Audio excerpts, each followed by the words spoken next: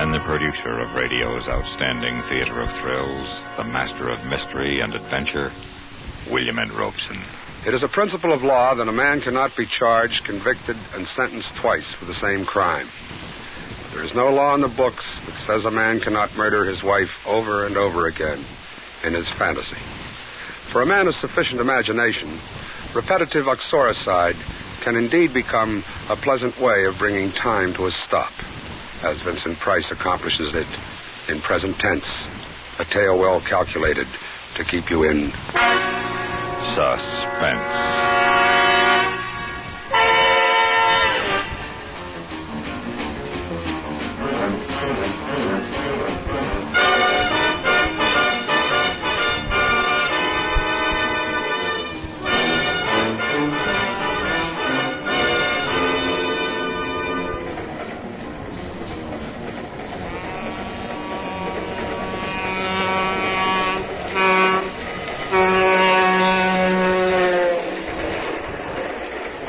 The dim pane, the cold, dark land wheels away, and the hills beyond, below the stars, are black and sharp.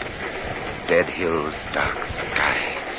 Cold steel below my feet, cold as the face of the officer at my side, cold as the cuffs which link my arm to his, which join us on this journey to the prison where I die. Want a cigarette? No. Go on, take one. No, I don't smoke cigarettes. Okay. Has this happened to you before? What? Being handcuffed to a murderer? Has it happened to you before?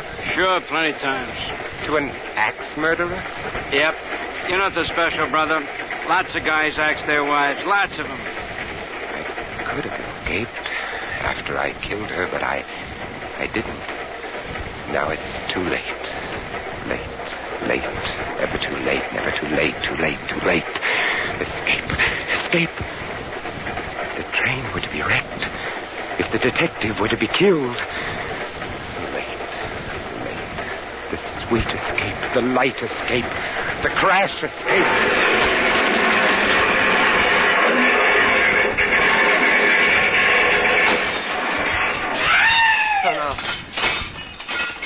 No.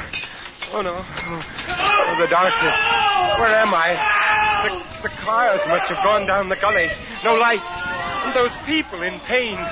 This thing fastened to my wrist.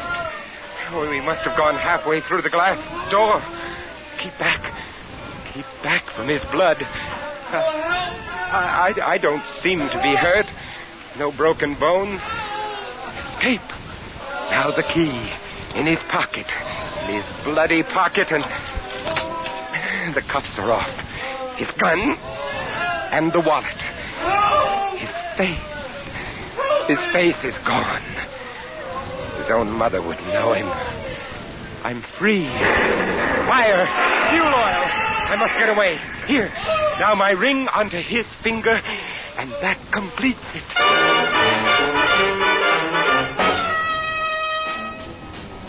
Bus number 63 from Bakersfield now arriving. Please claim your luggage at the curb. That's number 14. Taxi, mister? Yes. Please claim your luggage. Where to?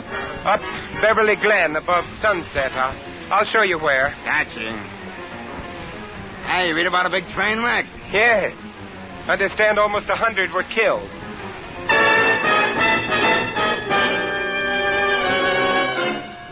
My home. It looks so small, so shabby. No one took care of it during the trial. No one cared. No one cares now. But that's good. I like that. I'll be alone, and I won't let the neighbors see me, and I'll sleep and figure out where I go next.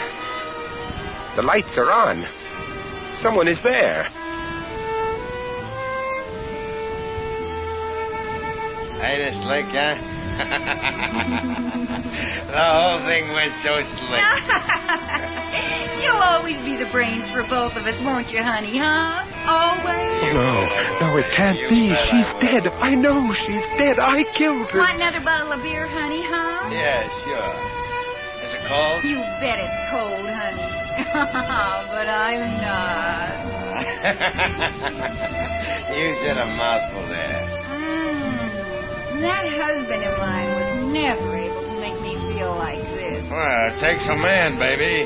All he would do was sit around and write those poems all the time. We framed it so good that he even thought he killed you. What was that? I heard a noise. Mice. You're funny. You know that? Real funny. Open the kitchen door so quietly and walk softly. Here on the wall by the stove, the cleaver. Honest, I hear something. Hey, you're nervous. Here. Relax just a little bit more. I see them now. It is she. How did they do it? How did they trick me into imagining the murder? I am innocent. Sweetmeats. That's what you are. Sweetmeats. Lover man. The pig in his dirty undershirt. Soft, weak, white neck. Fat on his arms. Pink. Grip the cleaver and walk like a feather. He shall be the first. Soft, white neck. Honestly, I hear something. What's the matter, sweetmeats? What's it? You killed him! Yes. And now you. No! I was innocent, and I thought myself guilty. And now I am truly guilty. And never in my life have I felt so innocent.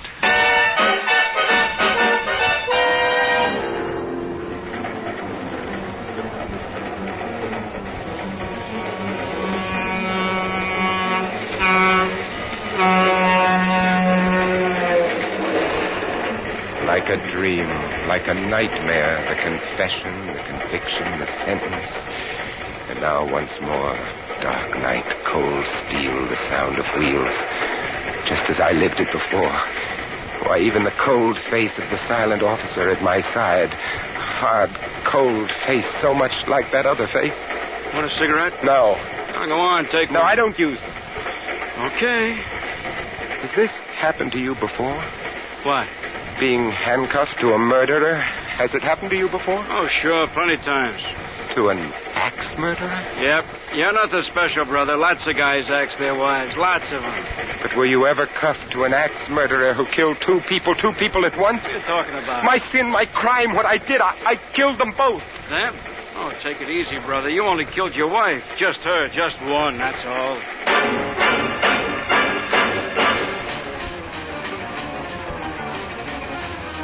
In a moment, we continue with William and Robeson's production of Suspense. Looking for a new lease on life? Never mind the legal language. Just tune in on the happy things that happen 6 times a week on the Amos and Andy Music Hall. New and old song favorites say cheerful things with music. Remember, the fun is on the house every Monday through Friday evening and each Saturday in the daytime when the Amos and Andy Music Hall comes your way. We continue with Present Tense, starring Mr. Vincent Price. A tale well calculated to keep you in suspense.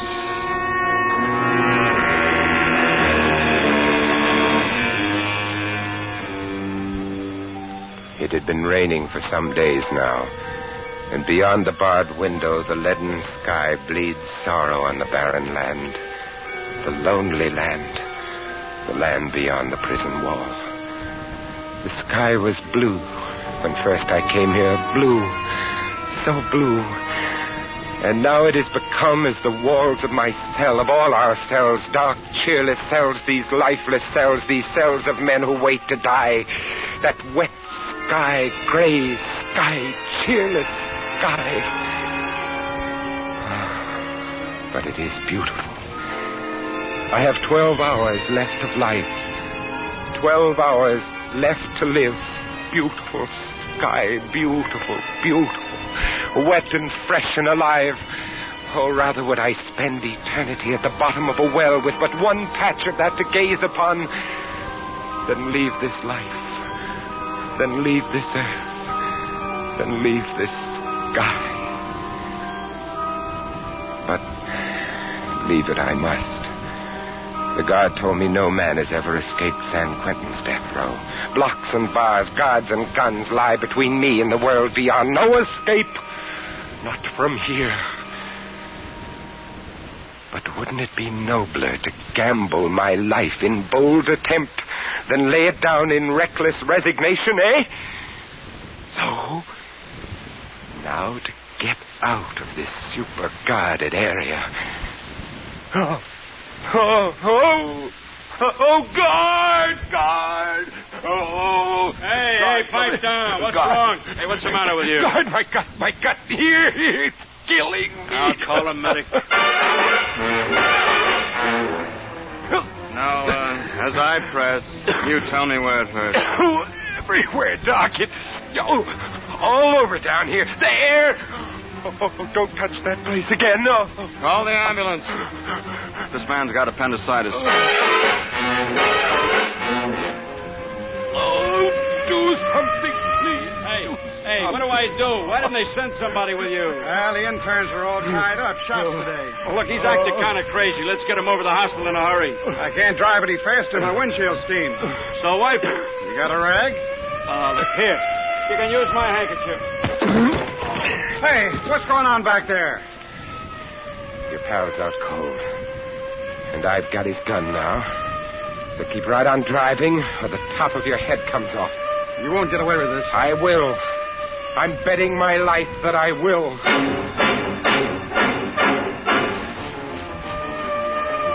How far back is the prison? About 15 miles, at least that. Okay, pull over.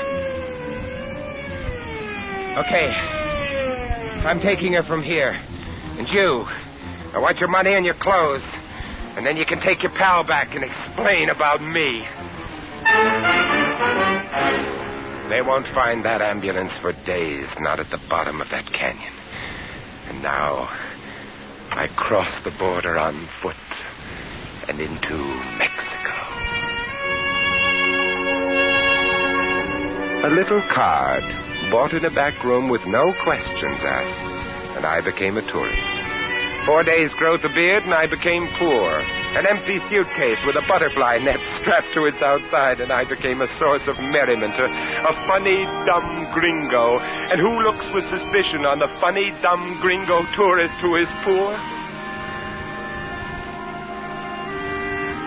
Mexico City is beautiful, but not when you're hungry. Not when you are an American who is hungry. Americans aren't supposed to be hungry, but what can I do? All I know is writing, the writing of poetry. There is one place I might sell some poems. Parlin, his magazine, prints some English stuff. Perhaps, well, why not? I have 3 pesos left. Buy some paper, a pencil, sit in the park, write, and storm the bastions. Yeah. Good. They're good. Do you like them, Mr. Parlin? Well, excuse me. Lucita, See, Parlin? I have some poems here. Let me see. The river dappled, dreaming, droppled, fester bastion of my soul. Muy bonito, muy bonito. Yeah. Just what I thought. Oh, you're too kind. The poet should read his own work. Oh. Well, that drips, sweet droplets, passions, goblets, fates thy lord.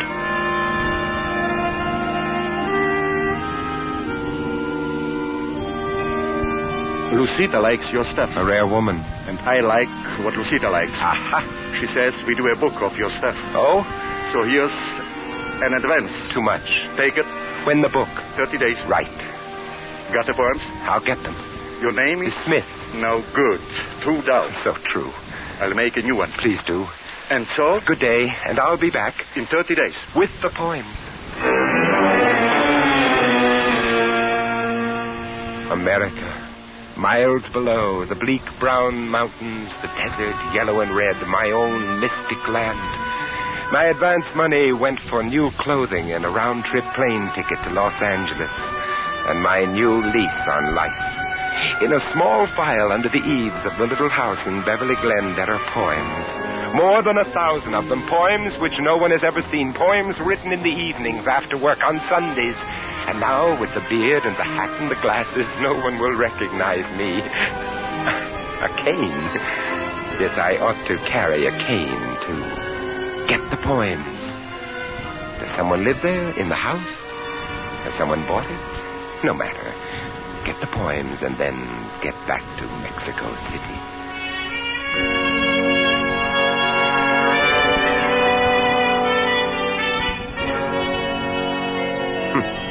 Someone is living here. I wonder who. The hedge is trimmed and my hammock. Somebody's put a new canvas cover on it. Fred, get the door. Get it yourself, baby. I'm shaving. Oh, all right. Yes? Oh, no, it can't be. Well, what do you want? It's Mary, but I thought I killed her. Who is it, baby? What is it, mister? What do you want here? Are you the lady of the house? Huh? Who's that at the door? Some creep with a beard. Yes, I'm the lady of the house, but I don't want to buy nothing. Well, what is it, Santa? What do you want?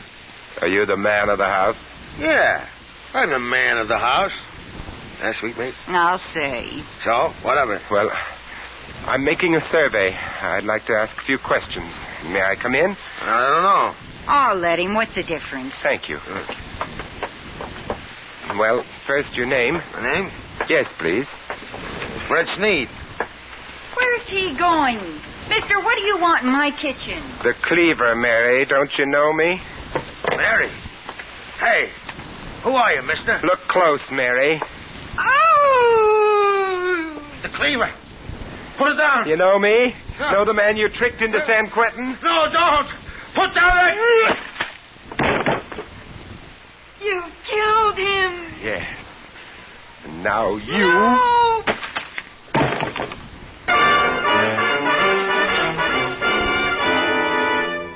Confession, conviction, sentence, transportation, and again the death house, as before. But when I came here, they promised I could keep the beard. They promised I could keep the beard. And it's gone. Gone. I can't remember when. What's that? Who's coming? Ready? Ready. It's time to go, my son. Time to go. You've refused my help up to now, but perhaps you'd like to walk with me. Rather beside you, Padre, than beside one of these mercenaries. My legs, the muscles quiver.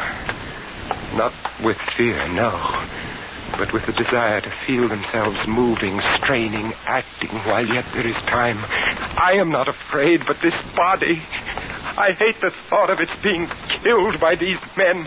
My beautiful body, soon it will be dead, cold, rotting, dead. It will rot. No, they must not do this to me. You must be brave, my son. My body. Years I spent with the great corporeal master, the yogi, learning my bodily purpose, my bodily care, the use of willpower to control my body.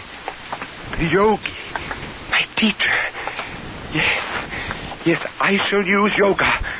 Suspend my breathing and become invulnerable to their gas. Suspend my body functions to the point of death and fool their doctor. Of course. Oh, yes. The greatest escape of them all. And this time I must succeed. All right, here we are. The room is so small.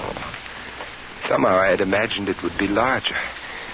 And here is the chair. All right, now you Yes, sit down. straps, hood. And over there, lay your arms along the these. glass.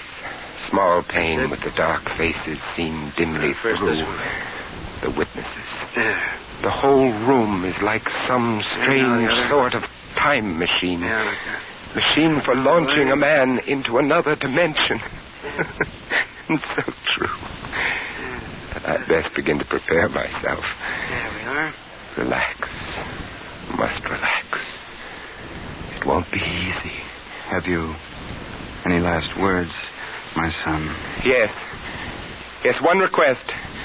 Do not allow my beautiful body to be dissected or embalmed, but on the 3rd day after my death, cremate it. That will be arranged as you desire. Thank you. And God be with you, my son. Remember what Jesus Christ said to the 2 criminals. In this day shalt thou be with me. Move your head forward a little while I pull the hood down. There. Now, when you hear the pellets drop into the acid, don't try any tricks. Just breathe deeply, see? The fumes don't hurt, you see? Cooperate with us. Make it easy on yourself, kid. Know what I mean? So dark here under the hood. Now, the last breath, as the yogi taught me. And the lungs hold it. Body limp, all muscles, tendons, joints. Relax all, slow the bloodstream, lock the breath. Hold. Slow, hold. Suspend all bodily functions, hold. Fix the eye in suspended animation gently. Fix the mind on time. Ease the beating of my heart. Time is a picture on the screen of my mind. Slower. My perception is slower. The time seems to spin by now. Go slow, my heart. Ventilators go on, clearing the air of the poisonous fumes. Now the doctor will come with his stethoscope. I will my limbs to stiffness, my flesh to coldness. It's clear, Doctor. You can go in now. Well, let's see now. Respiration has ceased. Heart has stopped. By the authority vested in me by the state of California, I pronounce this man dead. I will myself to consciousness in 6 hours' time.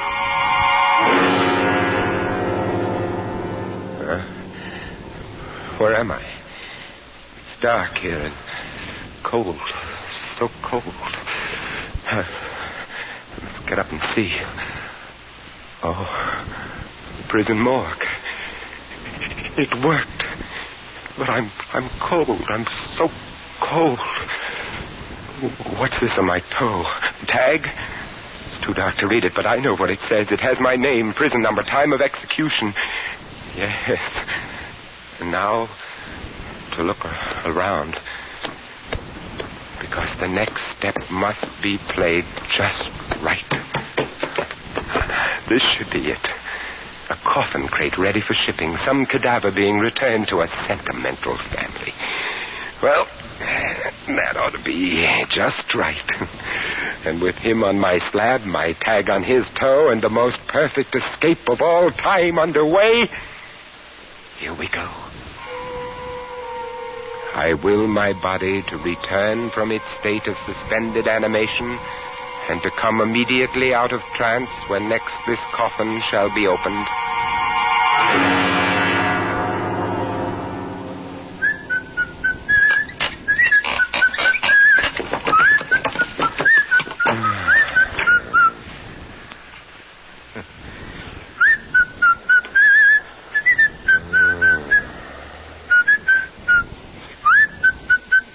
Hello, old man.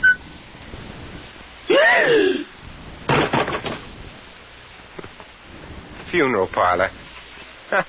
Poor fellow. Must have a bad heart. Well, let's see. No, it's going.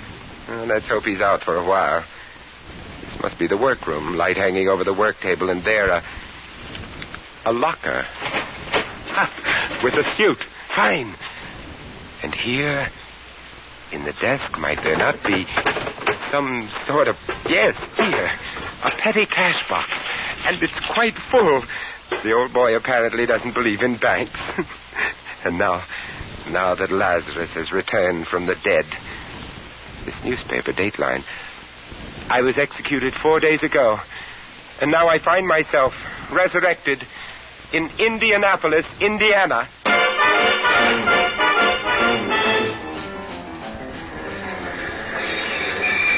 Los Angeles, California. This is Los Angeles.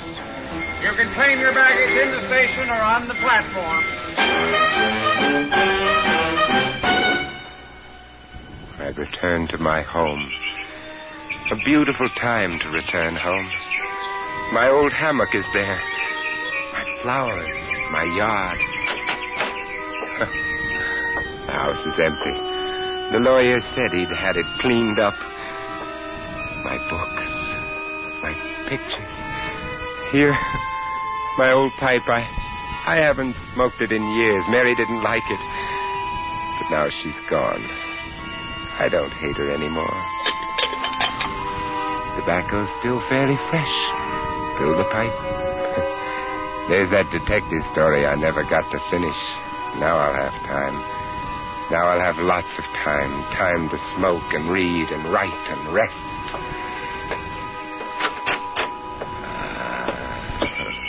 The sun's almost down. Twilight. Wonderful time to get outside. Cool, sweet air.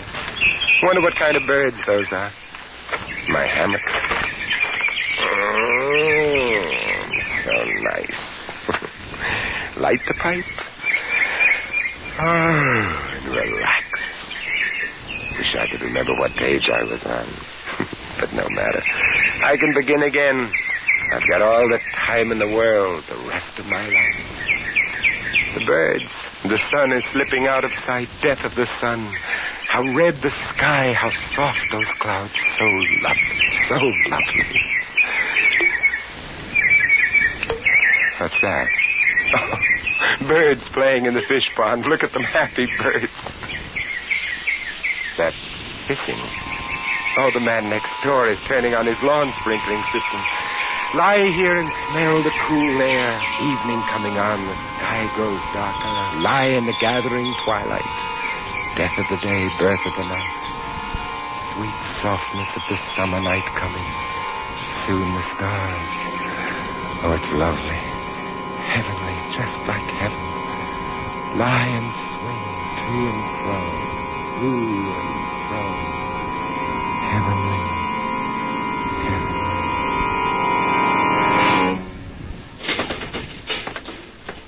By the authority vested in me by the state of California, I pronounce this man dead.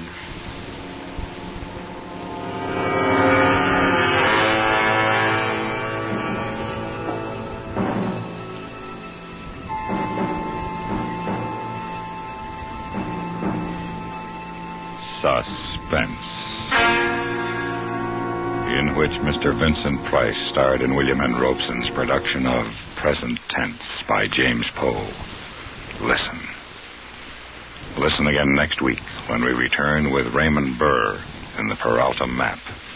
Another tale well calculated to keep you in suspense. Supporting Mr. Price in Present Tense were Ellen Morgan, Peg LaCentra, Jack Crucian, Dawes Butler, Joe DeSantis, Charles Radulac, and Sam Pierce. Original score composed and conducted by Amerigo Marie.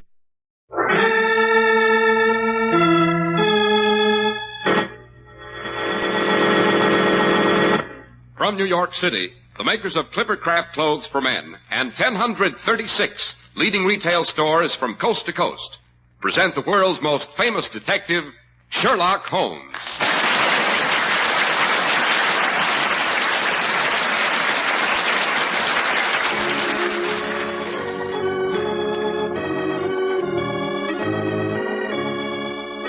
Tonight's story, The Adventure of the Empty House. Well, here we are as usual in Dr. Watson's hospitable study, all ready and waiting for our weekly treat.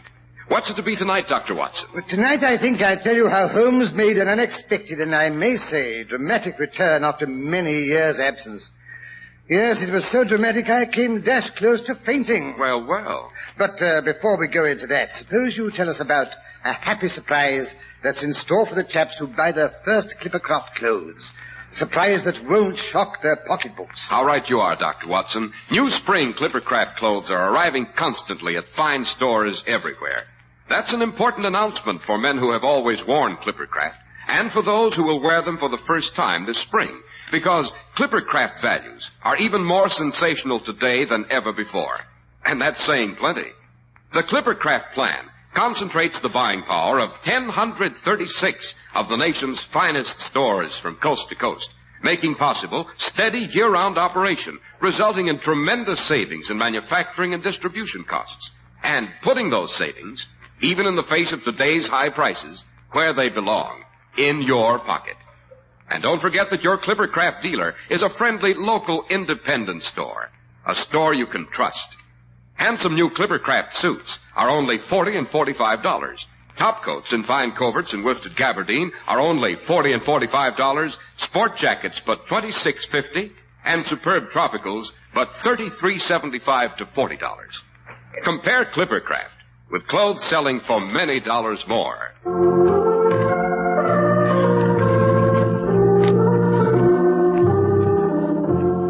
And now, Dr. Watson, to get back to Mr. Holmes' dramatic reappearance. Right. You know, I've always said it's a good thing to absent yourself from time to time. Makes people appreciate you when you come back. That's what Holmes said the time he was missing for 3 years. 3 years? That's a pretty long lapse of time. Yes, it was, rather. Everyone thought he was dead. What a horrible time that was. I couldn't bear to live in our old lodgings in Baker Street. Associations and everything. Yes. It's funny how sentimental we all are underneath. I'd taken up my quarters in a more fashionable part of town and resumed my medical practice. It was after Holmes had succeeded in driving Professor Moriarty out of England. We all believed Holmes had sacrificed his life to rid society of that evil spirit. That sounds terrifically exciting, Doctor. Won't you tell us how Holmes managed to put a finish to Moriarty? What? Kill off Professor Moriarty before I've told you the rest of our adventures with him? Well, I should say not. Never catch me throwing away good material. But let's get down to cases. Fair enough. Very well. It was in the spring of the year 1894 when all of London, the fashionable world in particular, was dismayed by the death under most unusual circumstances of the Honourable Ronald Adair. That likeable young gentleman was the second son of the Earl of Maynooth. He lived, together with his mother, the Countess of Maynooth, and his sister Hilda, at 427 Park Lane. The youth moved in the best society, but was very fond of cards, played continually. Aha, piling up gambling debts he couldn't pay. Well, as a matter of fact, it came out in evidence that he had actually won as much as £420 in one sitting at his club the week previous, from Godfrey Miller and Lord Balmoral, I believe it was. His partner was a certain Colonel Moran. But then he must have been well ahead of the game. Oh, quite. And yet it was to this easygoing, likable, I might even say lucky young aristocrat that death came in a most strange and unexpected form on the night of the March the 30th.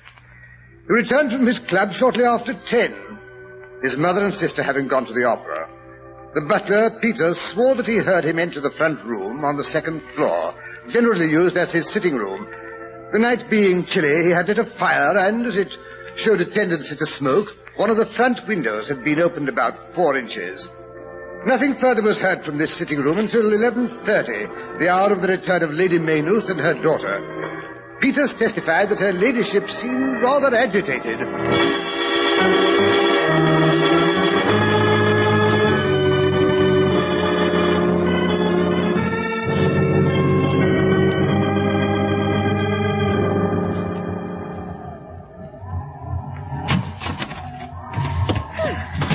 Gracious, Hilda. I declare I'm chilled to the bone. Oh, sorry, Mama. Oh, Peters, will you help me with my carriage boots? Certainly, milady. You've returned so early.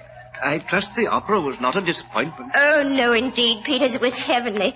Only Mama can never bear to stay for the death scenes at the end. So depressing, I always think. Why, Mama, I've always thought Carmen was terribly gay. Just because he knifes her in the last scene doesn't mean... I know, but so primitive, so brutal. And that bit in the gypsy camp, where Carmen keeps turning up the ace of spades, the card of death. I had the queerest foreboding during that scene, as though Ronnie needed me. Oh, dear, I do wish he wouldn't play whist so often. I'm sure it's not good for him. A boy his age should have other interests. I wish I could get that ace of spades out of my mind. I can't help feeling it means something. Oh, nonsense, Mama. You've just given yourself another case of the fidgets. It's the English climate that's depressing you, that's all. One day of sunshine and you'll be as gay as a lark. I'm sure I hope so. Oh, dear, listen to that wind. Fog and rain, rain and fog. Peters, has Mr. Ronald come in yet? Yes, milady. Over an hour ago. He's upstairs in his sitting room. Well, thank heaven for that. I think I'll just go up and say good night to him. That's right, Mama. Make sure he isn't sitting in a draught. Hilda, really? I declare I don't know what children are coming to nowadays. No respect for their parents. Good night, darling. And you're not to sit up till all hours, mind. No, Mama. Really, I don't know how young girls nowadays expect to keep their looks if they never go to bed. Oh, dear, that wind, it's so eerie. Ronnie?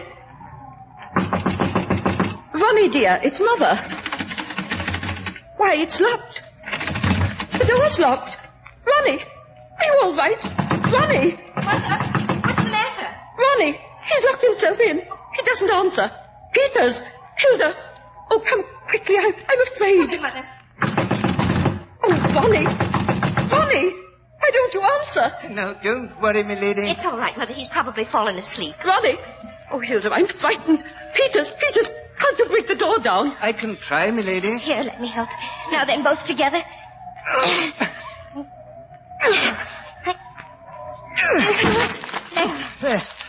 There he is, milady. Fallen asleep at the desk. But he looks so strange. Cards scattered everywhere, and look there. The ace of spades. There's blood on it. Blood dripping onto the carpet. Ronnie! Oh. Peters, quick, help me. She's fainted. Oh, dear, oh, dear. Here, put her on the couch. No, poor Lady Maynooth. Oh, dear, Mother. Shall I call the doctor, miss? Oh, never mind, Mother. It's Ronnie we have to worry about. Maybe it's not too late. Oh, Ronnie. Oh, his head. How horrible. Shot with a soft bullet. Better not look, miss. It's not nice. Oh, Ronnie, darling, why did you do it? He didn't, miss. Oh, but Peters, he must have. The door was locked on the inside. It's not suicide, Miss Hilda. It's murder. Mr. Ronnie couldn't have done it. There's no weapon anywhere in the room.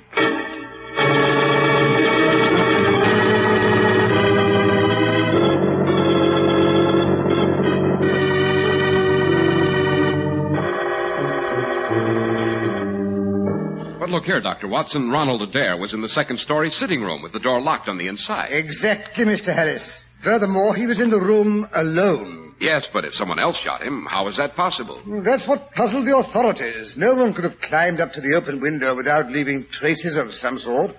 The outside wall was perfectly smooth, no ivy, no water pipes.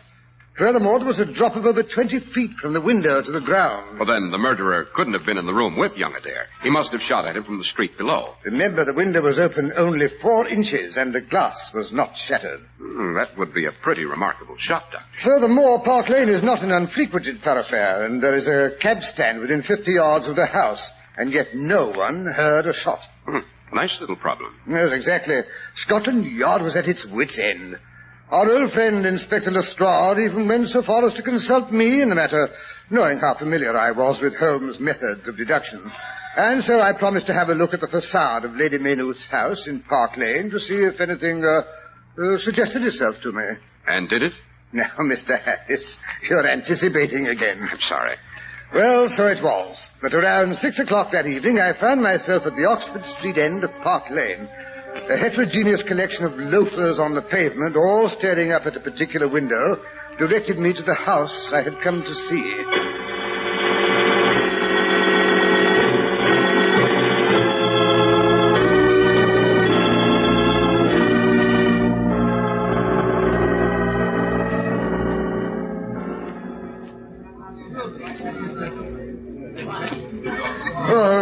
Good evening, Constable. Good evening, Dr. Watson, sir.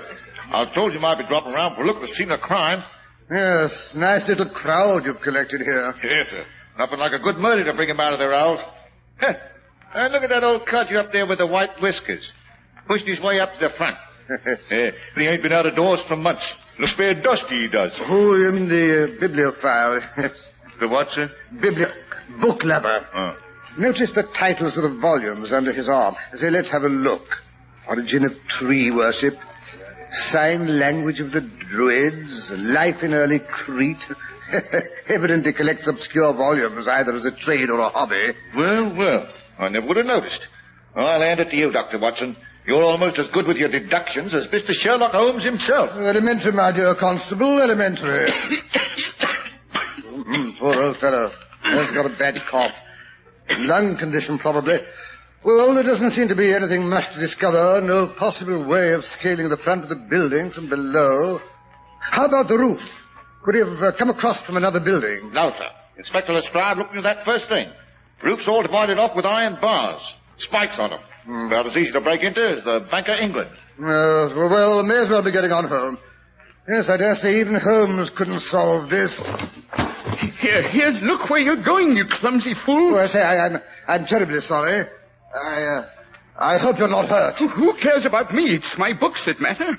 Struck them right out of my hand. There they are, lying all over the road. Mud on their covers. Oh, please, let me pick them up. No, you don't. And don't you touch them. You've done enough damage already. Mercy on us. Such a mess. Nobody appreciates good books nowadays. Well, at least let me apologize. I'm really go away, Donna. Don't bother me. Can't you see I'm busy? Go home, can't you? You're no use standing around here. Well, maybe he's right. Good night, Constable. Good night, Doctor. Lestrade knows where to find me in case he wants me.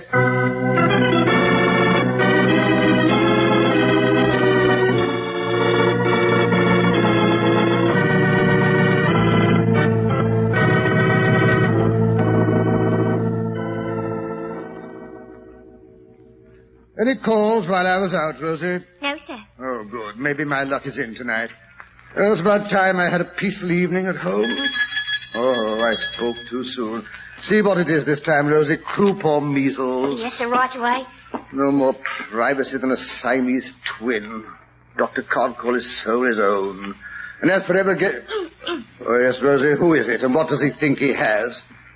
It ain't a patient, sir. No? What then? I don't rightly know, sir. He's an old fellow with white whiskers, like a billy goat. Said to tell you it was your bibliophile calling. My what? Oh, the bibliophile. You're surprised to see me so soon, eh? Well, how do you do? Come in. Thank you. That's all, Rosie. Oh, yes, sir. Well, please sit down. I hope you're recovered from the bump I gave you. Well, that's what I came to see you about, Dr. Watson. Oh, yes? I've got a conscience, sir, and when I chanced to see you come into this house, I came hobbling after you because I said to myself, I'll just step in and see that kind gentleman and tell him I'm sorry I was a bit gruff a while back and no harm meant. And I'm much obliged for offering to pick up my books. Oh, not at all. Maybe you collect books yourself? Well, no, I can't say that I do. Never too late to learn. Now, here's a copy of British Birds, and here's a very fine CUTLASS. Yes, but... Or perhaps this Holy War would be more in your line. Well, really, I don't think... A bargain, every one of them. With 5 volumes, you could just fill that gap on the second shelf. So untidy, my dear Watson, quite unlike your old self. Holmes! Obviously. I wondered how long it'd take you to penetrate my disguise. You're not dead. Your reasoning, my dear Watson, as usual, is faultless. I'm... For heaven's sake... Easy, Watson, easy. My dear Holmes, I think I'll sit down. It's a very good idea. I'd better have a nip of this brandy. Yes, I could do with a bracer. My dear Watson, 1,000 apologies. I had no idea you'd be so affected. Well, I'm not made of chilled steel like you, Holmes. Where's my brandy? Here you are. That's better. So it's really you standing here in my study. Well, thank heaven, why, you old reprobate, you. How in heaven's name did you ever come back alive out of that dreadful chasm where Professor Moriarty met his death? It's quite simple. I was never there. Yes, but good heavens, Holmes, it's been 3 years. You let us believe you were dead all that time. Now, was that nice, I ask you? Not nice, Watson, but necessary. You see, Moriarty's gang was still to be dealt with. I was much safer if they believed I'd met my death at the same time as their illustrious leader. For 3 years, I've been living in disguise, tracking the members of that foul brotherhood to the ends of the earth. And now I'm happy to say there's only one left to be dealt with. But look here, Holmes. Why didn't you let me know who you were when I bumped into you in Park Lane just now? Because, my dear Watson, you were being watched by the man I'm after. The last of Moriarty's gang. Good heavens, who is he? Someone you doubtless know, Watson. You may have even played whist with him on numerous occasions. And lost. Most people lose when they play with the tiger, as Moriarty used to call him. A clever man, Watson. Very clever. He not only suspects that I'm alive, he even guesses I've returned to London. Good Lord. Yes, but I mean to take advantage of this cleverness. I've set a trap for him. I expect to catch my tiger tonight. Tonight? Exactly. I, don't suppose you'd care to come along? You just try to prevent me, that's all I have to say. Just wait till I get my hat and stick. I think you'll find your old army revolver a little more appropriate, Watson.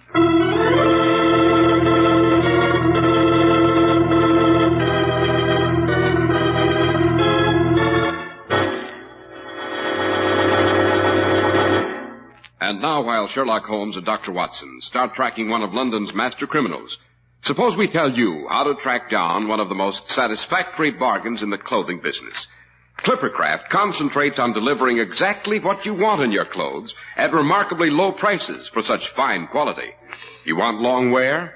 Well, examine the rich, staunchly woven Clippercraft fabrics. You want comfort? You get it in Clippercraft through the most skillful designing experience can bring you. And you want the smartness your friends will admire? Clippercraft brings you all three.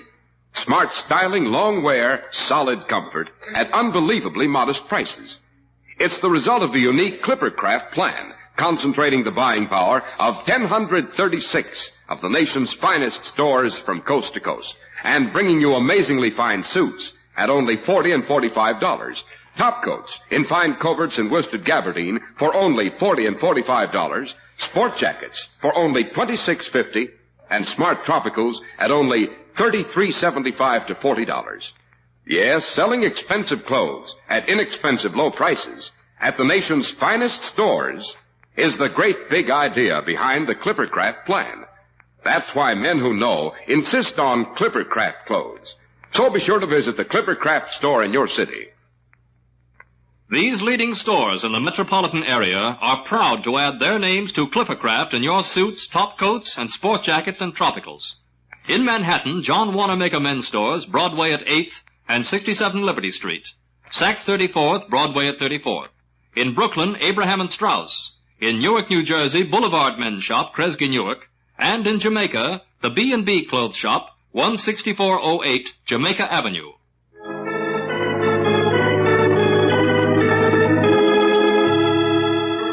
Now back to Holmes and Watson. We find them slinking down a dark and sinister little alleyway.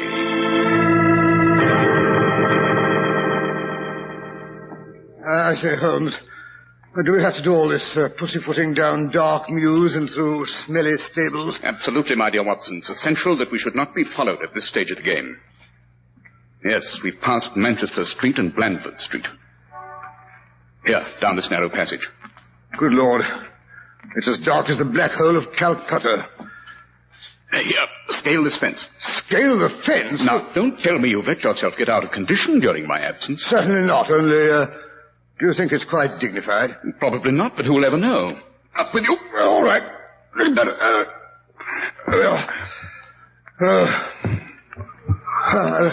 I've ruined the knees of my trousers. Oh, stop burbling, Watson, and come along. We've got to get into this house. Yes, but look here, it's an empty house. Quite. That's why I selected it.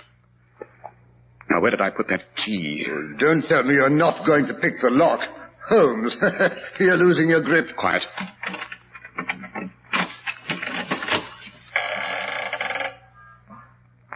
Come in. Easy does it. Shut the door after you. Gently, my dear Watson. Gently. Well, I'm doing my best. It was a draft. Well, now what? Come along upstairs.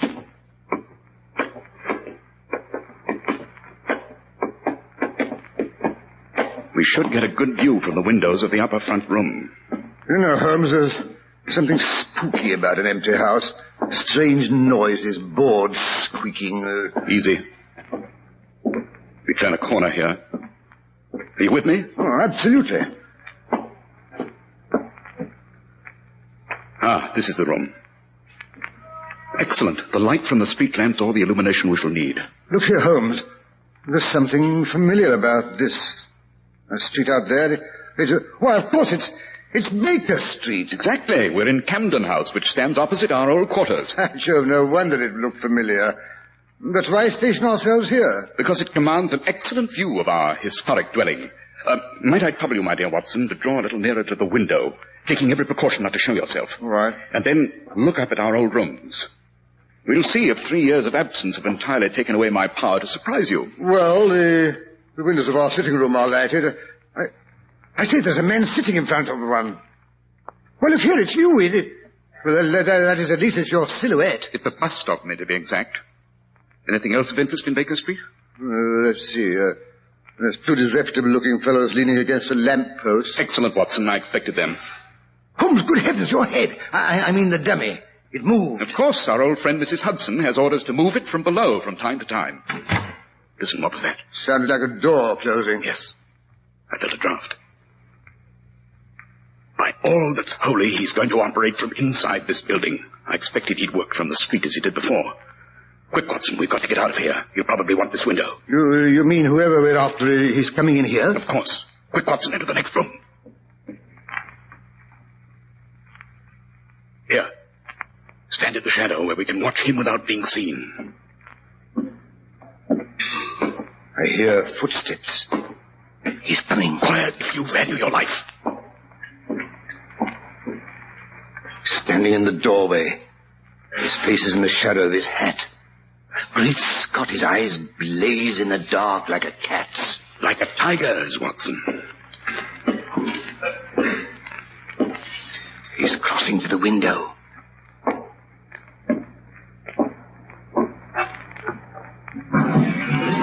He's raising the window. Not very far, Watson. That won't be necessary. His stick. His walking stick. Why is he pointing it out of the window? It's a gun, Watson. Devilish invention. Doesn't make a sound. He's going to take a shot at my silhouette. When we hear the window across the street crash, we know he's fired. He's aiming. Get him, Watson, get him! Don't move, you want the gun? You thought you had me. Well, not before I squeeze the life out of you. Oh, no, you don't. Watson, are you all right? I knocked him out. Absolutely. What's that for? There's two men from Scotland Yard down in the street leaning against the lamppost. I must say I thought our friend here would do his dirty work outside so they could deal with him firsthand. Here come the regulars. Well, if it isn't Lestrade. You bet it is. It took the job myself. And maybe we weren't glad to get your message at Scotland Yard half an hour ago. Although I must say we've done pretty well down there in your absence. Really? Solved the Ronald Adair mystery yet? Oh, well, that is... our sleeping beauty seems to be coming too. Gentlemen, allow me to present Colonel Sebastian Moran, late of Her Majesty's Indian Army. I believe I'm correct, Colonel, in saying that your bag of tigers still remains unrivaled. You go to blazes. Yes, a remarkable shot. You and your air gun were invaluable to the late Professor Moriarty, eh? I might have known that wasn't you in the window. Quite. I'm surprised that such a simple stratagem could deceive so old a shikar. What do you mean by that? How often, Colonel, have you tethered a goat to a tree, lain above it with your rifle, and waited for the bait to attract your tiger? This empty house is my tree. You are my tiger. The only difference being that I did not care to be the goat myself. Take him away, Lestrade. Just a moment. You can't arrest me for taking a shot at a dummy, not even if it's the dummy of Sherlock Holmes. Yes, quite right. I arrest you for the murder of the Honorable Ronald Adair, because you are the only man alive capable of shooting a man through the slightly opened window from the street below without being heard. A truly remarkable shot, Colonel. A bit too remarkable. That's how I knew you were the murderer. Now come along, you. Frank, bring that stick along. Right, sir. We'll need it as evidence. Well, Watson, what do you say? Shall we step across the street to our old quarters? Right-o. I think you'll find everything just as it used to be, and I'm sure Mrs. Hudson is anxiously awaiting us with sandwiches and a steaming pot of coffee. You see, I remember your weakness. My weakness? I like that.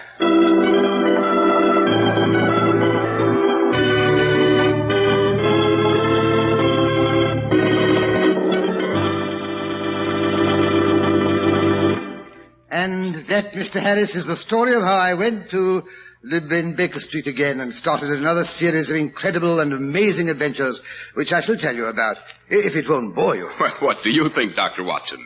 You know, there's just one thing I don't understand about tonight's story, though. Why did Colonel Moran kill Ronald Adair? Because Adair had discovered Moran was cheating at cards and threatened to expose him. You remember that I said Adair had won £400 at whist the week before with Moran as his partner? Yes. That amount made Adair suspicious. He discovered the cards were marked. The very cards, by the way, which were found beside the dead body. He was examining them again to be sure he'd made no mistake. That's why the door was locked on the inside. He didn't want anyone to interrupt him. I see. Well, what about next week's story, Dr. Watson? Let me think. Next week, suppose I tell you about a rather curious dinner that Holmes and I attended in order to see if we could discover if a world-famous violinist was trying to poison his wife. Did you succeed? In a way, yes. Of course, there was a death. But I'll tell you all about it next week. The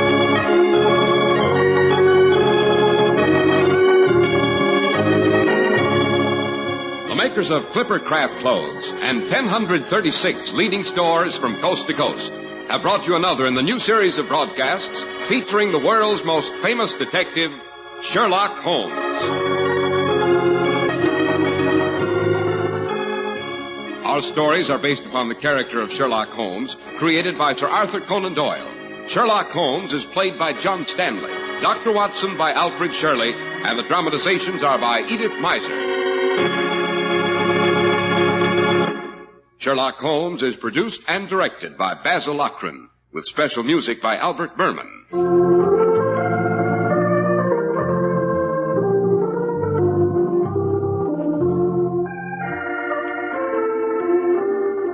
If you don't know your Clipper Craft dealer, write Clipper Craft, 200 Fifth Avenue, New York City.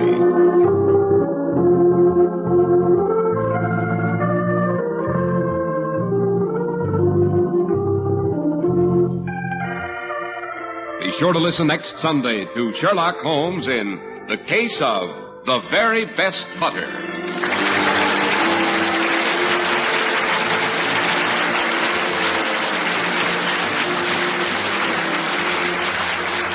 This is Cy Harris speaking for Clipper Craft Clothes. This is the Mutual Broadcasting System.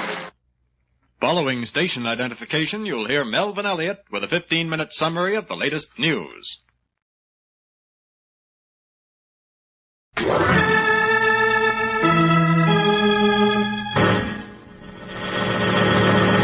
From New York City, the makers of Clipper Craft Clothes for Men and 1,036 leading retail stores from coast to coast present the world's most famous detective, Sherlock Holmes.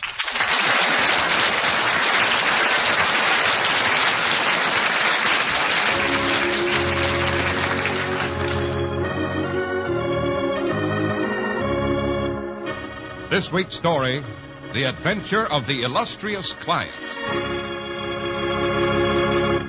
Well, here we are again in Dr. Watson's famous study. He has just given us a tall frosted glass that clinks pleasantly and is now rearranging his notes and papers.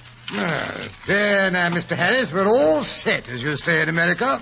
Good. Then let's get on with it, as you say in England, Doctor. Yes. But tonight I think I'll tell you how Holmes disillusioned a charming young lady and consequently saved her from what is commonly called a fate worse than death. Oh, yes, but before we begin to get too involved in that rather complicated affair, Mr. Harris, you'd better say a few words on a subject that's very appropriate at this particular season of the year. A very good idea, Dr. Watson. Here's a fact you ought to know. There's no reason in the world for you to pay high prices for a beautifully tailored, smartly styled suit of clothes. Not with Clipper Craft available. Clipper Craft clothes feature long-wearing fabrics, are superbly made, and better than fairly priced, despite rising costs of materials and manufacturing. There's a big reason Clipper Craft clothes are priced so modestly. It's the famous Clipper Craft Plan, concentrating the buying power of 1,036 of the nation's finest stores from coast to coast, providing steady year-round operation, lowering manufacturing and distribution costs. It makes available the finest suits you've ever seen for only $40 to $47.50. Handsome tropicals at $33.75 to $40, and sport jackets at only $26.50. Naturally, more fine stores than ever are welcoming the Clippercraft plan. These are the days it really goes to work for you. Compare Clippercraft with clothes selling for many dollars more.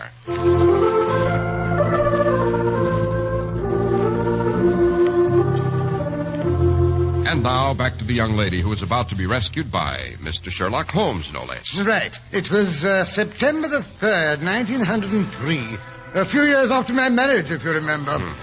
Well, I dropped around to Baker Street in the middle of the afternoon. There was Holmes lying on the sofa, pipe in hand, a piece of letter paper dangling from his long, lean fingers. But the thing that surprised me most was the appearance of the room itself.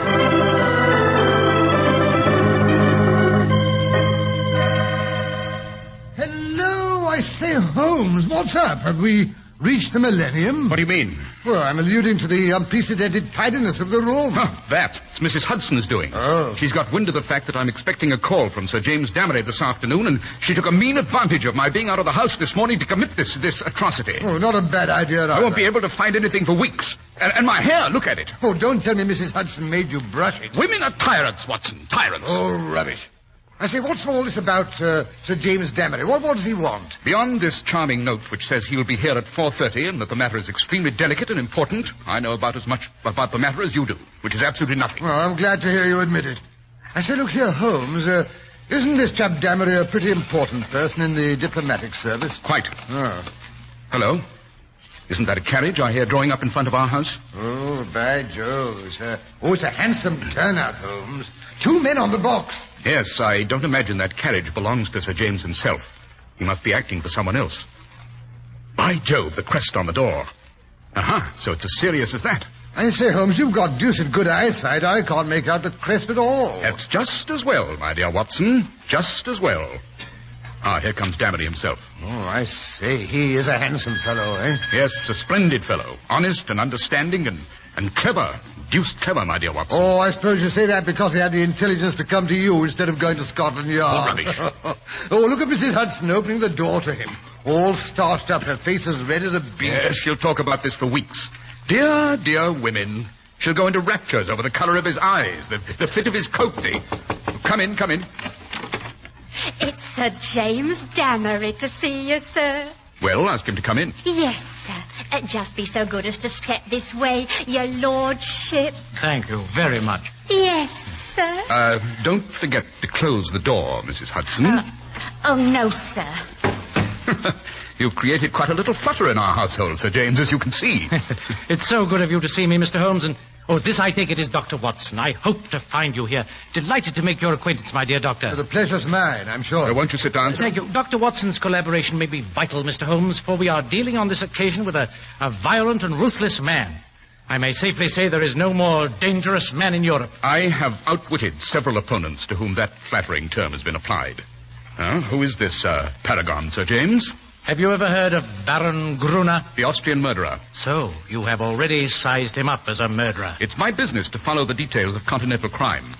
I'm as sure that he killed his wife at the time of the so-called accident at Flugen Pass as if I'd seen him do it. Yes. I knew also that he'd come to England and was convinced that sooner or later he'd find some work to do. Then you sympathize with the client in whose interest I'm acting? Yes. And I guessed you were only an intermediary. Who's the principal? Mr. Holmes, I must beg you not to press that question. It is important that his honored name should not be dragged into the matter. I'm accustomed to have mystery at one end of my cases, Sir James, but not at both. I fear I must decline. May I at least lay the facts of the case before you? By all means. You have no doubt heard of General de Merville. Oh, de Merville, the Iron General of Khyber fame, the old bulldog. Why, I remember the great day of... Watson, don't interrupt. Oh, very well. Well, the old bulldog has a daughter, Violet de Merville, young, rich, and beautiful. It is this daughter, this lovely, innocent girl whom we are endeavoring to save from that fiend Gruner. He has some hold over her? She's in love with him, Mr. Holmes. At least she thinks she has a mad infatuation. She's obsessed by the man and proposes to marry him next month. Well, there's very little her family can do as she is of age and has a will of iron. No, her father's daughter, eh? Watson. Oh, sorry. Does she know about the Austrian episode? The rascal has told her every unsavory public scandal of his past life. Foolhardy, eh, Holmes? But always in such a way as to make himself out to be an innocent martyr. Cunning devil. But surely, Sir James, you've let out the name of your client. It must be General de Merville. I could deceive you, Mr. Holmes, by saying so. My dear Damery, it takes more than that to deceive me. Yes, I suppose so. Let us say, then, that my client is an old friend who has known the General intimately for years and has taken a paternal interest in the girl since she wore short frocks. It was his suggestion that you should be called in. Very flattering. Your problem interests me, Sir James. I'm prepared to look into it. Excellent. In case of developments, you can reach me at the Carlton Club. And the Baron's address? Vernon Lodge near Kingston. It's a large house. He has been fortunate in some shady speculations and is a rich man, worse luck. Yes, that makes him all the more dangerous as an antagonist. Can you give me any further information about him, his personal habits, I mean? He has expensive tastes. A horse fancier, plays polo, collects books, women. And is a recognized authority on Chinese pottery, has even written a book on the subject. Chinese pottery, a complex mind like most great criminals. Well, Sir James, you will inform your client that I am undertaking the case of the Baron Gruner. I am exceedingly grateful, Mr. Holmes. Not at all. Well, good luck, gentlemen, and good afternoon. Good afternoon. Oh, dear me, this is a delicate situation, eh? Well, Watson, any news? Well, I should think you'd better see the young lady herself. De Merville's daughter? No. That's more or less of a last resort. No young woman in love is ever very reasonable. And Violet has her father's determination in all probability. No, first of all, I think I shall consult Shinwell Johnson. Shinwell Johnson? Who's he? Well, suppose we meet for lunch tomorrow at Simpson's. I'll ask him to drop around with any information he's been able to pick up. Don't disappoint me, Watson. Oh, no. I think I may be able to introduce you to a colorful personality. Oh, I'll be there, never fear.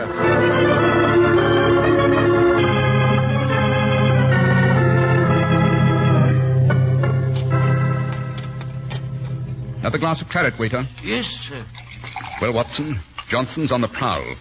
He may pick up some garbage in the dark recesses of the underworld, but it's down there that we must look for Baron Gruner's secrets. Yes, but who's this Shinwell Johnson fellow? An ex-convict whom I'd succeeded in reforming, served 2 terms at Parkhurst. Oh. Consequently, he has the entree to every nightclub, doss house, and gambling den in town.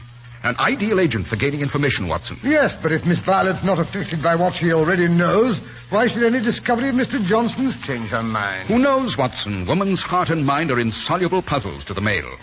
Murder might be condoned or explained, and yet some smaller offense might rankle. As Baron Gruner remarked this morning, you can't... So you've seen him? Well, to be sure, didn't I tell you? No. Oh, dear me, how careless of me.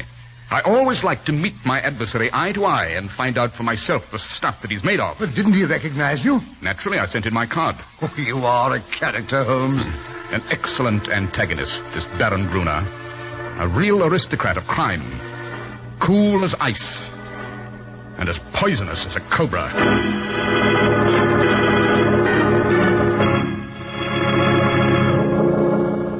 I rather thought I should see you sooner or later, Mr. Holmes. I understand you have been engaged to prevent my marriage to the daughter of General de Merville. Quite, Baron Gruner. My dear fellow, you will only ruin your famous reputation. Let me advise you to draw off at once. Dear me, that was the very advice I was about to give you. If you persist in this marriage, you'll raise a swarm of powerful enemies. Is the game worth it? Surely you'll be wiser if you let the lady alone. You can hardly wish certain facts about your past to be brought to her notice. Oh, pardon my amusement, Mr. Holmes. But it's most amusing to see you trying to play a hand with no cards in it. So? You think I hold no cards, my dear Baron? Let me assure you I have several aces up my sleeve. Bluff, Mr. Holmes. Perhaps you don't realize that I hold the affection of this lady in spite of all the unhappy incidents of my past. I've also told her that certain wicked and designing persons, I hope you recognize yourself, would come to her and try to poison her mind against me. I also told her how to treat them. You've heard of post-hypnotic suggestion? If you call on Violet, you'll have an opportunity to see how it works. Dear little Violet. Such a delightful subject for hypnotism. The hypnotic spell can be broken, my friend. Only by a stronger personality. Oh, by the way, Mr. Holmes, Did you know Lebrun, the French agent? I did. Do you know what happened to him? Yes, he was beaten and crippled for life. Quite true. Mr. Holmes, by a curious coincidence, he had been inquiring into my affairs only a week before. Don't do it, Mr. Holmes. It's not, lucky.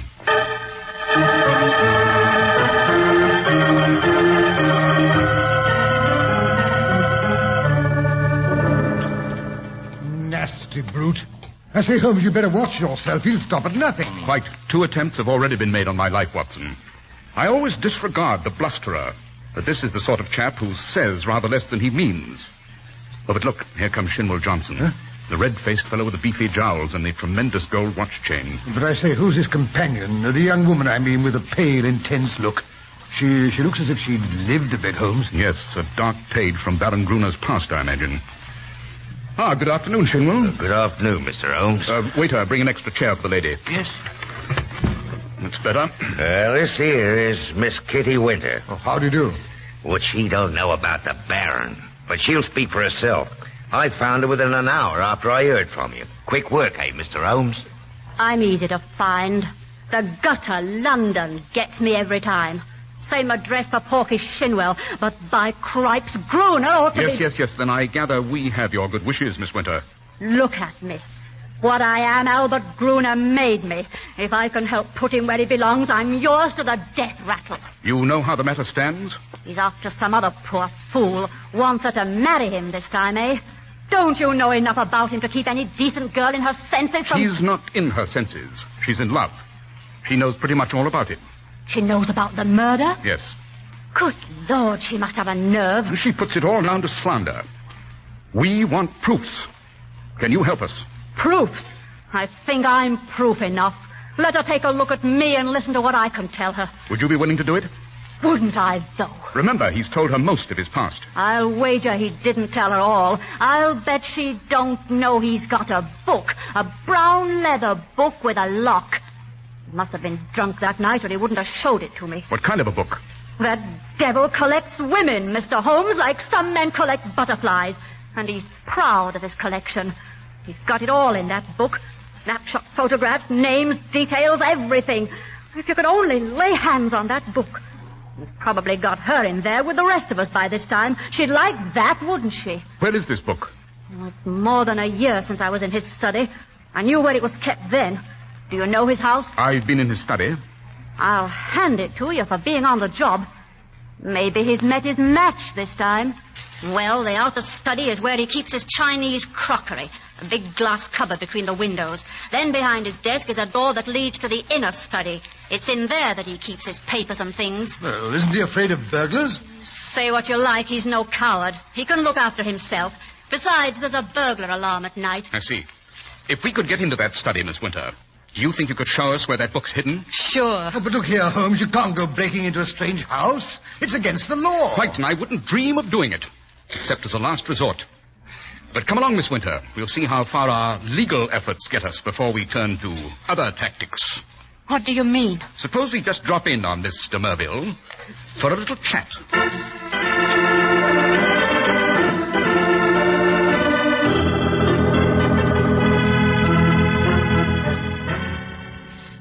What a pretty drawing room. It's been a long time since You won't believe it, Mr. Holmes, when I tell you I once had a nice home, too. Obviously, my dear, I can tell by your hands you were a lady. The rough talk you assumed to cover it up didn't fool me for a minute. Oh, sir, I'm so nervous. I don't know if I can go through with it. Courage, Kitty. It'll be over in a minute. Quiet, someone's coming. Ah, Miss de Merville, if I'm not mistaken. Mr. Holmes, I presume. Quite. Pray be seated. I've been expecting a visit from you. You have called, as I understand, to malign my fiancé, Baron Gruner. It's only fair to warn you, Mr. Holmes, that you're wasting your time. Nothing you can say will have the slightest effect on my mind. My dear young woman, I wonder if you realize what it means to be married to a murderer. And worse. His reputation will bar you from decent society in any civilized country. How can a woman of your upbringing consent to... Mr. Holmes, I'm aware that my fiancé has had a stormy life, in which he has incurred bitter hatreds. You are only the last of a series to slander him. Don't think that I don't know your motive. You're a paid agent, who would have been equally willing to act for the Baron if he'd consented to pay your price. But he refused. Oh, really, Miss de Merville? Moreover, Mr. Holmes, I am not clear why you should bring this person into my drawing room. I haven't the slightest notion who she is. No? Well, I'll tell you who I am. I'm his last victim. He'll kill you, that's what he'll do. It may be a broken back or a broken heart, but he'll break you one way or the other. I don't need your protection, thank you. Oh, it's not for love of you I'm speaking. I don't give a tinker's curse if you live or die. It's because I hate him, do you hear? And you needn't look at me like that. God knows you may be lower than I am before you're through. Let me say once for all that I'm aware of 3 passages in my fiancé's life when he became entangled with designing women. 3 passages? 3 passages, she says. Oh, you fool. You fool. Wait till you see that book.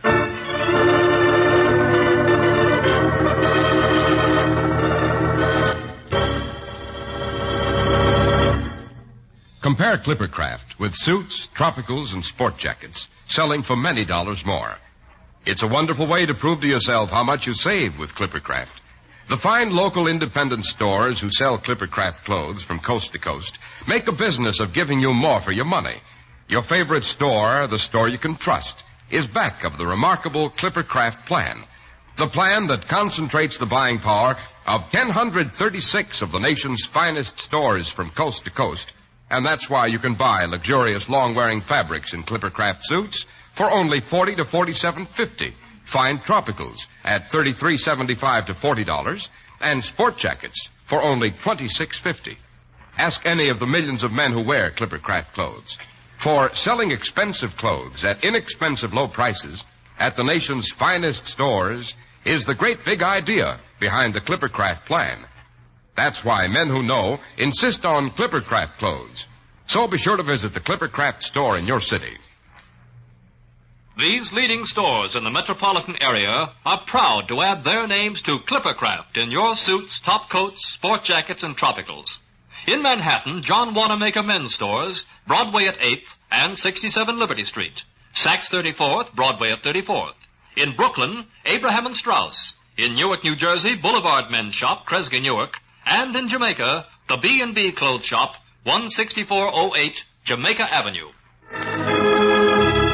Now to return to our adventure. In front of Sherlock Holmes' lodgings at 221B Baker Street, we find an excited crowd of people.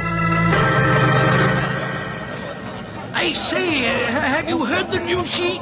This is where he lives, the poor man. Oh, the poor man. Look at the papers. Murderous attack on Sherlock Holmes. They've murdered him? Do you hear that? They've murdered him. It's an outrage. A man's not safe in the streets anymore. But how did it happen? 2 ruffians outside the Cafe Regal. They beat him with sticks. He was picked up for dead. Oh, he's dead. Isn't that dreadful? Sherlock Holmes is dead. Let me through, I say. I'm a doctor. Oh, he's a doctor. Let him through. He's a doctor. Oh, confounded, the bell won't ring. What? Oh, here you are at last, Dr. Watson. Praise be. Come in. Yes, I've been out all afternoon, Mrs. Hudson. I've just got word. Is he badly hurt? Oh, sir, they brought him in here all bleeding. They had to have that surgeon fella, Oakshott. Oh, Sir Leslie Oakshott. Oh, then it is serious. Yes, sir. He's been taking stitches in him and giving him morphine. Do you think I can go up for a moment? Well, that Sir What's-his-name said as Mr. Holmes was to have absolute quiet. I had to stuff the doorbell on account of the newspaper fellows. Oh, yes, sir, quite right. But Mr. Holmes kept saying he had to see as soon as you came. So that surgeon fellow said, all right, but only for 10 minutes, mind. Oh, good. I'll go right up. Yes, sir. And let me know if he's wanting anything. Oh, this is terrible. Terrible. It's all the Baron's doing, of course. Wait till I lay my hands on... Walk on tiptoe, Watson. It's not as bad as it seems. Oh, thank God for that. Of course it's that rascal who set them on. I'll go and thrash the hide off him if you say so. Good old Watson. No, it's not necessary. But there is something you can do for me. Anything at all. We haven't much time. I've just discovered that the Baron is planning to elope to South America with Miss de Merville day after tomorrow. Must be losing his nerve. Well, what can we do in that short time? You are to spend the next 24 hours in an intensive study of Chinese pottery. Me? Chinese pottery? Holmes, you're delirious. Not at all. Hand me that little box from the mantelpiece. Which way? This one? Yes, that's right. Only open it for me, will you, Watson? These clumsy bandages. I don't want to run any risk of breaking it. Oh, I say. It's a beautiful little deep blue saucer wrapped in silk. That is the real eggshell pottery of the Ming Dynasty. A complete set of it would be worth a king's ransom. The Baron would sell his soul for a set like that. Well, what am I to do with it? Here is your card. Oh, yes, but this says Dr. Hill Barton, 369 Half Moon Street. That is your name for tomorrow evening. You will call on Baron Gruner at 8:30. A note's already been set making the appointment and saying that you're bringing a specimen of an absolutely unique set of Ming china. You may as well be a medical man since you can play that part without duplicity. Don't want to put too much of a strain on your acting ability. No, now, look here, Holmes. Watson, you're not going to go back on me at a time like this. Well, no, of course not. But I say, what if he won't see me? He'll see you right enough. He has the collector's mania in its most acute form.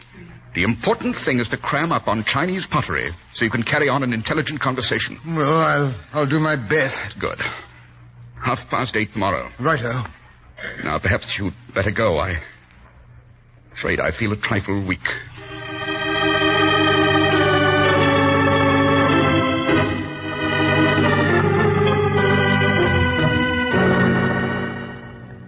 I'll find out if the Baron will see you, sir. I believe he's expecting me. Very good, sir. Dear me, I wish my knees had stopped wobbling about. Hong Wu and Young Lo, the writings of Tang Ying, the primitive periods of Sung and Yuan. Oh, dear me, this is dreadful. This way, the Baron is in his study. The Chinese room, we call it. Dr. Barton, sir. Oh, pray sit down, Doctor. Pray sit down. Oh, thank you. I was just looking over my treasures. Have you ever seen a richer glaze than this little Tang specimen, eh? Oh, delightful. Yes. Oh, have you the Ming saucer with you? Oh, yes, indeed. I thought you might want to see it. Here it is. Let me unwrap it for you. There we are. Oh, fine. Very fine indeed. And you say you have a set of 6 to correspond? Oh, yes. I only know of one in England to match this, and it is certainly not on the market. Would it be indiscreet, Dr. Barton, to ask how you obtained this? Well, does it really matter? You can see the piece is genuine. Oh, undoubtedly. But suppose I should discover later that you had no right to sell. Oh, I'd guarantee you against any claim of that sort. And what is your guarantee worth? My bankers would answer that. Yet on the whole, this business is very mysterious. Well, you can do business or not as you like. I've given you the first offer because I understood you were a connoisseur. Who told you so? Well, you wrote a book on the subject, I believe. Have you read the book? No. You are a collector with a valuable piece in your collection, and yet you have never troubled to consult the one book which would give you the real meaning and value of what you hold. Now, how do you explain that? I'm a very busy man, a doctor in practice. That's no answer. You said in your note you were a connoisseur. So I am. But what do you know of the Emperor Shomu? How do you associate him with the Shoso Inn near Nara? Well, as a matter of fact... Does that puzzle you? What about the northern Wei dynasty? Oh, this is intolerable. I came here to do you a favor, not to be examined as if I were a schoolboy. You're here as a spy. Sherlock Holmes sent you.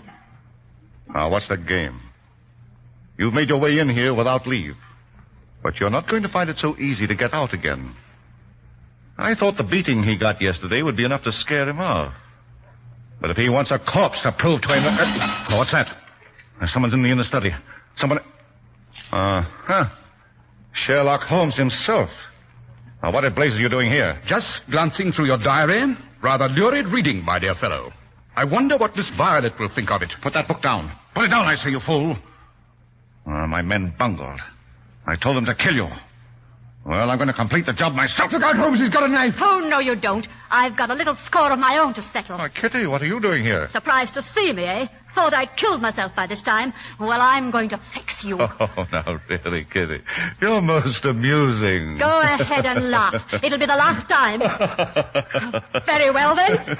Stop her, Watson. Oh, can I do Watson, why didn't you stop her? She's blinded me. Vitriol is burning my eyes out. Water, for God's sake, water. That'll spoil your looks. The pain, I can't stand. The pain is driving me crazy. Now laugh. Why don't you laugh?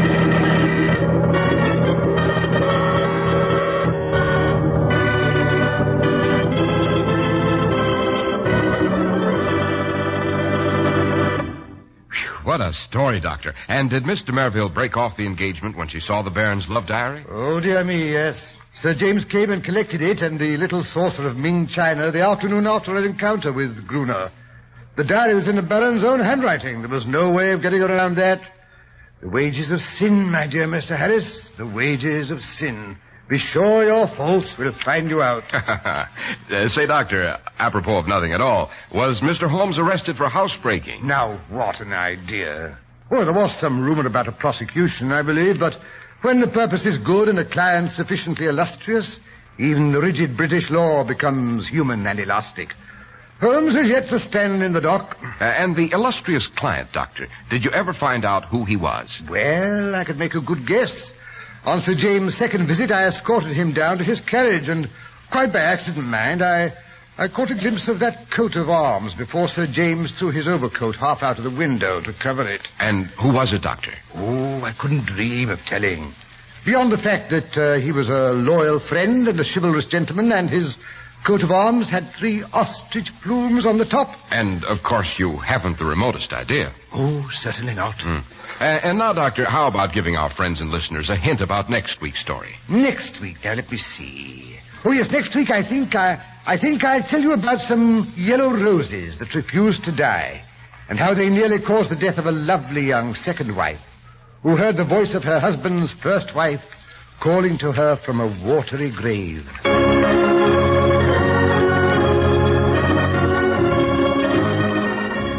The makers of Clipper Craft Clothes and 1036 leading stores from coast to coast have brought you another in the new series of broadcasts featuring the world's most famous detective, Sherlock Holmes. Our stories are based upon the character Sherlock Holmes, created by Sir Arthur Conan Doyle. Sherlock Holmes is played by John Stanley, Dr. Watson by Alfred Shirley, and the dramatizations are by Edith Meiser. Sherlock Holmes is produced and directed by Basil Lochran, with special music by Albert Berman. If you don't know your Clippercraft dealer, write Clippercraft, 200 Fifth Avenue, New York City. Be sure to listen next week to Sherlock Holmes in The Case of the Ever-Blooming Roses.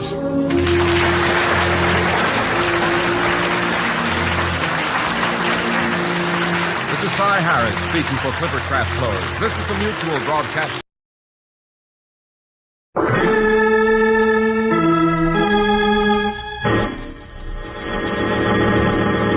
From New York City, the makers of Clippercraft Clothes for Men and 1036 leading retail stores from coast to coast present the world's most famous detective, Sherlock Holmes.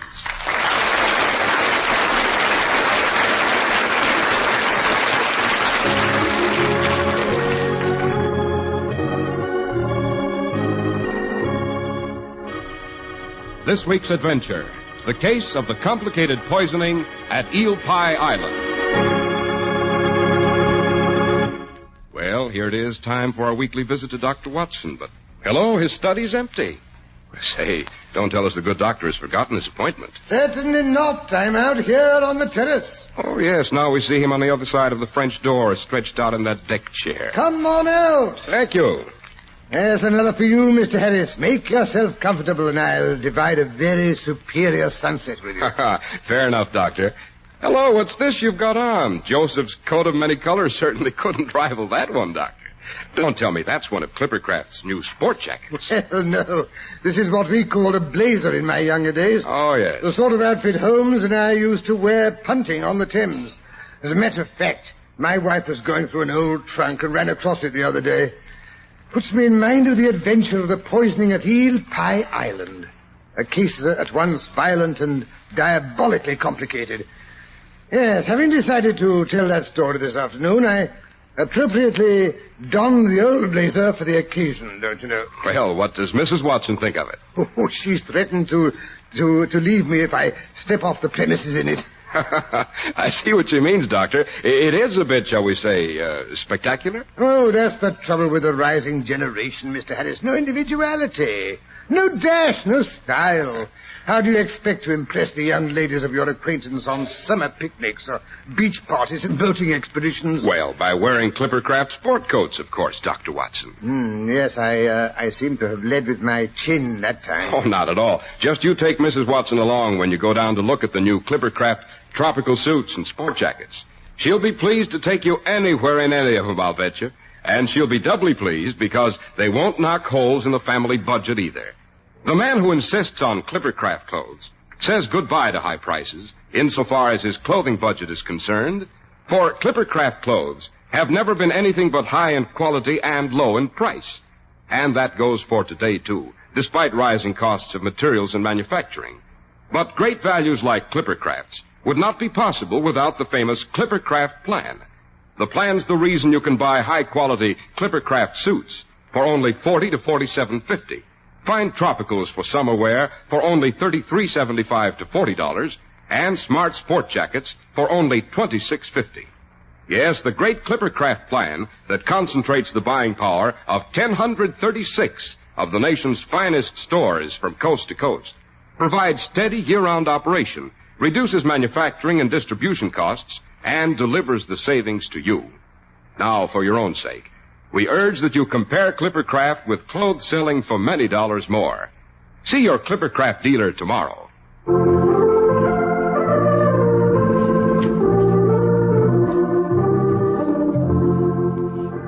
But now, back to the fatal poisoning on Eel Pie Island. The title sounds indigestible to begin with, Dr. Watson.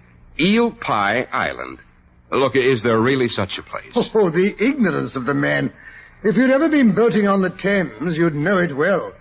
Yes, Eel Pie Island lies in the prettiest stretch of the river between Richmond and Hampton Court.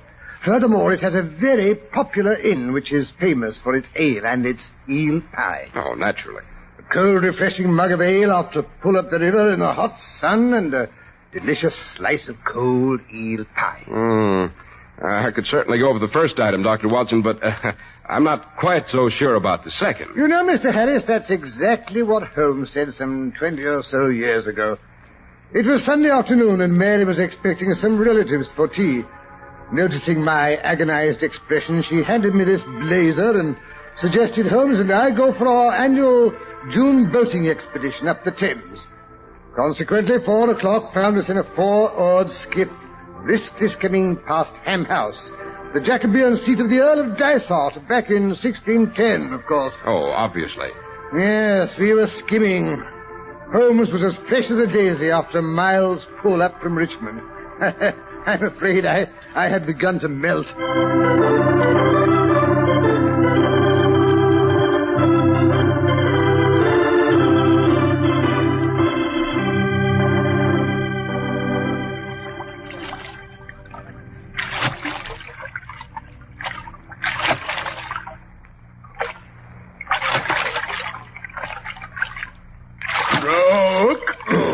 Get your back into it, Watson. Stroke.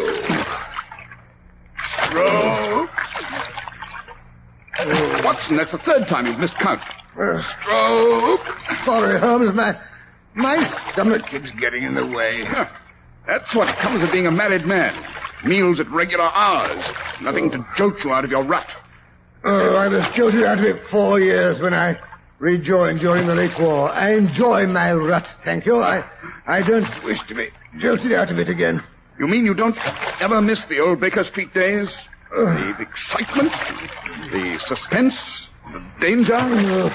I enjoy it all in retrospect. I say, Holmes, that's Eel Pie Island up ahead. What do you say we pull under those willows for a bit of a breather, eh? I don't need a breather. I wonder if the ale at the inn is as cool as I remember it. Brown, tangy, I can just feel it trickling down my throat. And the eel pie, crust all flaky and tender. I have no interest whatever in eel, Watson. Nasty, slimy fish. Besides, we're in duty bound to demolish the contents of the hamper Mrs. Watson prepared for us with such loving care. From the contents, I suspect she hoped we'd be gone a week. No, Watson, no eel pie. Stroke.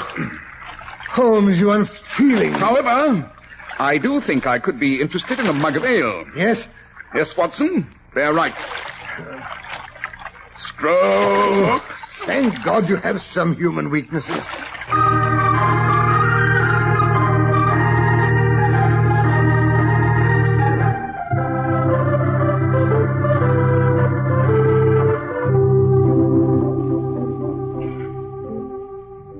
There we are, all tied up and shipshape.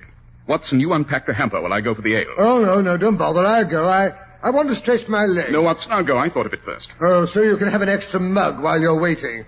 No, you don't. We'll both go for the ale.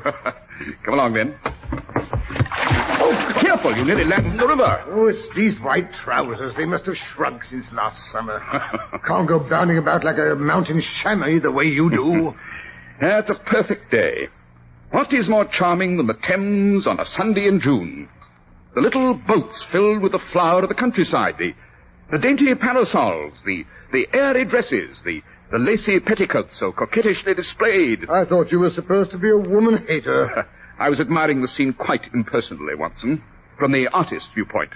I have artistic blood in my veins, you know, on my mother's side. Oh, balderdash. Help! Help! I've been poisoned. Holmes, did you hear that? Yes, it's a fat woman in the purple bombazine of the next punt. She's managed to terrify completely the little wispy man who's her escort. Walter, you fool! Get a doctor! You want me to die? I'm a doctor, madam. May I be of assistance? Oh, yes, please. Please help us. My sister thinks she's been poisoned. I know I've been poisoned. It's in my tea. I just made us a nice pot of tea. It was quite all right, Minnie. I drank some too, you know. My cup wasn't all right. It tasted bitter. Then why did you drink it? I didn't. Just a mouthful. Oh, my stomach. The pain in my stomach. My neck felt stiff all day. The pain in my stomach. Here, the diaphragm is contracting. I shall want hot water. The tea kettle is still half full. I can light the spirit lamp. We haven't time. Salt. Have you some salt or mustard? We have both. Minnie always brings everything. Good. We shall have to give her a good emetic. Clean out her stomach. An emetic? No, I won't take it. I won't. Minnie, don't. Oh, good Lord. They're in convulsion. Yes, marked office uppermost. That grin. Horrible grin. The rhesus sardonicus, Watson. Chronic spasm. I'm afraid we're too late.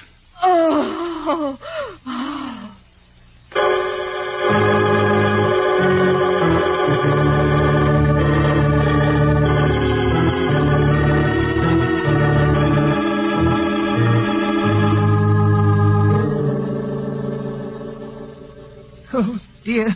I do wish the police or the coroner would get here. It seems so awful to leave poor Minnie stretched out in the boat. Oh, with that dreadful grin on her poor dead face. If only she hadn't suffered so before she died. She was very fortunate, Mr. Weatherby. Walter Weatherby.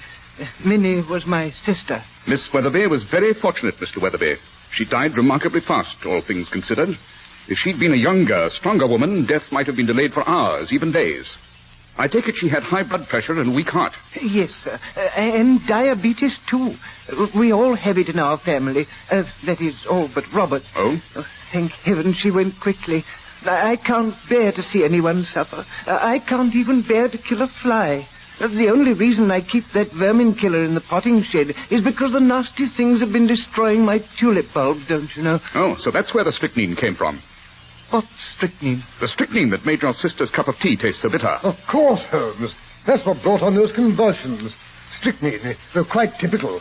Were they, Watson? But of course. The gasping for breath, the protruding eyeballs, the rigidity and convulsions. But there couldn't have been any strychnine in the tea. I drank 4 cups myself. Tell me, Mr. Weatherby, did your sister have anything in her tea that you didn't share? Cream? A drop of rum? Bit of mint? No. Nothing like that. We both took it weak with a lot of milk. Oh, Minnie did have strychnine, of course. That is saccharine, I should say. I prefer to go without sweetening myself. We aren't allowed sugar, you know, because of the diabetes. Saccharine, of course. She carried the pills in a box, a reticule? Oh, no, sir. She had a plain paper envelope. Here it is on the floor of the punt. Don't touch it. Don't touch it, I say. Oh, no, sir. Not if you say not. Hand it to me, Watson, with your handkerchief. Very well, Holmes. Empty. She used up all the pills, I guess. And no wonder. She had 6 cups of tea. Minnie did enjoy her afternoon tea. She did enjoy all her meals. Poor Minnie. Holmes, how do you account for the fact that the 5 previous cups were drunk without complications? Probably because only the 6th saccharin pill was poisonous and bitter. The shock of finding it poisoned, you know, to a woman with her heart. That certainly helped to bring on the convulsions. It was undoubtedly pure accident that pill was saved to the last. You say your sister suffered from diabetes, Mr. Weatherby. She doesn't look it. Oh, that's because my brother Robert took such good care of her, of all of us. He gives us injections of that new drug, insulin. They discovered it last year. It does wonders for people with diabetes, Mr. Holmes.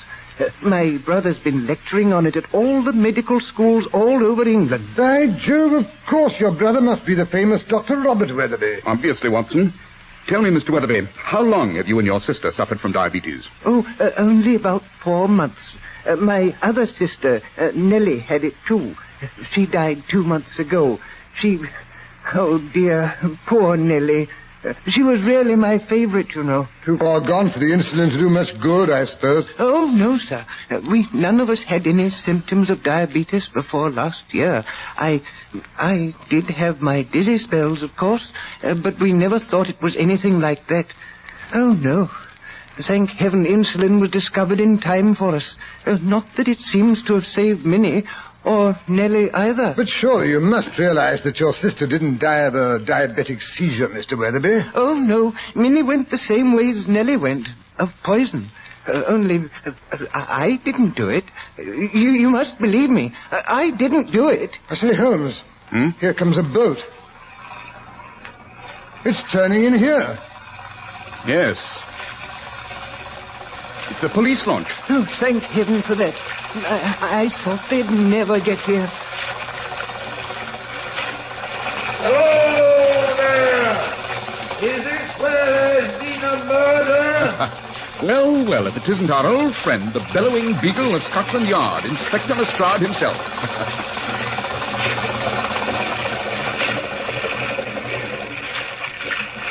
Welcome, Lestrade. Welcome aboard. We have quite a cargo for you to inspect. Hold! How in thunder did you get here? I am a bird of ill omen, Lestrade. I'm attracted to a crime like a vulture to carrion. Oh, Holmes, really? So you admit it is a crime, eh? A murder, Lestrade. A beautifully staged little murder. But look here. I didn't do it. I'm innocent. I wouldn't hurt a fly. Oh, so it's Mr. Walter Weatherby again. And I suppose this is another sister you've done away with so you could inherit her share of the Weatherby bills? No, I didn't do it. I didn't hurt Nellie either. I swear I didn't. I know. You slipped through our fingers the last time. We had our suspicions right enough, but we couldn't prove anything. The jury thought you looked so meek and mild butter wouldn't melt in your mouth, so they brought in a verdict of suicide. The poison was found in her cough medicine that time. Which poison, Lestrade? Strychnine, Holmes. What else gives people convulsions like the woman just had here, they tell me?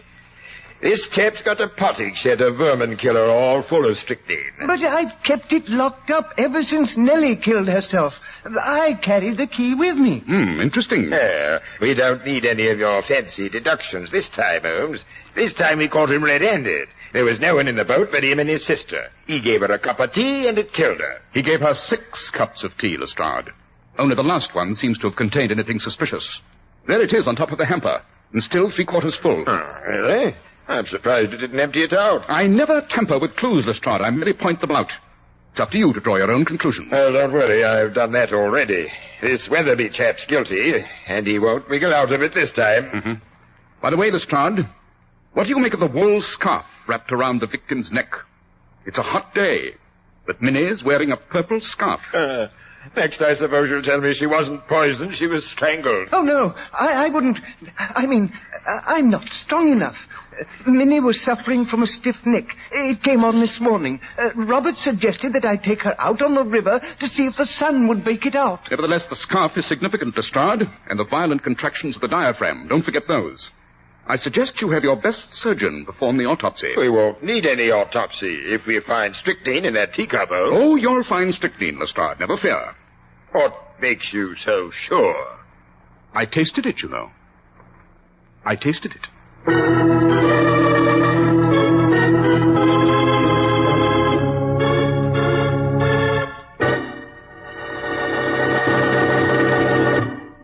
Talk things over with any of the millions of men who wear Clippercraft clothes, and you'll soon find out why Clippercraft clothes have won more friends than any other label in America.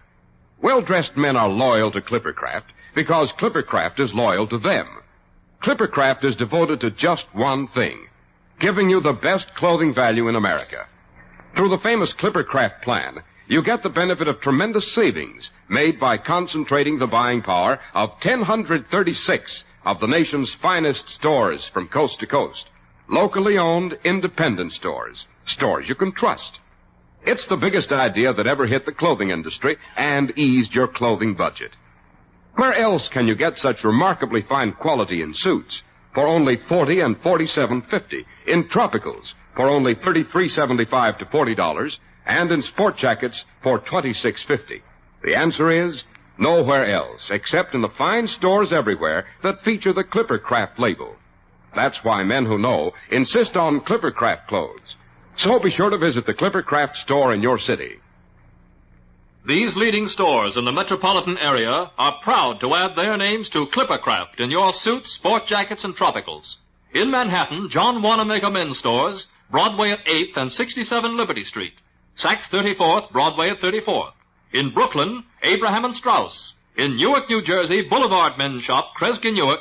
And in Jamaica, the B&B Clothes Shop, 16408 Jamaica Avenue.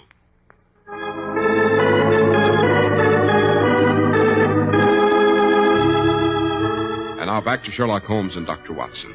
We find them in the waiting room of the famous Dr. Robert Weatherby. Watson is decidedly ill at ease.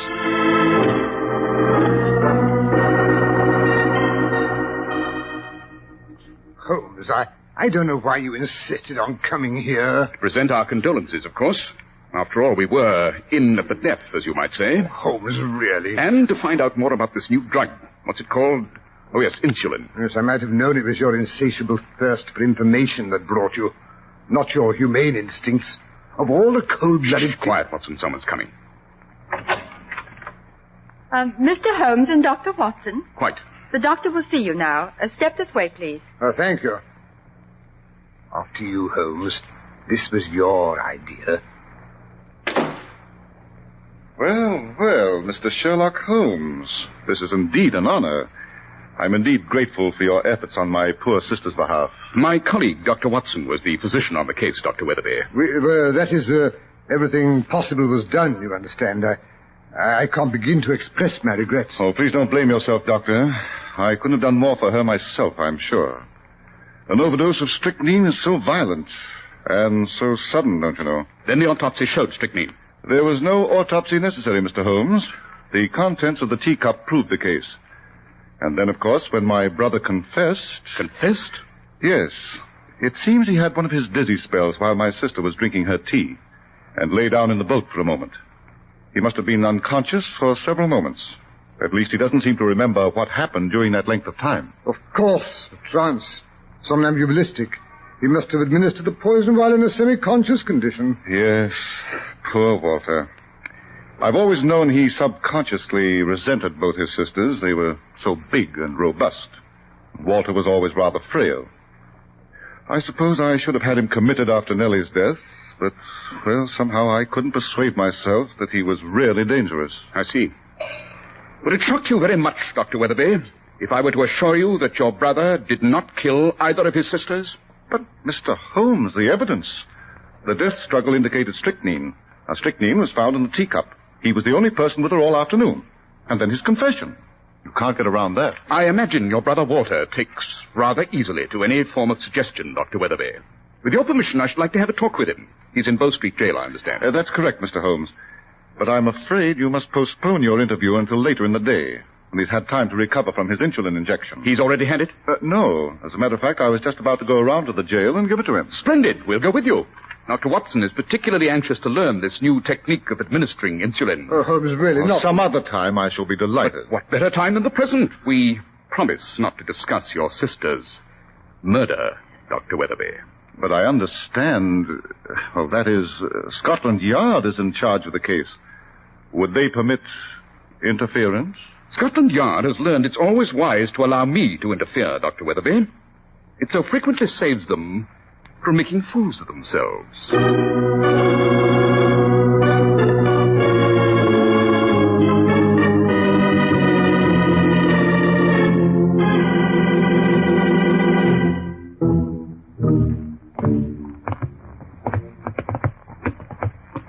On this way, gentlemen, please.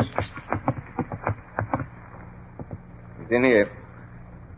Wait a moment till I unlock his cell. Step inside, please, gentlemen. Thank you. Well, Walter, we've come to see you.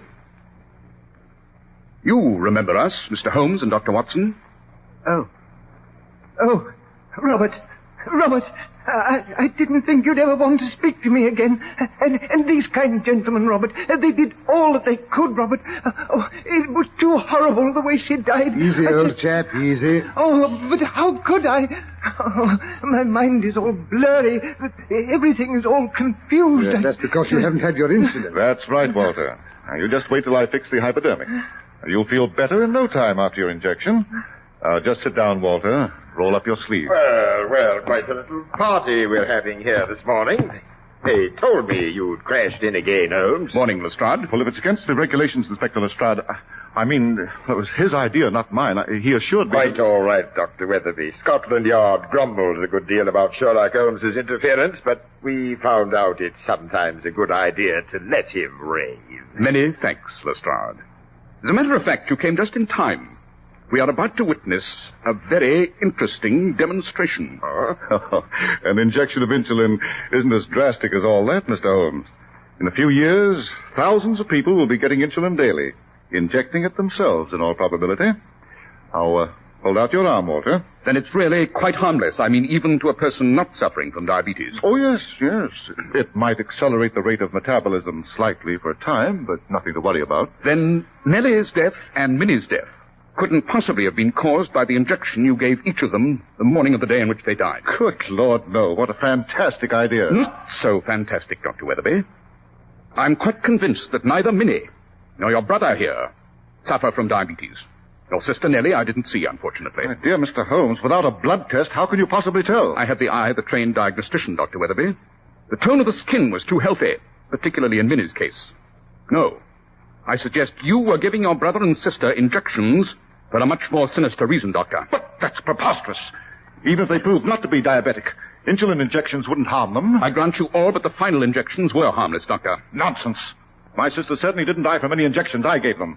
Death in both cases was later, much later. You're positive those injections were harmless? Positive. You wouldn't care to prove it by giving yourself the injection you've just prepared for your brother. Why, that is, if I do, I won't be able to give him his dose. I only have one with me. As you can see, Walter is near collapse. I won't be responsible if he doesn't get his insulin. I prepared for that emergency, and Dr. Watson has brought along a small amount of the drug. I'm sure it'll suffice. Well, this is really too ridiculous. Well, now, I'm not so sure. You say it won't hurt you to take that insulin. Go ahead and take it. Why, I know it sounds silly, but I've never had the nerve to give myself an injection. Oh, I'll be happy to oblige. No, Watson, let me. I'm quite good at it. And I don't want any accidents with the contents of that hypodermic. Now then, give it to me. Give it to me, I say. No, you can't make me. You can't. Stand back. Don't anyone touch that broken hypodermic or the fluid it contained. Good Lord. Why not? Unless I'm very much mistaken. It's a particularly deadly culture of tetanus bacteria. I'll just take a sample. carefully between these glass slides.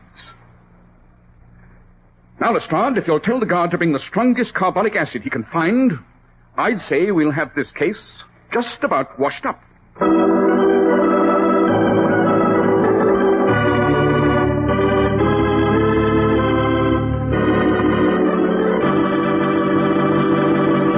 A nice fellow that Robert Weatherby turned out to be, eh, Dr. Watson?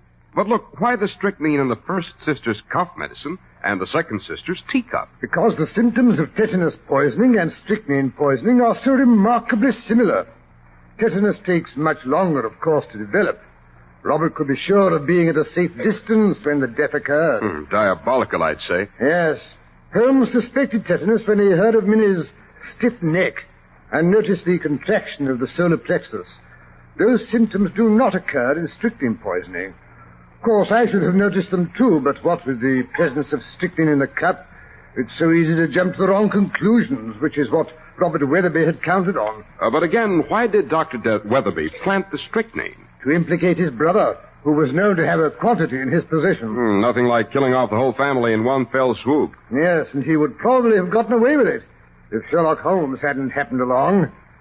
But now, isn't it about time for that suggestion about next week's story? It certainly is, Dr. Watson. Well, next week, now, let me think. Suppose I tell you about a visit Holmes and I paid to Castle Mortlake, and how I was splattered with blood from a famous silver chandelier that was supposed to bleed whenever a catastrophe occurred in the family. It wasn't ordinary blood, however. Yes, that was an adventure in which Holmes' knowledge of bee culture came in very handy.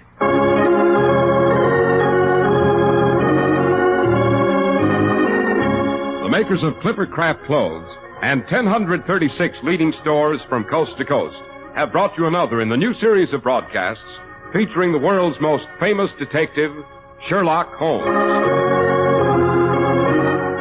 Our stories are based upon the character Sherlock Holmes, created by Sir Arthur Conan Doyle. Sherlock Holmes is played by John Stanley, Dr. Watson by Alfred Shirley, and the dramatizations are by Edith Meiser. Sherlock Holmes is produced and directed by Basil Lochran. Special music by Albert Berman. If you don't know your Clippercraft dealer, write Clippercraft, 200 Fifth Avenue, New York City. Be sure to listen next week to Sherlock Holmes in The Case of the Bleeding Chandelier. This is Cy Harris speaking for Clippercraft Clothes. This is the Mutual Broadcasting System. Ladies and gentlemen, the ringing of that phone bell brings you mystery, adventure. Nero Wolfe's office, Archie Goodwin speaking. Just a moment, please. Hey, boss, Mr. Tom Wilcox wants an appointment. How about 1 o'clock? Archie, no appointments today. I intend to pot some dendrobium offsets. 1 o'clock will be fine, Mr. Wilcox. You see the Tom Wilcox who was acquitted yesterday of the murder of that singer, Keith Hansen? Mr. Wilcox, are you the Tom Wilcox who... Oh, you are. I see. What does he want with me? Mr. Wilcox, why do you seek Mr. Wolfe's services? I see. Well, our fee is $1,000 with a retainer of $500, okay? Oh, yes, Mr. Wolfe will see you. What's that? Hey, what was that? Hey, Mr. Wilcox. Archie, stop shouting, hey. He whispered someone was at the window. Then I heard a shot and he dropped the phone. Boss, I'm afraid we've just lost a client.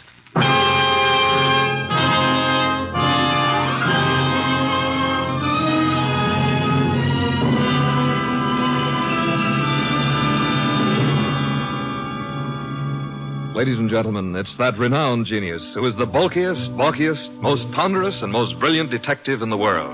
Yes, none other than that chairborne mass of unpredictable intellect, Nero Wolfe, created by Rex Stout, and brought to you in a new series of adventures over this NBC network in the person of Mr. Sidney Greenstreet.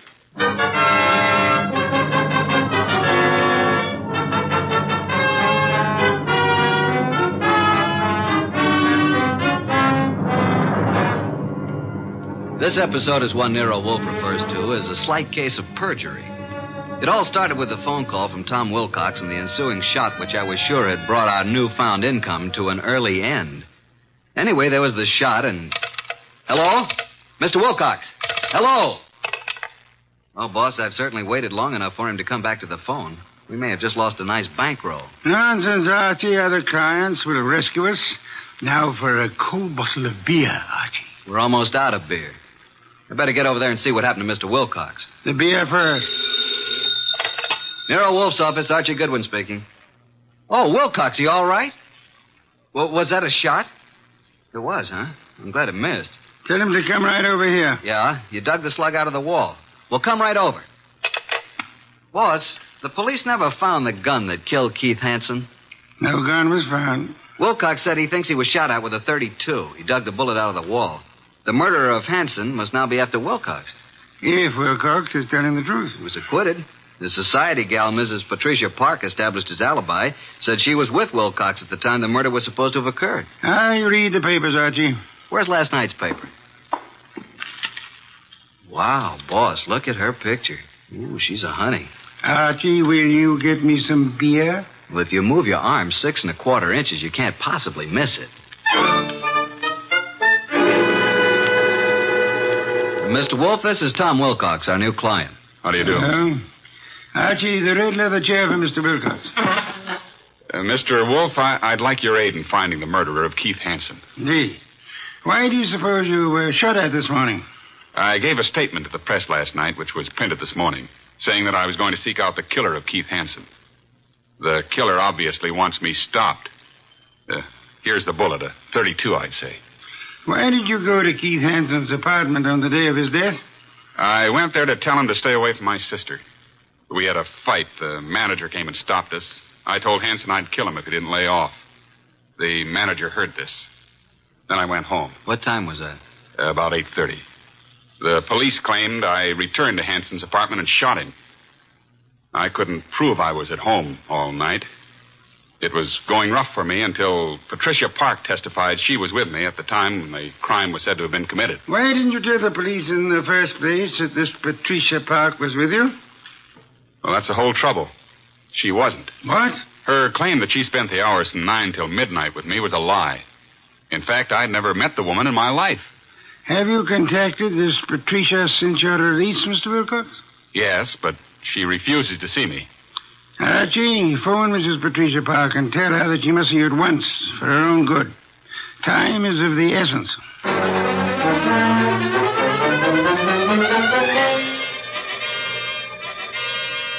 And what else can you tell me, Mrs. Park? Mr. Goodwin, I haven't anything more to say than I've already said. All I want is a simple answer as to why you lied about being with Tom Wilcox. Well, Tom Wilcox is a very fine man, but he isn't telling you the truth. Did you commit the murder and succeed in establishing your own alibi by swearing you and Tom Wilcox were together 10 miles from the scene of the crime? I did not. Do you own a gun? Don has one around. Who's Don? Don's my husband. Oh, is he here? I doubt it. He's never here.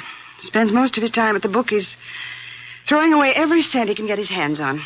I've had to cut his allowance to practically nothing. Doesn't he work? No. He studied medicine, but gave it up. He was an illustrator for years, but gave that up when his eyes were burned in a plane crash. Mm-hmm. Where's the gun? It's in the desk. It used to be in here. What caliber? I don't know. Where were you at 10 o'clock this morning? Why, I think I was with the cook. Someone fired a shot at Tom Wilcox this morning through the window. No. Oh, no. Archie, please don't continue with this investigation, please. How well did you know Keith Hansen? Not very well, but enough to realize he was no good. Mr. Goodwin, if you'll drop this case, I'll give you $1,000 cash. Not interested. But I am interested in learning why you lied, why Tom was shot at this morning, and why you should try to bribe me. You must stop for your own sake. How will it benefit me to step out of it? The killer tried to stop Tom Wilcox. You might be next, and he may not miss this time. Go on. Why have you been protecting Wilcox? I believed Tom Wilcox was innocent, and I didn't want him to be sentenced to die, so I lied at the trial. He told us today he'd never seen you before. That's true. But he looked so innocent, so clean and good and decent. That's not very believable. If you don't think Wilcox killed Hansen, who do you think did it? Please believe me, Archie. I don't know. I tell you. Hi, sis. Hey, what's the matter? Are we intruding? Oh, hello, Marge. Brad, come in. This is Mr. Goodwin, my sister and brother-in-law, Marge and Brad Keene. How do you do? Hello. What gives, and who's Mr. Goodwin? A private detective, Marge. I've just explained to Mr. Goodwin that I wasn't with Tom Wilcox at the time of Keith Hansen's murder. Pat, why did you tell him that? Mr. Goodwin, I hope you will not use this knowledge against Pat. Did you all know Keith Hansen? Yes. And my husband and Keith went to school together. Keith, Don, and I were on the same polo team. Where were you at the time of the Hansen murder, Mr. King? He and Don were attending a horse show at Madison Square Garden. Marge and I didn't want to go. We stayed here. Where were you at 10 this morning, Mr. King? Why, I had an appointment with my dentist, Dr. Flagg, Rockefeller Center. And you, Mrs. King? I was shopping. Ilsa's salon. A sale on dresses. Why all this questioning? Marge, someone tried to kill Tom Wilcox this morning. What? May I use the phone, Mrs. Park? Yes, of course. First door to your left. Suppose you try to find the gun. Marge, that gun is missing from the desk. I haven't seen it. Do you know the caliber, Mr. King? 32, I think. It must be in the house. For your sake, I hope you find it.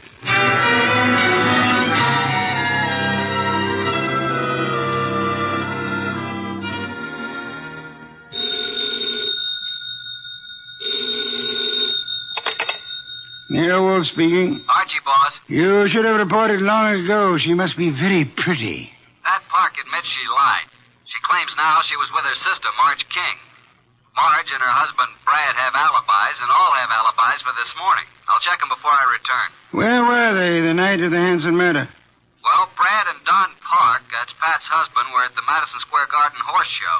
Pat and Marge were together here at the house. Impossible to verify the Madison Square alibi at this date. Check all the rest and come home for lunch. It's Oysters Rockefeller. Has Inspector Kramer arrived yet? He has, and left the police records on the Hansen murder. He has taken the bullet Wilcox brought to be checked at ballistics. Good. Pat had a .32 caliber gun in the desk in the library. It's now missing. Indeed. And, boss, Pat just offered me $1,000 to quit the case. When I refused, she said if I didn't lay off, something might happen to me. Oh, dear me. That would be most upsetting, eh? After lunch, I want you to visit the late Keith Hansen's apartment. Bye.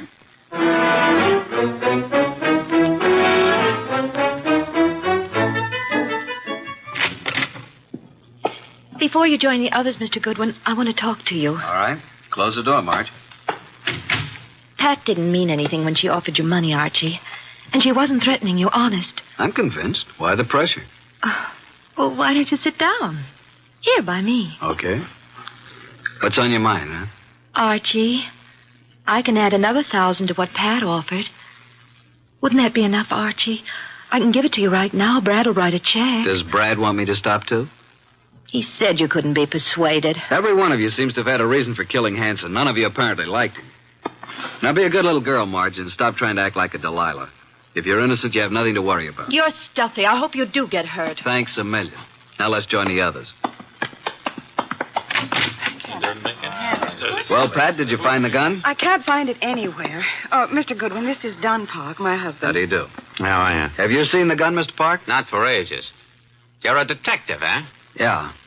May I ask where you were this morning about 10? Why? Frankly, I was at my bookies. Where's that? I can't tell you, but I'll call them and you can check it. Were you and Brad together at all times during the horse show the night of Keith Hansen's murder? No. Brad wandered away a couple of times, and I saw some people I knew. You know how it is. We'd meet at intervals. Archie, you're wasting your time. None of us is guilty. I made a fool of myself, that's all. Tom Wilcox was such a decent man that I hated to see him have to pay for taking Keith Hansen's rotten life. If a man's guilty, why should you butt in? You never use your head. Pat is one person who thinks of others before herself. Marge, forget it. Now you've got private detectives snooping around. What are you after, Goodwin? Who are you working for? Why don't you let my wife alone? The case is closed, isn't it? Maybe. Don, this just makes it more interesting to Mr. Goodwin. As a matter of fact, I think you all know more than you're telling.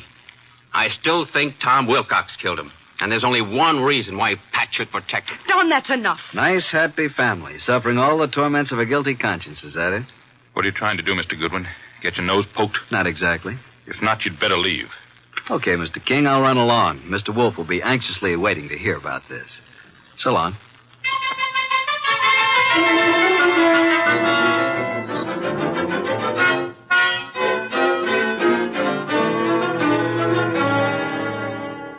Pat Park's cook verified her alibi for 10 o'clock this morning, then. What about the other alibis? Well, Brad's dentist said that he didn't get to Brad until about 10:30. His appointments had run over. He wasn't sure if Brad was there at 10 or not. The nurse was out at that time. Marge's alibi is no good. And at mob at Ilsa's, the saleswomen wouldn't have known their own mothers.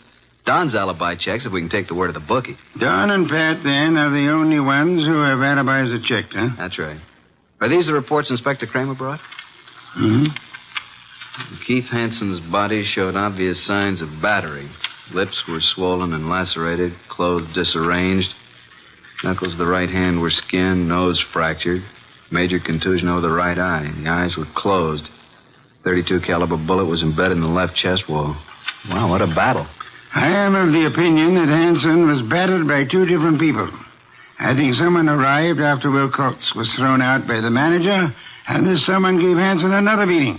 Really, boss? Come, let's have dinner. Then you must get over to Hansen's apartment.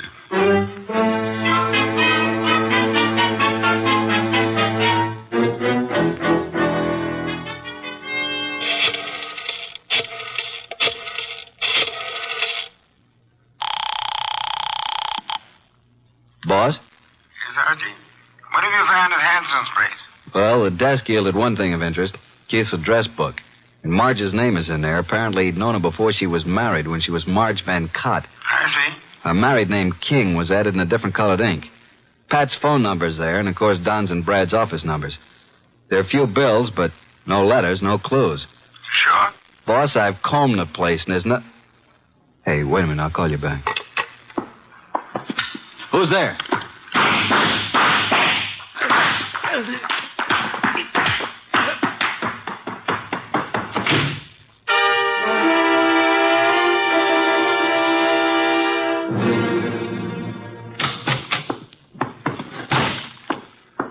Archie, you know I dislike the banging of doors. Sign of ill breeding. Archie, what happened to you? Target for tonight, Archie Goodwin. Your forehead's bleeding. You better have Fritz fix it. Well, my head can wait. Some guy certainly surprised me at Hansen's. Creased me on the forehead. Good thing I snapped off the lights. He emptied his gun at me. We scuffled and he got away. And then I dug his slug out of a chair. I think it's a .32. But look at this, boss. A little round piece of glass. Found it on the floor. It's very small, very smooth, and concavo-convex in shape. Half an inch diameter. Watch crystal? Don't think so. The edges are too smoothly ground. I'll examine it under a magnifying glass. I'll get it, boss. Oh, hi, Tom. Come in. It's Mr. Wilcox, boss. Archie, hey, what's happened to you? Somebody tried to scalp me. Good evening, Mr. Wilcox. The red leather chair, Tom. Archie, please finish your report. Did you notice anything else of importance at Hansen's apartment? Is that where this happened? Yeah. Well, there were dozens of gals' photos scattered around. Photos, eh? But no letters, Archie? Not a one. There must be some letters, Archie. Love letters.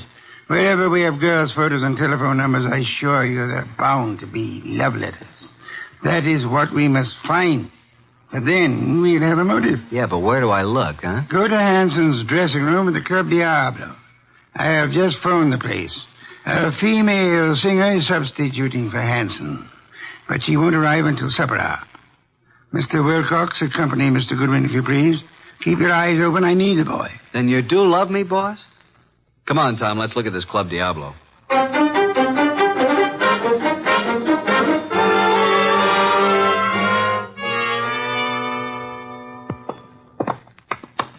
Well, I fixed it up with the stage doorman. Here, this is Hansen's dressing room. What a layout. This dressing room's fancier than most of the Met stars get. Hansen fixed it up himself. A bar, refrigerator, hot plate, television set. He could live here. Some of this stuff could be the new girl singers. I don't think so. Well, let's get to work, Tom. Take the drawers in his dressing table first. What are we looking for, Archie? Mr. Wolfe says the motive. He means letters. There's nothing here. Nothing in the desk. New singer must have cleaned it out for her things. Nothing in the books. Don't pass up that refrigerator. Nope, empty. Hey, there is something here. Back of the ice cube trays. Come here. Oh, wow. Mr. Wolfe said there had to be letters, and so there are letters. Lots of them. Hey, here's one from Marge. And another. And look here. Really confidential letters from a dozen society gals. There's something else in the back. Bank book. What do you know? A singer like Keith didn't make this much. No, that kind of money didn't come from crooning. This guy Keith was really shaking these babes down. Archie, someone's coming, listen. Quick, behind the door and grab him. Douse the lights. Run,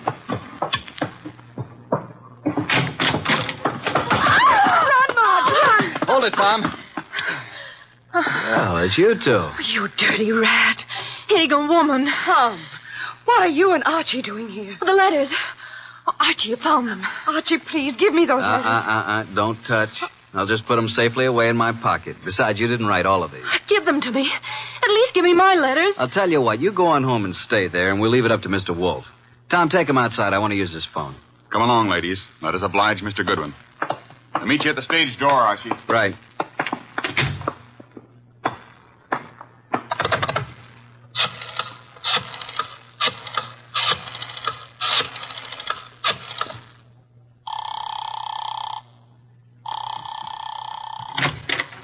Hey, the lights. Who's there? Put the phone up, Goodwin. Who are you?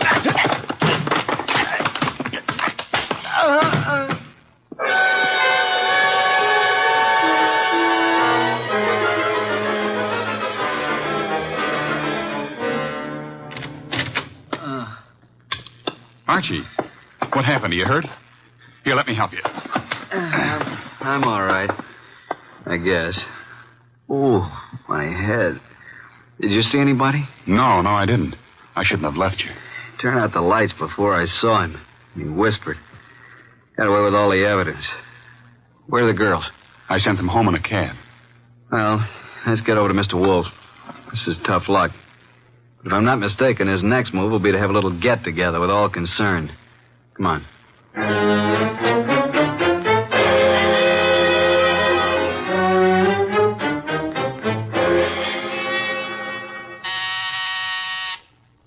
Archie, the door, our guests are arriving. Excuse me, Tom. Come in, Inspector Kramer. Good one. Good evening, Inspector. Well, Mr. Wolfe, got the killer? You said you'd hand him over to me this evening. In time, Inspector. You know Tom Wilcox, of course. Mr. Wilcox. Evening, Inspector. What about the ballistics report, Inspector? The bullet was shot from the same gun that killed Hanson. And that gun, I am certain, came from the home of Pat and Don Parks. Marge and Brad King also had access to it. I have one more bullet here, Inspector, one fired at Mr. Goodwin. I am sure it was also shot from the same gun. However, it isn't important now. Isn't important? It almost cost me my life. You can make it into a charm if you wish. Inspector Kramer, before our other guests arrive, I must tell you that Mrs. Park lied on the witness stand. She was not with Tom Wilcox at the time Keith Hanson was murdered. In fact, they were absolute strangers. What? Sit down, Inspector. 4 other guests are due to arrive any moment. Yeah, who are the other guests? Patricia and Don Park, Marge and Brad King.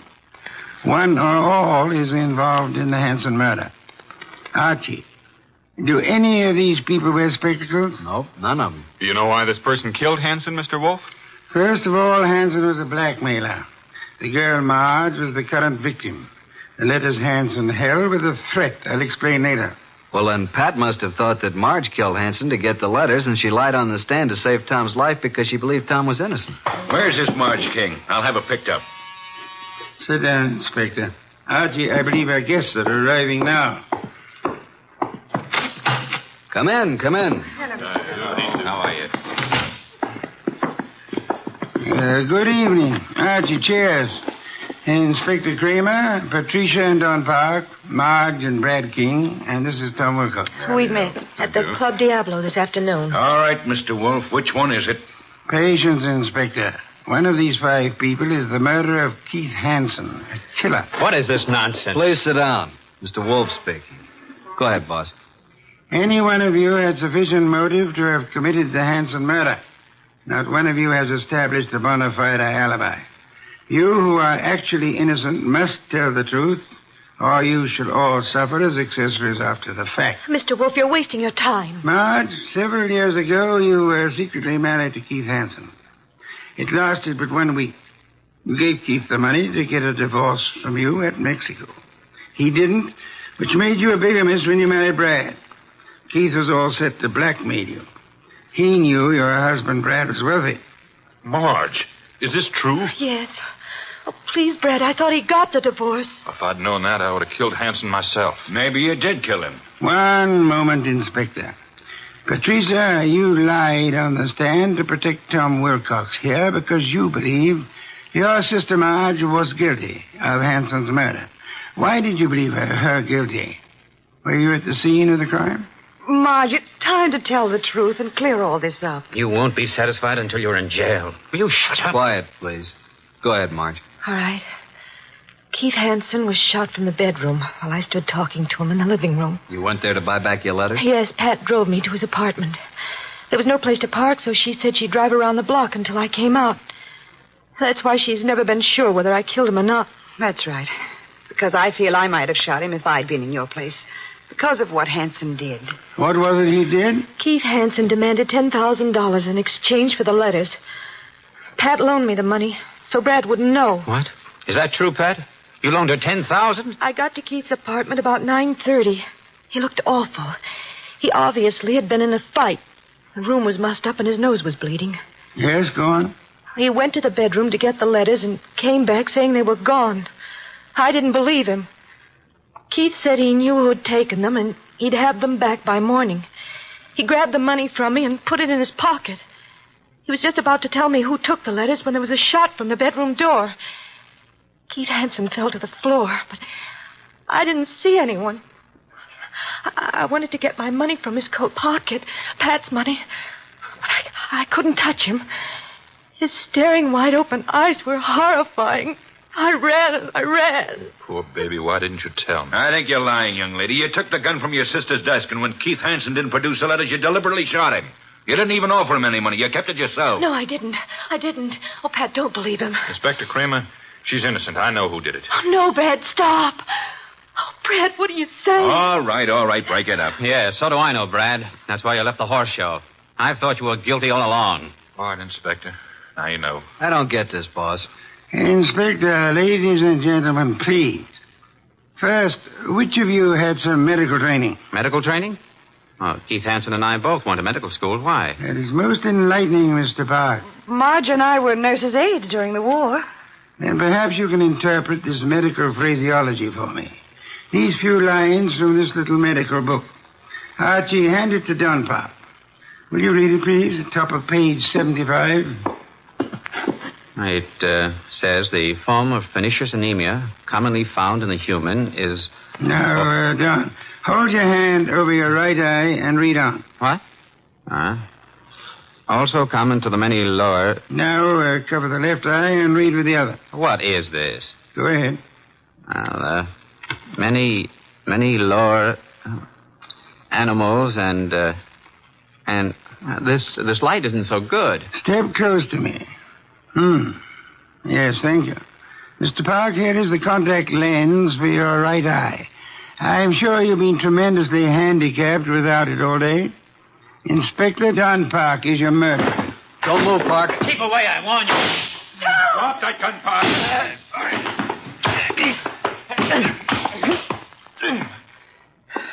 Well, I got his gun.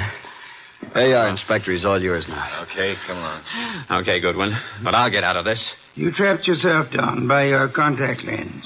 It dropped from your eye during the scuffle with Archie in the Hanson apartment this afternoon.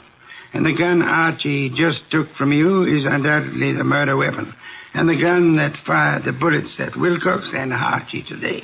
Hey, Tom, are you all right? There's blood on the side of your head. Just grazed my scalp. You and I must have hard heads. Well, that's that. Thanks so much, Inspector, for dropping in. Come again, won't you?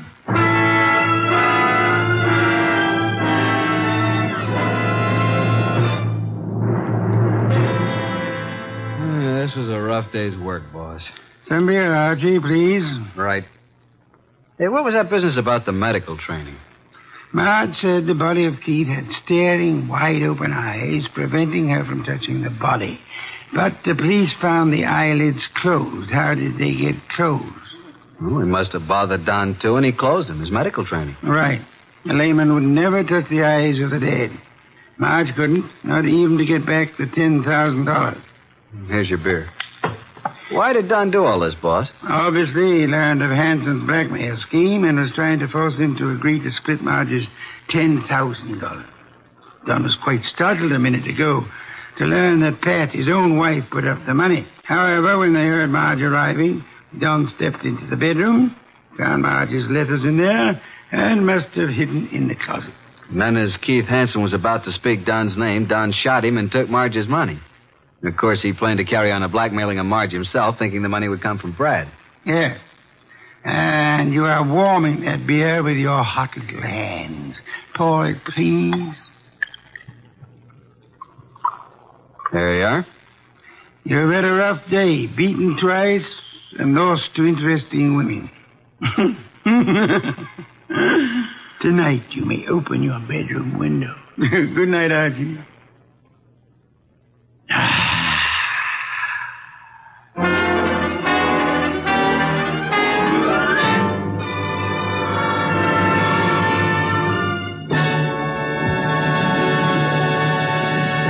You have been listening to The New Adventures of Nero Wolfe, starring Sidney Greenstreet.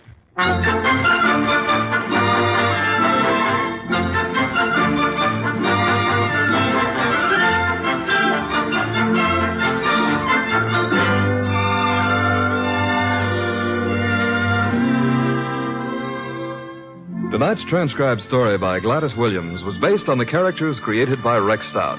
This is an Edwin Fadiman production, produced and directed by J. Donald Wilson. In the cast were Harry Bartell as Archie Goodwin, and Mary Lansing, Gene Bates, Paul Marion, Barney Phillips, Ken Peters, and Bill Johnstone. Next week at this same time, Nero Wolfe and Archie will bring you The Case of the Lost Heir. Don Stanley speaking. 3 chimes mean good times on NBC.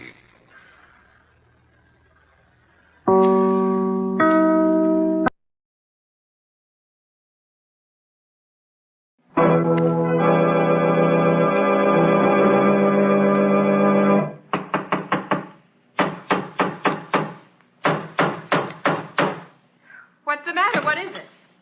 Another case for Nick Carter, master detective. Yes, it's another case for that most famous of all manhunters, the detective whose ability at solving crime is unequaled in the history of detective fiction. Nick Carter, Master Detective, presented by the 3 great Linex home brighteners. Linex Clear Gloss, Linex Cream Polish, and Linex Self-Polishing Wax. Created by Acme, America's great producer of Acme quality paints.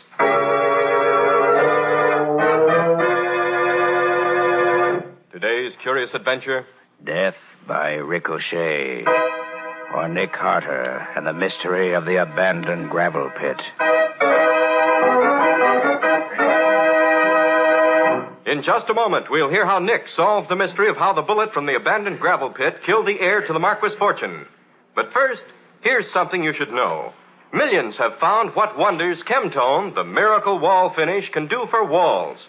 Now, millions more are learning what amazing new beauty the 3 great Linex home brighteners bring to floors, woodwork, and furniture. Linex Clear Gloss Varnish, the durable super varnish that dries to an elastic transparent surface which protects all wood and linoleum in your home. Linex Cream Polish, which cleans as it polishes, leaving no oily film on your furniture. And Linex Self-Polishing Wax, which beautifies your floors with a satiny yet tough non-skid finish that resists wear, water, and dirt. You'll find the 3 great Linex home brighteners at your hardware, paint, or department store. Your headquarters also for Chemtone, the miracle wall finish.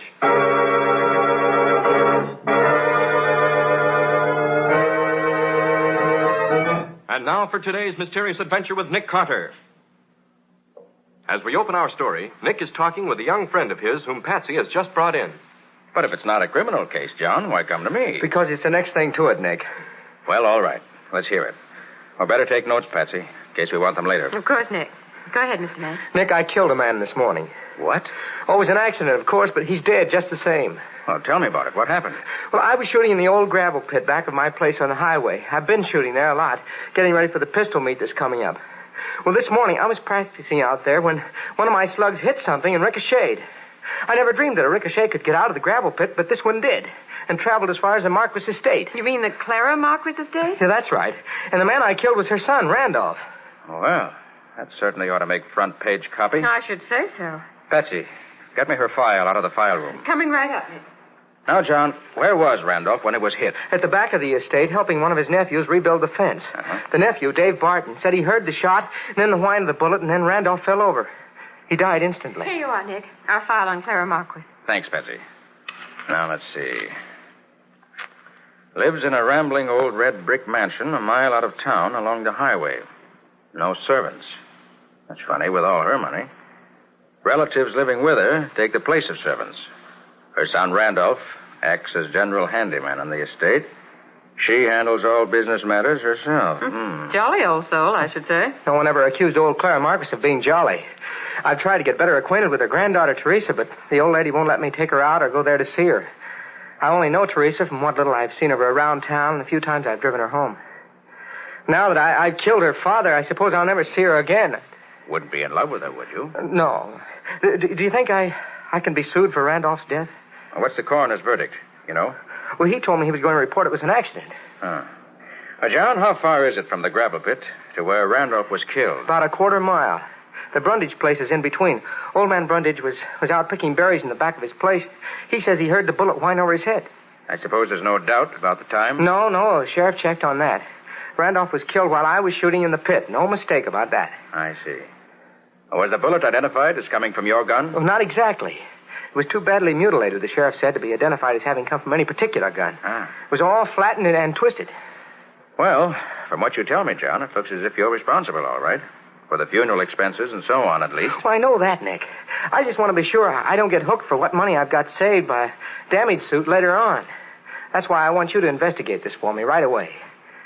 I want to have it proved an accident so that nothing can come up later to put me in the wrong more than I am now. Yes, I see what you mean, John.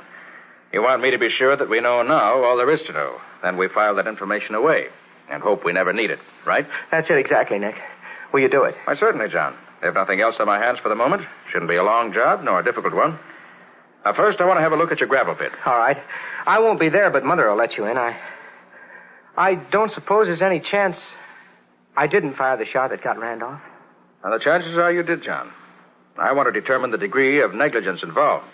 If there's none on your part, you can hardly be held liable for the accident. Okay, Nick. I'll leave it to you. I'll be seeing you. Right, John. And don't worry. I think I can clean this up for you.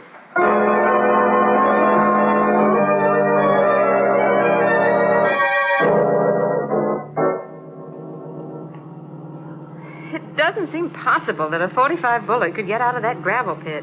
And especially not going fast enough to travel a quarter of a mile afterwards. Strange things happen with bullets sometimes, Betsy. I suppose. You heard what Mr. Brundage said.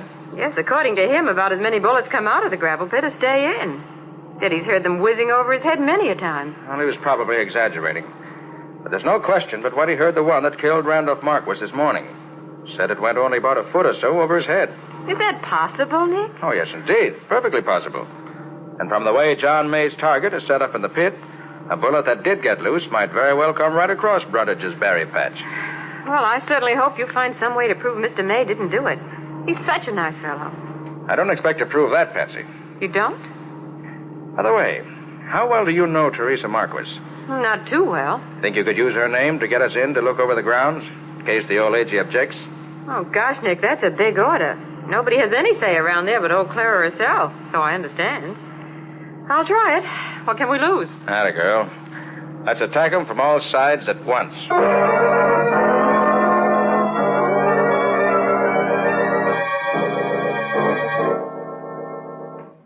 It's so nice of you to see us, Miss Marquis. This is Nick Carter. He's acting for John May. You can tell John, Miss May, that we won't make him any trouble for the death of my father. I knew you'd feel like that.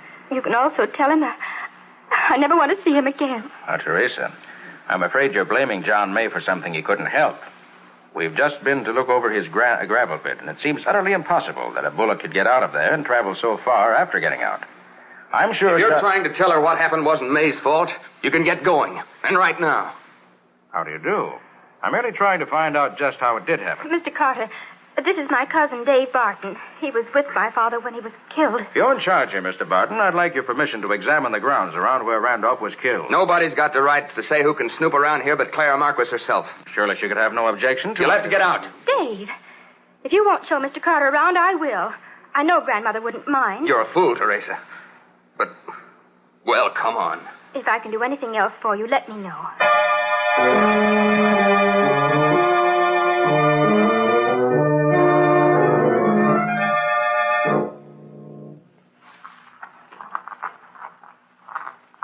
We were putting up a new fence here, Brandy and I. We've been working out here for several days. We could hear young May shooting down in that pit of his all the time.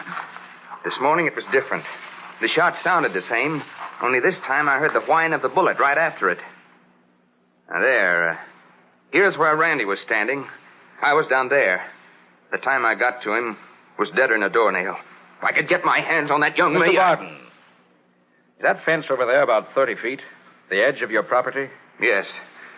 The bushes there on Brundage's side. He was picking berries out there somewhere this morning when Randy was killed. Nick, would you hear the shot before you heard the whine of the bullet going by? Certainly, Patsy.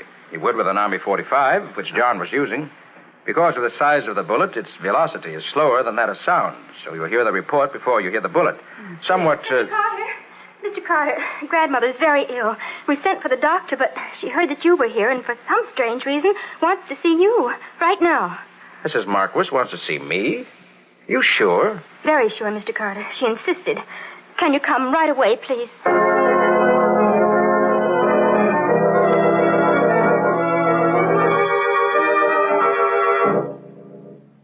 I've heard about you, Nick Carter. I never thought I'd have any reason to hire you, but it's a strange world. I think heaven sent you here today. Well, Mrs. Marquis, I've been called many things, but never heaven sent. There you are this time. My time has come at last. I know it. Dr. Sutton always said a shock would finish me, and Randolph's death has done it. I know. Nonsense, Mrs. Marquis. You live for years yet. Rubbish. I'll be dead by tomorrow. And I want you to make a will before I go. That's why I wanted to see you alone like this. But, madam, I'm not a lawyer. I know what you are. And I know you're honest. You can draw up a will, can't you? Oh, yes, of course I can. Very well, then. Do it. I've never had a will, and I want one. Oh, very well. If you'll tell me what disposition you want made of your property, I'll draw it up for you. Well, that's easy. Half my estate goes to Teresa. The other half is to be divided equally between my other 5 grandchildren. I see. And who's to be executor? Teresa. She's the only one of the whole bunch I'd trust. Of course, I'll have to have the names of the 5 grandchildren. Of course you will. Of course you will. They're Bartons. David, Forrest, and Jack. And the twins, Myrtle and Hazel. Very well, Mrs. Marquis. I'll have this ready for your signature in the morning. No, morning nothing. You'll have it ready for me just as soon as you can get it written down on paper. There's an old typewriter in the library you can use. Now, hurry up, Mr. Carter, and let's get this over with.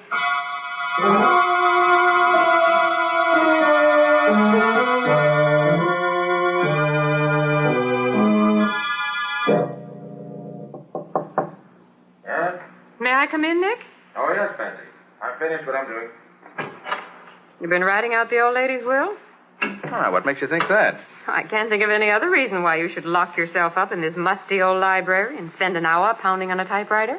You're quite right, Patsy. But keep it to yourself. Does she take good care of Teresa? None of your business, my inquisitive young assistant. All right, suit yourself. I came to tell you the doctor's here. He says you'll have to wait before you can see Clara. She's lapsed into a coma. What? Says she may come out and she may not. But if she does, her mind will be clear enough to sign the will, in case that was what you wanted. Oh, what a bunch of mind readers around here. Okay, I'll wait. Oh, by the way, Nick, we're invited to dine with the Bartons tonight. Oh, good. I'm getting hungry. You haven't seen the rest of them yet. Maybe you won't be so happy about it when you do. Why? You seen them? I'll say I have. Besides Dave Barton, the man we met when we first got here, there's Forrest. He's sort of a dope, apparently. And there's Jack, a rather good-looking kid of about 20. And, last but not least, there are the twins, Myrtle and Hazel. They cute? Cute. They're 30 if they're a day. They look 40 and act 50. Or a pair, no mistake. And incidentally, we're eating in the kitchen, if it interests you. Where we eat is secondary, Patsy. It's the eating part of it that really interests me. That kitchen is something, too. I just saw it. It's the most home-like part of the whole house. Cozy and comfortable. I don't think it's a bit bigger than Madison Square Garden. And with a shotgun behind the door to add just the right touch. Oh, Patsy, I want you to take care of this will I've drawn up. The moment old Clara comes to, have her sign it.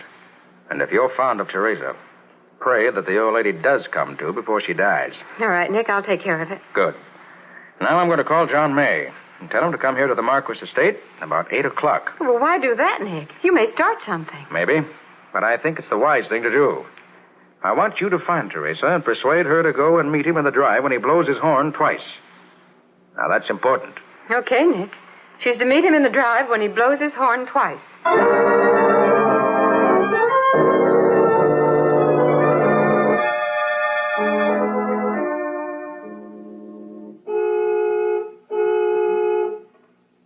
I still don't get it, Nick. Couldn't you find a better time and place for me to meet Teresa? A better time, perhaps, but not a better place. John, I want you to take Teresa away from here, at once. Are you kidding? I am not. The odds are that you'll be saving her life. Before morning, she may be in deadly peril. Believe me. Okay, Nick. I'll take her. If she comes. Oh, John. John. Teresa. Oh, darling. John. Which is my cue to...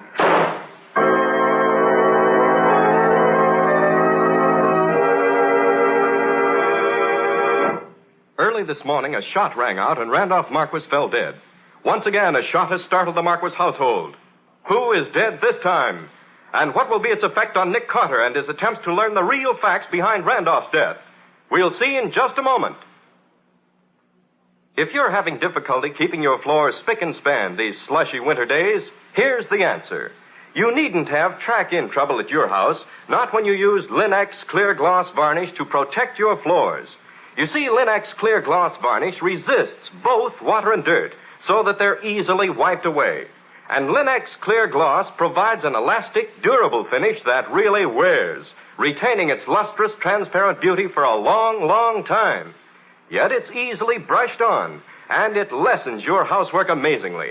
Linex clear gloss even resists damage by hot grease, boiling water, fruit acids, perfume, and alcohol, making it the ideal protection for every wood and linoleum surface in your home. Yes, Linex clear gloss varnish is the finest household protective finish you can buy. Depend on it, as so many wise homemakers do. Ask your dealer now for Linex, Lin-X, Linex clear gloss varnish. You'll find all three great Linex home brighteners and Chemtone, the miracle wall finish, at hardware, paint, and department stores everywhere.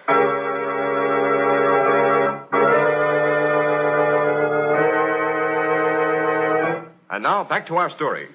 The report of the shotgun, which startled Nick and the rest of the Marquis household, seemed to come from the room where Clara Marquis lay dying. Nick and Patsy raced to the door of the room, only to find the twins, Myrtle and Hazel, standing in the doorway, staring fascinatedly at the old lady's bed. What's happened? What was... Don't look at her, Patsy. Oh. Oh, it's ghastly. Face has been blown away. Why, she's... Why, Dr. Sutton. Dr. Sutton. What's happened to him, Nick? Why, he's out cold, Patsy. Oh. A blow in the back of the head, I should say. Dr. Sutton. What's happened to you, Doctor? I don't know. I was alone here with a patient. Something hit me. That's all I know. I don't even know where whoever hit me came from. Well, whoever hit you did for the old lady, all right. Did either of you girls see anything? No. Where are your brothers? Where were they when this happened? Oh, come on. You might as well tell me if you know. Oh, all right. I'm going to call the sheriff's office. You suppose you two could sort of stay here with the body until someone gets here? We'll stay. Well, there's nothing more I can do for her now. I think I'll get some fresh air. Want to step outside with me, Mr. Carter? Why, of course. I'll be right with you. Oh, Patsy. Mm-hmm. Will you pack up the doctor's things and bring them out to the car? Surely, Nick. All right, Doctor. Let's get out of here. Terrible thing, Mr. Carter. Terrible. Yes, it is. Poor old lady. She wouldn't have lasted the night anyway. What I wanted to tell you was this. Patsy said it was very important to Teresa to get that will signed. So I gave the old lady an injection which revived her long enough to read the will. Then she signed it, and Patsy and I witnessed it. Was that right? Perfect, Doctor. Perfect. You have the will now? No, I gave it to Patsy. What? Well, you trusted her with it, so I did. Clara's murderer finds Patsy, has it? Patsy will be the next victim. Oh, come on. I wonder if she's still in Clara's room where we left her. I didn't know. I should have... Patsy. Patsy. She's not here. Do either of you twins know where she went? No, she left. We thought she was with you, didn't we, Myrtle? Yes, we thought she was with you. Oh, come on, Doctor. We've got to search the house. There's no time to lose.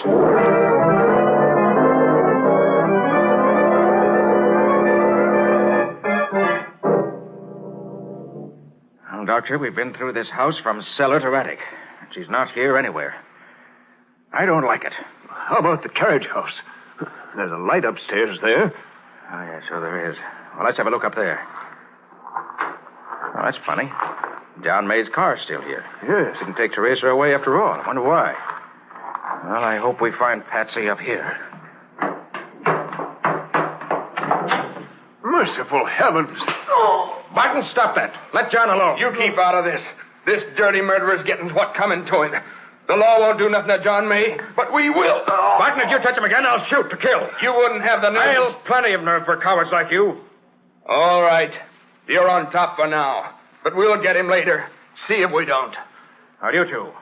Forrest and Jack, let Teresa go. All right. Take that gag out of her mouth. Be quick about it. Oh, Mr. Carter. Oh, thank heaven you've come. Oh, Doctor, you better have a look at May. He's pretty badly beaten up. Only thing holding him up are the ropes tying him to that post. Yes. He's in a pretty bad way. Dave must have hit John at least 20 times. What happened, Teresa? Well, they got John right after you left and made me come with them.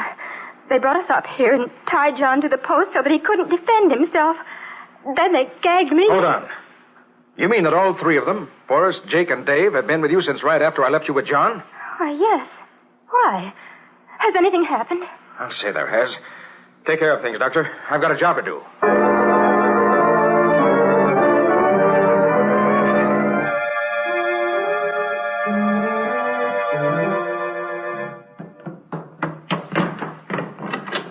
Now, where is she? Where have you got her? Got who? What have you done with her? Oh, in the closet, I suppose. What the... Why, that's not... Drop that gun. Don't be a fool. Take that shotgun out of the middle of my back. You're the fool. Drop that gun. Very well. Here. Since the body in the closet is that of old Clara, I suppose you must have Patsy under that sheet on the bed. Yes. What have you done to her? Not much. We had to twist her arm a little to make her tell us where she put the will, that's all. Isn't it, Myrtle? Yes. We have it now. It's torn in little pieces. All right. So you've got what you wanted. Now let us go. No. We got us a lawyer, too. We know you and your girl could go to court and tell what the will was, and that would be as good as a will. Yes. We aim to take care of you both. You can't get away with this. I warn you. Yes, we can. Easy. We'll say Teresa did it. Yes, we will. You didn't suspect us, neither will anyone else. We'll blame Teresa. Well, Patsy, I've heard about enough, haven't you? Oh, you don't? Sorry to hit a woman, but... All right, Patsy. That takes care of the twins for now. Now, let's see what you look like under that sheet. Wait a minute. Wait till I get this gag out of your mouth. There. Oh, Nick, I thought you'd never get here. How'd you ever get away from that gun she was holding in your back? I've studied commando tactics, Patsy. One thing I learned was that if someone is holding a gun at your back, you can twist away from the gun faster than if someone can pull the trigger. Oh. Try it sometime. Thanks. I'll take your word for it, gladly. So, with Hazel, or Myrtle, knocked cold from the recoil of that 10-gauge shotgun, and Myrtle, or Hazel, out cold from the sock on the jaw I was supposed to give her, we have peace. Temporarily. Peace. Blessed peace. Even temporary peace. I hope the sheriff gets here pretty soon now. I'd like to get rid of these two vipers. Viperesses, Nick. Viperesses. Before they try biting someone else.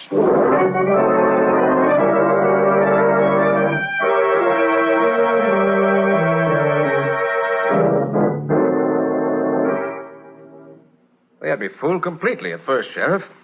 I didn't believe either of those twins could handle as big a gun as a 10-gauge shotgun. And yet I felt sure, as soon as I saw that shotgun, that the .45 bullet that killed Randolph Marquis came from its barrel. But why? Old man Brundage said he heard it whine over his head. Well, the whine of a ricocheting bullet, John, is one of the most deceptive sounds in the world. You can't tell really where it comes from. But I was right with Randy. I didn't hear any gun fired close. It was fired from the gravel pit, and the bullet came whining. Of course it did, Barton. The twins were clever enough to pick a mutilated bullet out of the gravel pit where John May shoots. They loaded it into a 10-gauge shell and fired it from behind the bushes on Brundage's property. The bushes acted as a silencer, probably. Both Brundage and Dave heard the whine it set up and assumed it was a ricochet from the pit. Who'd ever think a woman would figure out a way to load a 10-gauge with a banged-up bullet and then lay for a guy and shoot when somebody else shoots a quarter-mile away? Why did they do it, Mr. Carter? Money, Teresa. Money they'd inherit from your grandmother, Clara Marquis. But I don't get it, Nick. How would Randolph being dead benefit the twins? His daughter would get his share, wouldn't she? Not if Clara didn't leave a will. That's the point around which everything else revolves, Patsy. But how does that work out, Nick? According to the law of the state, if the old lady left no will, Randolph would inherit 1/2 the estate. And the 5 Bartons would inherit the other half, or 1/10 each. And if Randolph was dead? With Randolph dead, the 5 Bartons and Teresa, Randolph's daughter, would each inherit equally, or 1/6 of the estate apiece. Well, how much difference would that make? Well, figure it out, Patsy. If the estate amounts to $3 million, as I understand it does, each twin would get $300,000 if Randolph were alive. But with him dead, they would each get $500,000, or $200,000 more. Oh. Wouldn't that be worthwhile for them? Gosh, that is some difference, isn't it? So when they found that old Clara was about to make a will, they had to stop it. Of course. They knew Teresa was a favorite and would get most of the money. So they killed Clara before she could sign the will I drew up. Well, then they must have found out afterwards that old Mrs. Marquis had signed the will before she was killed. How'd they learn that? Now that, John, we'll never know. Somebody said too much or too little. At any rate, they found out just enough to know that Patsy had the will and that it was signed. So they bided their time and got it away from Patsy. Then they laid for me to get rid of any possible witness to the existence of a will. Do you suppose they would have killed me, Mr. Carter? No, Teresa. Not if they had got rid of Patsy and me. I asked John to come here and take you away because I didn't know which way the cat was going to jump. And I was afraid the killer would try to nullify the effects of the will by killing you. But fortunately, the dear twins selected Patsy and me as the victims and you for the logical suspect. Well, anyway, I'm glad you asked John to come over here, no matter what the reason was. It settled things for him and me very nicely.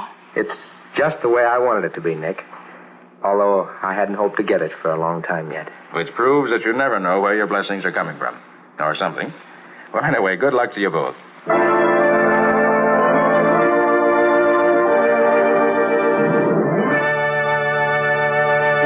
In just a moment, Nick and Patsy will bring you a preview of next week's exciting case.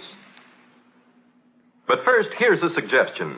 On a winter night, as the family gathers cozily at home for an evening of fun together, every moment is more enjoyable when home looks its inviting best. And it always does when you depend on the 3 great Linex home brighteners to keep woodwork, floors, and furniture sparkling. Your furniture, for example, regains its original gleaming beauty when you use Linex Cream Polish. For Linex Cream Polish cleans as it polishes, removing in one quick application all the cloudy accumulation of dust and previous polish. Yes, you save one whole step in your cleaning day routine when you use Linex Cream Polish on your furniture. It's truly the modern shortcut to furniture upkeep, taking only half the time. You'll find that Linex Cream Polish banishes messy fingerprints from your furniture, helps to hide ugly scratches, too. And there's no oily film on your furniture to attract more dust, to make more work. So do ask your dealer for Linex Cream Polish. Ask for all 3 great Linex home brighteners. Remember, that's Linex, spelled L-I-N-X. You'll find them all. Linex self-polishing wax, Linex cream polish, and Linex clear gloss varnish at your nearest hardware, paint, or department store.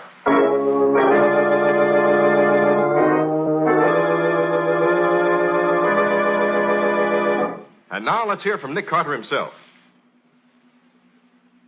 What about it, Nick? Have you an exciting story for next week? Well, next week, Ken, I want to tell you what happened when I stopped off in a little town upstate to tell a rookie cop's family how sorry we were that he'd been killed in line of duty. Well, that doesn't sound very exciting to me. It was what happened after Nick stopped off there that makes the story. He found a household ruled by fear. Fear and hate. With a mad old woman at the head of it who was convinced that she had been divinely appointed to set the world right. Oh, that's very different, Nick. Well, where did you come into it? Nick stopped a well-laid plan to commit wholesale murder and save the daughter of the house a fortune running into the millions. Just because the killer forgot to quote the right Bible verse at the right time. What do you call it? An eye for an eye. Or the mystery of the upstate murders. And that's all for now. So long. So long, everybody. So long to you both, Nick and Patsy. We'll be seeing you again next week.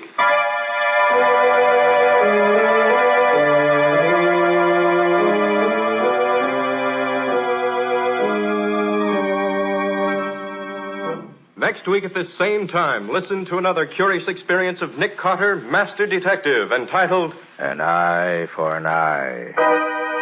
For Nick Carter and the mystery of the upstate murders.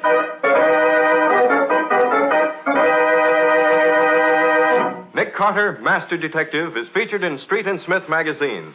Lon Clark is starred as Nick with Helen Choate as Patsy. Original music is played by Lou White, and the programs are written and directed by Jock McGregor. Nick Carter, Master Detective, is presented each week at this time and over these same stations by the three great Linex home brighteners. Linex Clear Gloss Varnish, Linex Cream Polish, and Linex Self-Polishing Wax, created by Acme, America's great producer of Acme fine quality paints. This is Ken Powell speaking for the thousands of Linex dealers all over America and saying so long until next week. This is Mutual.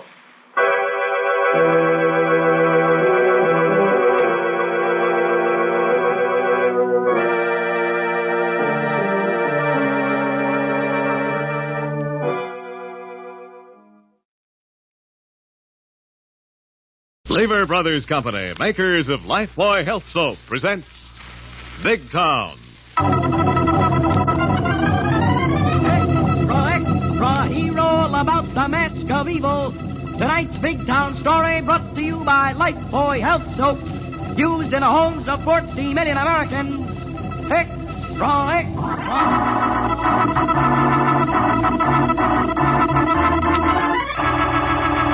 Lifebuoy Health Soap presents Big Town, the headline stories of a great city dramatically reported by Steve Wilson, fighting managing editor whose creed, as with all great newsmen, is emblazoned on the masthead of the Illustrated Press.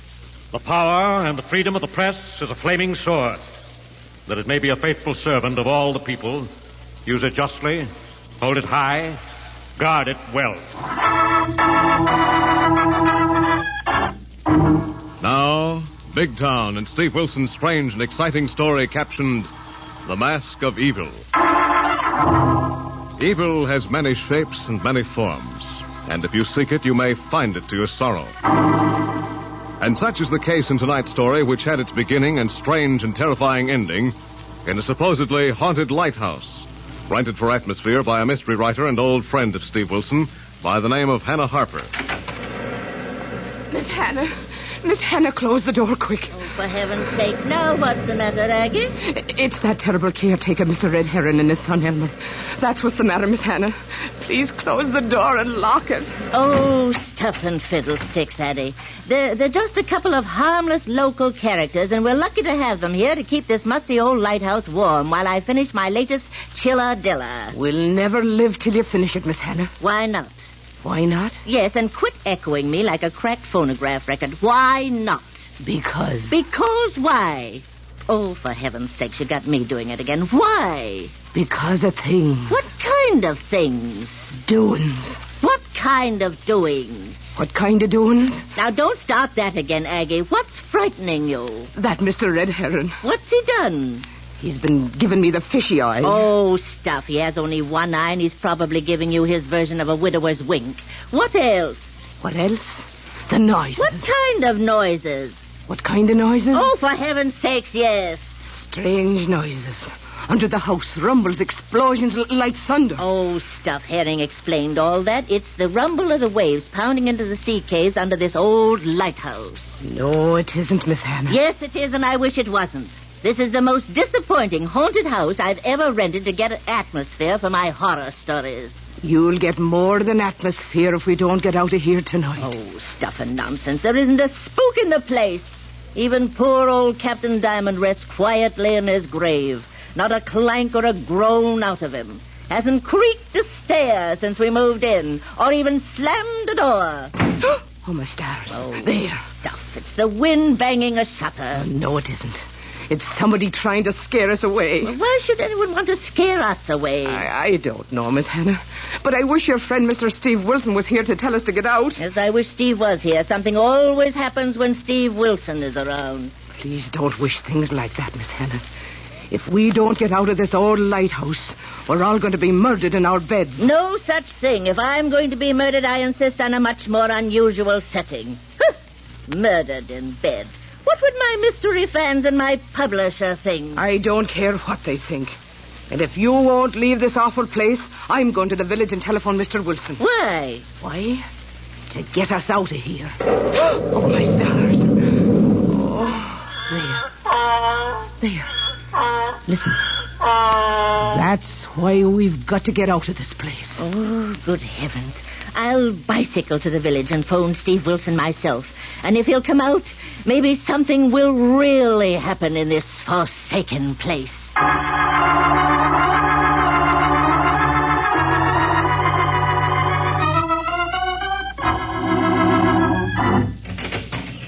Steve, anything special on the hook for your wondrous girl reporter? Not a thing, Lorelei, but close the door on those teletypes and come perch on the corner of my desk. Thanks. Well, what goes with you? Have you been giving your ulcers a vacation whilst I've been in Washington? Yes. It's part of my New Year's resolution to take things easier and last longer. The year is exactly 4 days old. You want to bet you don't stay out of high gear a week? Not a nickel, as long as I'm running a newspaper. And the paper runs us. What a life. Anything new on that South Side sewer scandal? Not yet, Lorelei. The grand jury is too full of post-Christmas spirit to indict, but they'll get around to it. Uh-oh, your private wire to your so-called underworld listening post. Yes, the holiday truce is over. Hello, Steve Wilson, Illustrated Press. Steve, quit billing yourself like a vaudeville act on television. Hannah! So help you. This I gotta hear. Well, hard-hearted Hannah Hopper, the horrific harpy of horrible happenings. How are you? Terrible, thank you. What's wrong? I've rented another haunted house for atmosphere, but practically nothing happened. Well, what is it this time, Hannah? A murder man's? Deserted railroad station or Bluebeard's castle? An abandoned lighthouse near Corpse Cove. Corpse Cove, wouldn't you know it, Steve? Hiya, Hannah. Happy New Year. Oh, hello, Lorelei. Same to you. Are you sitting on Wolf Wilson's knee this year? No, on the corner of his desk. I'm not playing Charlie McCarthy to his Bergen act until next year. Good. Get Steve off his managerial post and bring him out here on the double. Are you in trouble again, Hannah? Trouble? My publisher are having cat fits and kitten britches. Why? I've a deadline on a bedtime story called The 7 Corpses, and I haven't found the first one. Hannah, I refuse to be a stand-in for one of your bodies. Oh, please, Steve. Aggie, my housekeeper, is hiding under beds and threatening to leave if you don't come and rescue us from a fate worse than death. Well, what's going on, Hannah? Oh, blessed if I know, Steve. It's just noises and explosions down under the lighthouse. Explosions? Yes, I've told Aggie it's waves in a sea cave, but I'm beginning not to believe it. Are you two alone in that lighthouse? Might as well be. I rented the light from a bank that handles the estate of a character called Captain Diamond.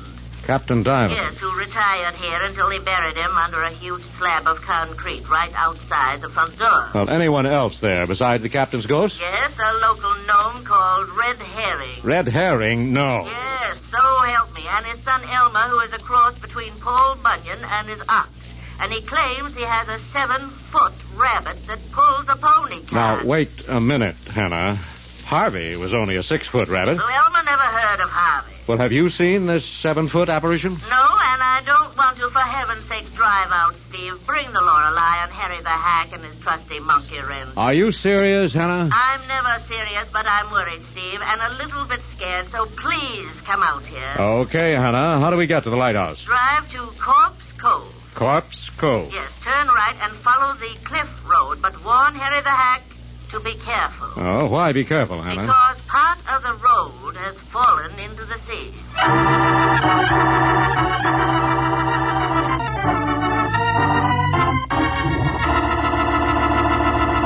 Thus, Steve Wilson and Lorelei have been drawn into a strange situation, and for the exciting developments, we'll return to Big Town in a moment.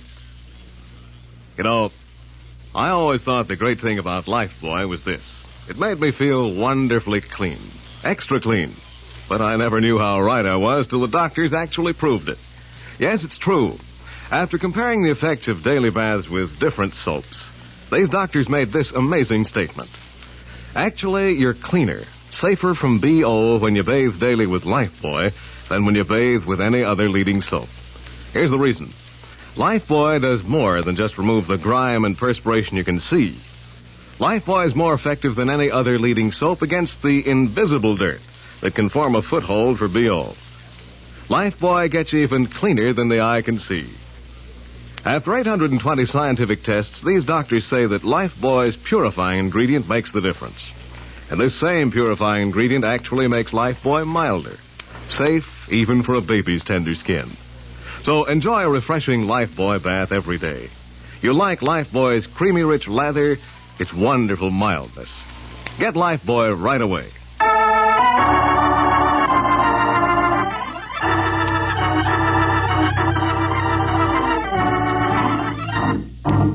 Now back to Big Town and to Steve Wilson and Lorelei as they drive to an abandoned lighthouse to help a lady novelist who gets into jams by renting haunted houses for atmosphere.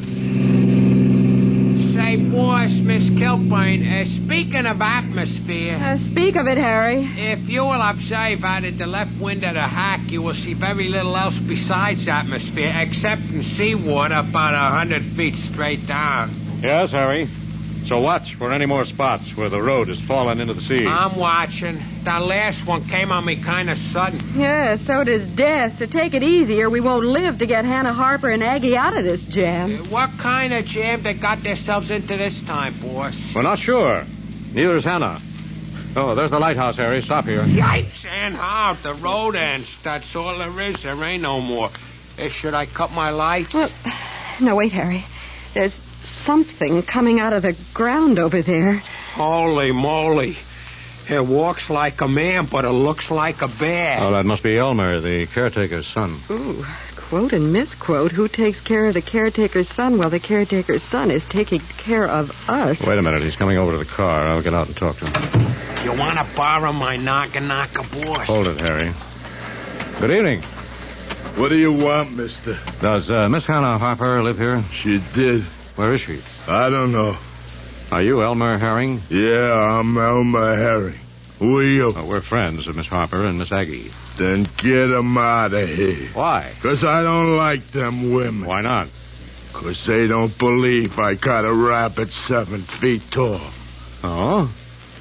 Have you? Yeah. That's fine. Now, if you don't mind, I'll go into the lighthouse. Wait a minute, mister. Let go of my throat, Elmer. What? Keep out of this, Harry. Yeah, or I'll throw you both in the ocean and your automobile, and I can do it, too. I'm sure you could, Elmer, but then we wouldn't be able to take Miss Hannah away from here. Yeah. Yeah, that's right, you couldn't. So, how about letting go of my throat, and I'll go into the lighthouse and talk her into leaving. Okay, but you get them out of here. Elmer, get back in the cellar. Get. Okay, Pa. Okay, but don't you let him laugh about my 7-foot rabbit. I won't, and get him to work. All right, mister. I heard you. Get them women and get. Why? It ain't safe for 'em to be here at the lighthouse alone. Why not? You ask too many questions, mister. Get them women and get. That will be up to Miss Harper. Get 'em and get. Well, you seem to have another visitor. This is your busy night. I said get 'em and get. You're in a rut, Mr. Herring. Get 'em and get. Good evening, Mr. Herring. Evening, Doc. I came as quickly as possible. Who are your visitors? Strangers. Come to get the writing woman and the other female what talks like a parrot. Very good. From that which I hear, your friends will be happier elsewhere, sir. That remains to be seen, and I didn't catch the name. Dr. Fu, doctor of dentistry, sir. And you? I'm Steve Wilson of the Big Town Illustrated Press. Oh, a newspaper man. Yes, but we're here as friends of Miss Harper. Good. Very good. And a good friend is he who gives wise counsel. In this case, to depart. Well, thanks for the suggestion, Dr. Fu. And what is your reason for coming here as quickly as possible? A professional visit, sir. I have come to pull teeth. Well, now, Mr. Herrings, he doesn't sound as if he had any teeth. You're darn right. Had him knocked out in a fight in Singapore 20 years ago. Quite so. And I am preparing a set of false teeth for Mr. Herring. When do I get him, Doc? Oh, very soon. But now, where is your son, Elmer? That the molar must be causing him great pain. He's in the cellar. Oh, so that's what made Elmer feel so mean. A toothache. Yes, but the matter will soon be remedied. Who's going to hold Elmer while you pull a molar, Dr. Fu? No one, Mr. Wilson, for I shall put him to sleep. And now, if you will excuse me, gentlemen. All right, mister. Go get them women and get them out of here. Steve, what's going on here? First a dim-witted giant with a toothache and a 7-foot rabbit, and then a monosyllabic rustic, and finally an oriental doctor of dentistry. I don't get it. It can't happen here. Well, it is happening, Lorelei, and if it's one of Hannah's publicity stunts to publicize her next mystery novel, I'm going to dunk her in the ocean. Now, wait a hack, Harry. Jack Force. Come on, Lorelei. I'm right with you, Steve. Lead the way.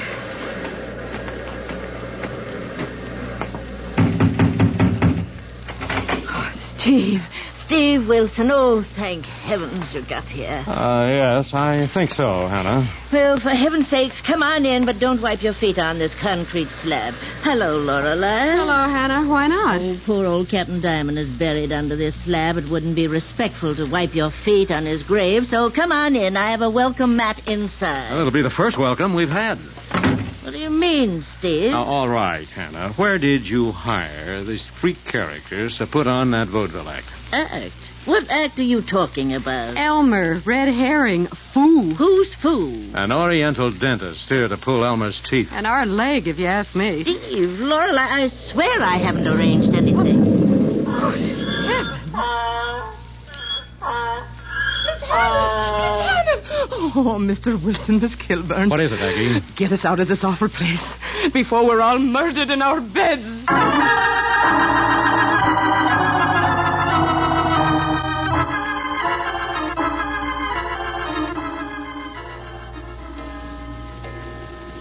Oh, my goodness. Midnight.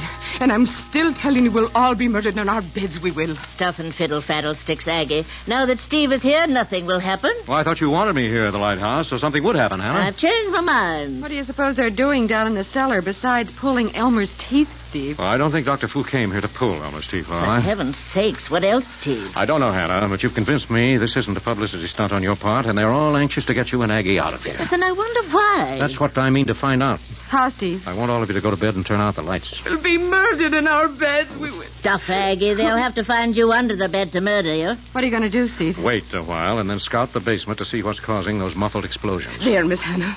I told you it wasn't waves in the caves making that awful noise. I just said that to keep you from having the screaming memes, Aggie. I got him anyway. Oh, why did you send Harry away with a hack, Steve? The phone Fletch on City Desk to check our morgue files on this fabulous Captain Diamond buried under Hannah's doorway. Why check on Captain Diamond, Steve? I think Dr. Fu is here because of Captain Diamond, Hannah. What makes you think so, Steve? You say you found papers indicating Diamond made a fortune trading in the Orient before he retired? Yes, but the bank I rented the place from said he'd lost all his money. I wonder. That old picture of him over the fireplace doesn't look like a man who would part with money once he got his hands on it. Well, I suppose he had money when he died. Where does Fu fit? Oh, I think by his accent, Dr. Fu, if he is a dentist, practiced in the Straits, Lorelei, Singapore, Calcutta, or even the east coast of Africa. May have worked on Captain Diamond, learned his secret. Well, how'd you arrive at that long arm of deduction, Steve? Well, look at the mouth of that old sea dog up there in the picture. A full set of false teeth, if I ever saw one. Heavens, Steve, you're right. Maybe Dr. Fu heard of Captain Diamond's death. Yes, through Red Herring, who sailed with the captain as a mate. And they're looking for the captain's money. Oh, a buried treasure. That's what they're after. And they'll murder us all in our beds to get it. Oh, go to bed, Aggie. Get under the bed. You'll be safe. Wait a minute. Listen, that's Dr. Fu's car. He's driving away. I guess they've quit the treasure hunt for tonight. Good. Where do Herring and his son live, Hannah? Downstairs, under the old light. Not so good. Is there any way to get down there from here? No, only through a passageway under the light. This keeper's house was built later. And I'll have to get in that way. Oh, now, Steve, you're not going down there right away. Elmer likes to choke people. He might think you're trying to steal his 7-foot rabbit. No. I'm going to wait a while. Give Elmer and his father time to settle down and sleep. You hope? Don't worry. Now, you girls get to bed and turn out your lights. And sleep, I suppose. At least keep quiet. Well, all right. Come along, Aggie. Get your nightie. Nightie? That I'll not, Miss Kilburn. The least I can do is be decent if I'm going to be murdered in me sleep.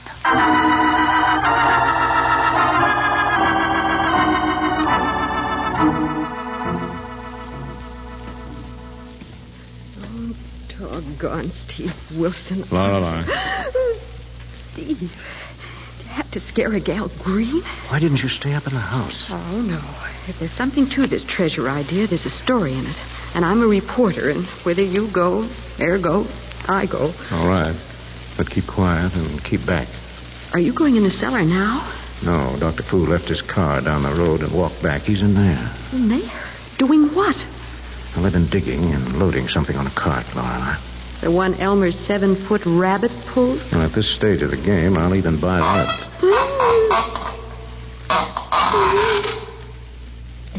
Steve, what was that? I think those modern Pandoras are opening a box, commonly called a coffin. Grave robbers. Those muffled explosions must have been blasts to open a hole from this cellar to Captain Diamond's burial vault. Steve, if the money's in the coffin, they'll get it and get away before we can notify the police. Give me my share, concern, you fool. Give me my share. Give me it, let me get. Wait, Lorelei. They're quarreling over the loot. Maybe we won't need the police. Give me my share, you wretch, you. Will you give me my share? But certainly, my friend, you and your son shall have your share now.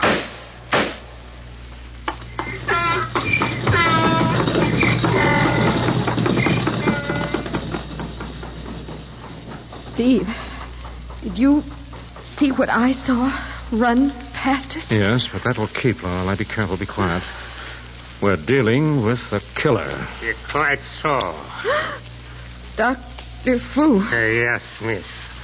And this gun and flashlight give me considerable advantage over your male companion. So please to advise him to do nothing foolishly heroic on your behalf. Consider yourself advised, Steve. He means business. Yes, Dr. Fu. If you handle dentist tools as well as that gun in your hand, you must be quite a craftsman. I am most proficient, Mr. Wilson. Please to walk with the young lady into the late Captain Diamond's grave vault, and I will show you examples of both types of my handiwork.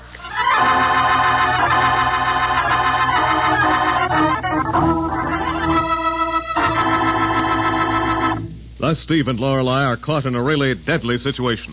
In a moment, we'll come to the exciting climax of tonight's story, brought to you by Lifebuoy Health Soap. Friends, if you say this is startling, well, I say it's startling too. But doctors have proved it. Lifebuoy, with its purifying ingredient, gets skin cleaner, stops BO as no other leading soap can. Yes, after comparing the effects of daily baths with different soaps, these doctors made this amazing statement. Actually, you're cleaner, safer from BO when you bathe daily with Lifebuoy than when you bathe with any other leading soap. It's Lifebuoy's purifying ingredient that makes the difference. Remember, this purifying ingredient actually makes Lifebuoy milder, safe even for a baby's tender skin.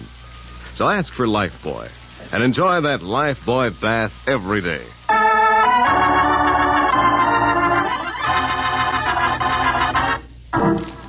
Now back to Big Town and to the abandoned lighthouse.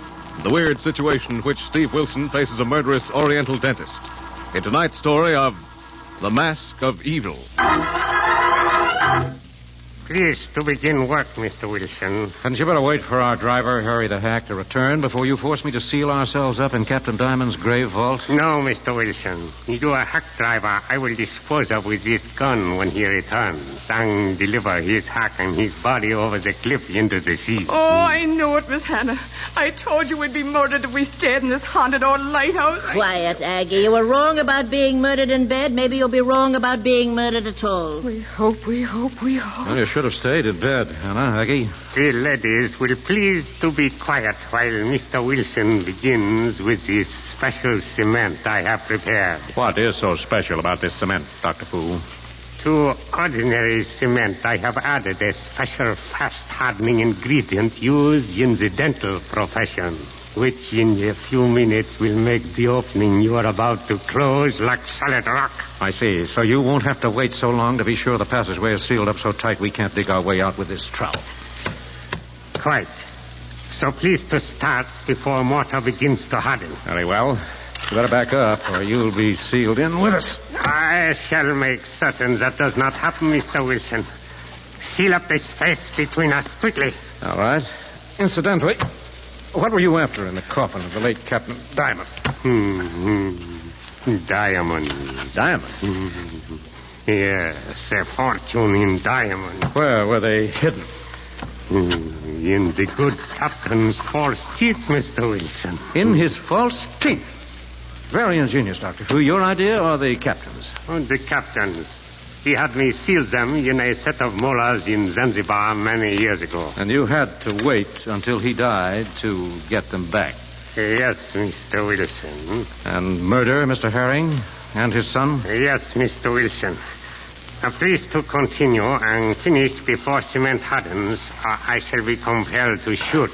Well, then you'd have to finish sealing up this hole yourself. It would be no task. Continue quickly, please. Steve, if you do seal up that hole, we're finished. No one will ever find us in this vault. Take it easy, Lorelei, my lovely. Cement is tricky stuff. It can be used for all sorts of things. Oh, Miss Hannah, what an awful, awful way to die. Buried before you're dead, with bodies laying all around. Hush, Aggie, you're getting morbid. Oh, Steve, you've simply got to think us out of here. I'm going to try get back, Hannah. My gun grows impatient, Mr. Wilson. Please to finish the job of sealing the opening. All right, Dr. Fu. Here's a nice big trowel full of your fast-hardening cement for your face. All right. Come in here through the cavity. Oh, wonderful, Steve. Hold him. I'll get the gun. Abigail, I've got him. My face. The cement, it is hardening. I will smother to death. No, Dr. Fu, stop struggling. Stop talking and breathe through your mouth. Steve, the cement is hardening on his face. Yes.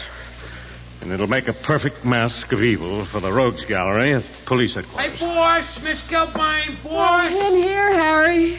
Holy mackerel, what's going on in here? We just missed being buried alive because of a mouthful of diamonds, Harry, did you see an animal outside hitched to a cart with a coffin in it? Yipes, was that what almost run me off the cliff as I was driving back in here? Yes, Harry. Elmer's 7-foot rabbit, alias a long-eared mule. What happened to it? Run off the cliff and fell in the ocean. Oh, Steve, with the captain's body and his false teeth full of a fortune in diamonds. Yes, it looks like the captain and his fortune and namesakes have gone back to the sea. Oh, Steve, I knew something would happen as soon as you showed up.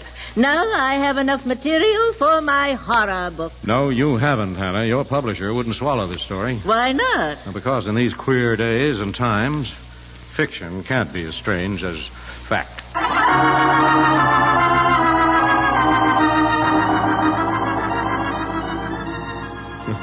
And so ended, with the arrest, conviction, and execution of the deadly Dr. Fu for the murder of Elmer and his father, another exciting adventure of Steve Wilson and Lorelei of the Big Town Illustrated Press.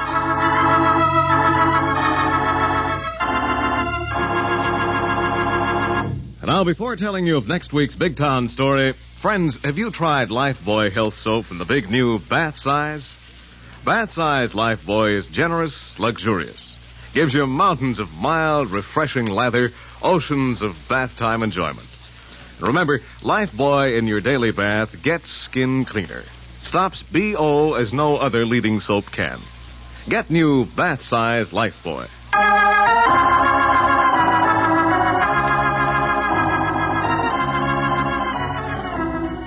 Next week, the makers of Lifebuoy bring you a hard-hitting story of the building racket entitled Nightmare House. Another exciting assignment in the newspaper career of fighting Steve Wilson of Big Town. Don't miss it. In tonight's dramatization, all names, times, and places are fictional, and any similarity to other names and places is purely coincidental. Big Town features Edward Pauley as Steve Wilson, Fran Carlin as Lorelei Kilburn, and was written and produced by Jerry McGill. Next Tuesday night, same time, same station, you'll hear the newsboy calling... Extra, extra, hear all about it. The story of Steve Wilson and Nightmare House. Brought to you by Lifebuoy Health Soap. Another fine Lever product. Extra, extra.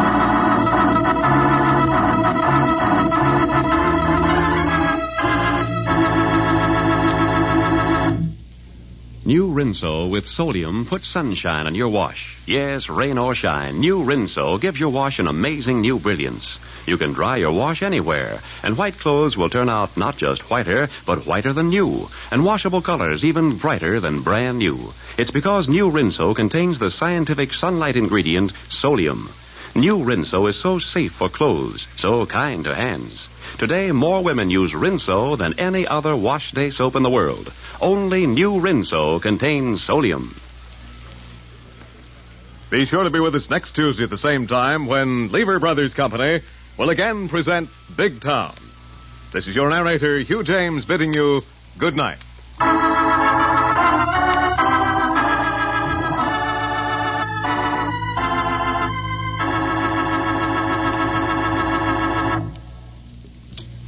This is NBC, the national broadcasting company.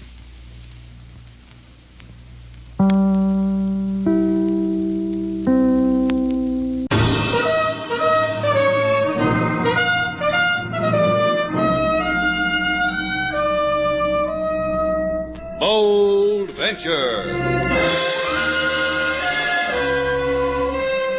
Adventure, intrigue, mystery, romance, starring Humphrey Bogart and Lauren Bacall. Together in the sultry setting of tropical Havana and the mysterious islands of the Caribbean. Bold Venture.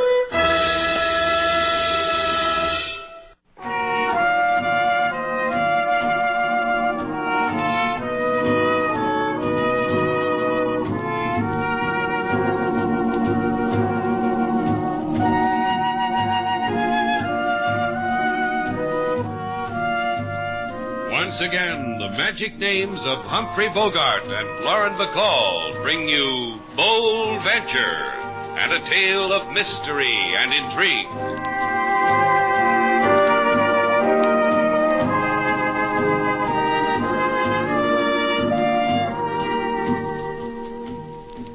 How soon will Slate be back, Miss Duvall? I ask only because I hope it's not for hours and hours.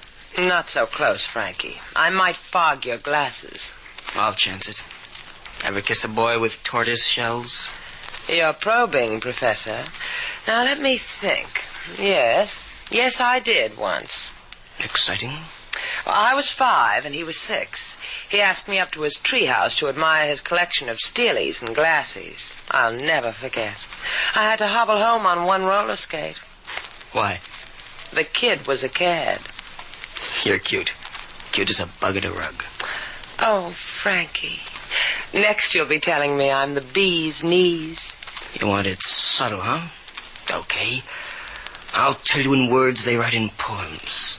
How the curve of your mouth is classic. How your cheek is... Back up, Buster. I'll uncurl your ringlets. What's up, sailor?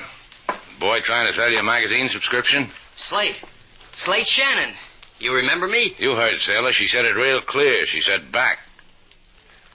Hey, wait a minute. You're Greg's brother, Greg Jordan's brother. That's right, Frankie. What are you doing in Havana, kid? How's Greg? One at a time, Slate. The big brother's married, 4 kids, and a mortgage. What I'm doing in Havana is learning what every young fellow should know. I left college to try to learn it.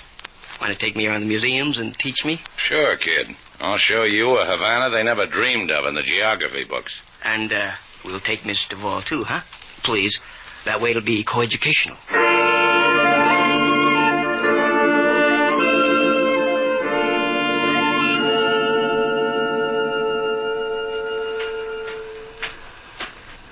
Jack, hiya. Frankie. Catch anything? A sea bass. Baby, threw him back. Never have any luck surf fishing. Used to get prizes for the amount of seaweed I pulled up. You know, I don't figure you. I really don't. Well, tell me why, kid. A big-time gambler like you. A man the police are looking for, and you pick yourself a seaside park and fish. And you ought to try it. Restful. For the nerves. You study about nerves at college? Economics. That sounds educational. Brief me on economics, kid. Get money from people. That's a brief on every textbook I ever had.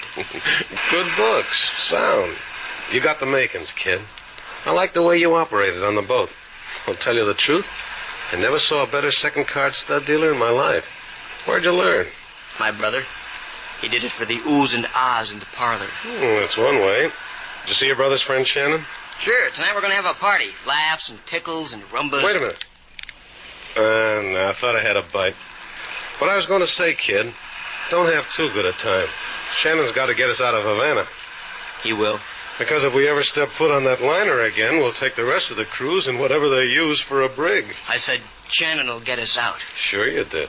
Only I've got something else to tell you.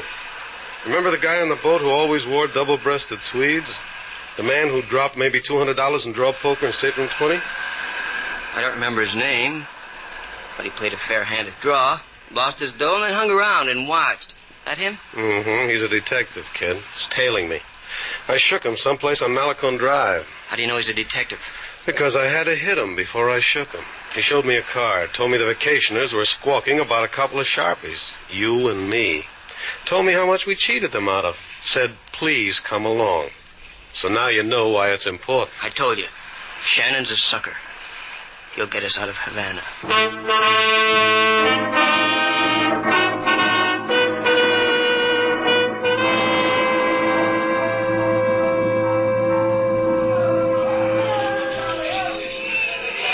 Slate, I'll never forget you for this. The places you've shown me. And this highlight game. I've always wanted to see one. You're making childhood dreams come true. You do my heart good, kid. Enjoying yourself like this. Make me remember how I was the first time I hit Havana. Tell us about it, Slate. Tell us how you came. A barefoot, bright-eyed lad with downy cheeks of tan. Look, you asked me to tell it. Let me tell it. There I was, standing on the pier, a bright-eyed lad with... Look at those guys. The way they handle those sisters. And look at that catch. As I was saying, there I was, standing on the pier. Havana reaching her arms out to me. Me, a bright-eyed lad with... Wait, Slate. That man over there. The one in the double-breasted tweed suit. The one who's been following us. You'll listen to me, huh, Frankie? He's coming over to us. Wait till he gets here. Then you can tell him, too. Slate. That's the guy I've been telling you about. The one on the boat. He scares me. Having a jolly time, Frankie? Like the game? What does he want with me, Slate? You heard the boy, Buster. Answer the boy. Keep your long fingers out of it, mister. That way we won't ever quarrel. Come on, Frankie. Let's walk out here like we're old school chums, huh? Slate! Leave him alone. Leave the kid alone. I told you. Let's not make a scene, huh, pal? Don't make me breathe too hard, Frankie. I'm not... Maybe I can arrange that, Buster. Oh. About the breathing. The long fingers. I told you. Yeah. Count 'em, mister. All 5 of them. I'll kill him, Slate. I'll kill him. Give me that bottle, kid. You going crazy? Kill him. Kill him. The bottle, Frankie. Give me that bottle. I'm sorry. I'm sorry, Slate. Let's take the kid home, Slate. It's way beyond his nap time.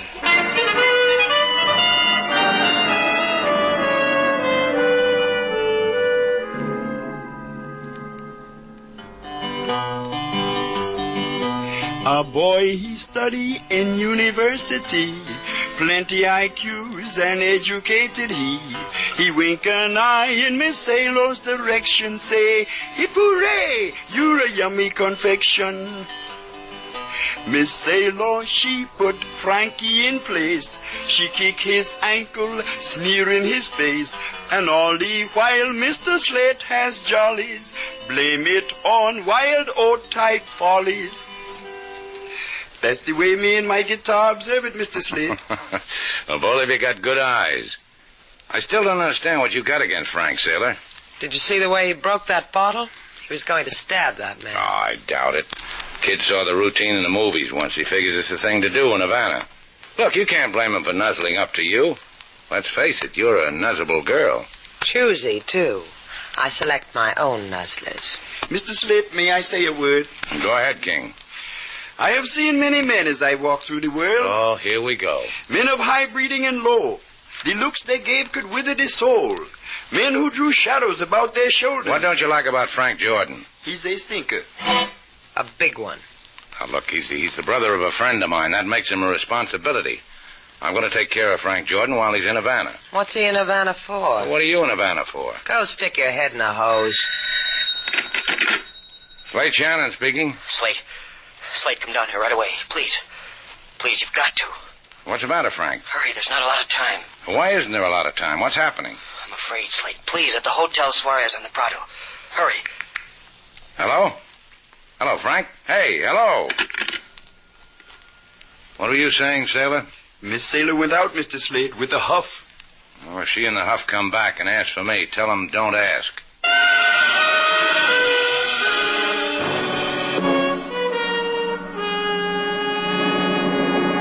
Please make yourself comfort, Miss Duval. In the big wicker chair with the inner tube cushion will be nice. Gee, Inspector, the way you treat a girl. It makes her eyelashes flutter. See? Flutter.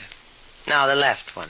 Flutter. I cannot tell you how pleasurable it is you come to me, even without that I arrested you. That's why you gave me the chair with the inner tube, huh? Exactly. Oh, you are a sly one, Miss Duval. Just call me Slizy. And now perhaps you will tell me why you have come. To bribe me for something you have committed or are about to commit? Heel, boy, heel. If you have not perpetrated a crime, senorita, please do not waste my time. Adios. It has been charming. Maybe I can dream one up for you. Interested? Panting at the mouth. Who robbed who?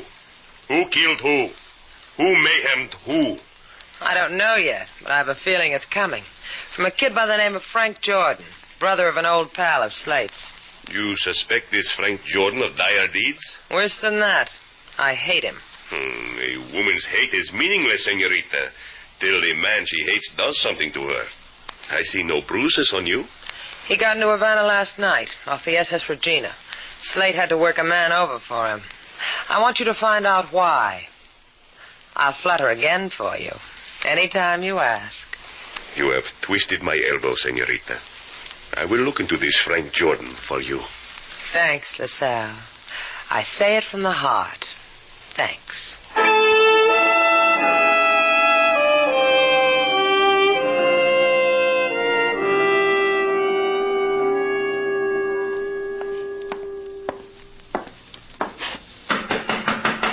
Frank? Is that you, Slate? Yeah, it's me. Talk some more. I gotta be sure. Come on, open up. What's the matter with you? Inside, Slate, quick. I'm glad to see you. Tell me why, huh? I'm gonna level with you, Slate. I thought I was being smart. Now I'm in trouble. Listen to me. You gotta get me out of Havana. The liner you came to Havana on's leaving tonight. Why not take that? I can't, don't you see? The trouble happened on the boat. A woman? I didn't know anything about her. You know, the travel folder said meet new friends, and I met her. Husband? He'll kill me. He said he would. Close your mouth, kid. I'll answer the door. You want something? Inside, mister. This gun can start scratching your grave. Oh, hello, Frank. Look, I was just playing around. I didn't know it. Against the wall, Frank. Face it. Now you, mister. I don't know who you are or what you want. But why don't we just sit down, prop our legs up, talk? What's with the gun? Against the wall. Turn around, both of you. The guy your guest, Frankie? Leave him out of this. All right. You can go now, mister.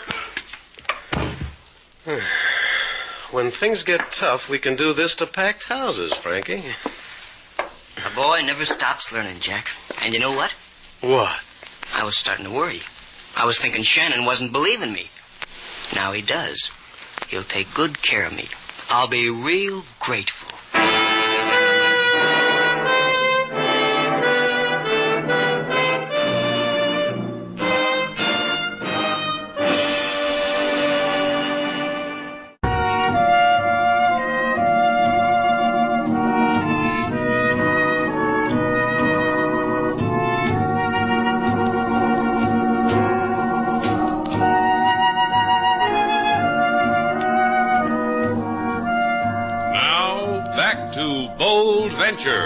Our stars, Humphrey Bogart and Lauren Bacall, and the second act of our story.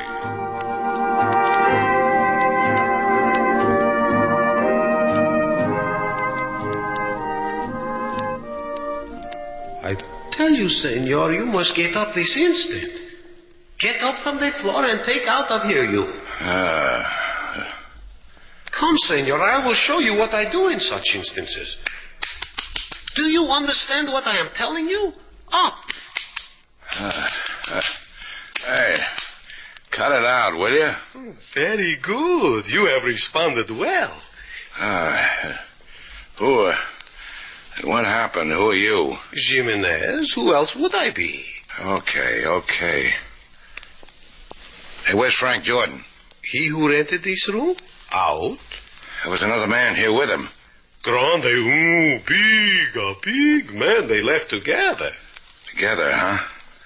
Probably with their arms around each other. Oh, it's not so. The big man pushed Senor Jordan in front of him with hand in pocket as if he had a gun. Now, senor, who are you? Just a bad dream, Jimenez. Something that never should have happened. Si, senor. And you look it.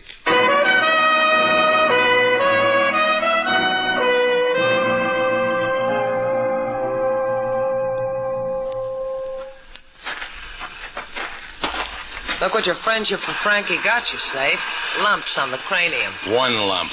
Let's not get carried away with this thing. I got a big rise out of that soft skull of yours. Could have killed you. Look, sailor, just for a little while, let me enjoy the breezes from the sea, the whispering of the coconut palms, the splendor of the setting sun. Translation. Stop flapping your gums. I'll always remember you this way, Slate. With your brain in a sling. What eat you, sailor? I told you the kid's in trouble. What does that make you, Mother Shannon? Put it all together and it spells sucker. Guy clobbering me on the back of the head, taking Frankie for a gun ride, who knows where. What's all that, a senior prom? Senorita Duval, Senor Shannon. Ask me later, Slade. Right now a policeman is mushing his way through the sand to me. Here we are, LaSalle, old pally. I see you. You are very clear in the twilight. Hello. And a hello to you, LaSalle. Hey, kid, you ought to try the local Y. They've got just the thing for breathless boys like you. Thank you. I will consider it. But the reason for my breathless, amigo, friend mine, is that a man lies murdered. And you couldn't wait to spread the news, huh, LaSalle? I'm a fool to ask this, but anyone we know? I think. A man in a double-breasted tweed suit. A man with whom you have had what is called a disturbance of the peace in my set. Witnesses told us of this.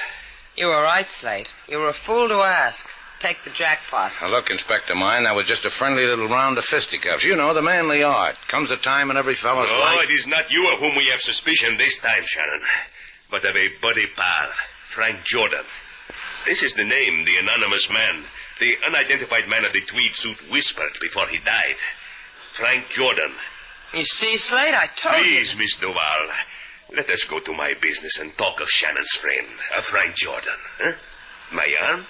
Wouldn't go without it.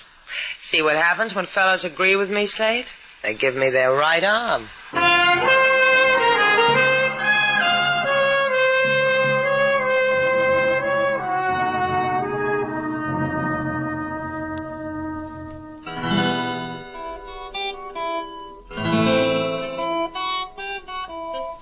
Cut it out, King.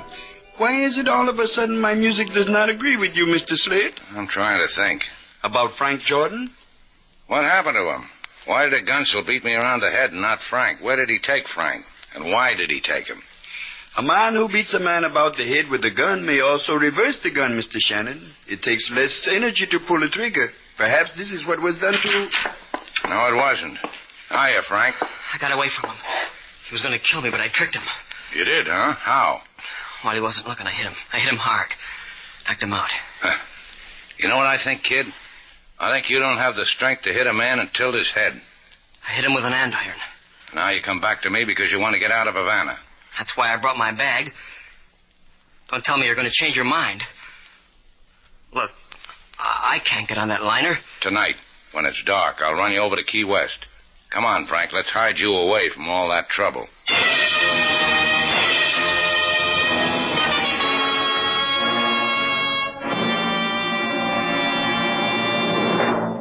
Do I get to sit on the inner tube again, LaSalle?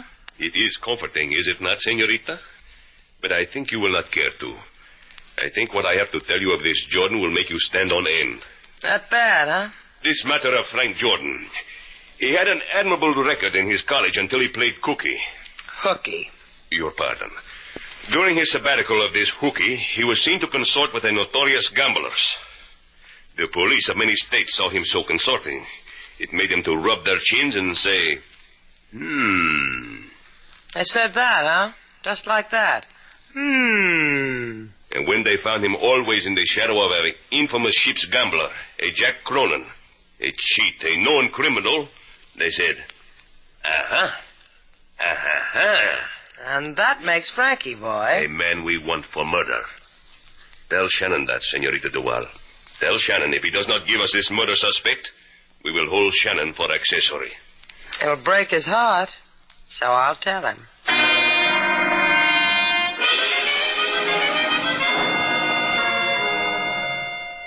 That's what the man said, Slate. The man told me Frank was wanted for murder. Well, LaSalle might be telling the truth at that. What do you mean, might be? He's police inspector of Havana. Why should he lie? Yeah, that's a good question. Don't you get it, Slate? He's playing you for a patsy. Something happened on that cruise liner so that Frank can't go back to it. He said it was something about a woman. Maybe. LaSalle said Frank was mixed up with a professional gambler named Jack Cronin. You're going to turn Frank over to LaSalle, aren't you? No. This is really one of your dull days, Slate. Why aren't you going to turn him in? Because I'm not sure. Try to understand my side of it, Sailor. Frank is just a kid. His brother and I went through a lot together. I owe his brother at least this much to give Frank a chance. Next week, East Lynne. That's your trouble, Sailor. Someone gets a little sentimental. A guy embarrasses himself in front of you just so he can be honest, and you... I'm sorry. I said I was sorry, Slate. I've got Frank down at that old shack of Mario's, the boat, too. If anybody drops in and asks for me, tell them I'll be there. And I'm just supposed to sit around like an information desk, huh? And if anybody asks, I'm leaving for Key West in just 1 hour.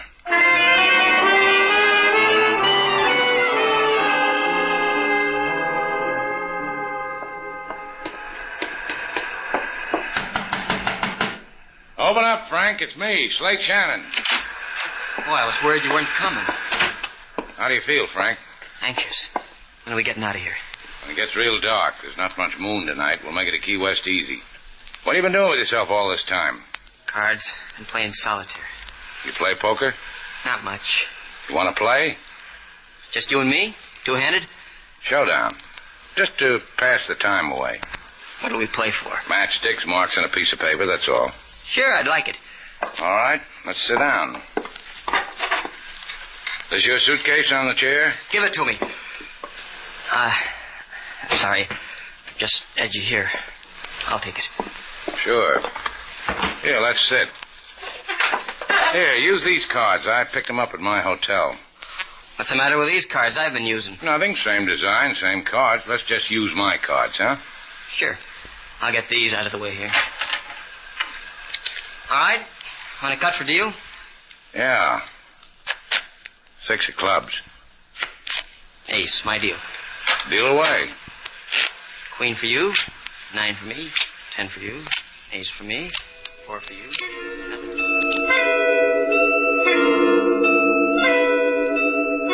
6 for you. And, well, little old 9 for me. Filled it inside straight.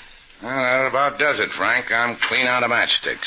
I'll lend you some. No, I've had enough. You're a lucky boy for a kid who doesn't know much about... Well, come on in, people. Hiya, Frank. What is this, Slate? Isn't someone going to say hello to me? I told you to give directions, Sailor, not to come here. When this fellow here asked me where you were, I leaned over the desk and said, "Are you Jack Cronin?" For an answer, he winked, grinned, and showed me a gun. You weren't going to leave without me, were you, Frank? This is the guy who slugged you, Slate. Yeah, I know. He's the guy that's been after me.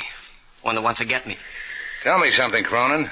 How did a kid like Frankie here get away from a big man like you? I'll tell you about it, Shannon. It was... double-crosser. How do you like your boy now, Slate? A killer. Oh, it was self-defense, Sailor. Cronin was after the kid. You saw it. Slate, have you gone completely crazy? Come on, Frank. Let's go to Key West. Sure we will. And you know why? Sure I know why. The dough you've got in that suitcase, that's the money you and Cronin took off the customers on that luxury liner. Cheated them out of it. I'm holding the gun.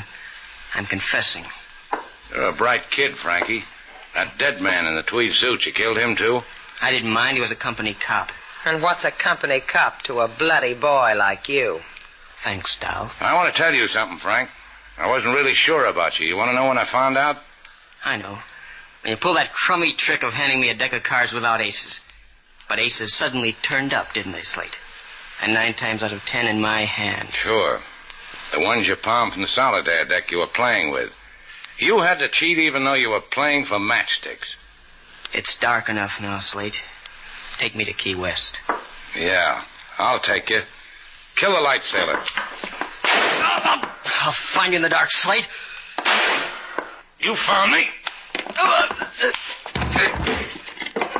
Okay, sailor. You can turn on the lights. You convinced now? Yeah. I'm not sending my boy to college. Their jaws break too easy.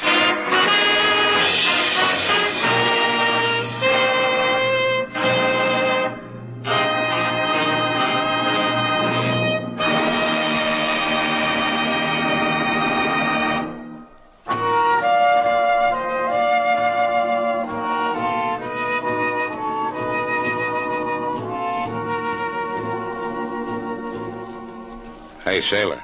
What do you want? Here, take a card. Oh, no. You going to show me that corny card trick again? Now, go ahead. Take one. Any one at all. All right. 4 of clubs. No. Don't tell me what it is. Just look at it and remember it. Take another one. That's right.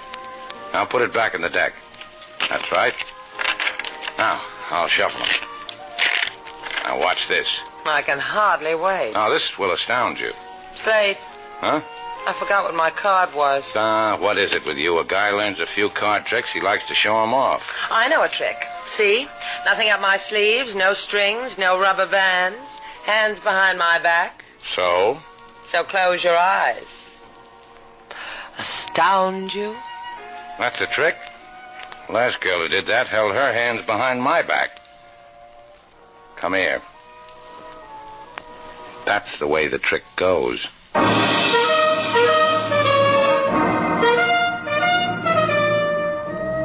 And so our 2 stars, Humphrey Bogart and Lauren Bacall, have brought to a close our latest bold venture story. Special music was composed and conducted by David Rose. May we invite you to listen again next week at this time for another exciting adventure starring Humphrey Bogart and Lauren Bacall together in Bold Venture.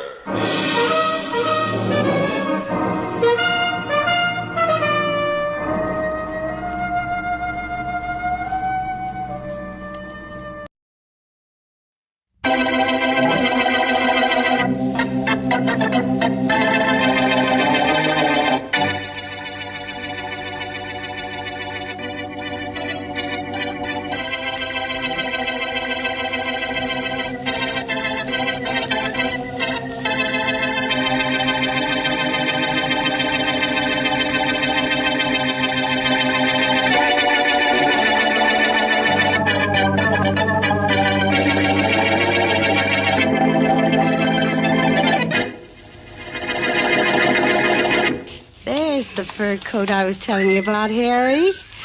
The one in the window right there. Which one, Jenna? That one, the second one to the left. It's a make, isn't it? Mm-hmm. Can you get that one for me? Sure I can, easy. But it costs $10,000, if that's the one they showed in the ad. Well, is it the one in the ad? Huh? Yes, I'm sure it is. Okay, baby, then I'll get it for you. But how, Harry? How? I'll show you how. When, huh? Oh, no. It may take a couple of days. Couple of days? Yeah. Never took me longer than that to get fur coats before. Oh, but that was in other cities, darling. Maybe things are different here. Maybe, but I'm the same and my plan's the same. Yes, darling, I know. Okay, then, as long as you know. All we need to get that coat is $2,000, a rainy day, and Boston Blackie.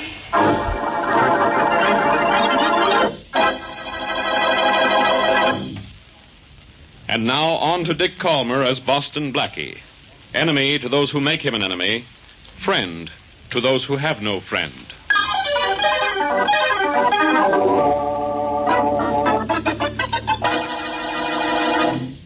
Okay, Janet, let's get moving. You got the coat, Harry? The mink? What'd you think I was doing while you were paying 2 G's for that Persian lamb? Well, where is it, Harry? Where's the mink? Right here on my arm under the raincoat. Oh.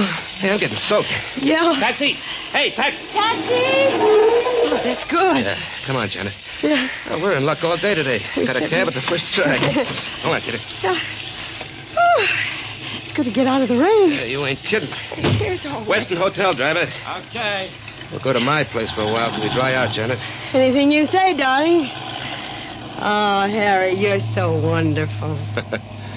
Like me, huh? Love you. Maybe you just love the things you're getting because I'm smart. Ah, you know better than that, honey.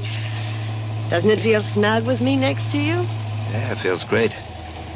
But don't think I'm forgetting that you're snuggling up to that mink coat I got on my arm, too. Oh, honey. Now, kid, you got work to do. You know that? What kind of work? You're going back to Boston Blackie. There's something else you got to get him to do for us. Can you do it? Can I? Blackie will do anything I say.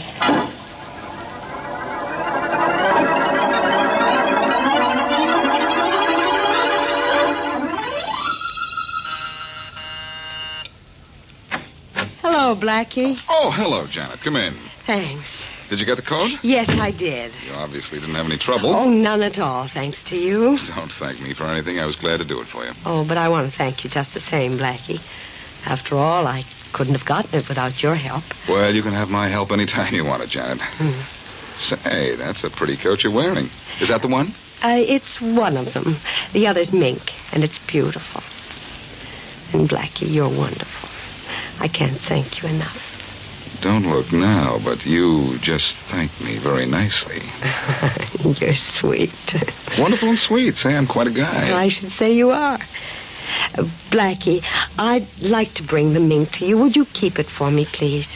Well, sure. But why? Well, I think it's safer with you. I don't like to keep it in my hotel room. Well, I'll keep it in a safe place for you until you leave town if you like. Oh, well, that won't be for several days yet, maybe a week or two. And I'll want to get a few more things while I'm here. You'll help me with them, too? You can count on me. I'll do my part. As well as you did this time? Don't worry. You just name the store, I'll do the rest. Blackie, that's all I want to know.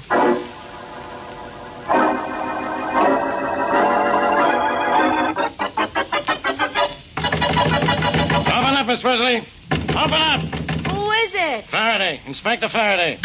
Open the door, Miss Presley. Just a second. Come on. Well, you can at least wait until I get the door open. What's all the excitement about? I'm looking for something. And someone. Well, if it's Blackie, he isn't here. No, I'm not looking for Blackie. Yet. What I'm looking for right now is proof of something maybe you and Blackie did together. Well, let's see. We went to the movies together last night. Would you like to see the ticket stubs? No. I'd like to see some stolen furs. Stolen furs? Yeah. Stolen by a man and a woman. A description of the woman almost fits you. And I have a hunch the man is Harry Barlow, wanted for murder in Kansas. Well, that's fine, Inspector Faraday, but what does that have to do with Blackie? Plenty. Blackie phoned the stores and recommended some customers. Then shortly after they showed up, expensive fur coats were missing. Oh, I see, and you think that I was the woman? Yeah. Well, I wasn't. Well, maybe you were, maybe you weren't. But I'm going to search this apartment just the same. Oh, no, you're not, Inspector. Oh, yes, I am, Miss Presley. Not without a search warrant. Oh, you know the law, do you? I certainly do, and you can't search my apartment without a search warrant. That's right, Miss Wesley, I can't. But it just so happens that right here in my pocket I have a warrant to search this apartment. You what? Sorry, Miss Wesley. I hope I don't find anything here. But you take a look at this warrant while I take a look at your closets. Oh, my gosh, this is a warrant to search my apartment. You're not joking? I'll say I'm not. And I'm looking for a mink coat, an ermine cape, a chinchilla coat, and a sable wrap. What? You heard me. Well, you certainly won't find him in there. Unless that 6-year-old camel's hair looks like a brand new mink to you. No, even I know mink from camel's hair. Nothing I'm looking for in there. What's in this closet? Oh, be careful. That has my cleaning stuff in it. Yeah? Floor mop, vacuum cleaner, desk mop, and broom. I'm a clean one, huh? Sure. So why don't you come clean with me? You have other closets in here, don't you? Yes, there's that one right over there. I suppose you're going to look in that one, too. The warrant says I can search your entire apartment, Miss Wesley. Well, go right ahead, Inspector, if you can stand disappointment. Now, look, I don't say you and Blackie stole anything. I just say I think you and Blackie had something to do with those missing furs. The only furs I have are missing, Inspector. Missing from my wardrobe. Budget, you know. Yeah. See what's in this closet. It looks like it's got nothing in it but dresses, huh? Well, it's strange that it should look that way, because all it has, dresses. Wait a minute till I look behind them. Uh-huh. What'd you find behind them, Inspector? Nothing. Just the wall. Only what's this over on the side of the closet? It was just a box. Yeah? Looks as if it might have a coat in it. A fur coat. It's heavy. Inspector Faraday, don't open that box. No? My warrant says I can search this apartment and everything in it. Yes, but don't open that box. Please, you can't. Blackie said that it wasn't to be opened by anybody. And Blackie sent this box to you? Yes, and he warned me not to open it. Please, Inspector, please. Blackie must have a good reason not and to. I think I know what that reason is, too. Oh. I'm opening this box. Inspector, I don't know why you... The string is as strong as wire. Yeah, that got it. And I'm going to get it, too. Blackie will never believe that I didn't open it.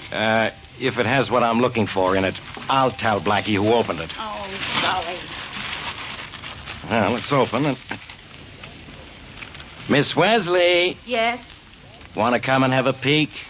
Why, what's in the box? You know what's in it. And now I do, too. A fur coat. A mink. A stolen mink? Oh, no. Yes. Well, Blackie didn't steal it. So you say. Blackie sent it to you. Blackie asked you to hide it. So Blackie had nothing to do with this, huh? Well, I don't know why he sent me this coat or why he asked me not to open the box, but I'm going to find out why. I'm going to see Blackie. You're going to see him, Miss Wesley? Yes, I am, and I'm going to get a few things good and straight. I'm going to see him, too. Because at last I got proof that boyfriend of yours is crooked.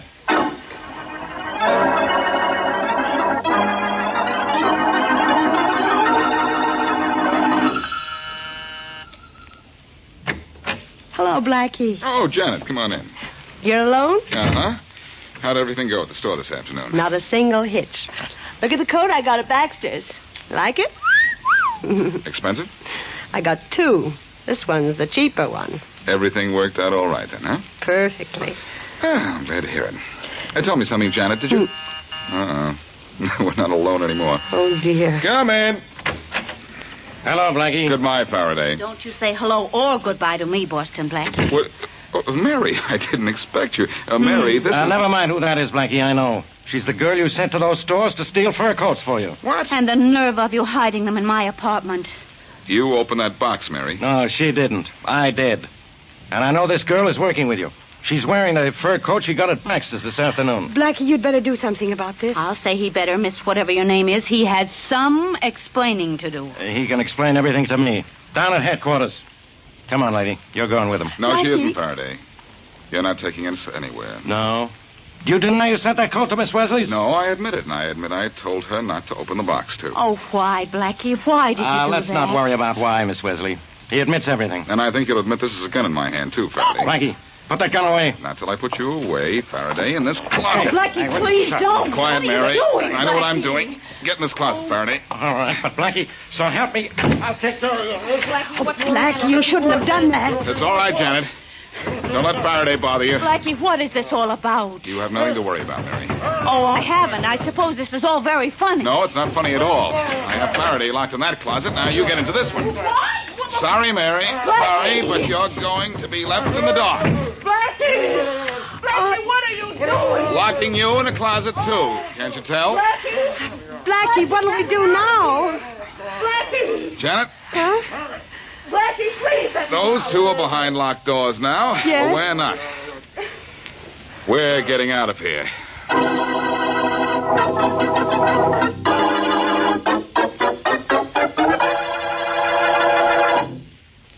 And now back to Boston Blackie.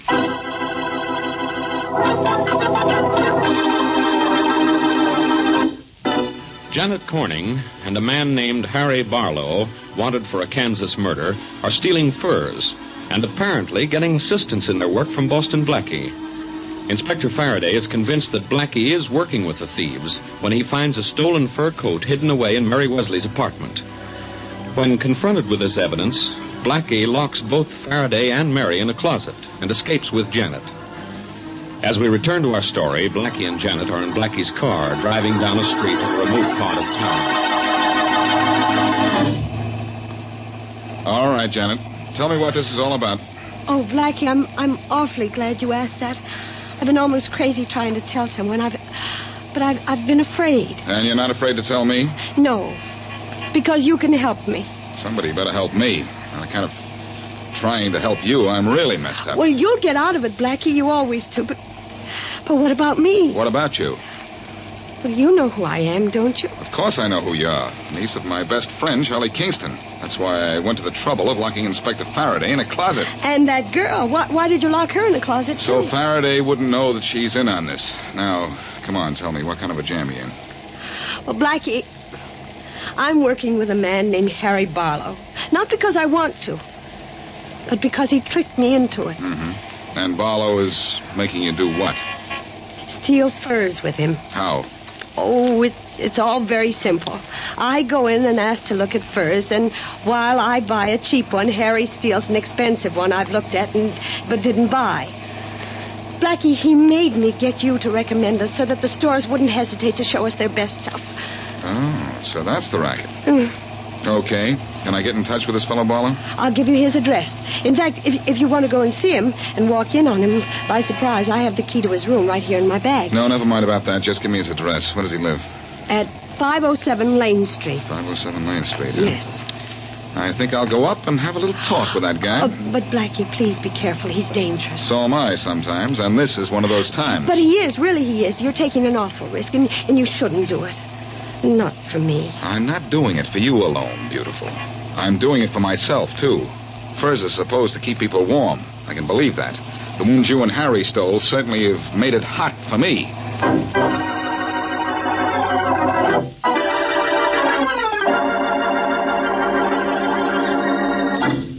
Well, what is this, Janet? Oh, hello, Harry. Oh, just like that, huh? Hello, Harry. Sorry I interrupted your packing. Going somewhere?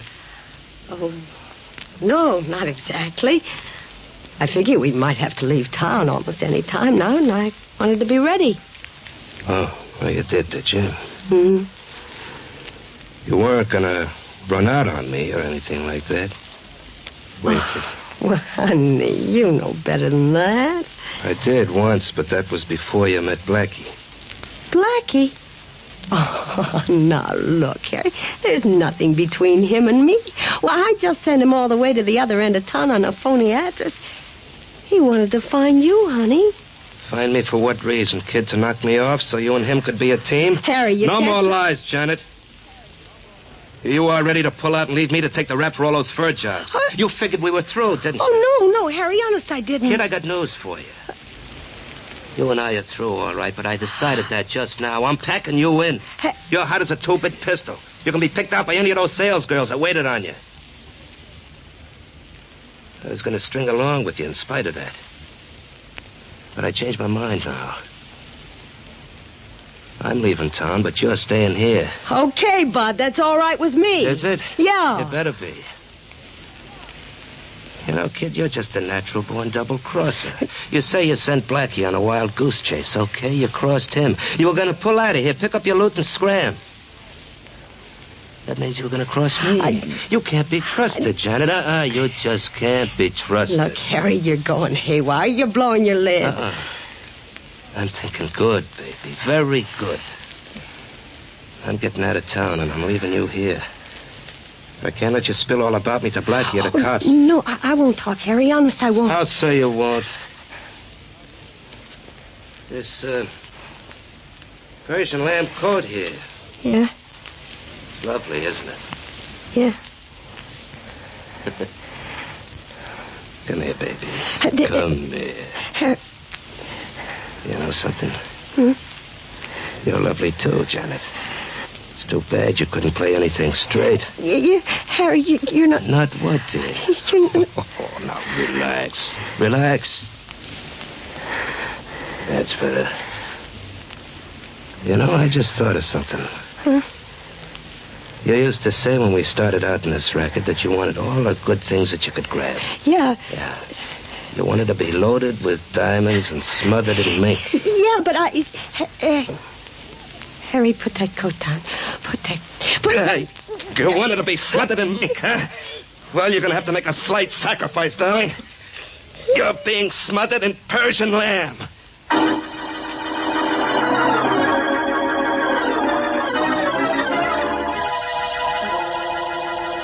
Hey, Faraday, you still in the closet? Where do you think I am? In Florida? Well, I'm going to let you out. It's about time. Where have you been? The phony address. Oh, your address is going to be the city jail in a minute. Hold it, Faraday. I know when I've made a mistake, and I admit it, too. You sure made a mistake locking me in that closet. That's the least of my mistakes, pal. Wait till I get Mary out of her closet. Mary, you all right? Oh, just fine. I love it in here. It's so airy. And the view's divine. Oh, I'm sorry, Mary, but I had to lock you in. I wanted Faraday here to know that you and I weren't working together on this. Forgive me, will you? I don't know. First, I'll have to see what life is like on the outside. My goodness. It's still daylight, isn't it? Well, maybe it's daylight, Miss Wesley. But your friend Blackie is going to be in a nice dark cell in a minute. Look, Faraday, look. Whew. I told you I made a mistake. I thought that girl was the niece of my friend Charlie Kingston and in a jam. So I was just trying to help her. What do you mean you thought she was Charlie Kingston's niece? Didn't it occur to you to check? I tried to, Faraday, but Charlie's traveling in Europe and I couldn't get in touch with him. She had a letter from Kingston, but now I know it was forged. Fine time to find out. All right, but that doesn't explain everything. I know. You want to know what I've been doing to help these two. Well, it's nothing, really. All I did was to phone the stores and ask that my friends be well taken care of. Apparently, they wanted me to do that for two reasons. One, to be sure they saw only the best furs, and second, so that when they left town, the heat would be on me. Well, that coat in my apartment certainly puts the heat on me. I'm sore about that, Blackie. Oh, I can explain that, too, Mary. Janet asked me to keep it for her. I didn't want to leave it here. Any character in town is liable to drop in here any time. So I thought the safest spot would be in your apartment. Oh, fine. You keep a fur coat for another girl in my apartment. But, Mary, don't you see why? Oh, yes, sure. I see it now. Well, I don't see why you warned Miss Wellesley not to open the box. That should be obvious to a school kid, Faraday. If Mary had opened the box, she'd have thought that the coat was for her. And I didn't think it was right to ask her to keep a coat for somebody else. Oh, yeah. I don't get it. I think he's telling the truth, Inspector. I would have thought that coat was for me. I have a birthday coming up soon. Okay. It's beginning to make sense to me now. But when you ran out on us, what were you going to help Janet do? Steal more furs? No, I didn't realize she was stealing furs. I thought she was just being used by someone who was. Now I've changed my mind since she sent me on a wild goose chase, Faraday. I admit I made a mistake. So the great Boston Blackie admits he made a mistake, does he? That's a good one. I know a hyena that laughs better and looks better while he's doing it. Lay off me, will you? I admit I've made a mess out of this, but give me time and I'll straighten it out. I'll give you time, all right. 5 or 10 years for obstructing justice. I could have nabbed that girl, except for you. I'm sorry, Faraday. I thought she was an all-right girl in a jam. Oh, Blackie, you always were a pushover for a pretty face, weren't you? I still am. Aren't you glad of that, Mary? Oh, I never thought of that. Hey, Faraday, who are you calling? Headquarters. Thanks to you and your stupidity, I'm going to have to send out an alarm for that girl. Look, I'll find her. I'll find her. Sure you will, in your office after I bring her in. If she isn't brought in my office pretty soon, you're going to be there yourself, under arrest. Homicide. Hello, this is Faraday. Oh, I'm glad you called, Inspector. We've been looking everywhere for you. Never mind about me. I want you to look everywhere for a girl named Janet. Corning. Janet Corning.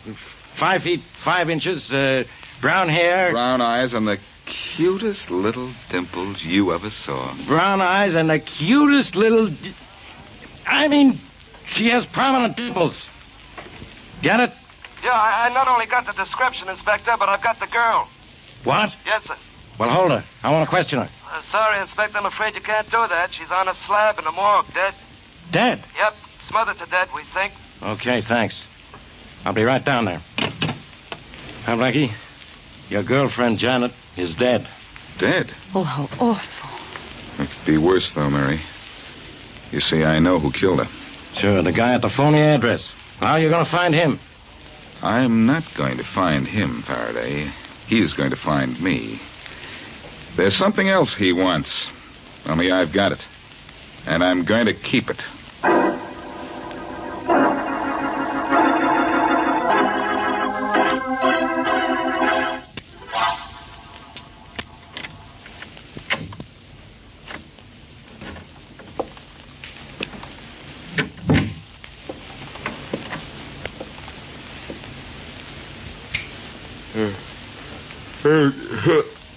Who's that? You ought to know, Blackie. Oh. Who are you? What are you doing in my apartment? Maybe you'd like one answer at a time, huh? At this time of the morning, one at a time is all I can understand. Who are you? Harry Barlow. Mean anything to you? Yes. You're, Janet Corning's, part. Or shall we say, or should I say the late Janet Corning's partner? But, she's dead, huh? Yeah. Blackie, you were awake enough to see this gun in my hand? I saw that before I saw you. I don't know which of you I'm sorry to see. Give me that key and you won't see either of us in a minute. What key? You know the key that Janet gave you, the key to the safe deposit vault where I got the furs hidden. Oh, that key? Yeah. I've got it, but Janet didn't give it to me. I lifted it out of her purse. What? Oh, what's the difference how you got it? I want it. I'm leaving town and I'm not leaving without those furs. All right. With that gun in your hand, I guess there's nothing I can do but let you have the key. It's right there on the top of the drawer. I'll get it for you. Oh, no, you won't, Blackie.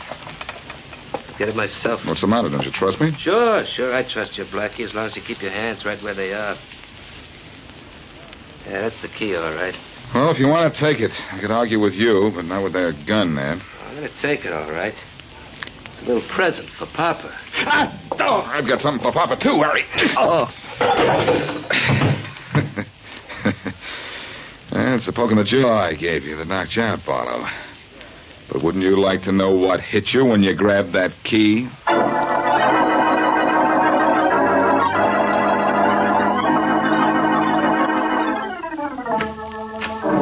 Busy, Blackie? No, come on in, Faraday. Sit down. I was just sitting here with nothing on my mind. You won't change that situation any? You got nothing on your mind, but I got plenty on mine. Blackie, we have Harry Barlow cold for those fur heisting jobs. And he's wanted for murder in the Midwest. How did you grab him? It's a secret, Faraday. But I'll give you a little teeny hint. He went for a key that I'd planted in my room. And did he get it? He sure did. Right across his great big chin. I clipped him, Faraday. What was he doing all this time? I'll give it to you slowly, pal. He came into my room with a gun. Yeah? He knew I had the key to the box where the stolen furs were locked up. Yeah? I told him to take the key, but I forgot to tell him that I had wired it to the electric socket. I get it. He grabbed the key, got a shock, and dropped his gun. You're close, kid. He yelled at the shock, and I poked him one for luck. That acted like a kind of lullaby, because the next thing I knew, he was fast asleep. So that's how you did it, huh, Blackie? I was wondering. He was a pretty tough character, they tell me. So I hear. But he fell asleep just like a baby. Then I called you, Faraday, and when he got out of the arms of Morpheus, he was snug in the arms of the law.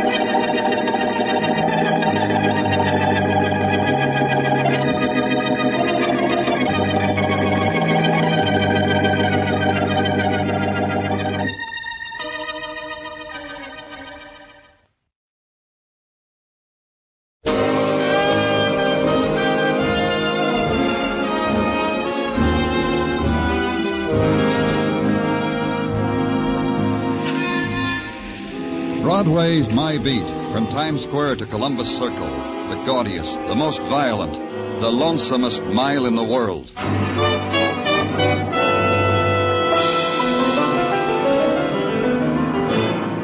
Broadway's My Beat, with Larry Thor as Detective Danny Clover.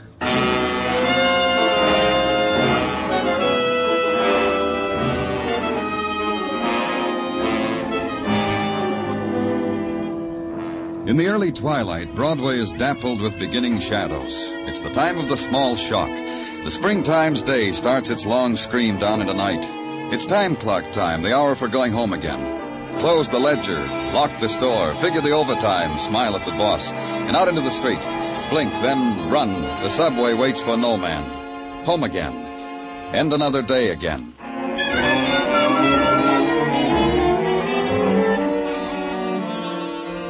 My day was just beginning, north on Broadway and to the east, Central Park around the 80s, and pushed through the crowd whose focus was a park bench that faced the street. All right, come on, break it up there, let him through. And Sergeant Muggavan tells you why you're there. Right over here, Danny. Stand right there near the bench. I found the knife. I didn't pick it up. Who's the boy? Paul Gilbert. Yeah. I haven't been home from school yet. Oh, you'll go home in a squad car, Paul. I promised him with the siren, Danny. With the siren. What happened, Paul? How did the knife get there? I saw the man take it out of his own back and throw it down. And then the man staggered away. Did I show you this, Danny? All this blood? Wherever he is, he's hurt real bad. I want you to think for a minute, Paul. What did this man look like? Tall, I guess. Yeah, I guess that's all. He was tall. Most grown-ups are tall, aren't they, Paul? All of them, except for midgets. One more thing, Paul. Was there anyone with this man? Think hard. No, I don't think so. Well, you told me that the other man I saw wasn't with him. The other man in the hat just watched him. Then the man in the hat ran away. He wasn't with him. What did the man in the hat look like? He had a hat. That's all I know. I got scared. I ran. That's right, Danny. Paul ran right into Officer Curcio on the beat. Almost knocked him down. Curcio came back, saw the blood on the bench, the knife, phoned it in. Paul, did you know the man with the knife? No, I usually don't come home from school this way. We had an after-school game with the 8v2 over there on the playground. This is the first game of the intramural. A squad car, Muggavan, for Paul, with a siren.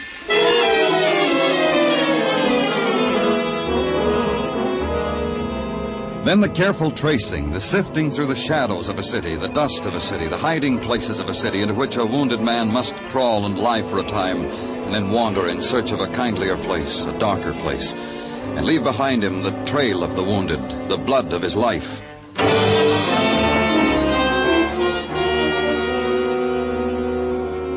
But the man who'd been stabbed had done none of these things. The hospitals told me that, the doctors, the fellow in the neat white jacket in the drugstore across from the park, who, not having a wounded man, offered me a special on shaving cream. Then the legwork of the man on the beat, harvesting the crop of those who had been at the scene of the crime, sorting them, packaging them, parceling them out to me, one by one. Look, mister, how many rides do we have to give you guys? I was calling on my girl. I brought her a box of chocolate-covered peppermints. She was beginning to understand me. We won't keep you long. You don't understand, mister. I don't stick close to my little bird. She busts out of her cage. I've known her to do that when I pop out 2 minutes for a corner newspaper. You were in the park this afternoon. Saw a man who was stabbed. Can you describe the man? I was never in no park where an unfortunate got stabbed. An officer took your name. You made him erase it, start all over again because he wasn't spelling it right. So you caught me in a lie. Can you describe the man who was hurt? Describe? Who got a chance to get close to him? Everybody pushing, shoving like it was a parade for a general. I'm lucky I got a peek at the top of his fleeing skull. Oh, that's all. Look, I want to explain why I lied about not being in the park. My girl, the bird, thinks I work for a living. It's a little white lie I used to keep her caged. That's all. You can go.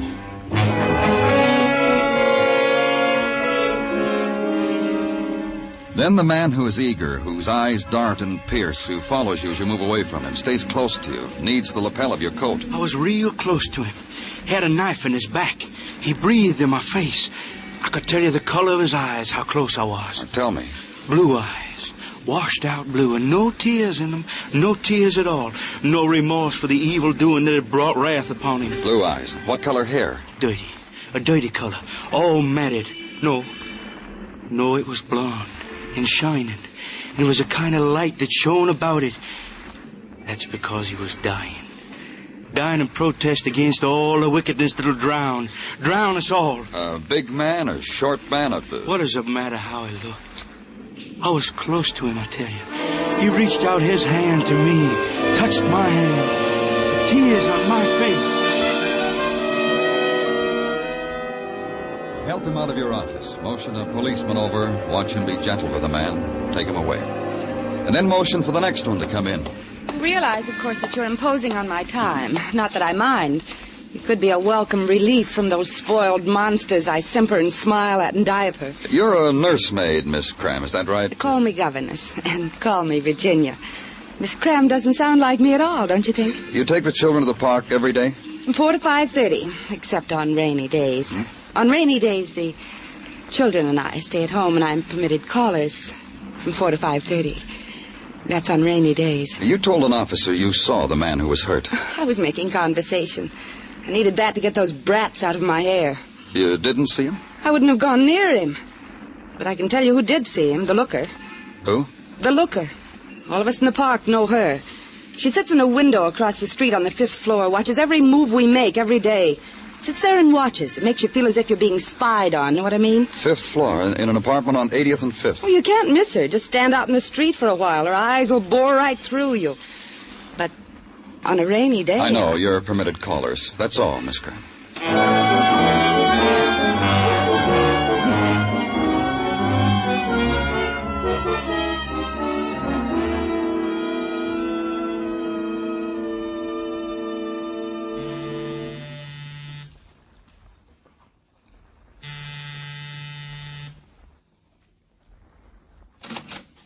Yes? I'm Danny Clover, police. We haven't done anything. I know. I don't even know who you are. There's no name card on your door. You want to come in and talk to us? All right. I'm George Mason.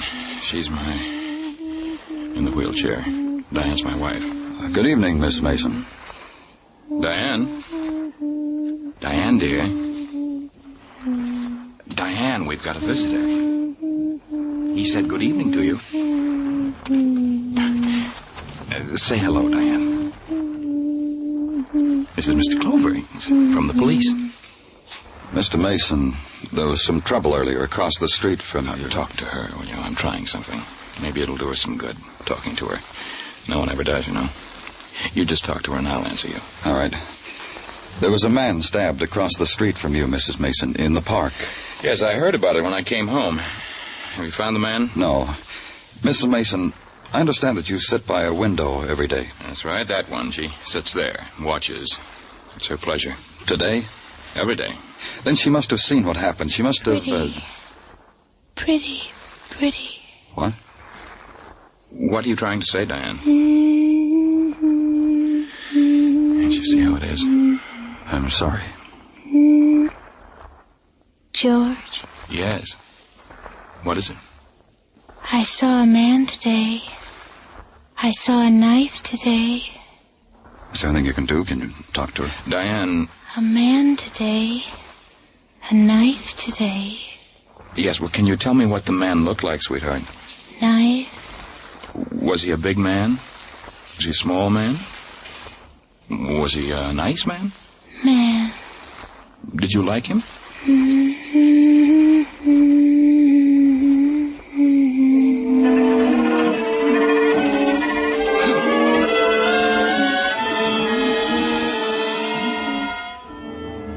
Try to erase from memory the eyes of the woman filled with the named terrors, the known terrors that dart and scurry, gnaw and nibble at the fleeting instants of serenity within her. And try to wash away in the city's night screaming the crooning of a tuneless song. And suddenly the known words, a man, a knife. And know that the eyes that absorb all movement, all shadow, all light on faces, and things that pass before them, have seen nothing. Not the man who was stabbed, not the one who did the stabbing. And then the long walk to the darkened room, turn on the shaded light bulb and search the cupboards for sleep. And finally, it comes.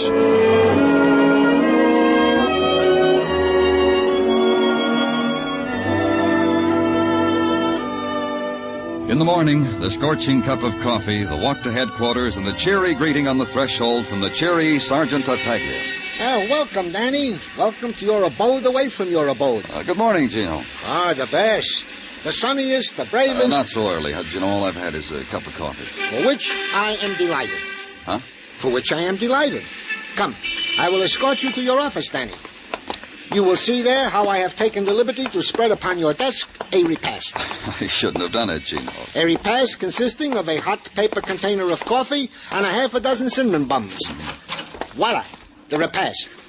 Partake. Looks good. How else should they look? The cinnamon buns were baked in the oven of Mrs. Tartaglia with her own 2 lily whites. Go ahead, partake. Munch if you like. Delicious. Thank Mrs. Tartaglia for me. Goes without saying. And now, to the events of the morning. Okay if I disturb while you munch? Yeah.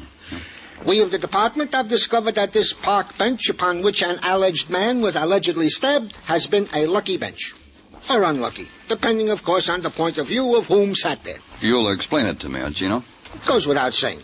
The lucky part of the bench is that 5 weeks ago a man found upon it, wrapped in a newspaper, $300. Turned it over to Lost and Found. So? So is that 4 weeks ago, same man turned into Lost and Found from the same bench a like newspaper containing another $300. And we have not seen this pleasant, honest citizen since. Do you have his name? Oh, it goes without... Harry Forster, 1345 West 16th. Want I should keep the cinnamon buns hot for you, Danny? I'll do that, Gino. You go ahead and do that.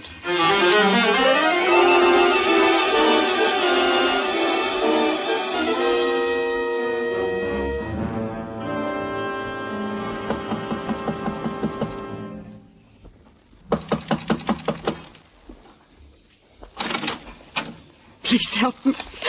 Please come in and help me. What's the matter? My husband. No one will help me. I asked the neighbors. They said, call the police, call an ambulance. Please help. Where is he? You'll help. He's in our bedroom. I think he's dying, and no one. You're Mrs. Foster? Yes, Harry's wife. He came home last night, and there was blood. He just looked at me like an animal, and... There he is, mister. Help him. Please help him. Dead. No, you're wrong. He's been dead for a long time. He was asleep. Only asleep.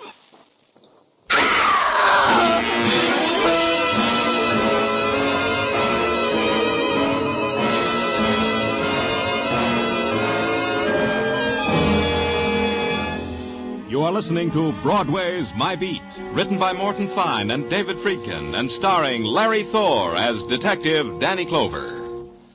On CBS this Sunday evening, Charlie McCarthy will play a tattoo artist for a group of sailors, while beautiful Ann Southern acts as his reluctant model. There'll be more fun with Eve Arden, Amos and Andy, Red Skelton, and Corliss Archer. Stay with CBS this Sunday, for these great comedy programs will be heard on most of these same stations.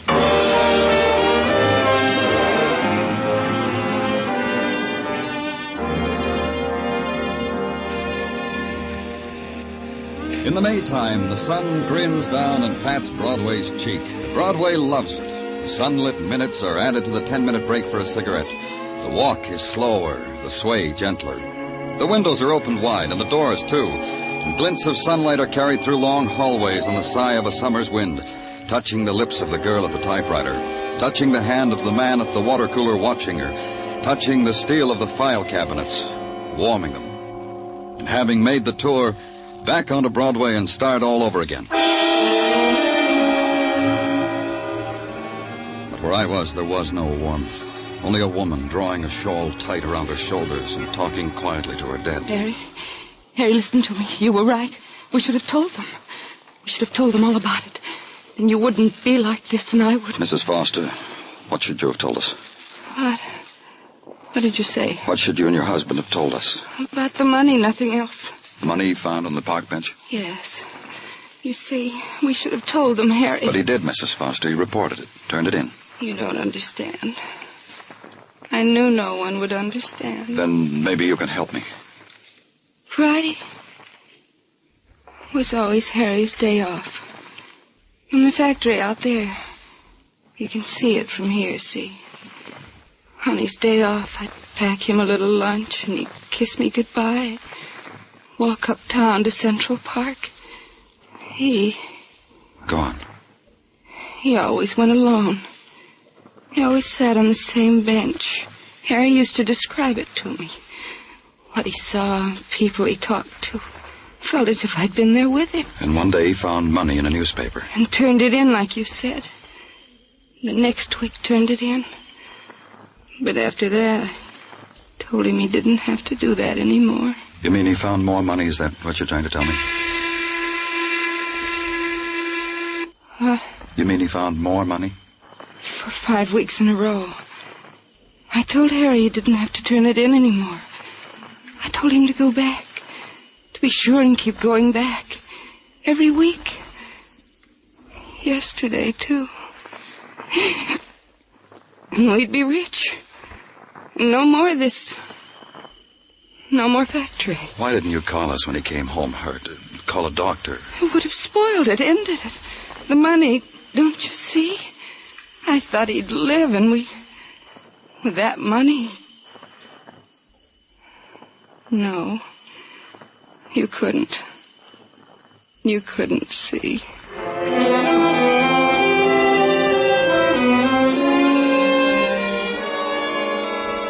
Then she turned from me and walked over to the window, stared out of it. Across her shoulder into the noon sunshine, I could see the factory emptying its lunchtime employees, the crowd breaking off its fragments, to the curb with the lunch pails, to the push carts for the ham on white and coffee. Then the other sound, the feet in the doorway, the entrance of the professionals, coroner, photographer, reporter. The man had been murdered. I left.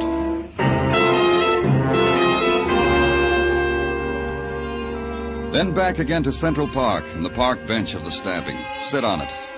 A man named Harry Foster used to find money here, and he was killed. And a woman who had seen it happen, a woman who sat at a window every day. I looked up to the window. She wasn't there. I wondered why.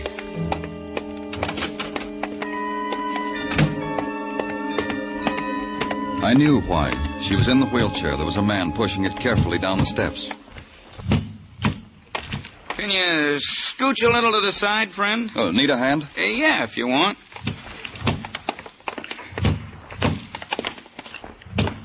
Thanks.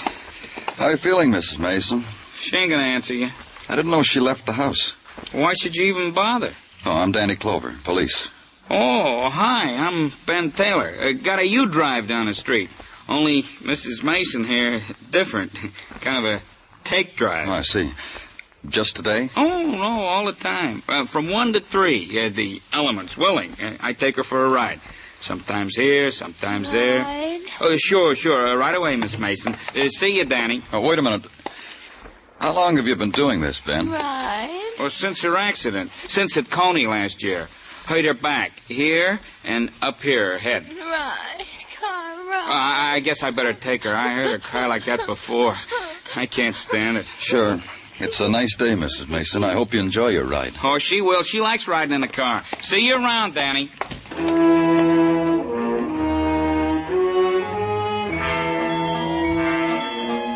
I watched Ben lift her gently out of the wheelchair, lift her into the back of the car, close the door, fold the chair, place it in the car trunk. Then back and saying something to her. She looked up for an instant. Her eyes found me. Then she smiled and shaped a lost word with her lips. They were gone.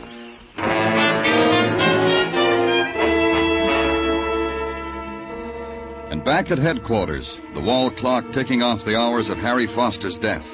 Ticking off the hours that his murderer came to a park bench, looked at it, smiled, walked away in the warm sun. Ticked off the question of why money had been left there for Harry Foster to find week after week on Friday's twilight. And at 4 o'clock, the door opening slightly, and all you saw of the man was his cocked head. You Mr. Danny Clover? That's right. You want something? Only to know if you're Mr. Danny Clover and to give you what I have in my pocket. They said I should give it to you, you being the interested party, you know. What have you got in your pocket? This, an envelope, stamped and everything. I found it. Give it to me. It's addressed to George Mason. Anybody can see that. That's the husband of that woman, the cripple, the one they call a looker in the papers, the one they think they saw that stabbing. I did right bringing it to you, huh? It's been opened. You opened it? Don't lie to me. You opened it and then resealed it. All right, I opened it. I'm a normal kind of fella with all the normal curiosities. First, I was going to mail it when I found it. But then I saw who it was addressed to. I couldn't restrain myself. I'm like the proverbial cat, Mr. Clover. It could make trouble for you being like that. Not when you see what's in it. Not when you see what it says. It says, you've made a terrible mistake. That's all. Not another word. See? You can't do anything to me for just reading that. You just read it yourself. That's why I brought it to you. Because I'm a cooperative citizen. Where'd you find it? At Grant's tomb. You know, I've been curious about that tomb for years now. Finally, I took time off to go to study it. Then I found a letter on the steps. And I never did get to really study Grant's tomb. Tough. You'll stick around, huh? Some of our boys want to have a long chat with you. They enjoy curious fellas. Sure, anything you say. I'm nothing if I'm not cooperative. Just nothing. I wouldn't say that, but you stick around, huh?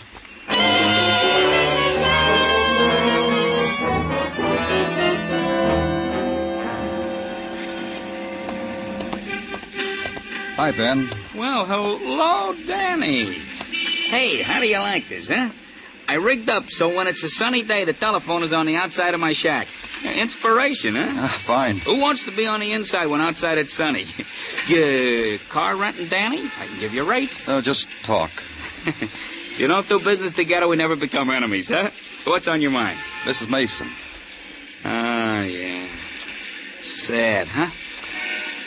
You know, if you set your mind to it and consider all she's been through, and then look at her, she's a pretty woman. I noticed.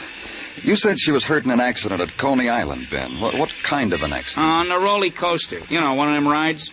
Fell off right near the end of the ride. She stood up, fell. Was she with anyone? Yeah, her husband. You want to know something? In spite of the heartbreak of having a wife like that, you know, Mr. Mason is one of the nicest guys I ever met. What about Mrs. Mason, Ben? Huh? What about her? Can anyone ever talk to her, have a conversation with her? I talk to her. About what? Things. You know, ain't it a pretty day, Mrs. Mason? Is there a draft on you, Mrs. Mason? I talk to her. But she just hums and sings. But you know, I think she's getting better. Maybe I'm contributing. Where'd you go driving today? Down Riverside Drive. You know, the river, Grant's tomb, the churches. Thanks a lot, Ben. Anytime, Danny, anytime at all.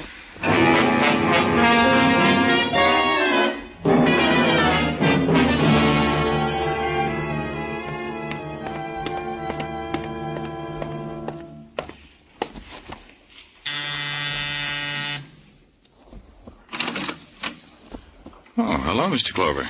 Good evening, Mr. Mason. We're delighted to see you. Please come in. Diane, it's Mr. Clover. Diane looks better, doesn't she, Mr. Clover? Yes, she does. I brought you something, Mr. Mason. Here. Oh? A letter? It's addressed to you. Read it. I don't understand. Read it. Yes, it is. It's addressed to me, but it's been opened. That's right. Read it. All right. The note says you made a mistake, Mr. Mason. Mrs. Mason, your husband might be electrocuted for a murder he committed. Leave her alone. I wasn't going to touch her. Cut it out, Mrs. Mason. What's the matter with you? Have you gone out of your mind, Clover? I said cut it out, Mrs. Mason. I told you leave her alone. All right, you've come here to accuse me of murder, but leave her alone. George. Don't worry about anything, dear. Get me a drink of water. What? What did you say? A drink of water, George. Cold water from the refrigerator. Diane. Darling, a drink of water. Do it. You won't be able to wait on me anymore. Mr. Clover's going to take you away from me. You're talking like you know what you're saying. You do know what you're saying. What's happening? What's happening to us? It's already happened. It's all over.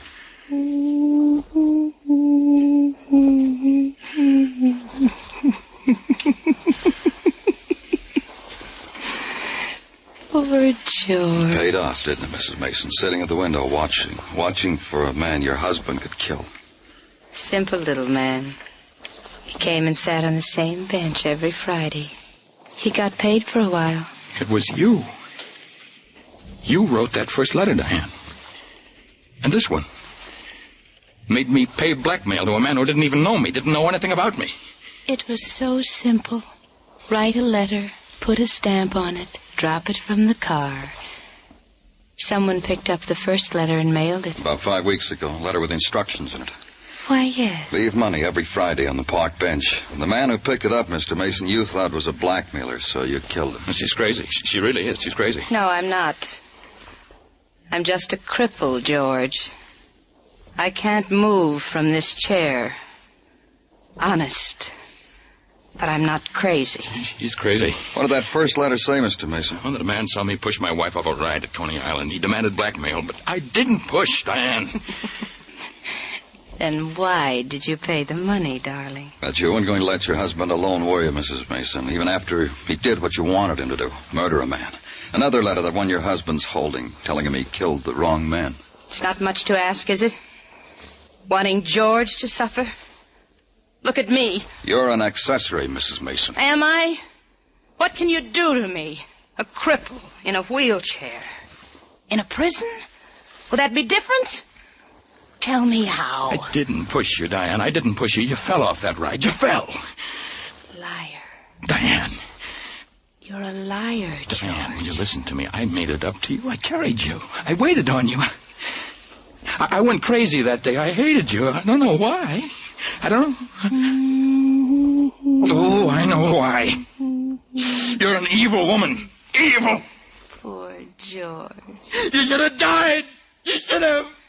You should have. Poor George. Poor George.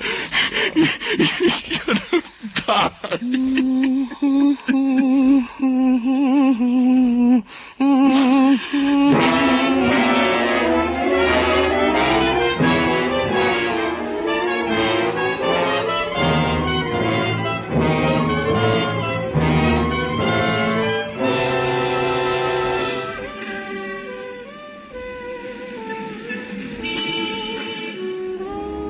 It's night on Broadway now. There's easy laughter, and a trumpet skirls its music into the grinning mob. It's top of the evening. Have another drink on me, kid, and let's sit this dance out.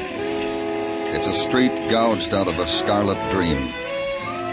It's Broadway, the gaudiest, the most violent, the lonesomest mile in the world. Broadway, my beat.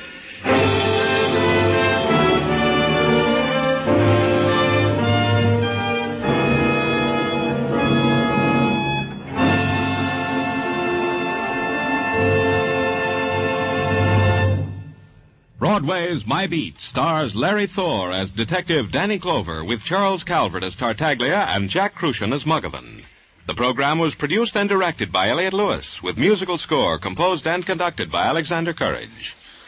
In tonight's story, Lamont Johnson was heard as George Mason, Kathy Lewis as Diane Mason, and Virginia Gregg as Mrs. Foster. Others in the cast were Herb Vigran, Lou Krugman, and Johnny McGovern.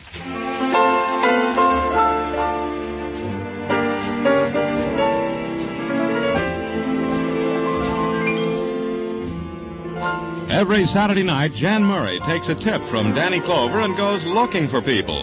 Only Jan's beat is the United States. By coast-to-coast phone, he offers a grand in cold, hard cash if you can identify the phantom voice. So stay tuned now as Jan Murray and Sing It Again follow immediately on most of these same CBS stations.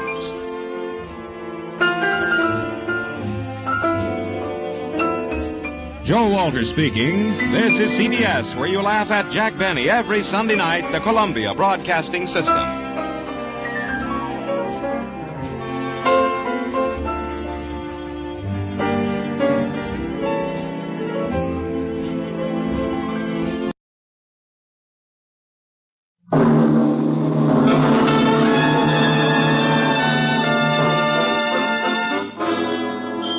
Dangerous Assignment, starring Brian Donlevy as Steve Mitchell.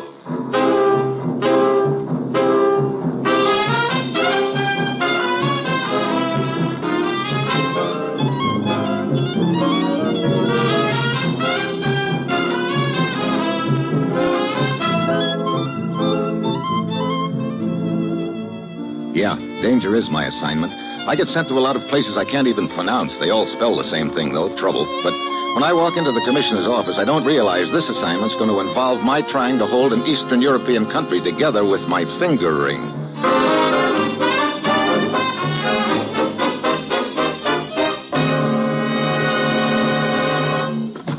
Morning, Commissioner. Ruth said you had an assignment for me. I do, Steve. Well, where do I go this time? To jail. Let's have that again. You heard me. I'm sending you to jail.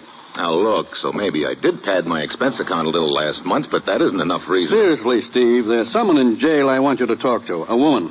Oh, well, you're sounding better by the moment. I'm afraid you don't get the point. Okay, what is the point? The point is on the end of the KRONER cutlass, and it's a sharp one.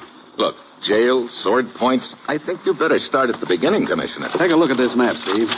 See this little country in Eastern Europe? What about it? Politically, it's on the fence right now. And as you know, that country has had a history of violence stretching back hundreds of years. Wait a minute. The KRONER cutlass, isn't that regarded as a sort of symbol of unity in that country? Whoever has had it in his possession has always been able to rally the country behind him, yes.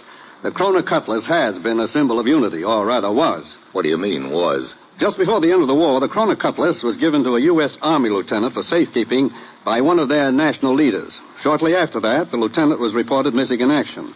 And neither he nor the sword has ever been located. I still don't see what all of this has to do with my talking to a lady in jail, Commissioner. That lady is the missing Army lieutenant's wife. This morning, the police got an anonymous tip that she had in her possession a jewel from the handle of the KRONER cutlass. What? That's right, Steve. They picked her up and brought her in. The jewel was in her purse. You trying to tell me that the Army lieutenant's really alive and has been sending jewels from the sword back home one at a time for his wife to sell? I'm only giving you what facts we have at this time, Steve. But I think there's a lot more to it than appears on the surface. Oh, for instance, maybe this whole thing's a frame, huh? I think it is, but thinking it and proving it are two different things.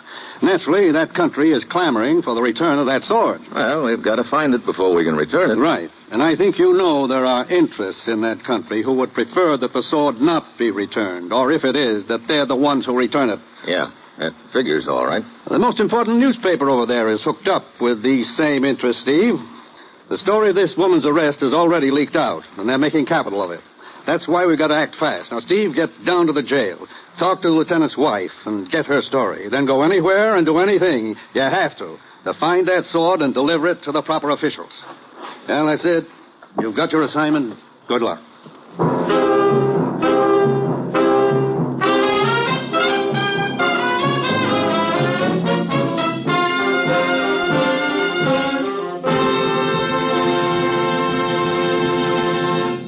The National Broadcasting Company is presenting Dangerous Assignment, starring Brian Donlevy in the role of Steve Mitchell, colorful two-fisted government agent.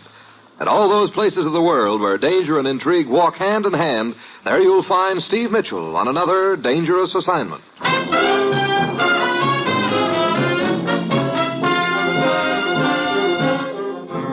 Sure, I've got my assignment. Just a simple matter of trying to locate an old beat-up sword, but the difference is that this particular sword could determine the fate of an entire nation. And I know that somewhere along the line, I'm sure to tangle with an outfit who'll be trying their best to give me that sword. Right in the neck. So I mosey down to the jail and talk to the Army lieutenant's wife, Mrs. Rogers. I'm glad you came, Mr. Mitchell. Maybe you'll believe me. Nobody else around here seems to. Well, suppose you start from the beginning, Mrs. Rogers. All right.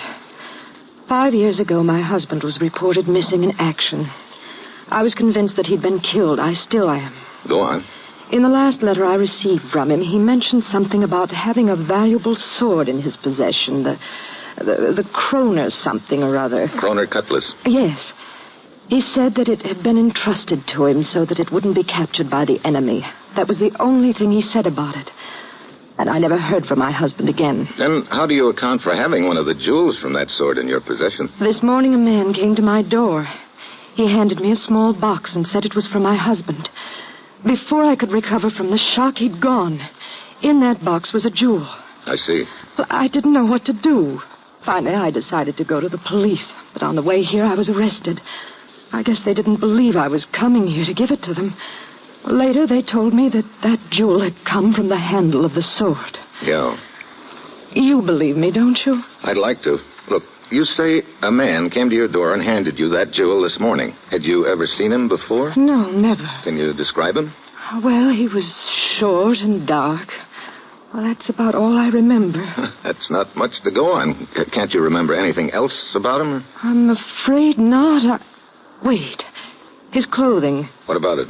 He was wearing a pea coat and dungarees. Could have been a sailor.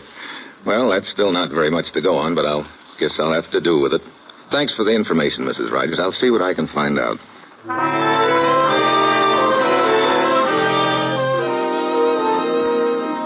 Well, at this point, I don't know whether Mrs. Rogers is telling me the truth or not, but there's only one way to find out, so I start checking.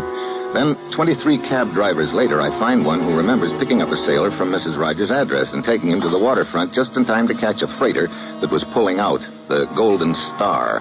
I check further and find that the Golden Star is now en route to Liverpool, England, so I fly to England. And I'm waiting on the dock in Liverpool when the Golden Star pulls in. Pity some people can't learn to stay at home and mind their own business. What?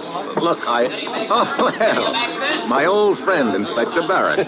Hello, Mitchell. How's Scotland Yard these days? Still doing business at the same address, thank you. What are you doing here in Liverpool? No, just dropped down to see what you were doing here. Last time you came over, as I remember, you were looking for microfilm. Yeah, this time it's a sword. My. You should have quite a collection of trophies when you finally round out your illustrious career. Anything I can do to give you a hand, old boy? Thanks, but I doubt it. Unless you want to stand here and watch every seaman who comes off that freighter that's just docking. All I know is that the one I'm after is short and dark, which is going to make it pretty tough. No, not really tough at all, Mitchell. Here. What's this? Just a photograph of the man you're after, old boy. Huh? Hey, how did you get this? Quite simple, really. Your commissioner told us you were coming and why. The Golden Star is a British freighter.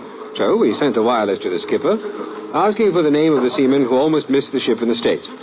He sent us the name, and we nosed around in the hiring hall files and got this picture. Chap named Perkins. Oh, really nothing to it. Oh, well, I got a hunch it wasn't quite as simple as you're making it sound, but thanks anyway. Hey, look, coming down the gangplank. Righto, Perkins himself. And he looks to be in a bit of a hurry. Want to nab him? No, not yet. I'm more interested in seeing where he goes and whom he reports to. Let's tag along after him and find out.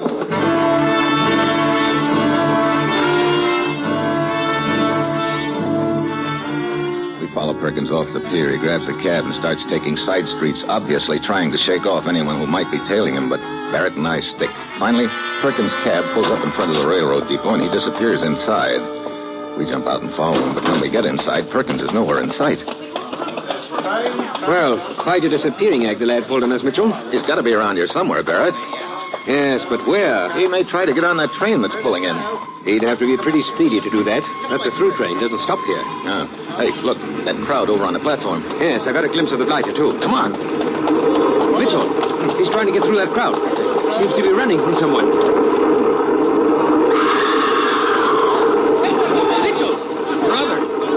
Right into the path of the train. Miller got pushed. One side, please. One side. Let us through, please. One side. One side. Stand back.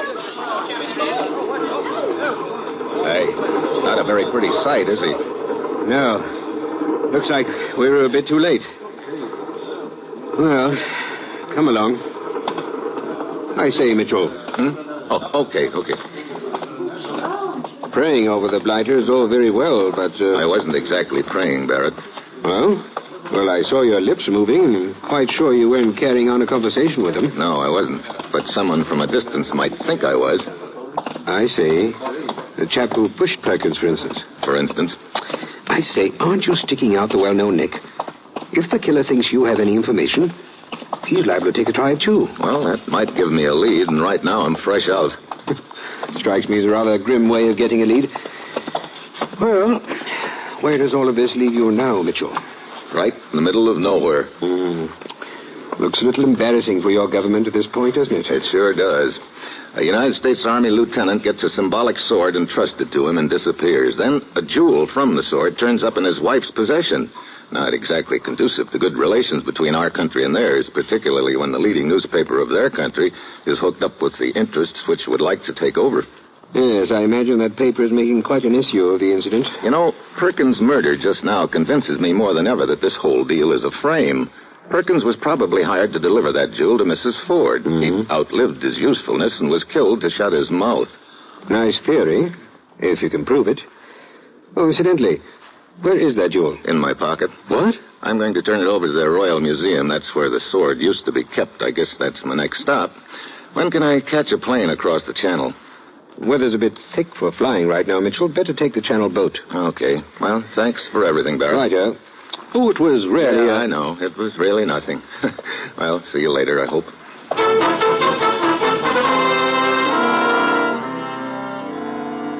So I board the channel boat. It's dark and foggy, and as usual, the crossing is rough, and I stand out on deck at the rail, and pretty soon a sad-looking little gent is standing beside me. Oh. Little hard on stomach, huh? Oh, 15 times I crossed this channel. 14 times I am seasick. What happened the 15th time? I fly across. Oh, better that way, huh? No, that time I got airsick. He wanders down the deck and disappears into the mist. I stand there a few minutes more. Then suddenly I hear a little noise behind me, and I start to turn. Then I hear someone running at me. I drop to one knee. A knife flashes down at me. I grab a wrist and heave. He goes flying.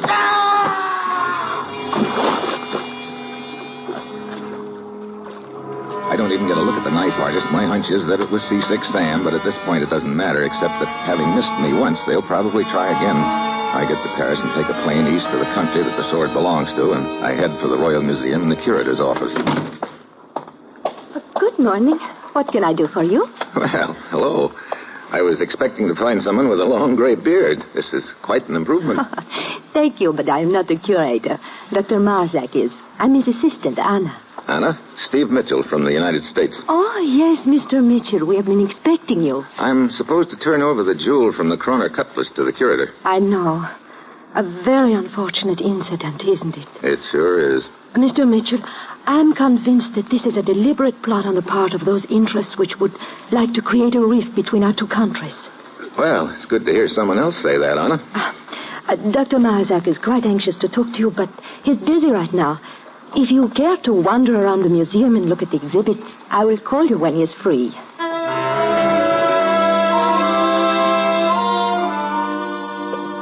So I nose around the museum. It's a typical collection. A few fig leaf characters, a bunch of spears and crossbows on the walls, and a plaster statue of a general on horseback holding a sword in the air. One of our heroes, Mr. Mitchell.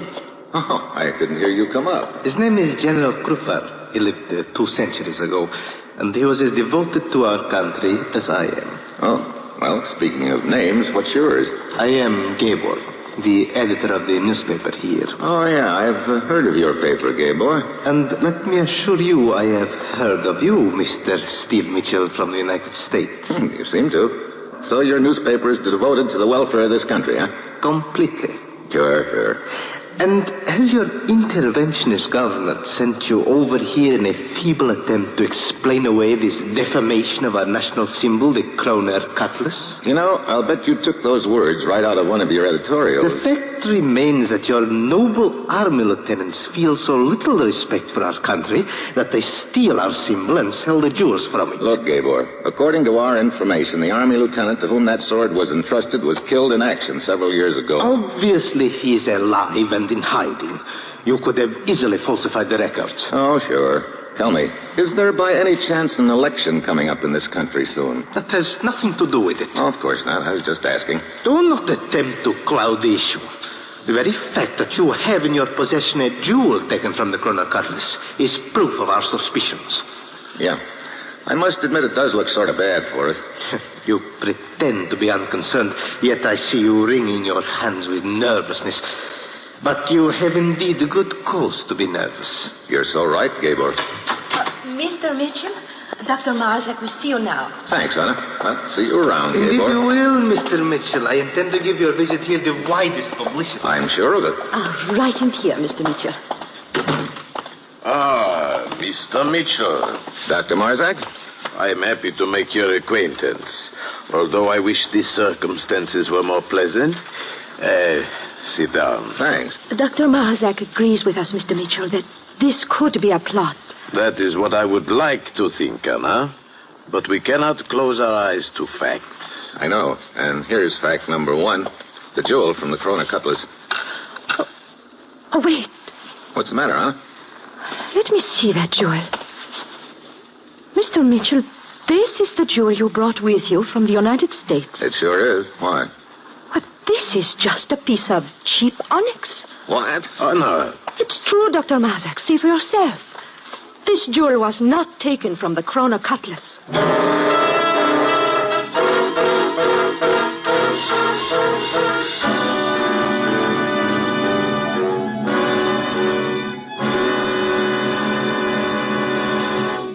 You are listening to Dangerous Assignment, starring Brian Donlevy as Steve Mitchell.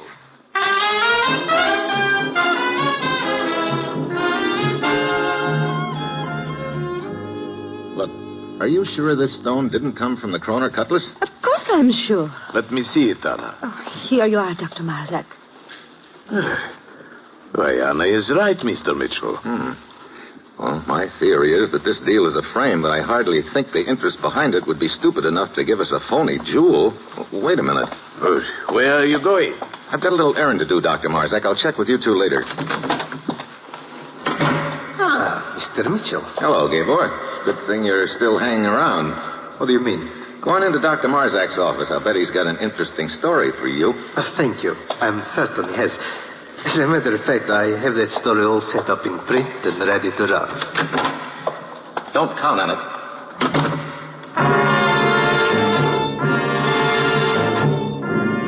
Gabor disappears into Marzak's office looking like a cat after a 7-course dinner. I get over behind the statue of the sword-holding general on horseback because if my hunch is right, if Gabor and his outfit are behind this deal, he's going to come out of Marzak's office in a hurry, looking like a sick chicken. And 2 minutes later, he does. I follow him outside to a phone booth where he puts in a quick call. Then he heads for a little bar.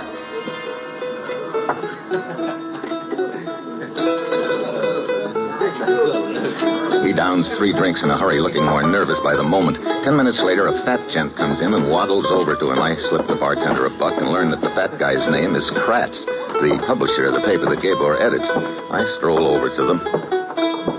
Hello, Gabor. Oh, Mitchell. Yeah. So this is Steve Mitchell from the United States. That's right, Mr. Kratz. You know my name. We all have our sources of information. You publish Gabor's newspaper, don't you? Your information is quite accurate. And how is your mission coming, Mitchell?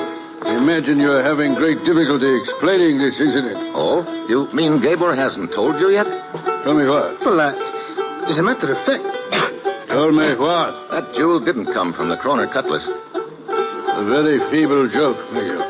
It's no joke. Ask Dr. Marzak or his assistant. They ought to know. You see, I was going to tell you I hadn't had time yet. You perhaps felt it was not important, Gabor. This whole thing is a trick, Mr. Kratz. I'm sure of it. You don't sound very sure to me, Gabor. You know, without mentioning any names, it could go together something like this. Someone hires a merchant seaman to deliver a jewel from the KRONER cutlass to a woman in the States, but the seaman pulls a double cross and switches jewels, keeping the real one. That make any sense to you, Gabor? Of course not. I don't know what you're talking about.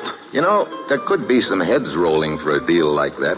I tell you, this whole thing is a trick, Mr. Kratz. If you'll excuse us, Mr. Mitchell, I believe Gabor and I should have a little talk. But, Mr. Kratz... Sure, go right ahead. See you later, gentlemen.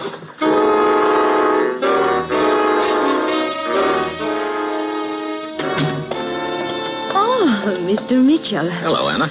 Dr. Marzak began to think you were not coming back. He left a few minutes ago. Sorry, my errand took longer than I thought, but it was worth it. It's nice to have the pressure on somebody else for a change. I'm not sure I understand you. Oh, it doesn't matter. Would you like a ride home? Oh, well, yes, thank you very much. I'll be with you as soon as I finish soaking my hands. Work around these old relics is not conducive to a good manicure. Yeah, I can imagine. Here, your hands are all wet. I'll get the phone. Oh, never mind. No trouble. Hello? Hello? Hello? What's the matter? I don't know. Nobody answers. I'll take it. Here you are. Hello? Hello? Oh, it was probably a wrong number. Oh, I wonder. What do you mean? I think I know where that call came from, Anna. I could hear a balalaika playing in the background. It could have been from the bar I just came from. There was a balalaika there, too. But who could be calling me from a bar? That's a good question. Well, come on. It's very thoughtful of you to take me home, Steve. Here, I'll turn out the lights. Dark out here in the main hall. Yes. Be careful not to bump into General Cooper's horse. You think he might kick me? If he did, it would be quite an event.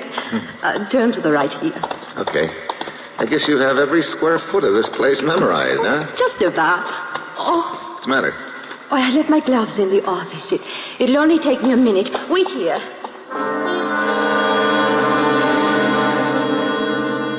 I stand there in the dark, waiting. Several minutes go by, and I'm just about to go back to the office to see what happened to Anna when I hear a faint creaking sound to one side of me. I hit the floor. Something plunks into the wall over my head. I get to my knees and start circling in the dark, but the room is empty except for a heavy crossbow lying on the floor.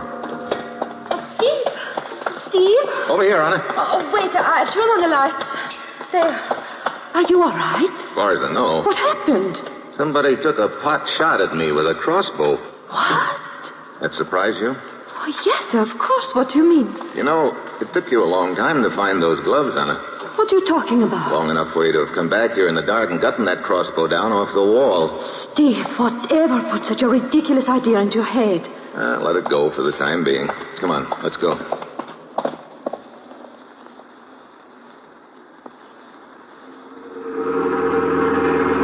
This is my apartment just ahead, Steve. Okay.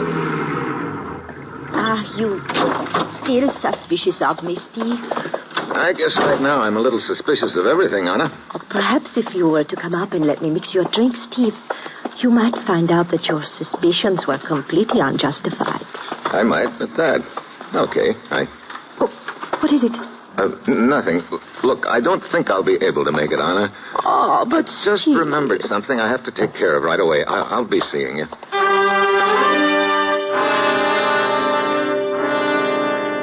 What's changed my mind is a glimpse of a figure standing across the street in the shadows. I get in my car and drive around the block and come back. The guy is gone. I look up at Anna's window and the lights are out. Suddenly, it hits me. I pound upstairs and down the hall to her door.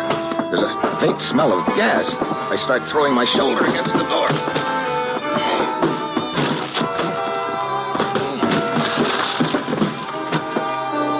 Windows are closed. The gas is on, full tilt, and Anna's lying on the bed. I turn off the gas and open the windows. Anna. Here, I'll get you over to the window. Don't try to talk until you get some fresh air in your lungs. There you are. That better? Oh, yes, much. What happened? Oh, someone knocked on my door. And when I opened it, whoever it was hit me. I didn't get a chance to see who. That is all I remember. Well, at least this attempt on your life sort of takes you off my suspicious list. But why would anyone want to kill me, Steve? I don't know, unless... Hey, wait a minute. Put it together this way. Only 3 people outside the enemy's camp know that the jewel is a phony. You, Dr. Marzak, and myself. So? So, first an attempt is made on my life, that crossbow gag at the museum. Then an attempt is made on your life just now. Sort of looks like the opposition is trying to keep that jewel switch a secret, doesn't it? Oh, Steve, that means... That means they'll probably try next for the third name on the list, the guy who has that phony jewel right now. Dr. Marzak. Do you know his home phone number? Oh, yes. I'll call him right away. Tell him to lock himself up in a hurry. These babies we're up against believe in moving fast. I know they... hello? Let me speak to Dr. Marzak, please. What? How long ago? Do you know where he went? Oh, I see. An appointment. Oh, thank you. Where is he? Well, according to the butler, Dr. Marzak had a 10 o'clock appointment at the museum. Who with? Someone who telephoned him earlier in the evening. The butler doesn't know who. Someone who phoned him? Yeah. Could be the same guy who called the museum when I answered the phone, and in my book, that adds up to Gabor. Steve, Gabor will try to kill Dr. Marzak. That looks that way. What time is it? 10 minutes to 10. That gives us just 10 minutes to get there. Come on, let's go.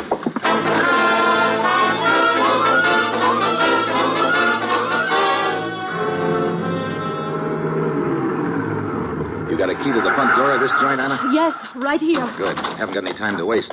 Hey, who's that gent roosting in front of the door? I don't know. I've never seen him before. What do you want? Get out of the way. We want to see Dr. Marzak. The curator does not wish to be disturbed. Oh, who told you that? Dr. Marzak or Gabor? Get away from here before I... Go! Sorry, Buster. Come on, Anna. Get this door open. Yes. They are probably in Dr. Marzak's office. I hope we're in time to prevent Gabor from killing him. So do I. Where's that turn in the hall? It's right here. Oh, yeah. Oh, look. There's a crack of light under Marzak's office door. There was a crack of light, you mean? The lights just went off. Oh, shall I turn them on out here? No, I don't want us to be silhouetted when I open that office door. Well, here we are. Now, get down. All right. Here goes.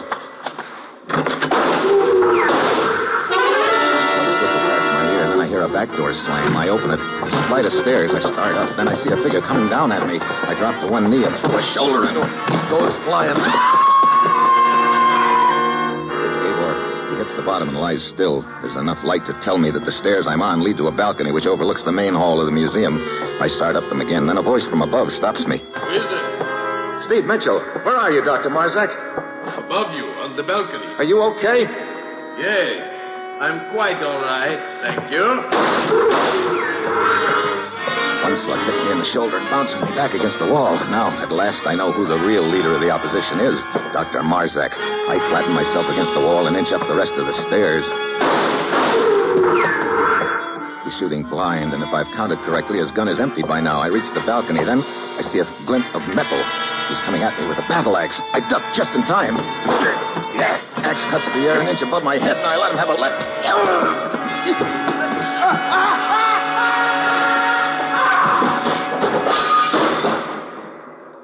Brother. Steve, are you okay? Yeah, he just winged me. You can turn the lights on now. All right. Oh, Steve, look. Yeah, that statue of General Krupa. Marzak must have fallen right on top of the sword in the general's hand. His weight broke the sword off, and he fell to the floor. Not a very pretty sight, is it? Oh, no. Steve, wait. What's the matter? That sword. That is the KRONER CUTLASS. What? Yes. There's a coat of plaster over it, but some of it cracked away. It is the KRONER CUTLASS. Well, how about that? Marzak must have had it hidden right here all the time in the general's hand. Well, I gotta hand it to him. He couldn't have picked a better hiding place. But why, Steve? Oh, it's pretty simple. Marzak and his outfit probably figured that after thoroughly discrediting my country with that stolen jewel gag, they'd produce the sword along about election time and win enough votes with it. But I don't understand why Marzak was stupid enough to use an imitation jewel. He wasn't. What do you mean? Here's the real jewel from the KRONER CUTLASS, Anna. Oh. I've had it right here in my pocket all along. But that jewel you showed us. That one I pried out of my finger ring. You see, when I was talking to Gabor outside Marzak's office, I realized he was counting pretty heavily on the fact that the jewel I had came from the sword. So I figured it might put the pressure on him a little if I substituted a phony stone. It did. Well, I hope Dr. Marzak realized before he fell on the sword that his treacherous plans did not succeed. Oh, I'm sure he did, Anna. Matter of fact, you might say that Dr. Marzak finally got the point.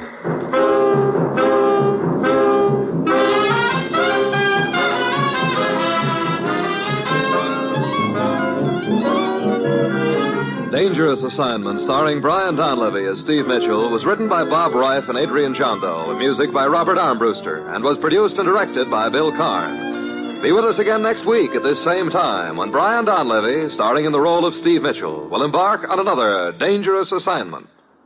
Dangerous Assignment came to you from Hollywood's Radio City. Enjoy The Man Called X next, and later it's Dennis Day on NBC.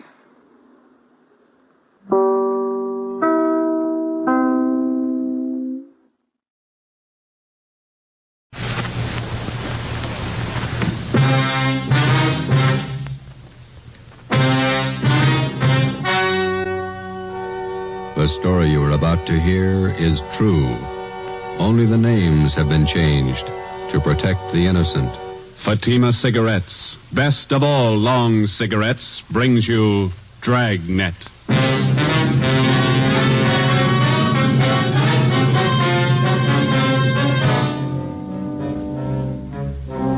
You're a detective sergeant. You're assigned to robbery detail. 16 persons have been robbed and beaten senseless. The victims describe the assailant as a tall, beautiful woman. Your job, stop her. If you want a long cigarette, smoke the best of all long cigarettes. Smoke Fatima. Fatima is the long cigarette which contains the finest Turkish and domestic tobaccos superbly blended to make Fatima extra mild. And that's why Fatima has a much different, much better flavor and aroma than any other long cigarette. That's why Fatima has more than doubled its smokers coast to coast. So, if you want a long cigarette, smoke the best of all long cigarettes. Smoke Fatima. Ladies and gentlemen, next week marks the beginning of National Crime Prevention Week, sponsored by your local police department. These 7 days are set aside to call your attention to the fact that your police officer, to better ensure the safety of your community, relies on the cooperation of the individual citizen. We feel that crime prevention should be observed not 7, but 365 days a year. Dragnet, the documented drama of an actual crime. For the next 30 minutes, in cooperation with the Los Angeles Police Department, you will travel step by step on the side of the law through an actual case from official police files. From beginning to end, from crime to punishment, Dragnet is the story of your police force in action. It was Wednesday, October 3rd. It was warm in Los Angeles. We were working the night watch out of robbery detail. My partner's Ben Romero. The boss is Thad Brown, chief of detectives. My name's Friday. We were on the way over from the city hall, and it was 6:55 p.m. when we got to the county hospital. Ward 9800, room 12. This way, gentlemen. The third, Ben. Thank you. Here we are. Please try not to excite him, Sergeant. He's had a pretty hard time. Yes, ma'am. Thank you. Make your visit as brief as possible. We will, thanks.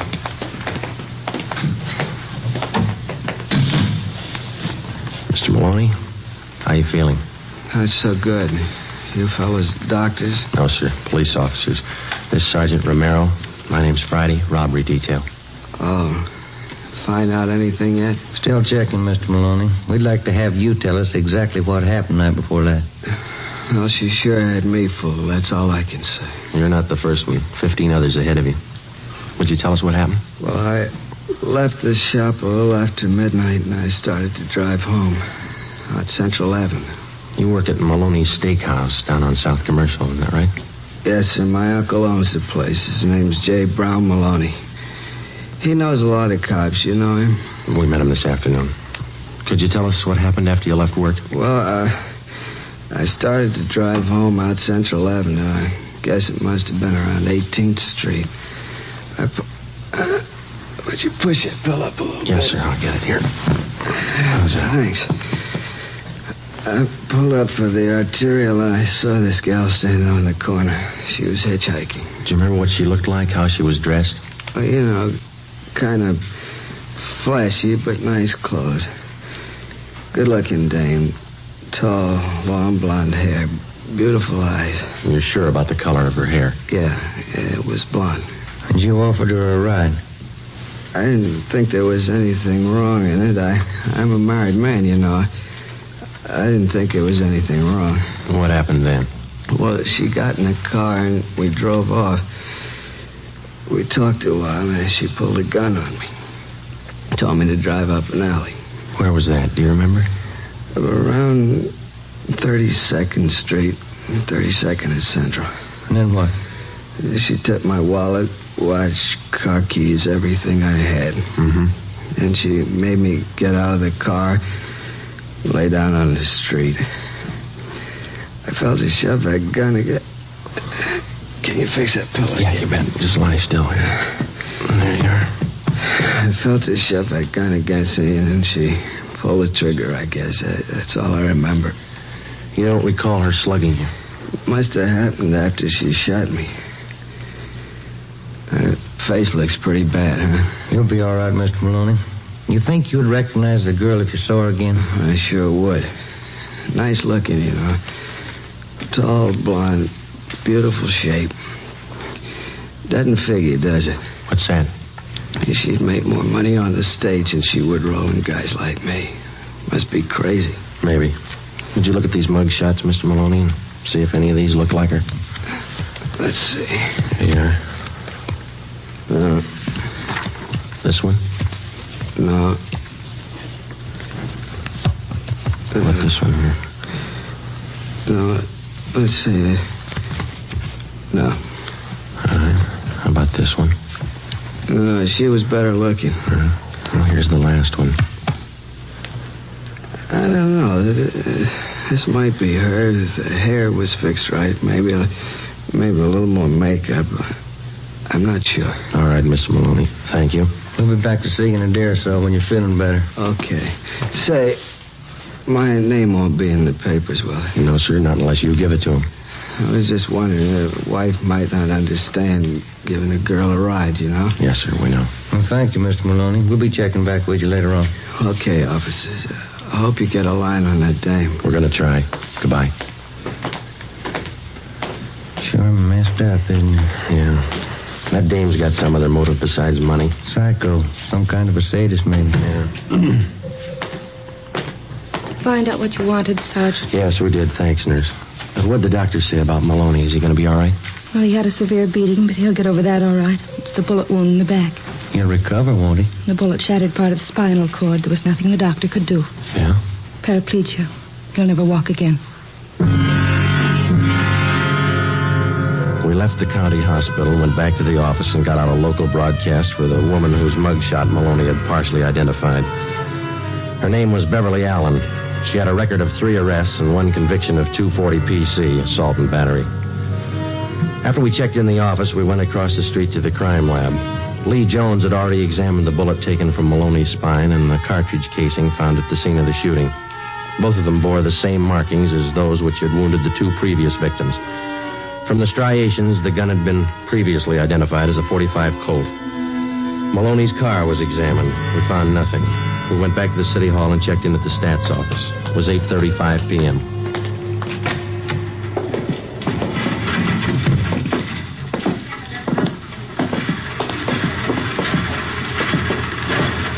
Hi, Ethel. Make that run for us yet? Just a minute, Sergeant.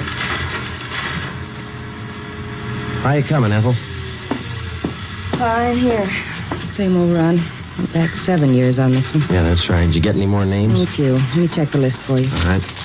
You wanted the names and DR numbers on Caucasian women. 5 feet to 5 feet 8, 115 to 130 pounds, 20 to 30 years, blonde or brunette, assault and battery, M.O. Hitchhikes, rides, and robs drivers, uses gun. Yeah, that's it. Here's what the machine turned out, 19 of them. Good. Here are the names. The DR numbers opposite each one. Fine. Is there any new names? 2 more than the last time. Anything else for tonight? No, that's it for now. Thanks a lot, Ethel. Let's go.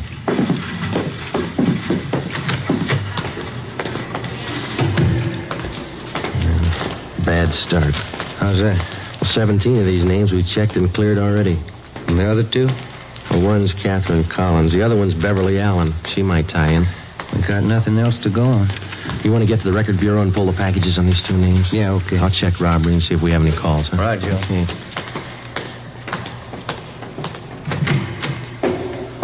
Hi, Captain. Any calls for us? Just one. Thad Brown wants to see you. Oh, bad mood? Kind of. Wants me, too. Let's go.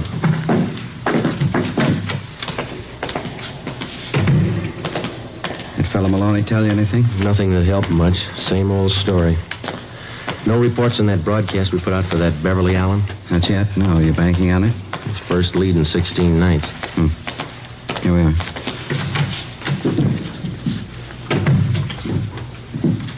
Walker, Friday, come in. How are you, boss? Sit down. Take a look. Woman bandit gets 16th victim. Beautiful hold-up queen robs, shoots restaurant worker. Yeah? It's on the editorial page, too. Something else. Memo from the chief. Here, letter from the Downtown Citizens Committee. Another one, Civic Club.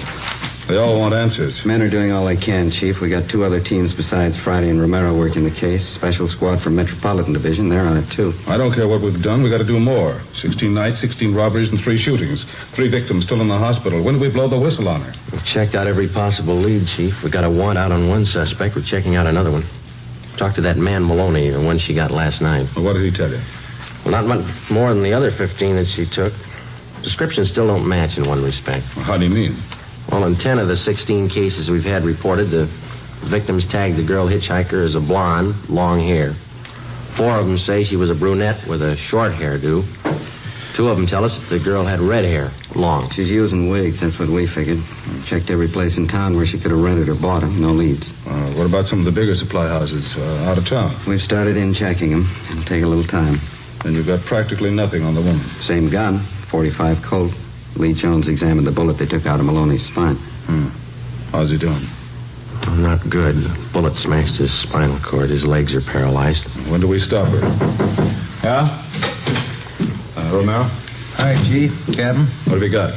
Pulled the packages on 2 possibles in this woman hold-up thing. It's no good, Joe. Why not? What about that Allen dame? Zeal, Kansas City. I called her. Been in for a month. And the other one?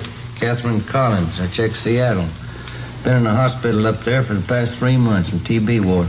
Where does that leave you, Friday? Right back where we started. No leads and no suspects. All right, Walker. Starting tonight, we cover every street and alley in the central area until we get that woman. We'll order up more men and more detectives from the Metropolitan Division. Right, Chief. Get out more decoy cars. Have the area covered from sundown till sunrise until further notice. Get that woman. Right. Come on, Joe. Yeah. Hot shot. I get it. At 211 and shooting at Gatewood and Cameron. At 211 shooting at Gatewood and Cameron. Let's go. The name on his driver's license said William Gillespie. We found him 50 feet from the corner of Gatewood Alley and Cameron Street. His face and head bore the marks of a vicious beating. There was a single bullet wound in his left shoulder. He was conscious when we arrived. Chief of Detectives Brown, Captain Walker, and Ben checked the area for physical evidence. I spoke briefly with the victim before he was placed on a stretcher and carried to the ambulance. On the way, he lapsed into unconsciousness. I went over to where Ben was standing with Chief Brown and Captain Walker. Take a look, Joe. Captain found over there near the lamppost. Yeah. 45 shell casing, same as the others. How's Gillespie, Friday? Doc says he'll be all right. Badly beaten. Tough dame. She really works him over. Wonder what makes a woman do things like this. What makes a man do it? William Gillespie was taken to Georgia Street Receiving Hospital. The shell casing, which we had found at the scene, was taken to Lee Jones at the crime lab for examination. It compared with the others. Jones confirmed that the markings on the bullet, which had wounded Gillespie, matched those on the bullet which had been taken from Maloney's back. Both bullets had been fired from the same gun. The dragnet operation for the woman bandit went on. The men in the special detail covered every street and alley in the central area from 8 p.m. to 6 a.m. the following morning.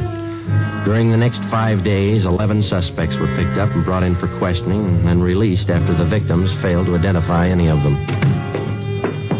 Well, at least we got her stopped temporarily. She hasn't pulled a caper for almost a week. Yeah, that doesn't bring us any closer to her. I don't know about you, but it's got me beat. 17 jobs, and she's as free today as she was before she started. Joe, Ben, what'd you find? Nothing. The last 4 women we questioned were clear. What about the other men on the case, Ed? Did they get anything? Baxter and Olson are down at the Record Bureau. Be in a minute. They've been out talking to some of the victims again. Tough one. I've been thinking, how about a composite picture? We got enough to work with? Artist in the crime lab's working up a couple of sketches now. A lot of guesswork. What about the descriptions of the clothes the girl wears? Anything there we could start on? No, other than the fact that she wears flashy clothes. Hi, Olson. Hi. Any luck? Not much. None of the victims have a very good idea what the dame looked like. Tall, good-looking, nice figure, that's all. Nothing out of the ordinary, huh? Well, some of them said she had kind of an unusual voice. Soft, low. That's about all they could remember. That's not much help. She's been described in 3 different outfits, is that right? Yeah, green dress with a pink coat, white dress, dark blue jacket, bright red sweater, and a brown skirt. Always carries a dark brown alligator handbag. Shoes to match. No hat. Not much of a wardrobe, is it? Maybe that's why she took up robbery. Now, look, let's get on this thing. We've been chasing this woman for almost a month now, and she's still got the run of the town. How long's it going to take us? If we only had a lead that was worth something. Find it. It's there someplace. I've never reached a thief yet without digging for him. Now I get it. Robbery Olson. Yeah, right, Andy. I'll tell him. Anderson and burglar Joe wants to see you and Ben. Thanks. Captain? That's all. Come on, Ben. Yeah. I'd like a day off, wouldn't you? We'll get one when we get this dame. Right, Ed.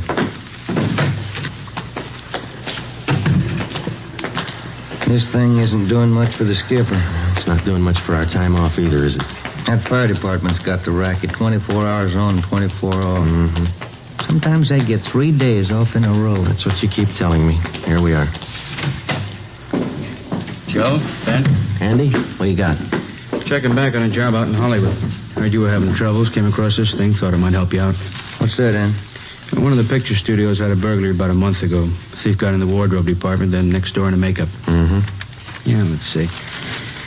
Here's some of the stuff taken. Dress, coat. Oh, here, you can read it. Okay, thanks. Mm-hmm. Red sweater, brown skirt. Hey, look down here, Joe. Where? Right here. Oh, yeah.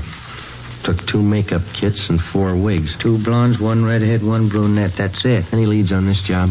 Not so far, no. Only got one thing to go on, a single footprint, size 9. Pretty large size for a woman. I didn't say it was a woman. The print was made by a man's shoe.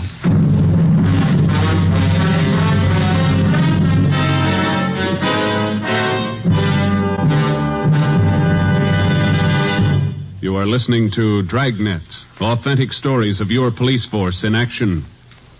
It's wise to smoke extra mild Fatima. It's wise to smoke extra mild Fatima.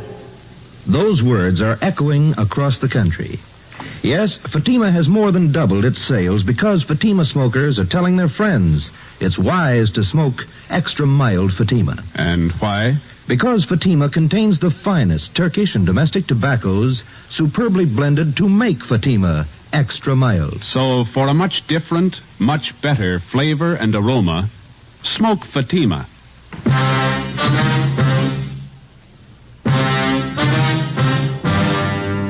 One of the most popular misconceptions of the working detective as offered by the fiction writers is the picture of a man with amazing talents for detecting evidence, analyzing human behavior and motives, and then, almost as if by magic, fitting all the pieces together to form the solution of the crime. The real-life picture is a little different. The working detective has a job. In a sense, it's a practical and down-to-earth job as baking bread or practicing law. It's his job to protect citizens and apprehend criminals, and it's a job he doesn't do alone. To assist him in collecting and analyzing evidence, he has the aid of the crime laboratory. To help him identify oddities in suspects or possible suspects, he has the Record Bureau, latent fingerprints, the statistician's office, the ballistics department. A battery of men and machines to aid him in reaching conclusions based on fact. Tuesday, October 9th, 9 p.m. For the past 8 hours, Thaxter and Olson from robbery and Ben and I had been requesting all of the 16 victims of the woman bandit. We asked them one question. Could their assailant possibly have been a man dressed as a woman? The majority didn't think so. Those that did weren't very sure. We followed the lead through. At 9:25 p.m., we checked in and headed down the hall for the stats office.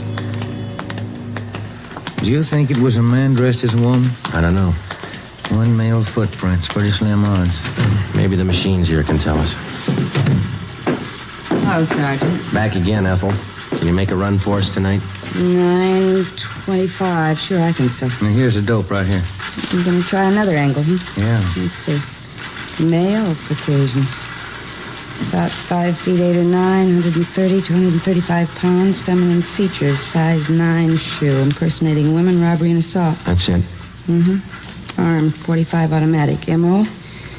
Hitchhikes, rides, and robs drivers. How soon do you think you can have it for us? Well, we'll make the run on the collator. Have to punch up the master first with all this information and let the machine work the cards. I don't think I'll have it for you much before 11, that all right? Fine, yeah. We'll check back a little before 11 then, huh? They'll be ready. Good. Come on, Ben. You call your wife after dinner? Yeah. Wish I hadn't. She's mad as a hornet. What's the matter? Kid's having a birthday party tomorrow, and I forgot to order the cake. What's she going to do for the party? Bake one? She have to. And she pulled this gun on me and told me to stop the car. Well, I'm telling you, Captain, I just grabbed that gun and slapped that kid just as hard as I could. Hold it just a minute, will you, please, Collins? This man's name is Emil Collins. Mr. Collins is Sergeant Friday, Sergeant Romero. Oh, yeah. How do you do? Oh, yeah. I was just telling the captain here, I'm down here on a vacation. I'm from Sacramento, South Sacramento. I was driving down your Figueroa Street about half an hour ago and picked up this girl hitching a ride, and she tried to rob me. Collins took the gun away from her, subdued the girl, and brought her in. Where is she now? Interrogation room. Thaxter and Olson are with her. The description match? Not too close. Sounds like you didn't have too much trouble with her, Mr. Collins. Well, now that I come to think of it, maybe I didn't. When she pointed that gun, I just grabbed for it and slapped her as hard as I could. Sure took the starch out of her. Who is the girl? Any identification? None. Thaxter and Olson haven't been able to get anything out of her. You want to try? Sure. What do you think, Skipper? You tell me. See if you can make her talk. I'll have a stenographer take Mr. Collins' report. Okay. Glad to meet you, Mr. Collins. That's a pleasure. I'm only down here for a vacation, but if you need me, just call. You bet we will, thanks. How do you figure that one? I don't know. Let's see what the girl has to say. Olson? Joe, I want to talk to you before you go in. Sure. Did you finally get her to talk? The Thaxter did. Pretty sure she's not the one we're after. What's her story? Said she read about this woman bandit in the paper, decided to try her hand at it, needed money. Yeah? Claims her husband left her. She's pregnant, needs the dough for a hospital. She live here? Up the coast, Monterey. Got in town 4 days ago, staying at the YWCA. We checked there. She's not lying. You called Monterey? Yeah, they confirmed it. She left there last Wednesday night. She's not the one. Where do we go from here? You'll take care of having her booked, huh, Olson? Yeah, as soon as we get a station. Okay, fine. Friday, Ben, this way. Hustle it. You too, Olson. What do you got, Ed? 4th and Lucas, 211 shooting. Let's go. Any detail? Yeah. A tall blonde with a gun. Come on. The woman bandit's 18th victim was a truck driver. His name, Harry Reese. His story differed a little from that of the first victim. The woman was hitchhiking near Alvarado and 3rd Street. He gave her a ride. She robbed him at gunpoint, slugged him, and then shot him through the left shoulder. He described her as tall, blonde, attractive, and well-dressed. Guess I should have known better. Remember reading about the dame in the papers. You're sure that the person who held you up was a woman? I don't get you. What he means is you don't think it could have been a man dressed like a woman. Oh, no, I'm sure of that. No guy ever looked that good to me. All right, Mr. Reese. We'll check with you later at the hospital. Okay. What time? Let's get through, will you? We're keeping that truck cleared? Yeah, Olson's got a couple of men watching it. He's going over it. Same old story. Just another version. Don't you think she's spreading it pretty thin? Her luck can't last forever. It's got me beat, how she always manages to disappear without a trace. Yeah. No, Ben, this way, over here. Yeah, okay. What do you got? Better hustle it. 4 blocks down on Colfax, a shooting. Just came in on the car radio. Let's go. Slide over, Joe. Yeah. Okay, hit the sign, Ben. Yeah. The crowd watching. Right, Skipper. Is that all that came over, Ben, a shooting? All they said, see the cab driver, ambulance shooting. She's working real fast. What's the address, Romero? 3rd and East Flower Hotel. Hold on. This is it coming up. Should be to the right here. Yeah, take a right. That must be it up ahead. I can't see. What's that sign say? Edgemar Hotel for young women. Here's the cab driver. Officer's right over here. Hey, looks like blood stains to me here all over the sidewalk. Yeah, I guess it couldn't have happened any more than 5 or 10 minutes ago. I had this fare, see, picked her up at 4th and Bixel, and I drove her here. She paid the fare and got out. Yeah, go on. I was about halfway down the block when I heard a shot. At least it sounded like one. And when I looked back, this dame was down on one knee near the door to the hotel here, and by the time I backed up there, she was gone. And you noticed the blood, huh? That's right, yeah. I figured I better call somebody. Can you tell us what the girl looked like? Oh, not bad at all. Blonde, tall, pretty girl, nervous. But you didn't see where she went? No, but I didn't. I'll get the driver's name and address. Joe, you and Ben, see if you can follow that trail. Stuff's all over the place. Right. Over this way, Ben. Yeah. It's not hard to follow. Down this alley between the buildings. How does this figure? I don't know. Let's find out. Here we go. All the way back here. You got your flashlight? Yeah. Yeah, here it is. Yeah, this way. Come on. This must be the rear of the hotel. Now, look. The stains lead over this way to the back door here. And let me try. Okay, inside. Still follow it? Yeah. Careful. Up these stairs. Yeah. Second floor. What's the matter? Did you lose him? Yeah. Just a minute. See anything? Yeah. Stains lead on up the stairs here. Let's go. I just happened to think. This is a woman's hotel. And they ought to keep the back door closed. Come on. 3rd floor. Let's hold it. What is it? Thought I saw a door open down the hall. See anybody? No. Let's go. This way. It's an easy trail to follow. Looks as if they stop here at this door. That doesn't sound like a woman. Yeah, you ready? Try the door first. Easy. It's locked. All right, come on, together now. Let's hit it. Yeah, all right. Watch it, Joe. All right, you. I got the gun. Yeah. Oh, we found what we came for. Look. Still got the clothes on. Blonde wig, makeup, everything. Please, help me. My leg. Call an ambulance. It's on the way. Take it easy.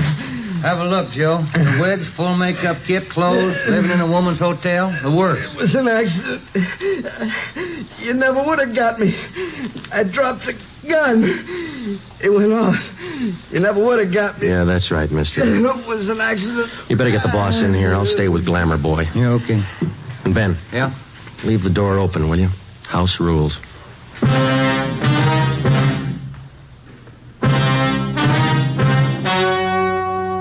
The story you have just heard was true. Only the names were changed to protect the innocent. On January 14th, trial was held in Superior Court, Department 79, City and County of Los Angeles, State of California. In a moment, the results of that trial. It's amazing how many long cigarette smokers are changing to Fatima. Here is the actual report. From coast to coast, Fatima has more than doubled its smokers. Yes, more and more smokers every day are discovering that Fatima is the best of all long cigarettes. Smokers find Fatima has a much different, much better flavor and aroma than any other long cigarette. They find that Fatima is extra mild because it's the long cigarette which contains the finest Turkish and domestic tobaccos superbly blended to make it extra mild. Enjoy extra mild Fatima yourself. Best of all long cigarettes. The welfare and security of your home and your family is a subject of national importance next week, National Crime Prevention Week. The efficiency of your local police department is dependent upon your attitude toward your police officer.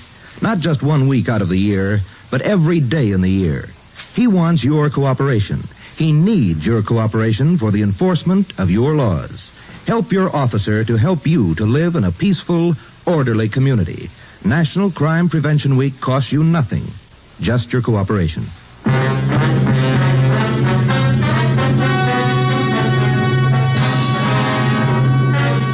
James Harold Sutter, alias the Bandit Queen, was tried and convicted on several counts of assault with attempt to commit murder and robbery of the first degree. He was sentenced to the term prescribed by law. While serving his time in the state penitentiary, he was stabbed to death by another inmate. You have just heard Dragnet, a series of authentic cases from official files. Technical advice for Dragnet comes from the Office of Chief of Police W.A. Wharton, Los Angeles Police Department. Fatima Cigarettes, the best of all long cigarettes, has brought you Dragnet from Los Angeles. Hear Morton Downey tonight on NBC.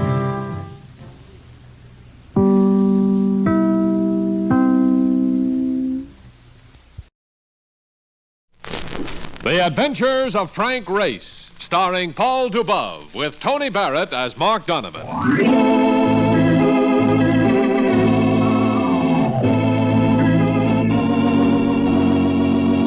The war changed many things, the face of the earth and the people on it. Before the war, Frank Race worked as an attorney, but he traded his law books for the cloak and dagger of the OSS. And when it was over, his former life was over too. Adventure had become his business. The Adventures of Frank Race. And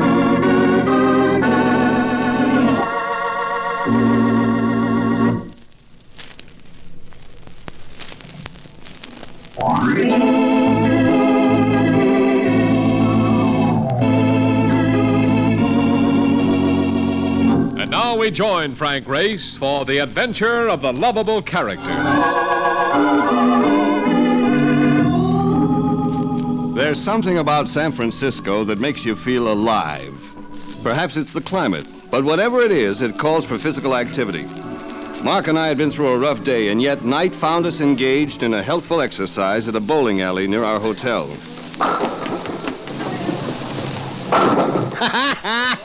How's that for nicking a split spare, huh? Very neat, Marcus. That's the frame, and you win again. Yes, indeed. Want to pull another string? Make it for a finish time. Give you a chance to get even, huh? Let's have a cup of coffee at the counter first. Okay.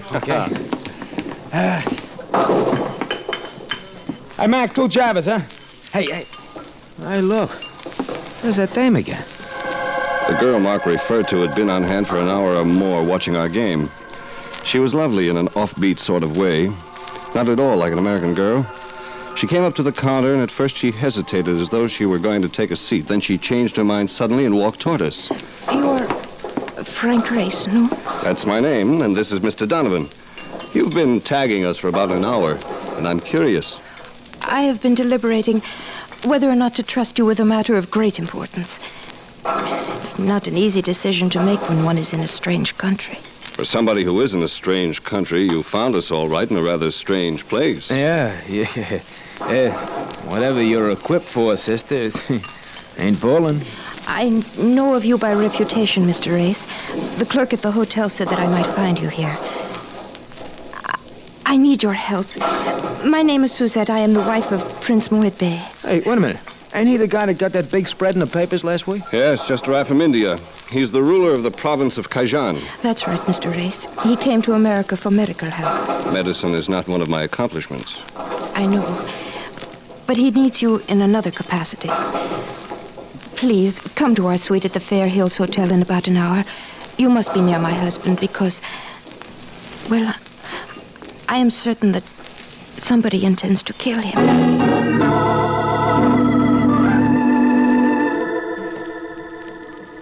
Prince Mohud Bey's suite at the Fair Hills Hotel turned out to be more than a suite. The prince and his retinue, including all 12 of his wives, occupied the entire 4th floor of the hostelry. And all the wives and servants wore native garb, making it difficult to distinguish one from another. But we were finally steered to the apartment of Suzette, where we knocked. Look, Race, tell me something. Of course. When these people get ready to leave here, how will the hotel know whether they are wearing their clothes or stealing the sheets? That is a question mark. Oh, Mr. Race, Mr. Donovan, come in, please. I have prepared my mother-in-law for your coming. Your mother-in-law? Yes, the prince's mother, the Maharani of Khajan. She is in the next room through those drapes. She may be very difficult. Show me a mother-in-law that ain't. Quiet, Mark. Let's go.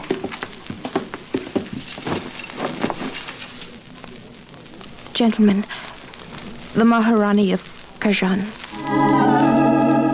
The Maharani of Khajan was quite a surprise. She was dressed in tweeds. Her hair was close cropped, and it took only one look at her florid face to tell me she was not a native of India. She was as British as a cup of tea. My daughter-in-law's overstepped her authority in calling you here, gentlemen.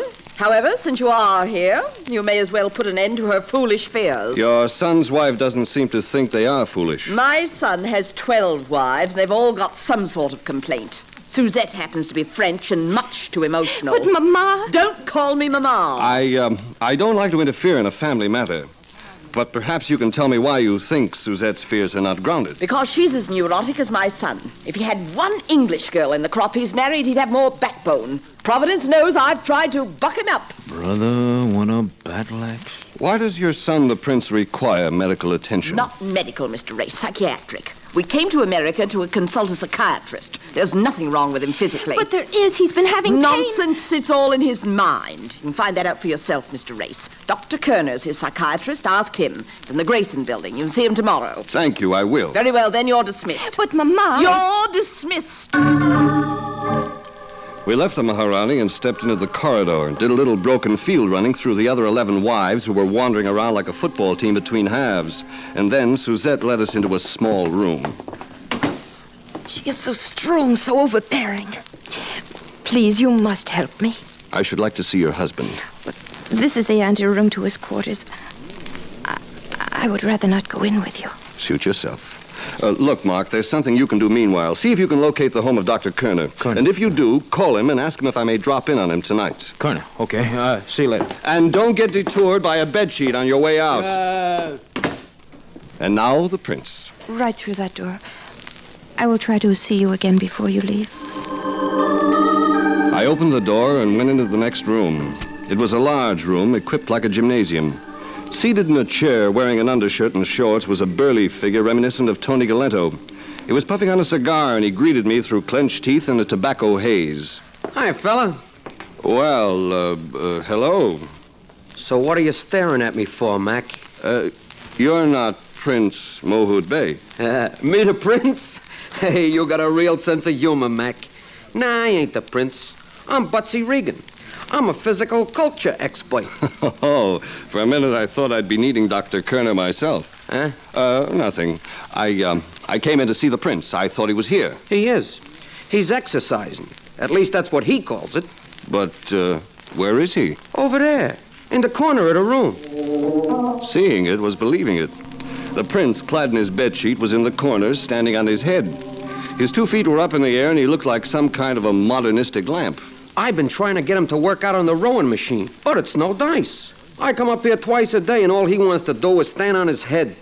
He learned it from some guy named Yogi. Yeah. Must be a jerk. That could drive him nuts, you know. Is he in a trance, or can I talk to him? You could try. Grab a pillow and sit down in front of him. Thanks. Prince Mohud Bey? Go away.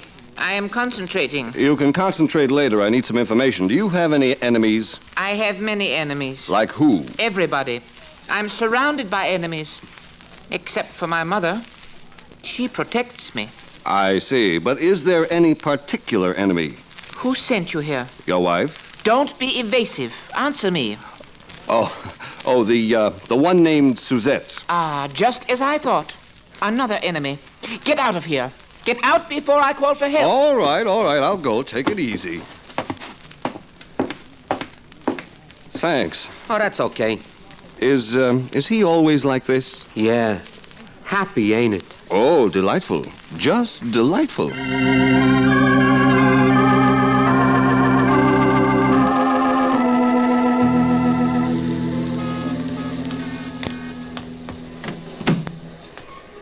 Find out where Dr. Kerner lives, Mark? Sure did. Got a joint on Nob Hill. I tell him that you was coming to see him. Good. Let's drive over. I'm sorry I kept you waiting so long, Mark. I didn't mind. I had the radio on. Gave me a chance to hear Spade. Sam Spade? Sam Spade. Spade Cooley, the king of the Western swing. What do you think I am, a traitor?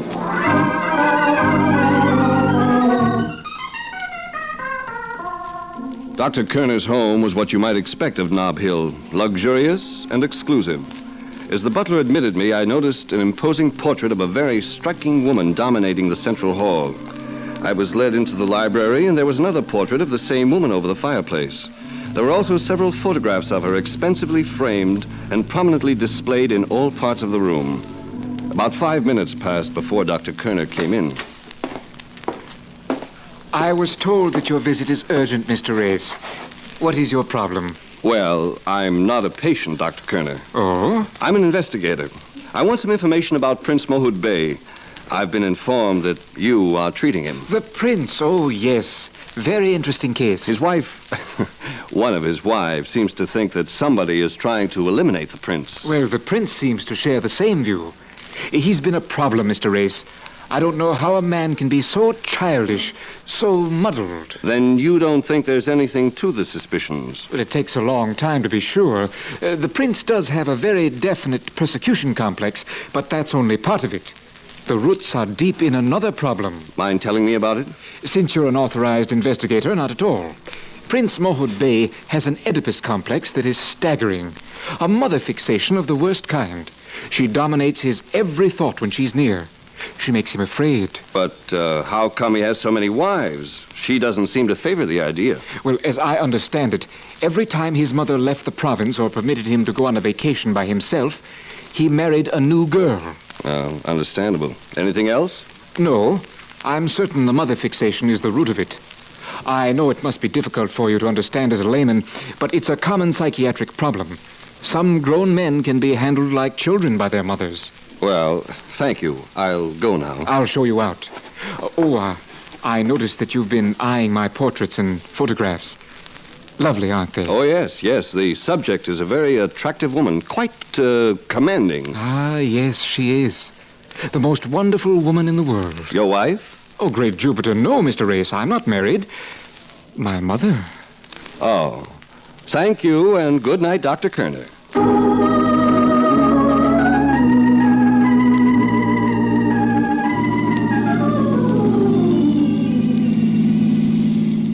I don't know. If you ask me, Race, it all sounds pretty screwy. Maybe yes, Mark, maybe no. But Suzette strikes me as being a sensible girl, even though she is snowed under by the Maharani. You mean you're going to keep working on this? Just for kicks. Even if there's nothing to it, we've been meeting a crop of lovable characters. Yeah, I'll buy part of that. We have been meeting characters. Now listen to that. Guy blowing his horn to pass, and he's a half a block behind me. I don't think he wants to pass. He wants us to wait until he catches up to us. Pull over. You're the boss.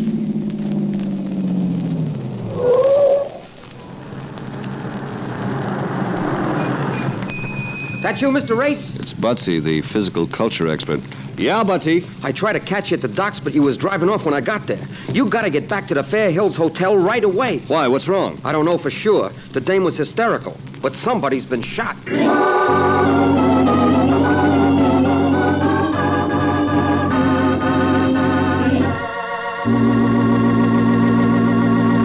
We'll return to the adventures of Frank Race in just about 1 minute.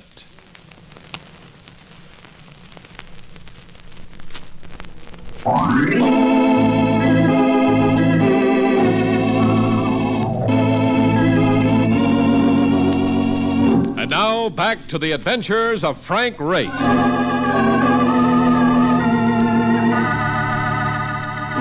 Police cars surrounded the block near the Fair Hills Hotel by the time we arrived. I flashed my credentials and was admitted to Prince Mohud Bey's fourth-floor domain. I passed the prince's apartment and immediately discovered that he was not the victim. He was in the corner, standing on his head, ignoring the pleas of a police sergeant who wanted him right side up for questioning. I found Suzette's room under police guard. The body of a woman was stretched out near the window. An ambulance attendant was fixing her shoulder. Suzette was in the quarters of the Maharani. This is no time for hysterics, Suzette. She's had quite a shock, I imagine. You might try being kind. Young man, I am the Maharani of Kajan, and no commoner You is happen going to to be in the United States, dear lady. We're all commoners here, and we obey nobody but the traffic cop on the corner, so you can stop that line of chatter. Now, come on, honey. Sit up. Oh, Race, it was horrible. I saw it. Grab hold, honey, grab hold. Now, tell me what happened. I was getting ready to retire, and the shot came through the window. And then she fell. There's one thing I don't know. Who was the victim? My servant. One of the maids. An entirely unimportant person. I told you to get off that line. Shootings are very important here, whether the victim is a maid or a queen. Oh, that poor girl. Why would anybody want to shoot her? I don't think anybody did. It was accidental. That bullet was meant for you, baby. For me? Nonsense. Is it? We'll see. Now, you said the bullet came through the window. Yes, but I didn't even hear it. We didn't know it was a bullet until later. Is there a balcony outside the window? No, nothing. You better call the ambulance doctor when he's finished and have him give you a sedative. I'm going to find the officer in charge.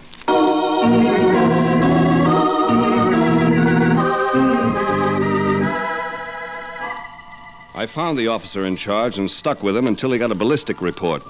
The bullet had come from a high-powered rifle. With that bit of information, I picked Mark up and headed for the streets. All right, so what are you looking at the building for? Suzette's room is located on the front of the hotel, and the shot came from the outside. Yet there's nothing across the street but a small public park. Wait a minute. You mean the shot was fired from the park? Up to a fourth-floor window? No. The bullet took almost a straight course. Oh, so maybe the guy with the gun climbed a tree? No. None of the trees are that tall. The shot must have been fired from one of the buildings on the other side of the park. Great, but by who? Dead-Eye Dick? It's a good 600 yards over to them buildings. That's not too far for an expert marksman with a telescopic sight. And that's why Suzette didn't hear a shot. Yeah, but somebody over there would have heard it. That isn't too choice a neighborhood over there, Mark. The park is the dividing line. Hey, wait a minute, that's right. We drove past the other side on the way down before, and there's a penny arcade and a shooting gallery? Yeah. So a shot over there could get lost. Look, I want you to check those buildings, 4th and 5th floor levels. See if you can find where the shot may have come from. Will do. What are you going to do? I'm going to see if I can bake an upside-down cake.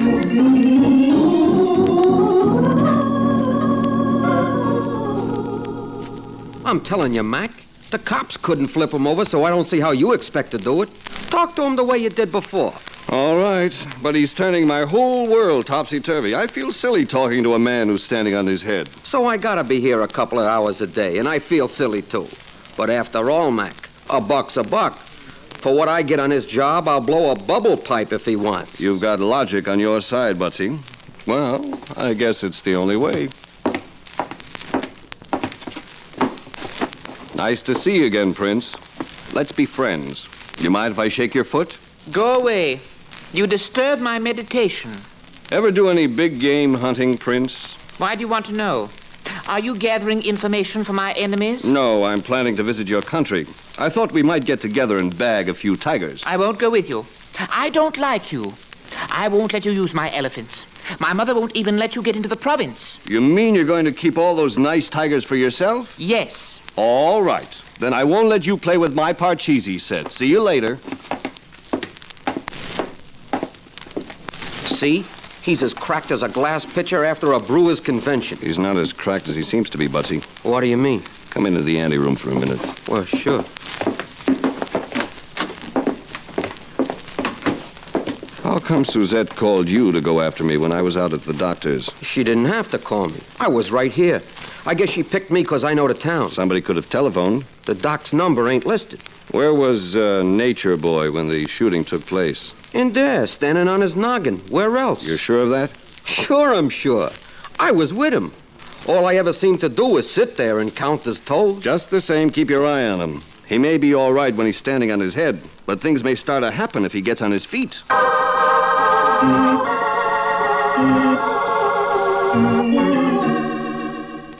It was a cinch. Nothing else would happen at the Fair Hills Hotel while the boys in blue were parading the halls. Mark hadn't returned yet, so I left a message at the desk telling him I'd gone back to our hotel to turn in for the night.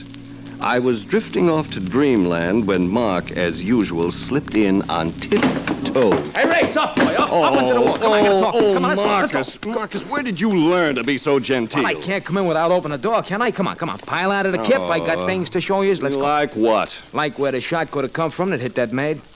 Is it a place that ties in? Like a couple of Boy Scout knots. Look, do you know what's on the fourth floor of one of them buildings smack across the park? I'll know if you ever get around to telling me. I am there. A gymnasium. A physical culture studio owned by one Butsy Regan. And unless I am very much mistaken, he is the same guy which you said was hired to keep the prince in trim. That is a chunk of information, Mark. Toss me my clothes. Certainly, here. Oh, wait a minute. There is more. And this could also fit. What is it? What's the name of that sick, the sick guy, the doctor? You mean the psychiatrist? Yeah, that's him, the psychiatrist, yeah. KRONER. Yeah, well, that's what I thought, yeah. Well, on the fifth floor of the next building, see, there's an office for James KRONER. It rings a bell. The last name, I mean, so I checked, see. The guy runs a salvage business, and he happens to be the doc's brother. How do you like that? You like my information? Oh, Marcus, I love it. Let's have a look at both those places right now.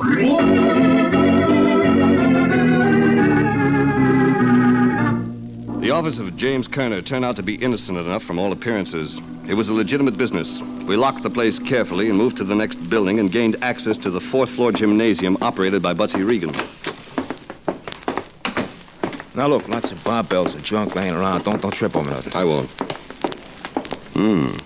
3 windows facing across the park. Suzette's room is the 6th from the corner of the hotel on the 4th floor. Perfect view from here, all right. Yeah, then a maid could have been blasted from here. Yes, turn on the lights. Lights? You want to give us away to the cops? Nobody will notice. It's only a gym. There isn't even a watchman in the building. Okay, you want lights, you get lights. Yeah. What are you looking for? This, for one thing, on the windowsill here. Oh, it's just a mark in the dust, that's all I see. Yes, the same kind of a mark a gun barrel would make if it were rested there to steady the aim. Hey, that's right, hey. And there may be an empty cartridge on the floor somewhere. Hey, down! What was that, anyhow? Bullet came through the window, but no gunshot. That means it came from the hotel across the park. Crawl over and douse the lights, then we can get out of here. Wait a minute. You mean whoever picked off the maid from over here is now trying to blast us from over there? That's right, Mark. Because we're too close to winding this up. We're going back to the Fair Hills Hotel for our final visit.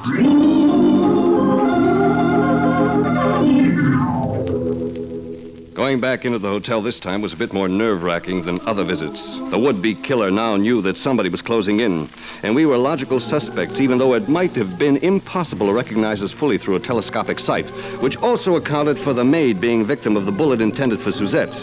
I posted Mark near the elevators where he could stop anybody who tried to leave. I headed for the prince's chamber, but just then the door opened and out stepped Dr. Kerner. Well, Mr. Race, how nice to see you again. You're abroad rather late, Doctor. The prince needed some attention. Mostly medical in this case. He's been injured? Oh, no. Just a severe headache from standing on his head. It's really very amusing. I think he's doing all this simply because his mother told him to do it, for some unfathomable reason. I thought it was an act. Is he sleeping now? Oh, yes, very soundly.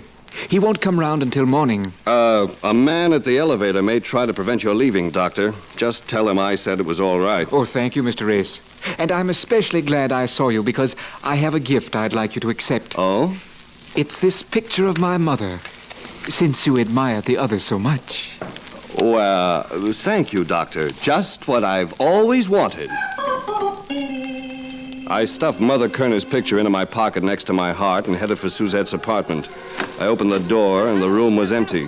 But I caught the sound of voices from behind the drapes that separated the Maharani's quarters from Suzette's.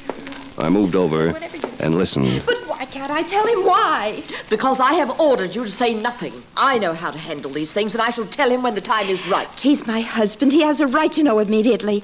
I've listened to you long enough. Well, girls, we seem to be having a disagreement. How dare you intrude? You keep quiet. Now, Suzette, what is it she doesn't want you to tell your husband? I'm going to have a baby. A new little prince. Which the Maharani couldn't keep quiet forever unless you happen to be dead. What are you insinuating? I'm insinuating that you were trying to kill this girl so that she and her child wouldn't be able to take top spot in your son's affections. You don't like the back seat, old girl, but you shot a maid by accident, and that's still the stuff that jails are made of. I'll have you thrown out at the No, you won't. You hired Butsy Regan to keep him here evenings and give you the run of his gym. And a sportswoman like you can handle a rifle very well, I'm sure. Mama, it was you. Don't call me Mama. Come on, Suzette. I'll take you to another room until the police come here to pick up Mama. Police picked me up for shooting a servant? Ridiculous. And Kaijan, Mama, perhaps, but not here, Mama. Not here.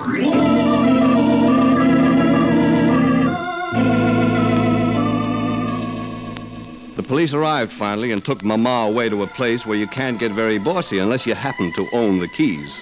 Suzette dashed off to tell her husband the news, both good and bad. But she had to save it until the next morning anyhow, until the headache treatment wore off. Mama wound up with a sentence that promised to keep her out of circulation until the expected junior prince would be past the diaper stage.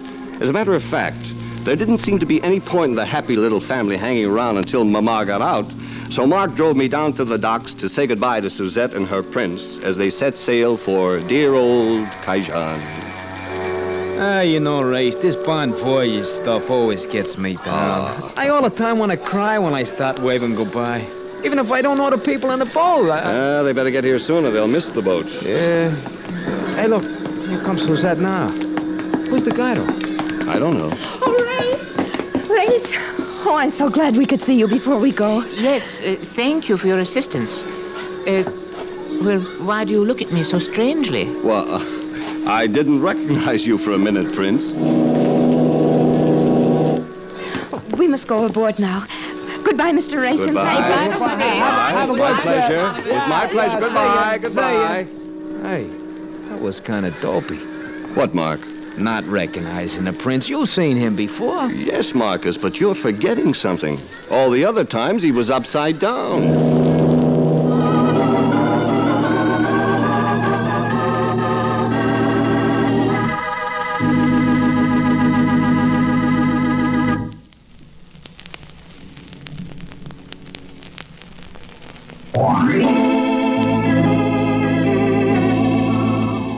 The Adventures of Frank Race, starring Paul Dubov with Tony Barrett as Mark Donovan, comes to you from Hollywood.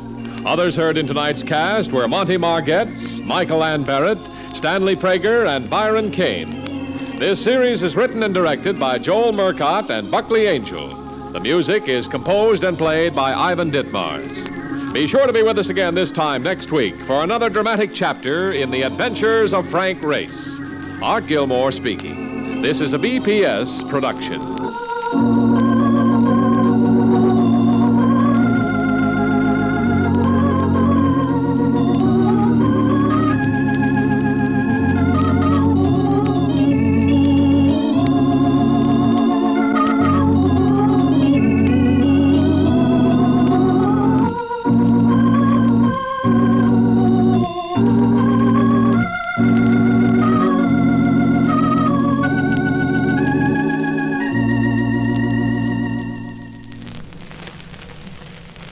Transcribe.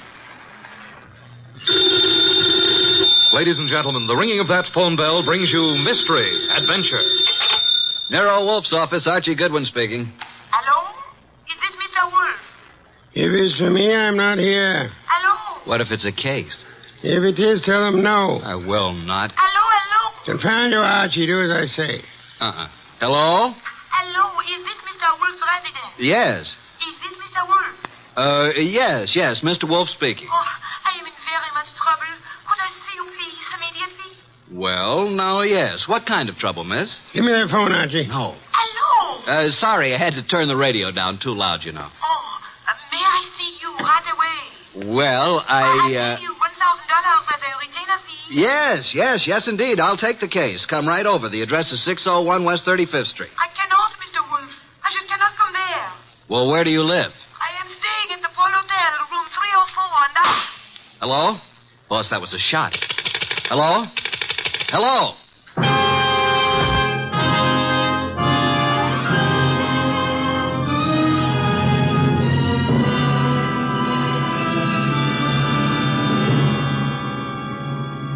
Ladies and gentlemen, it's that renowned genius who is the bulkiest, most ponderous, and most brilliant detective in the world.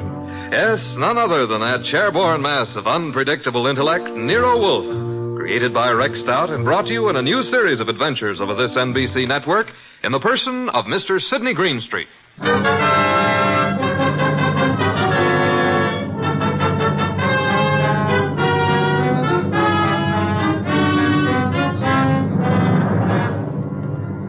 We've usually referred to this story as the case of room 304. The girl on the phone had a decided foreign accent. I wasn't quite able to decide what nationality she was, but it sounded like French.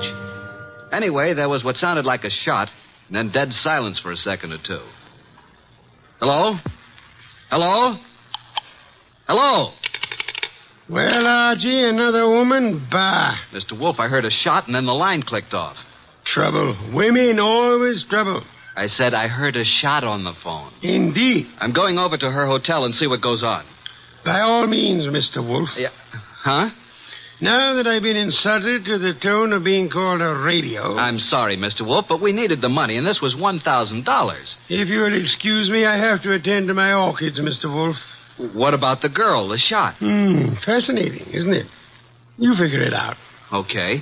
I've got to get over there. Room 304, Pole Hotel. So long, boss. Good luck, Mr. Wolfe. Please phone me from time to time.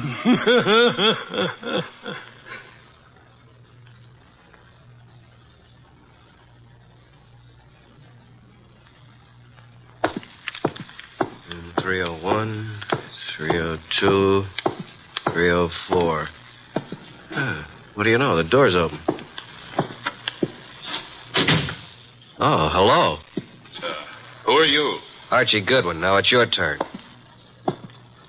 I'm Jay Bream, pilot for Jan Airlines. Have you seen...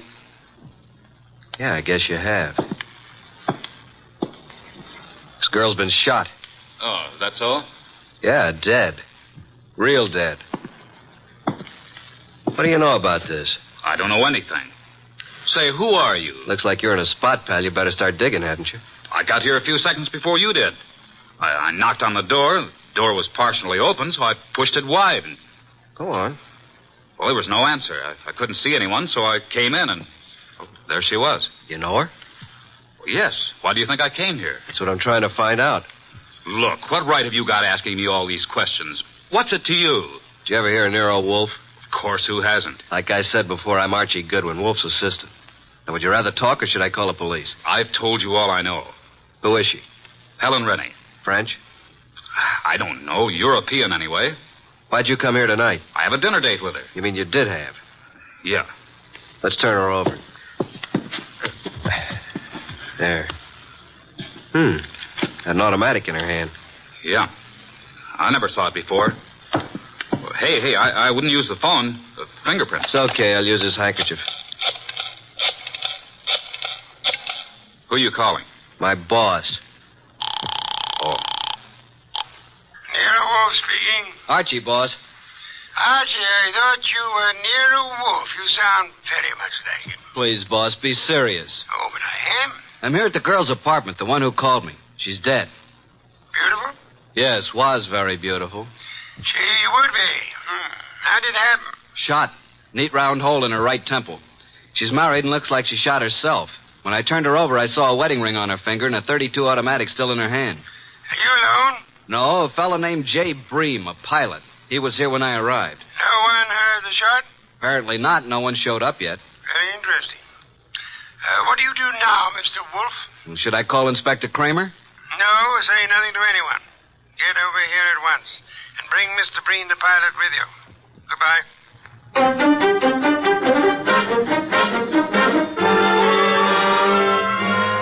That's all you know about it, Mr. Breen? That's right, Mr. Wolfe. Just like I told Mr. Goodwin here. The whole thing sounds... Hey, I just thought of something. Pray tell, Archie. It can't be suicide. Oh, and why not? How can a dead woman hang up a phone? You finally arrived at that, Archie. Amazing. Of course she couldn't. She was murdered. Murdered? Yes, Mr. Bream. But I thought she committed suicide. Please, Mr. Bream, it'll be better if you don't think. Where do you stay? 321 West 19th, apartment 5. And your job? I've 10 days vacation. Started yesterday. One thing, Mr. Bream, I suggest you don't leave town. Furthermore, talk is not advisable. I strongly recommend that you adopt precautions. Yes, sir. Show Mr. Bream to the door, Archie. Yes, sir. Right this way. Good night, Mr. Wolfe. Good night. I didn't want to tell you in front of Mr. Bream, but I found this in her purse when I sent him for a sheet to cover the body. $1,000 check. Made out to Mr. Nero Wolfe. Well, boss? I think it's time we phoned Inspector Kramer. Should I? Who else, Archie? Who else? My apologies. I forgot how heavy that phone really is. Archie. Oh. Do you want me to talk to the inspector? I'll do the talking. Should I hold the phone for you? You can get me some beer. Inspector Kramer. One moment. Here you are. It's Nero Wolfe, Inspector. I think you had better go over to the Paul Hotel. Yeah, why? I believe you'll find a dead woman there. A dead woman? What is this, a gag, Wolfe? I'm afraid not, Inspector. Well, how did you know about it? Have you been over there? Telepathy, Inspector. Mental Wolfe, I'm too busy today to listen to nonsense. Telepathy. Don't give me that kind of stuff. If I find a body, I'll lock you and Goodwin up. You watch your blood pressure, Inspector. Never mind about my blood pressure. One thing, Inspector. Yeah? Would you hold off the press for the present? Why? What are you holding back, Wolfe? Will you stop your idiotic jabbing to what I ask? Okay. By the way, Wolfe, I suppose you know the girl's room number. Naturally, Inspector. It is room 304. So hurry. Oh. Dear Inspector Kramer, he's so fond of me. Archie. Yes, sir? I suggest you call the bank in the morning and find the person who is handling Miss Renee's account. Try to bring all her canceled checks over here. And what if they won't hand them over? Then Kramer will get an order issued to do so. Simple?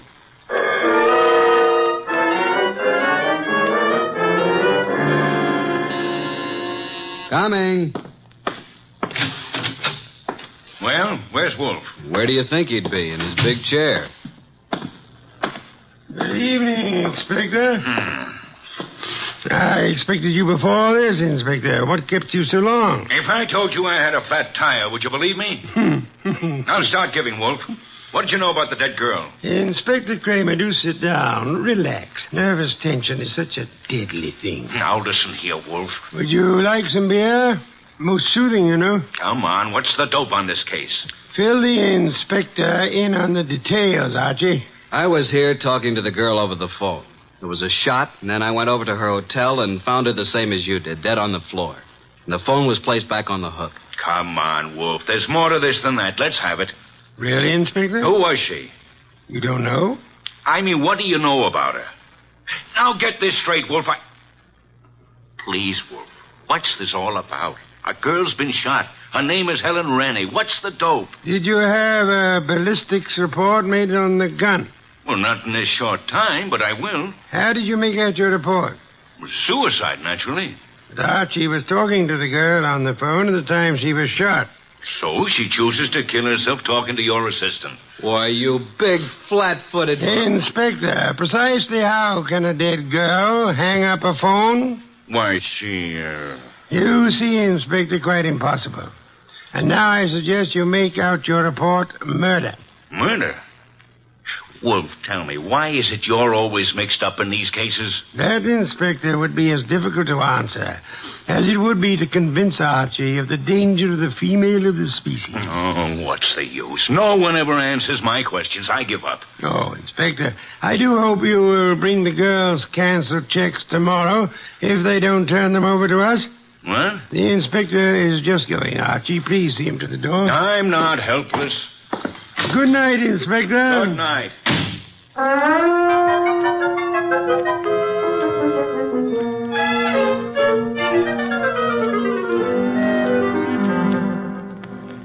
Please, boss, can't we have just a little air in here? You've been out all the morning. Isn't that enough? Gonna get me an oxygen tank to use in here. Did you contact the bank regarding the girl's account? I did. I finally talked to the head of the accounting department. He told me about our personal agent here, Mr. Renfrew. He was handling all our financial affairs. Went to see Renfrew. What did he have to say? Very little. But he seemed very upset when he learned of her death. I didn't tell him how she died. He said Helen Rennie was here buying technical equipment for her government in Europe. Technical equipment? What kind? Laboratory stuff. Did she make any definite purchases? From the Arrow Company here in town, and Mr. Paul Morio is the head man of this Arrow Company. Mr. Renfrew, her agent, gave us quite a bit of an argument about coming over here today, said it was very irregular to show bank statements. But he finally gave in. I didn't need the inspector's help. What time do we have the honor? He said he'd be here at noon. No. You know I'll be busy at that time. Well, I didn't think you'd let... Archie, you never do. Your lunch will keep just this once, Mr. Wolfe. Not this once, nor any other time, Archie. You know I have lunch precisely at noon. Not after, not before. Understand? Yeah. I surmise you have the address of the Arrow Lab Supply Company. Yes, sir. You want me to go have a talk with Mr. Morio who runs the place? Sometimes, Archie. Your conclusions are fantastic. I'm leaving. One thing more. And? After you return from your visit with Mr. Morio, would you be so kind as to entertain Mr. Renfrew until after my lunch? And don't stand there with the door open. Sorry, boss. I'll go out through the coal chute. Do forgive me.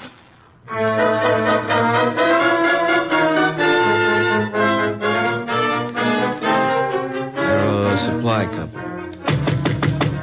Come in. Oh, Mr. Morio in? Yeah, I'm Morio. My name's Archie Goodwin. What can I do for you, Goodwin? I'm Nero Wolfe's assistant. You've heard of Nero Wolfe? I don't get around much. Tell me about it. How should I answer that? Any way you like.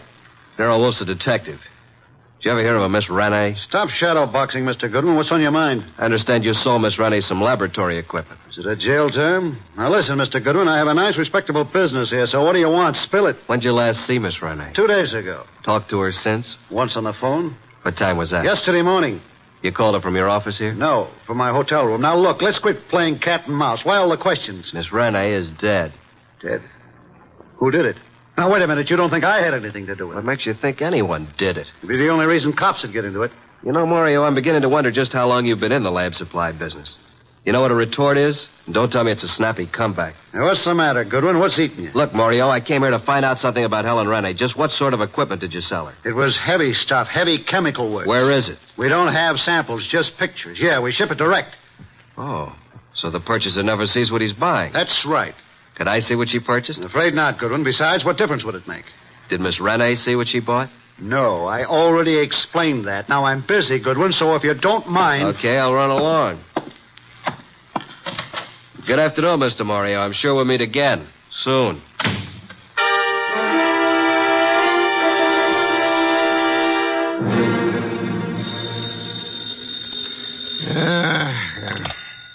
Nero Wolfe speaking. Archie, boss. Yes, Archie? Just left the Aero Lab Supply Company, and as far as I'm concerned, something's rotten in Denmark. Indeed.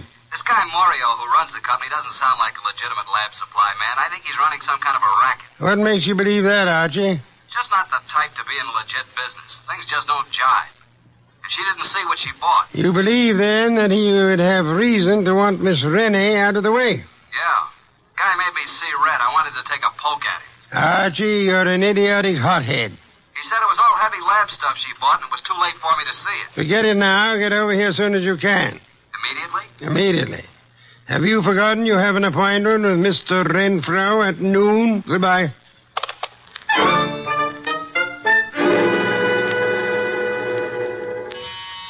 Coming.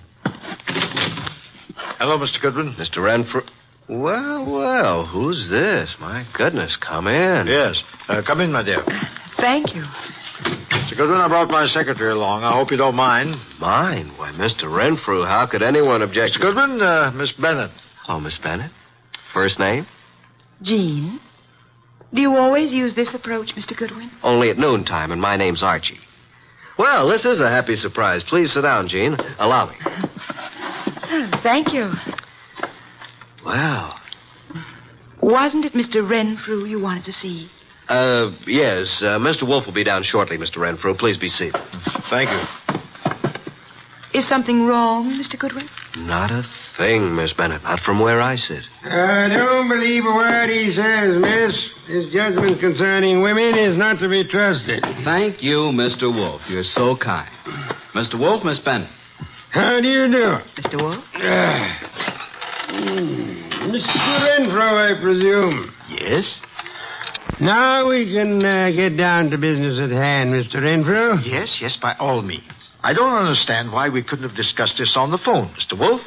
The whole thing is highly irregular. Of course, I know you're trying to do your duty, but... I prefer not to discuss the dead girl's business affairs on the phone, Mr. Renfro. You should appreciate that. Yes, I see. Now, what is it you wish to know? How long have you known Helen Rennie? About a month. When's the last time you talked to her? Yesterday. What time? Why, about 2:30. I called her from my room. She was here on government business. You brought the canceled checks? Here you are, Mr. Wolfe. Quite sizable amounts, Mr. Renfro. Very interesting indeed. Yes? You see, Miss Renee made some very large purchases, Mr. Wolfe, and of course they were all quite legitimate. Would you mind if I kept these checks overnight? Well, Thank you, Mr. Renfro. By the way, was Miss Rennie right or left-handed? Why, left-handed, Mr. Wolfe. Why? Just inquisitive. Now, if you would excuse me, Miss Bennett, Mr. Renfro, I have a very urgent appointment. Well, if I can be of any more service, don't hesitate to call on me, Mr. Wolfe. Thank you, sir. Oh, dear. Poor Miss Renee. I hope the person who did this dreadful thing is dealt with properly. Indeed. I must run along now. Yes, this way. Must you go too, Miss Bennett? Good day, Mr. Wolfe. I must, and good day. See you soon, Miss Bennett. Well, boss, what do you think? Isn't she a beauty? I'm sure I'm not a fair judge, Archie. Do you happen to know where the Mario warehouse is? Why, yes. It's at the other end of town near the river. Oh, no, not again. 9 o'clock tonight. Okay. I suppose you want me to take a gander at what's in the warehouse, break in like a burglar? Archie, if your mind were free of women, I do believe you could reach phenomenal heights in this your chosen profession.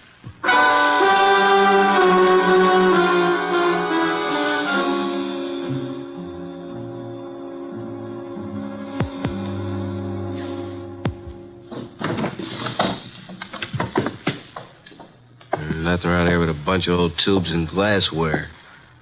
I hope Wolfe knows what he's doing. I don't. All right. Stand where you are and reach. What's it? Flip the lights on, Joe. That's better. Now, sing up and tell me what you're doing here. I beg your pardon, I'm a little deaf. I couldn't hear you. I said, what are you doing here? Oh, Ellen, I was supposed to meet her here. Make sense, will you? You think I can? What's the matter, Mac? Visitors? And this bird refuses to talk. Well, then knock it out of her. You two talk it over. Don't bother telling me how it comes out. Hey, wait a minute, you. You ain't leaving. All right, you win. This night is just full of surprises. Ain't it? Let's see what you're talking. Hey, who do you think you're shoving around? Just full of questions, ain't you? You know, someday you're going to end up by getting into trouble. It's illegal to push people around. I guess you better understand. Hey, are you kidding? Get the point? Now, get up.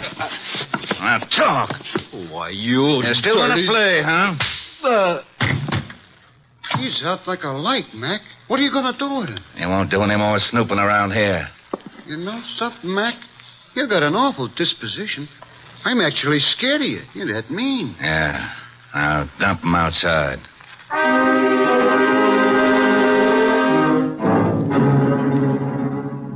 Hey, boss. It's me, Archie, remember? Archie, these interruptions are detestable. Can't you see I'm busy? Is that you, Archie? I've been busy too, boss. Look at my face. I had an accident. From your appearance, I'd say that someone else had been busier. All right, Mr. Goodwin, as long as you insist upon interrupting my meditation, start at the beginning.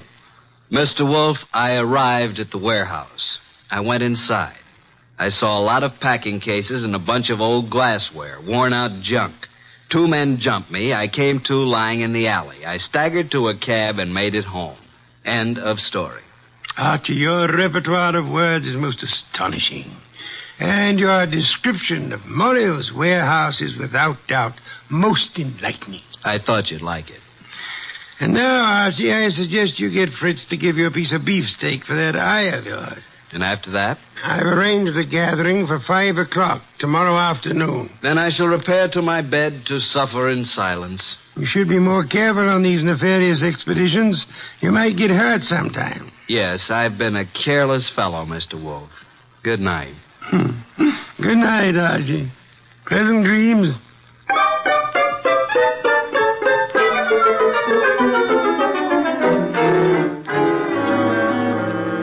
Mr. Wolfe, I'm glad you called me early. I was just about to leave town for a couple of days.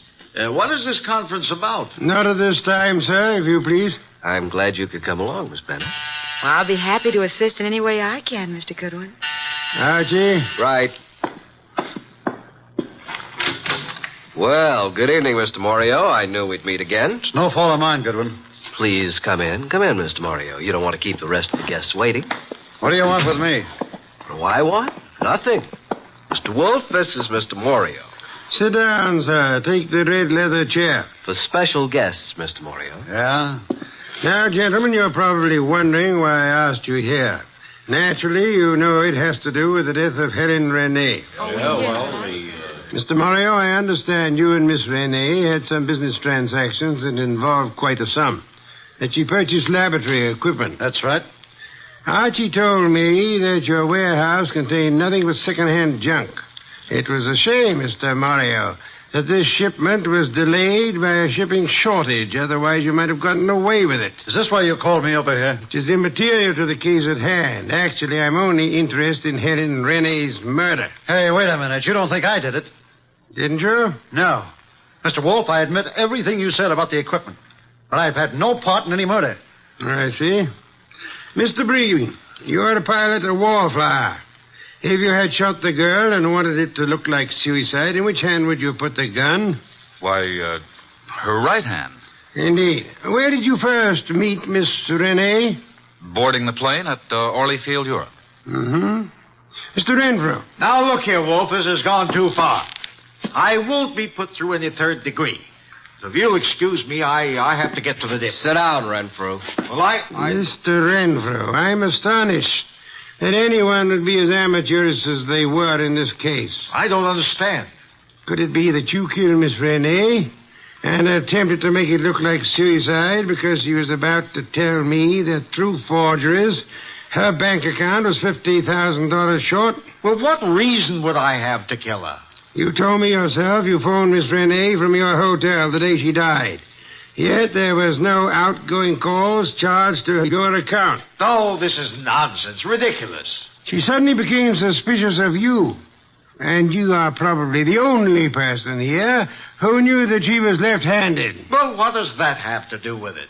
She was shot through the right temple, Mr. Renfrew, while talking on the telephone. With a gun in her left hand, wouldn't it be awkward for her to twist her arm around her face and shoot herself? In your excitement, you forgot you had shot her in the right temple. And what else do you know, Mr. Wolfe? That you once worked in Europe where you met Miss Renee, arranged to represent her in this country. Only you would know how much she had in the account here. I've heard enough of this nonsense. Yesterday, you made a statement. Quote, I hope whoever did this dreadful thing is dealt with properly. Only the police, and Archie and I knew Miss Renee had not died naturally. How did you know that? Unless you are the murderer. Don't make a move, any of you. I was forced to eliminate her. She accidentally learned about the shortage, and she became most unreasonable about it. Phoned you about it. Oh, dear me. So utterly weary of these melodramatics. Put up that gun. I've spent 15 years sweating, trying to get enough money to live the way that I want. And now I have it, and neither you nor anybody is going to take it away from me. I'll kill anyone who tries to follow me out of this house. Oh, no, Mr. Wolfe. Stand back. Mr. Renfrew, don't, please. I will take that gun from you and... Oh, Miss Renfrew. What the... Well, Inspector, you certainly arrived at the proper time, even if you are late. What do you mean, late? I've been standing out there listening to Renfrew for 5 minutes. Boy, that's too close. Glad he missed you, Inspector. Well, good night, Mr. Wolfe. Not so fast, Mr. Morio. I suggest you hold Mr. Morio here for swindling Miss Rennie and her government. And, Archie. Yes, sir? Do you know how to care for a person who has fainted? I certainly do. Then look behind you. Your pretty Miss Bennett has collapsed.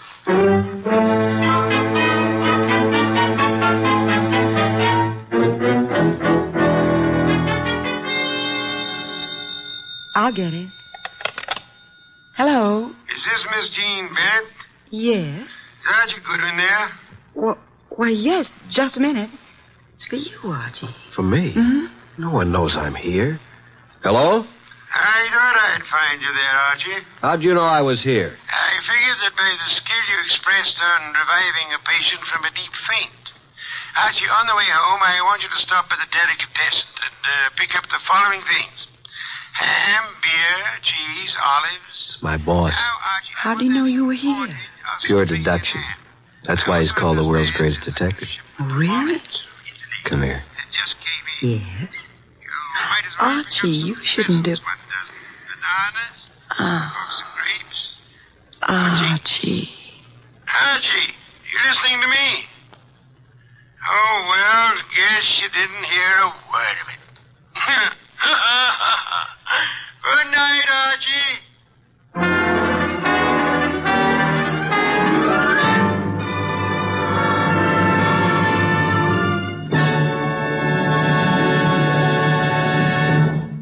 You have been listening to The New Adventures of Nero Wolfe, starring Sidney Greenstreet.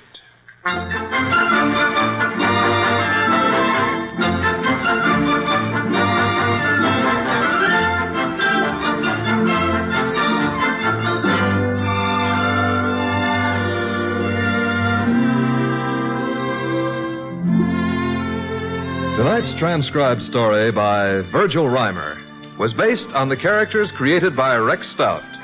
This is an Edwin Fadiman production, produced and directed by J. Donald Wilson. In the cast were Harry Bartell as Archie Goodwin, and Lucille Alex, Val Brown, Bill Johnstone, Hal Gerard, Betty Lou Gerson, Vic Rodman, and Ed Daly. This is Don Stanley speaking. 3 chimes mean good times on NBC. Just listen to the stars on this Sunday's big show. Jimmy Durante, Ethel Merman, Milton Berle, and Gordon MacRae. Plus Meredith Wilson and his orchestra. Your MC on the big show, of course, is the glamorous Tallulah, and you're invited. And on Theater Guild on the Air this Sunday, you'll hear the comedy The Man in Possession, starring Rex Harrison and Lily Palmer. Don't forget, hear Ethel Merman on the big show Sunday on NBC.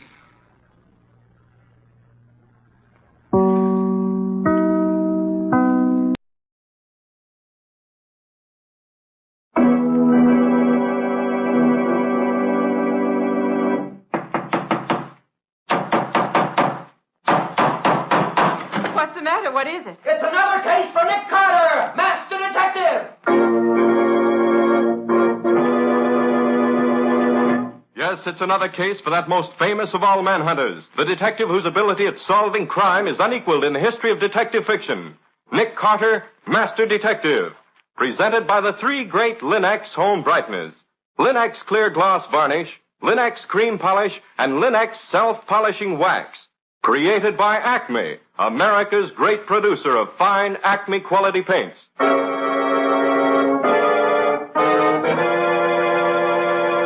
Today's curious adventure, Murder by Fire.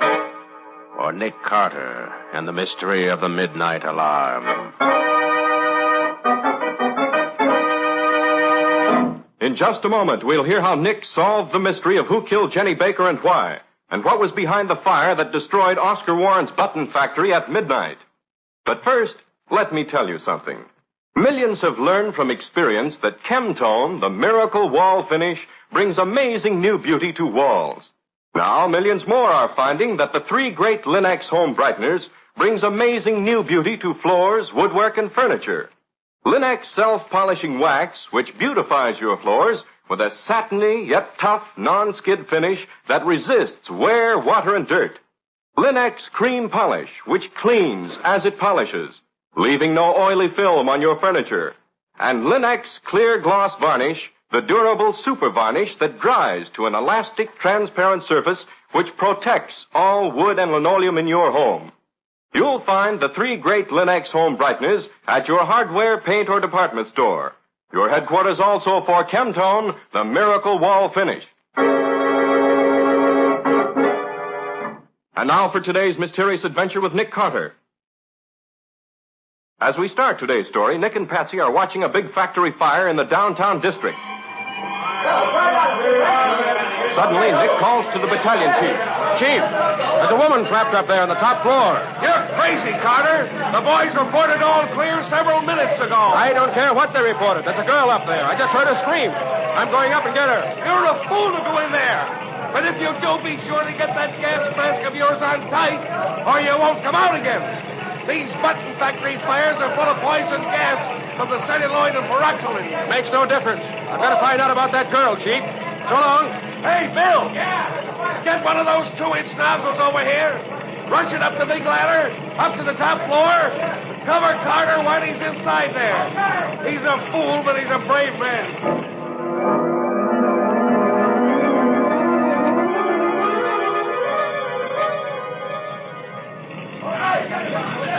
Can you see him yet, Chief? No, he's been gone long enough to be out of there twice already. Well, there he is. Chief, over there. Yeah, he's got somebody with him. Ambulance, over here. Get the first aid kit in a hurry. Nick, are you all right? Yes, Patsy, I'm all right. Here, let me get your gas mask off. There. Stay Thanks, up. Patsy. I'm okay. Nick, the ambulance is coming. It's no use, Chief. She died in my arms on the way down. Oh, Nick. The poor kid. Yes, Chief, it's not only first-degree arson, it's first-degree murder as well. Murder? Yes, Patsy, just as sure as I'm standing here. What's going on here? Who's that you got there, Nick? I don't know, Riley. Just found her on the top floor of the building. Huh? Tied up and burning to death. You mean somebody deliberately left her there to burn to death? I do. She was bound and gagged and shot up in a closet. But, Nick, why didn't somebody hear her before she got burned so badly? Look here, Patsy. See these ugly red burns on each side of the dead girl's mouth? Yes, what are they? She was gagged. That's why she didn't cry out sooner. She couldn't. Not until the gag burned away. Oh, Nick, she must have suffered agony up there. Somebody hurt? Yeah, somebody's hurt. Who are you? I'm Oscar Warren. This factory was mine. Oh, so it was yours, was it? Yes. Did you ever see this girl here before? Let me see. Oh, yes. That's Jenny. Jenny Baker. And who is Jenny Baker? Our bookkeeper. What happened to her? The same thing has happened to your building, Mr. Warren. Burned to death? Right. But I don't understand. What was she doing here at this time of night? We weren't working overtime or taking inventory or anything. Why was she here? That's only one of the things we don't know, Mr. Warren. Warren, how did you happen to know there was a fire here? I didn't know. Then what are you doing here? I've been to the movies. On my way home, I stopped to pick up a bundle I left at my office this afternoon. And where's your home? Up in Washington Heights. And where did you go to the movies tonight? In Union Square. So you come all the way from your home in Washington Heights to go to see a movie in Union Square. Yes, but I... And on the way home, you stop at your office, which is a couple of miles out of your way, to pick up a bundle. It's a fine story. Look, if I left the bundle in my office, where else could I go to pick it up? Did you start this fire here tonight? Why should I start a fire in my own factory? Answer yes or no. Did you start this fire, and why? No, I didn't. Why should I? Same reason any other firebug has. To make money out of the insurance company. But I Your tell firm you... been making money this year? No. Business isn't so good this year. Yeah, but now that you can get your insurance money, everything's okay, I suppose. Look, why should you accuse me of things like that? Listen, Warren. A factory has been burned down, and a girl has been killed, and someone is responsible, and we're going to find out who.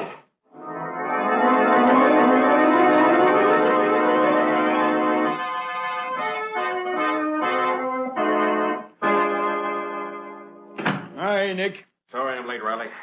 I hoped to get here before you started questioning Warren, but I couldn't make it. What have you found out? Yeah, it's been like pulling teeth, Nick. But he's told us that the dead girl, Jenny Baker, was office manager and bookkeeper for his firm for the past 7 years. Knew more about customers and accounts than he did. Invaluable, he said. The only thing wrong with her was that she's been going out recently with his partner, Alfred Hoffman. So what if she did go out with this Herman? It's a crook. And no... Easy now, Mr. Warren. None of that. Now, you see, Nick, Warren and Herman just didn't get along so good. Couldn't agree on how the business was to be run. Mr. Carter, a couple of months ago, a lot of funny business started. Some shipments were made that hadn't been ordered. Then money was borrowed on the shipments. Other things, too. Yeah, they had arguments, too. Lots of them, Nick. About a week ago, they finally had a fist fight. Yeah, and I licked him, too, the crook. Then we called the partnership off. Which one of you is getting out of the partnership? I'm buying him out.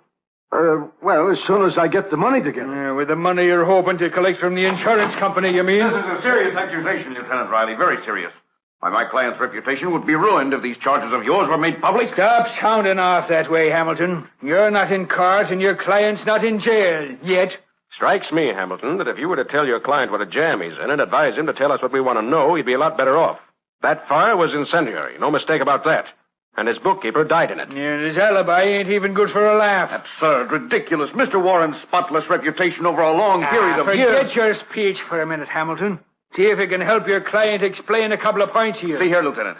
I don't need any instruction from you as to my duties as a lawyer. Though perhaps I could instruct you in your duties as a public official. Why, what do you mean by that crack? It's plain enough who set the factory on fire if it was set. Oh, and who do you think did it? Alfred Herman. He threatened to do it a week ago and threatened to kill my client, too, if he got the chance. Huh? You say he threatened that a week ago? Yeah. Mr. Hamilton's telling the truth, Mr. Carter. Herman said I'd live only just long enough to be sorry I'd kicked him out of the firm. Which I didn't do, really. We agreed I should buy him out. But you say you haven't paid him yet? No, I haven't had the money yet. Well, will you get enough out of this insurance company, if you get anything at all, to pay off all your creditors, including Herman? All the creditors, maybe, but nothing left for Herman. Then it hardly seems logical that he'd spoil his chances of getting money from you by putting you out of business. Yeah, why would he want to do that, Mr. Wise Guy? Have you ever heard of revenge? Many men will pay more for revenge than for anything else. Riley, I think I'll have a talk with this Alfred Herman. Where does he live, Warren? 1335 West End Boulevard. What does he look like? Slender, blonde, young-looking, clean-shaven. You know, a ladies' man. All right, I'll find him. See you later, Riley.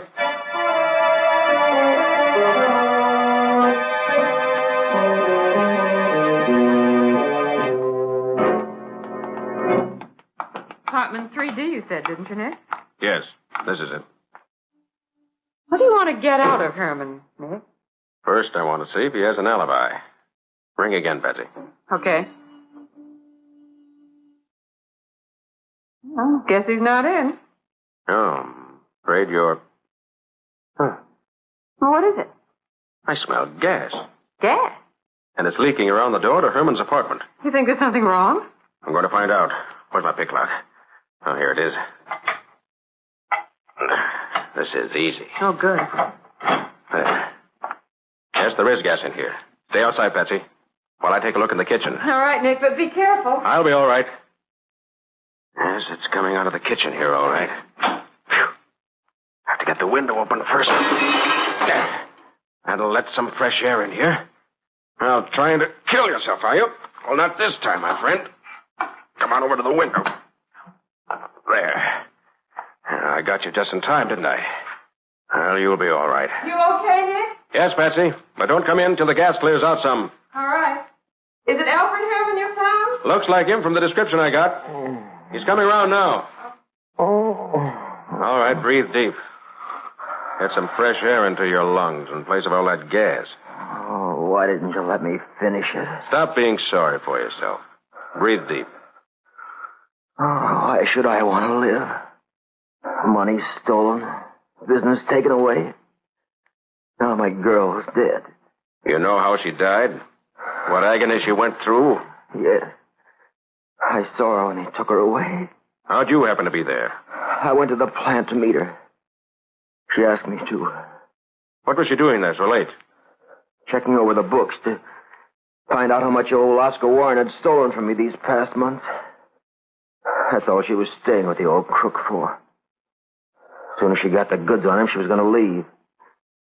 And we were going to get married. You like to prove that to a jury? I don't care what happens now. Jenny's dead. True. But would you like to be convicted of her murder? Murder? You mean the fire was set? It was. Here, let me help you up. Yes, it was set by someone who knew enough about the button business to gather up all the shavings of celluloid and put them where they'd start burning the best. When was it set? Around 9:30 to 10 o'clock, as near as we can figure. You have an alibi for that time? Well, yes, I spent the whole evening with Dottie Baker, Jenny's sister. Where? At their apartment on Royal Avenue. You fond of Dottie? Yes, I am. Maybe you'd rather marry Dottie than her sister. Why, if you weren't a cop, I'd kill you for saying I'm not that. a cop. I'm a private detective. Now, this You've killing... got no right to say that. Jenny's the only girl in the world for me. You sure? Am I sure? Here, look at this. What is it? Here in my hand. Why, Ouch, my eyes! Here's something else for you. Oh. Nick, what are you doing? Here's one for you.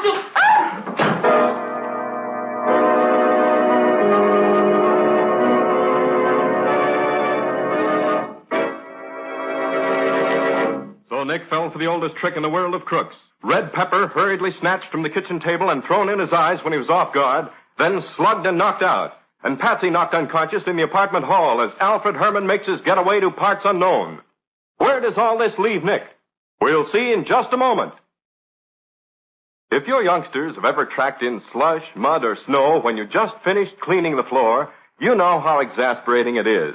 But it can be a lot less trouble when your floors are protected by Linex self-polishing wax. For Linex self-polishing wax resists water so that it's removed in a jiffy. Linex self-polishing wax resists dirt, too, keeping it on the surface so that it's easily cleaned away. And although Linex self-polishing wax is simply wiped on without tiresome rubbing or polishing, it resists wear as well. What's more, when worn spots appear, it may be renewed at any time without re-waxing the whole floor. Yes, Linex self-polishing wax is a splendid finish for any floor, wood, tile, or linoleum, giving a beautiful satiny appearance. And it's the non-skid finish. The underwriters' laboratories have proved that fact.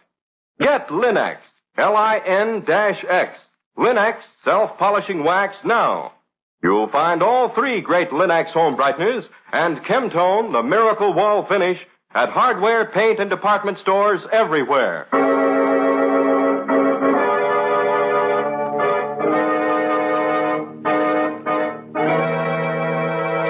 And now, back to our story. We left both Nick and Patsy unconscious in the apartment of Alfred Herman, partner in the button factory, in which Jenny Baker was burned to death. Herman has vanished. As we pick them up, they're on their way downtown in Nick's car. It's early evening. Feeling better now, Patsy? Yes, thanks, Nick. That cup of coffee made a new woman out of me. I feel more normal myself than I did a while back. What a sap that Herman made out of me. You ain't kidding. Where do you suppose he is now? Somewhere miles away from here, no doubt. Your trip to his place didn't accomplish much, did it? No. Except for saving his life, it accomplished absolutely nothing. That's right. I went through everything in the apartment. Found nothing that interested me in the least. Not a clue in a carload. Net results of the trip. One bump on the head for you where he hit you with the iron skillet. One sore jaw for me where he punched me. Ouch. Well, I hope I have better luck where I'm going now. Where's that? I want to have another look at the burnt factory now that the fire's died down enough so I can get in the place. Oh, is it safe? Framework of the building is still standing. Only the contents were burned. Not all of them. Well, There's a hot fire and a short one. that's it, just ahead there, isn't it? Yes. Now, Patsy, I'm going in. But I want you to wait in the car. Oh, but Nick, I have a now- hunch something's wrong in there. I want you out here so I can have a friend on the outside. Now, wait here for an hour. If I don't come out by then, call Riley. You mean you think there's still someone in there? I don't know what I think, Patsy. I'm just playing a hunch coming down here at all. And my hunch says be careful. You stay here and watch. All right, Nick, but do take care of yourself. Don't worry, Patsy. I like me well enough to do that very vigorously. Be seeing you.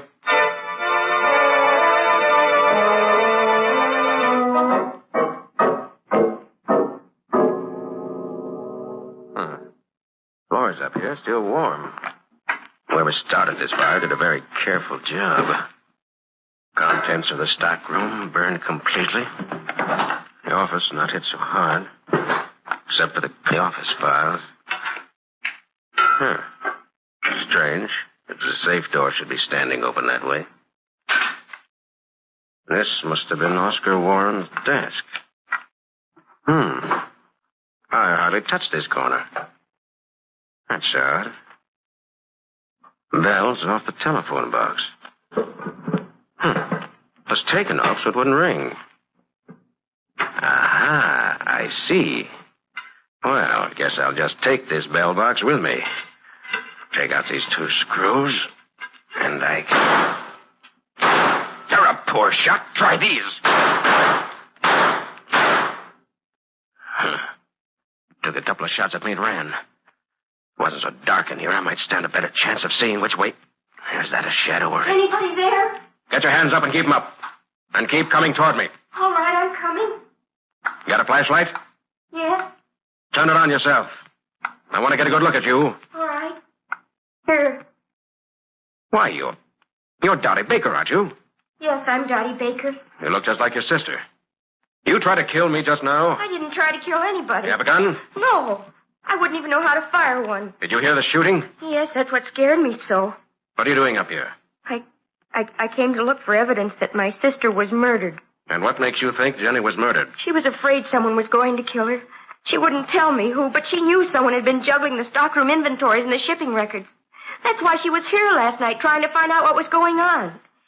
But she was afraid something would happen to her before she got the proof. And it did.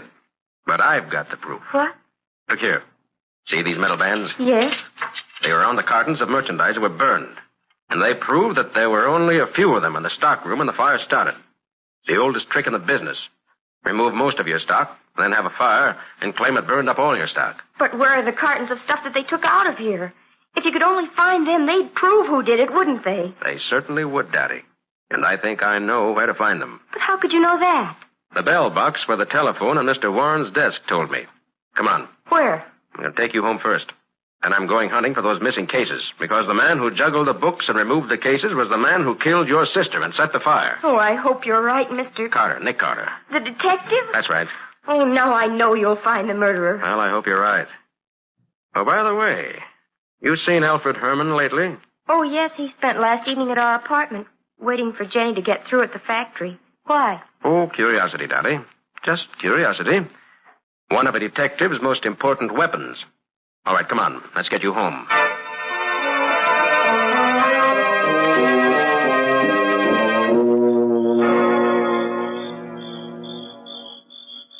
Now, listen carefully, Betsy.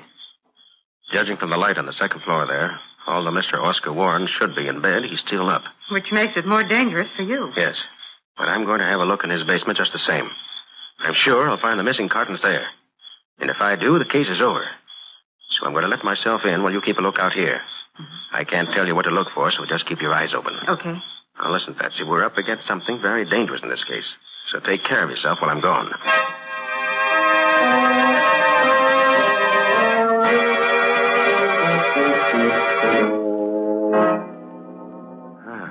I thought so. Must be nearly 100 cases piled up against the back wall of this basement, which will send Mr. Oscar Warren... Stop that gun. Get your hands up. Turn around, face the wall. It'll be hard to make my death look like an accident right here in your own house, Mr. Warren. They'll get you if you try it. Why, it's Mr. Carter. I thought you were a burglar. What are you doing here in my house without permission? Looking over your stock of buttons. You have a permit to store this inflammable stuff here? Look, Mr. Carter, I told you Herman was pulling some funny business. These boxes are each supposed to contain $200-300 worth buttons. Look, I cut one of these cases open. You see? They're full of junk, rubbish. Herman steals the buttons, fills the boxes with this stuff. Then he ships them, and we got to make good. $25,000 we lost already. Why didn't you have him arrested? I couldn't catch him doing it. It's no go, Mr. Warren.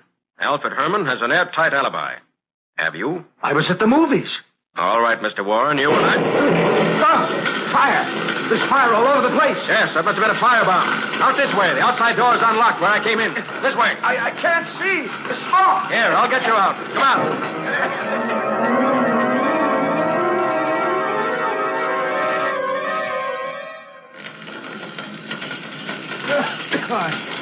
I thought I was a goner, Mr. Carter. If it hadn't been for Nick, you would have been. Are you all right, Nick? I think so. Lost a little hair, but that's all. Nick, there's still someone in there caught in the fire. Warren, I thought you said the house was empty. It was. I can't understand. I'll see who it is. But, Nick, this house won't be standing more than a few minutes longer. You'll be caught. I'll make it. I got to.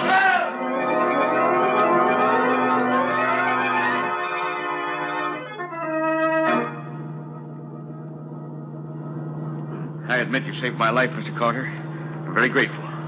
What's the idea of insisting that I go down to police headquarters with you? Because that's where you belong, Hamilton. I know now that you're the one who bound and gagged Jenny Baker and then set fire to the factory. What? You're crazy. That's absurd. You.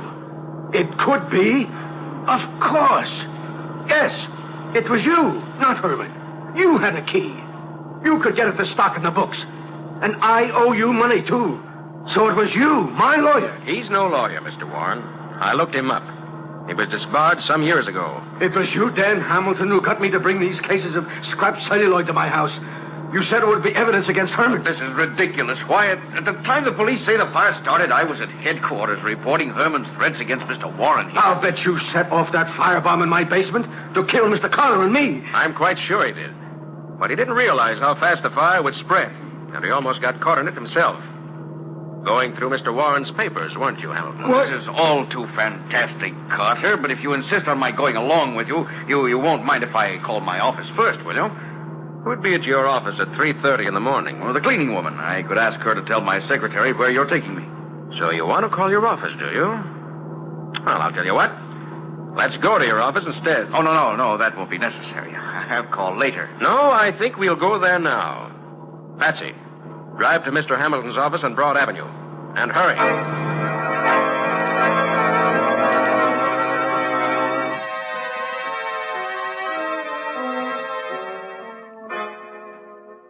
All right, Hamilton. Open the door. And no tricks. Very well. Nick, look. Alfred Herman. Yes, Herman. And very dead. Bullet hole right through the heart. And a gun in his hand. Suicide. But why in my office? No, Hamilton. Not suicide, but murder. Murder number 2 for you. But you can see that No right-handed man could shoot himself so straight in the heart. And there were no marks of powder in his hand, as there would be if he'd fired the gun. He must have known more about you than I thought he did for you to kill him. All right, Carter, let's go down to headquarters. We're wasting time here. Now, not so fast, Hamilton. You're too anxious. I want to look at your telephone bell box. Don't move, Hamilton.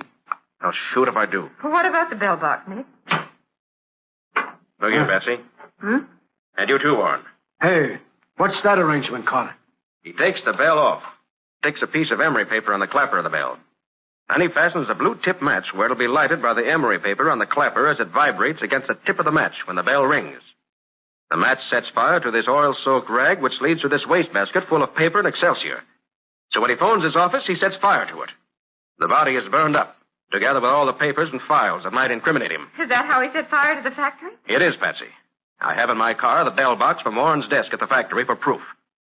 Hamilton probably called the factory from the police station, which would give him an ironclad alibi. Mr. Carter, so far you haven't found one bit of proof to connect me with this thing in any way. Now, come on, let's get out of here. Why the rush, Hamilton? Have I missed something? Well, then, let's take a good look around. Behind the desk. Under... so that's it. Dottie Baker, under that big desk. Gagged and tied up so she can't move. Just the way he left Jenny in the factory. All right, Dottie, just a minute. He did it. That Hamilton tonight saw him kill Alfred. She's lying. She's trying to I saw bring him do it. I came in just as he shot him. So he tied me up and left me here. He was going to burn the whole building up when he could get where he'd have an alibi. He said so. I guess that does it, Hamilton. I should have killed you outright instead of waiting. You and your sister. Both of you got in my way. Hamilton, it won't take you as long to die in the electric chair as it took Jenny Baker to die in that flaming factory you left her in. But you'll be just as dead in the end, which is as it should be. All right, come on. Let's get down and turn you over to Riley. I've had all I can stand of a skunk like you.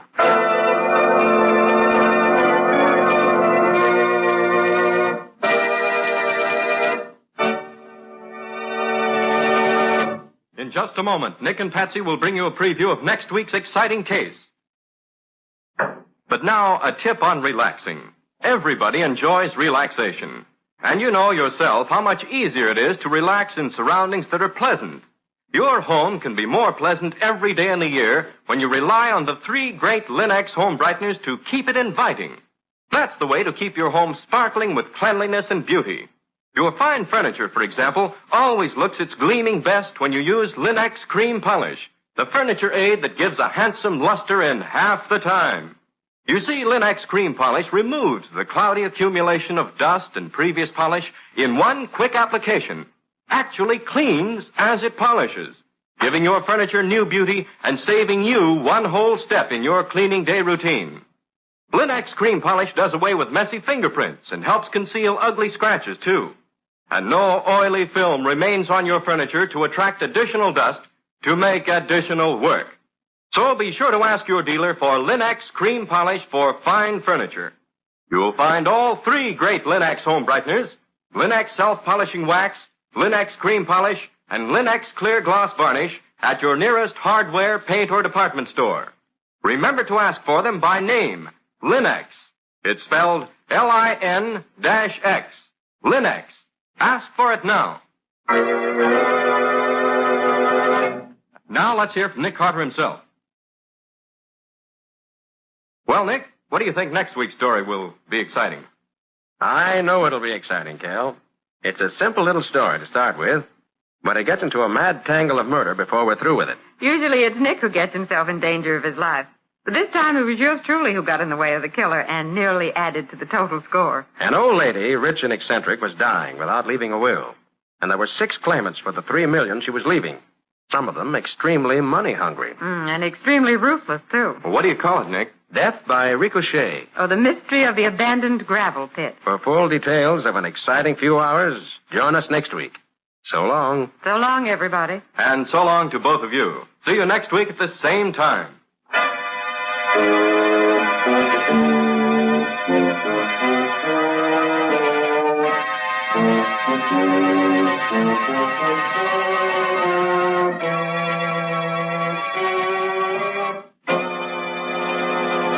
Next week at the same time, listen to another curious experience of Nick Carter, Master Detective, entitled Death by Ricochet, or Nick Carter and the Mystery of the Abandoned Gravel Pit.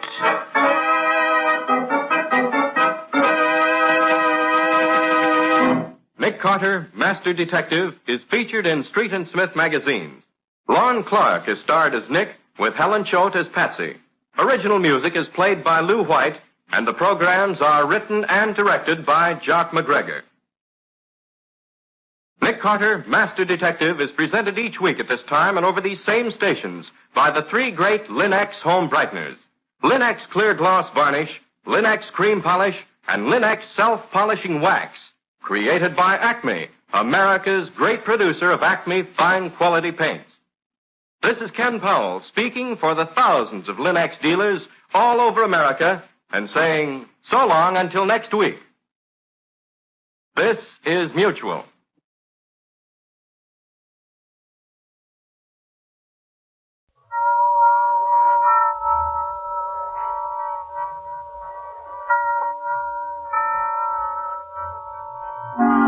Suspense.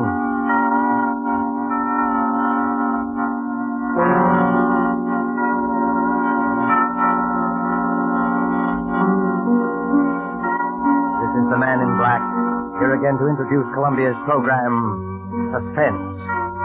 With us in Hollywood tonight as star is Mr. Otto Kruger. whose career on the screen and on the stage has afforded him a precisely equal number of appearances as a character on the right and on the wrong side of the law.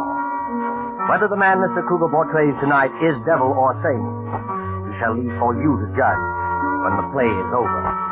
It is called After Dinner Story. The author is Cornell Woolrich, the radio adapter Robert L. Richards. And so, with the performance of Otto Kruger as Mr. Hardecker, who told this extraordinary after-dinner story, we again hope to keep you in suspense.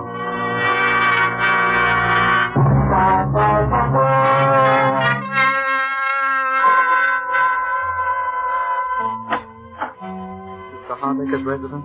I believe I'm expected for dinner. Your name, sir? Kenshaw, sir. Very good, sir. Mr. Hardecker? Mr. Kenshaw, sir. Ah, number one. Good evening, Mr. Kenshaw. Is this where Mr. Hardecker lives? My name is Lambert. Mr. Hardecker? Mr. Lambert. Number two. My name is Prendergast. I think Mr. Hardecker? Mr. Prendergast. Number three. Mackenzie's the name. Mr. Hardecker? Mr. Mackenzie. Number four.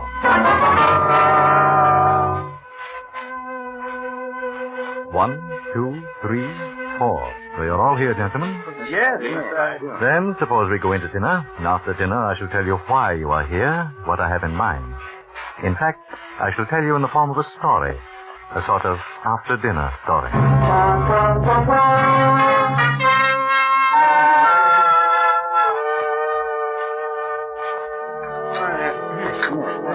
All right. That's a great cup of coffee. I enjoyed it. Did you pass that? Well, gentlemen, did you enjoy your dinner? Yeah, well. Then, if you'll excuse me for just a moment, I have certain instructions to give the servants, and after that I shall rejoin you. I shan't be long. Certainly. Well, what did that crack mean? Certain instructions to the servants. How should I know? I don't like the looks of the whole thing.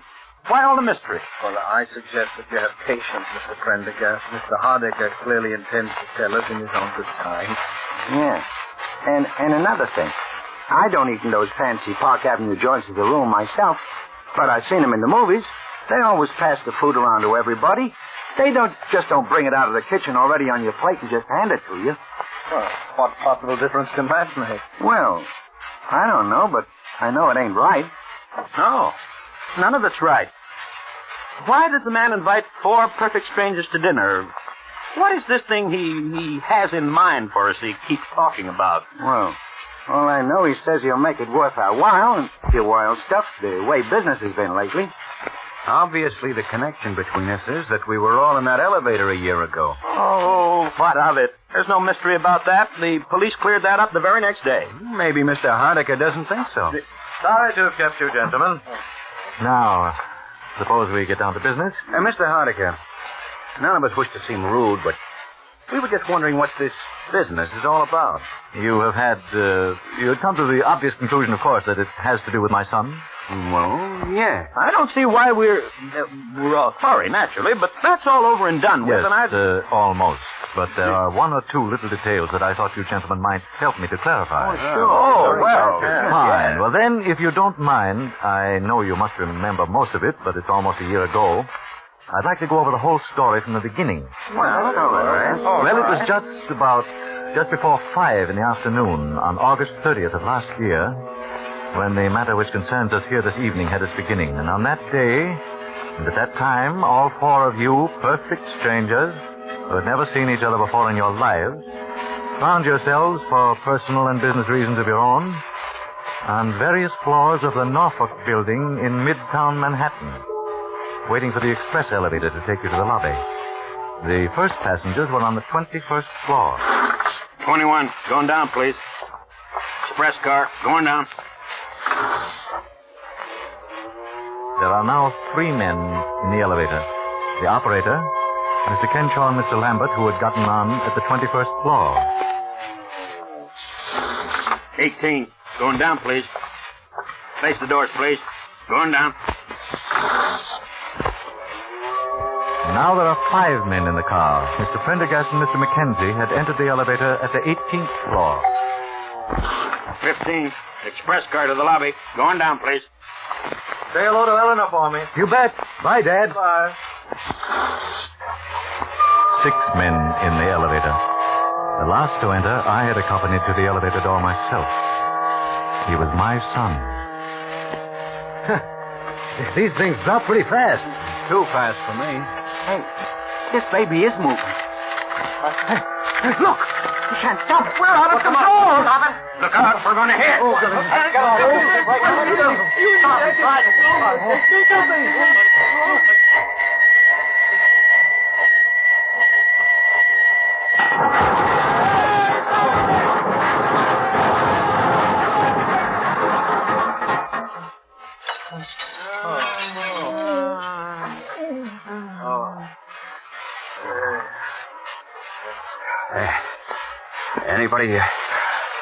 Anybody got a match?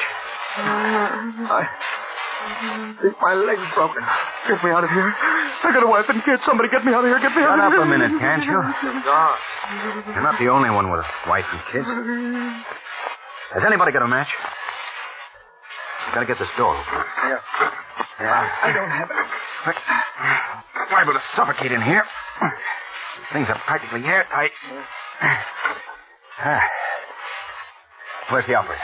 Operator, he's over here. I can feel the braid on his coat against my hand. No. Hey, what about it, Bud? You got a match so I can see what I'm doing here? No. Hey, operator. He's dead. Dead? Why doesn't somebody come? What's the matter with him? Why don't they come? Pipe down, will you? Pipe down. Yeah, I got it. Now we'll get a little air anyway. Oh, there's a light up there somewhere. Yeah. I can hear voices. Say, there's no use taking your head off. They know we're down here. I wish my leg didn't hurt so bad. Oh, let's see. Try wrapping your shirt around it tight. May stop some of the pain. Thanks. Yeah, easy. Now what? Nothing. Just sit and wait. That's all. Why don't they hurry? What are they waiting for? Why don't they hurry? Take it easy. You could be worse off. Worse off? Yeah. Like this poor guy, the operator. He's dead.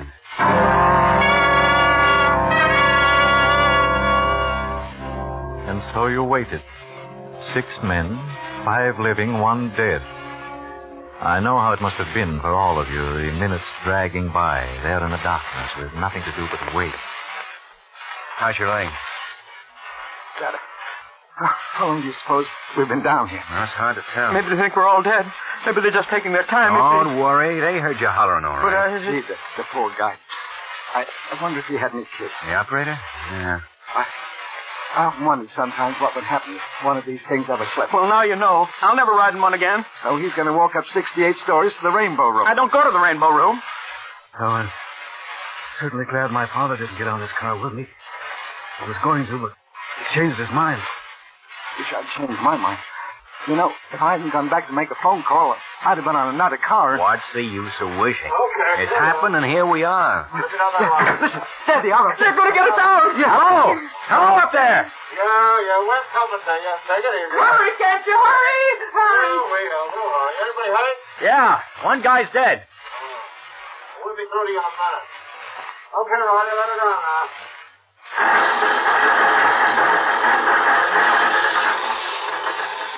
Look at that light up there. A settling torches. Yeah. They're going to cut a hole in the roof. What a racket. Oh, I'm nearly deaf already. Listen, you guys. We're coming through, see? Watch out for spots. Get your rides and stand back against the wall. Okay. I never knew those things made so much noise. It's because we're closed in. Oh! What was that? I don't know. I thought I heard somebody holler. Yeah, so did I. Must have been one of those guys up above. Those sparks are enough to blind you. Well, don't look at them. They will blind you. One went right by in front of my face, right across the car. They couldn't have. They're dropping down. Did you see it? It was awful bright. Oh, just a reflection. Don't look at it. I guess they got it cut through. Phew, yeah. I couldn't have stood much more of that. They're pulling off the top. It won't be long now. All right. Stand clear down there. I'm going to jump down. Yeah, cop. And no cop ever looked lovelier. All right. Pass them ropes down now. Okay, hold it. All right. Who's first now? Who's the worst hurt of you all? How about this fella? Now, that's the operator. He's dead. Hey, look. Those other two guys are both passed. Hold your horses. There's nothing wrong with you. But I... That man's got a broken leg. Who's got a broken leg? I have, I think. All right. Can you sit in this rope sling here? Oh, sure. Now, hang on with both your hands. I'll be all right. Okay. Pull him up. Well, so long, fellas. Take care of that leg. Thanks. Yeah, thanks. My name's Lambert. Mine's Mackenzie. Maybe we'll run into each other sometime. Yeah. Well, so long. All right, let me have that rope now.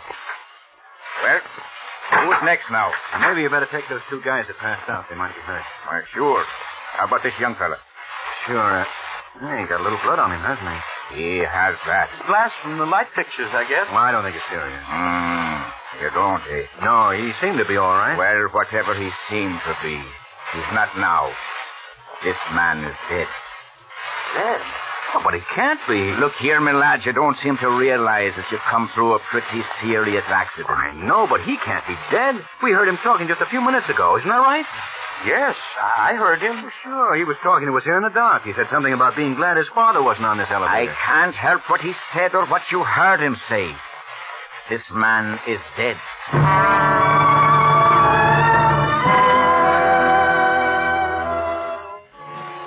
My son, who had survived the original accident without apparent injury, was dead. You gentlemen were more fortunate. You lived. 5 days later, you four met again at the police headquarters. About 2:30 on a Friday afternoon. The last to arrive was Mr. Lambert. Here, Mr. Lambert. Thanks. Hello there. Hey, how's the leg? Pretty good. Mr. Lambert? That's right. I'm Chief Inspector McMahon. How do? You'll just take a seat there. Well, we all here now? Mr. Kenshaw, Mr. Pendergast, Yes? Mr. McKenzie, Mr. Lambert. Yes, sir. Well, now, as I told each of you over the phone, I won't keep you very long. I just wanted to ask a few routine questions about that business with the elevator the other day. Well, what's the matter? Something phony about it? Not for our money. It's an open and shut case. Suicide. Suicide? Yeah.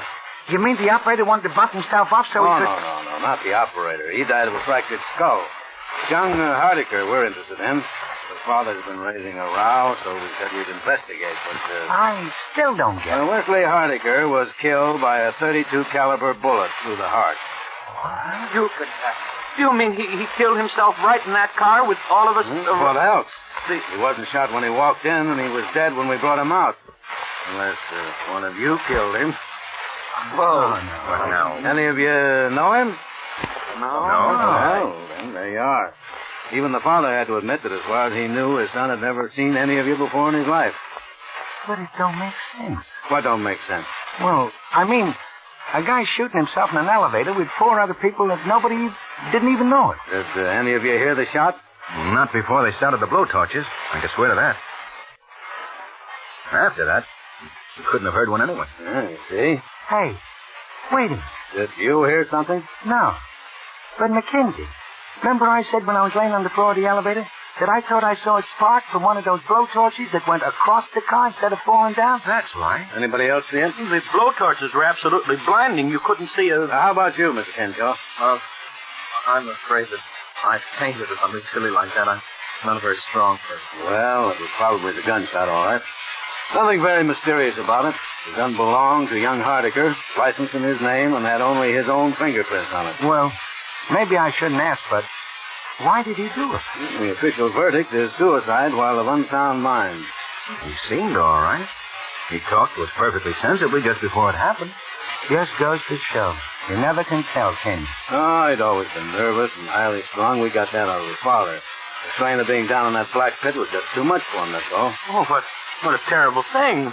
To break down just as we were about to be rescued. Yeah, it's too bad. Boys seem to have everything to live for, too. But we find that sort of thing all the time. The noise, I suppose. I've read of cases of nervous breakdown caused by noise. Yeah, that's it. Well, I guess I don't need to keep you gentlemen any longer. Well, I'm certainly glad there were no complications. Oh, don't worry. If one of you had anything to do with it, you'd be back in the cell right now.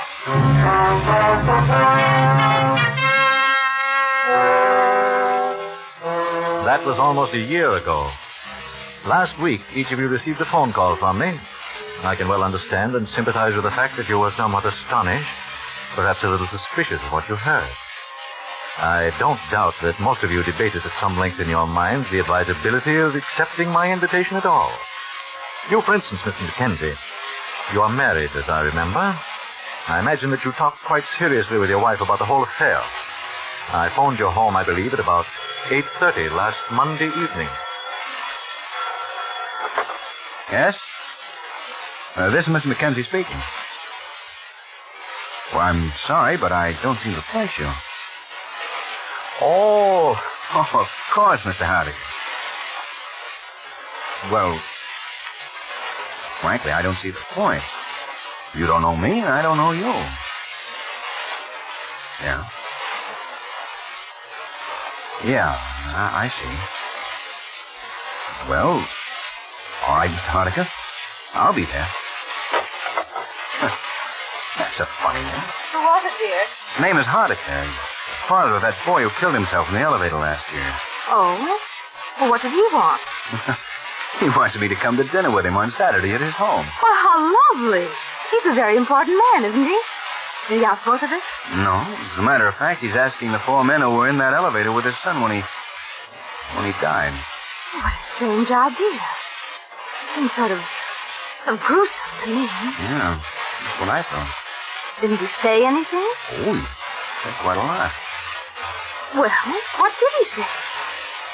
I was just thinking. Oh, now, please, Stephen, don't sit there and be so tantalizing. What did he say? Well, he said something about his son's estate.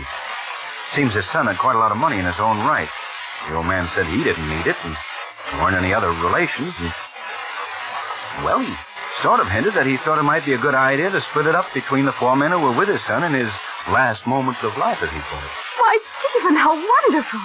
Why aren't you excited? How much is it? Do you suppose it's a lot of money? I don't know. Why, it might be several $1,000s. It might be several $100,000. Oh, Stephen, what's the matter with you? Well, just such a crazy thing to do, that's all. I don't see that makes any difference. If a man wants to do a nice, kind, generous thing. Look, honey, if it was generosity, he'd give it to charity. If it was a sort of memorial to his son, he'd set up a scholarship or build a hospital or something. Well... The old man was pretty broken up about it when it happened. I remember reading something about his being in a sanitarium for a while afterwards. And he never did believe the verdict of suicide. The police must have told us that at the time. How do I know he doesn't think one of us killed the boy? Oh, that's absurd. All right. But anybody who's crazy enough to divide up a wad of dough between 4 perfect strangers is crazy enough to think a perfect stranger killed his son. Oh, Violet. Maybe he thinks we all did it.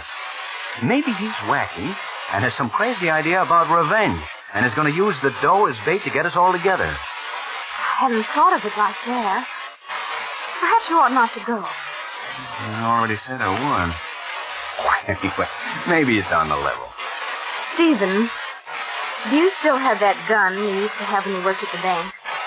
Yeah, I have it there. I think you ought to take it with you Saturday night.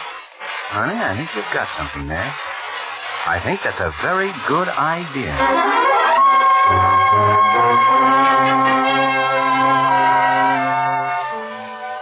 And so, gentlemen, I'm quite gratified that you all saw fit to accept my rather unique invitation, and that we are all here together this evening. By the way, Mr. Mackenzie, I'm afraid I must ask you to give me that gun that you brought along. So that's it. And, Mr. Mackenzie, you will notice that one of my servants who is standing in the door directly behind you has got you covered, is the phrase, I believe. Okay. Thank you. How did you know? Why, the butler sort of patted all your pockets when he removed your coats, but aside from that, I've spent most of my waking hours during the past year looking into the backgrounds of all you gentlemen. So I was right about this setup after all. Now, look here, Mr. Hardiker. I came here tonight in perfectly good faith. I even canceled a very important business appointment. With Mr. Joseph Donahue, Celluloid Products. Yeah. All right, let's cut out the mystery. What's this all about? Yes, what's the idea? No, wait a minute. One moment, gentlemen, one moment. But I didn't ask you up here under false pretenses. I fully intend to divide my son's estate precisely as I suggested over the phone.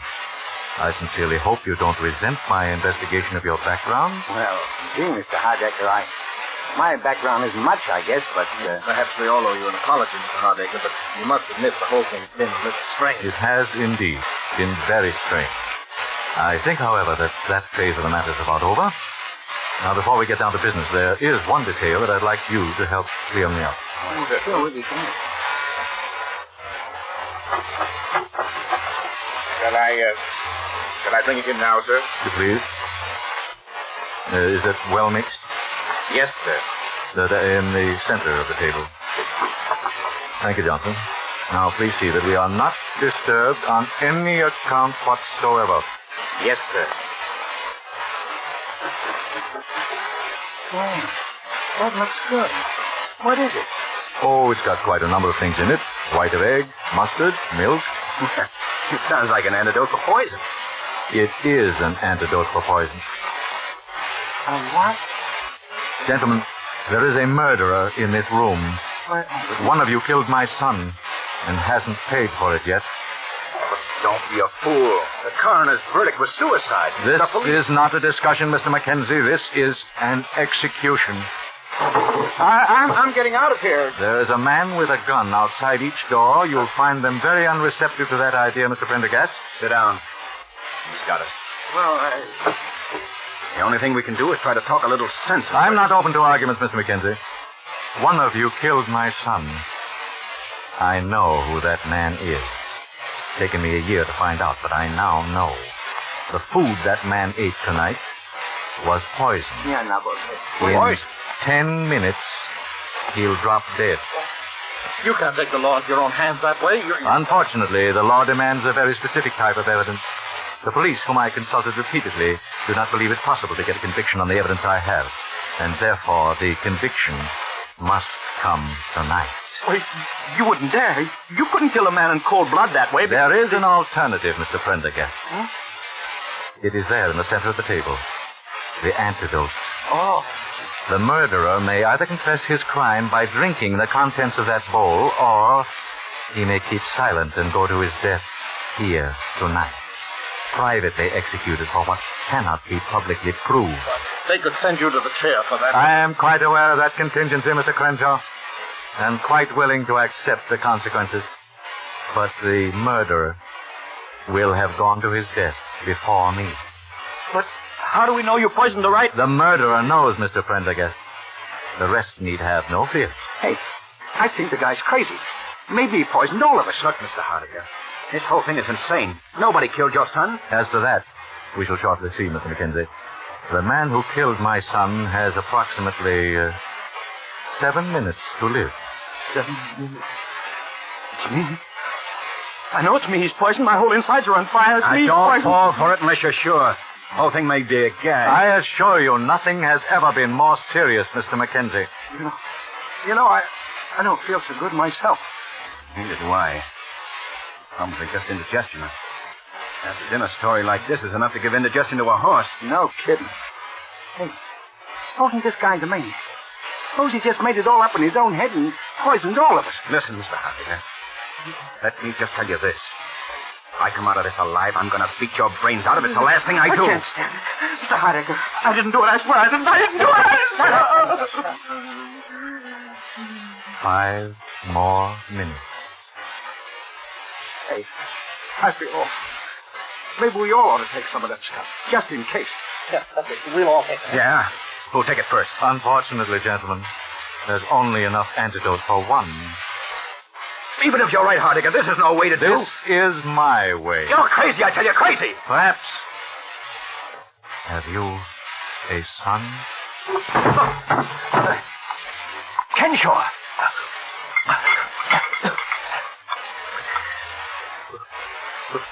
Will he save me?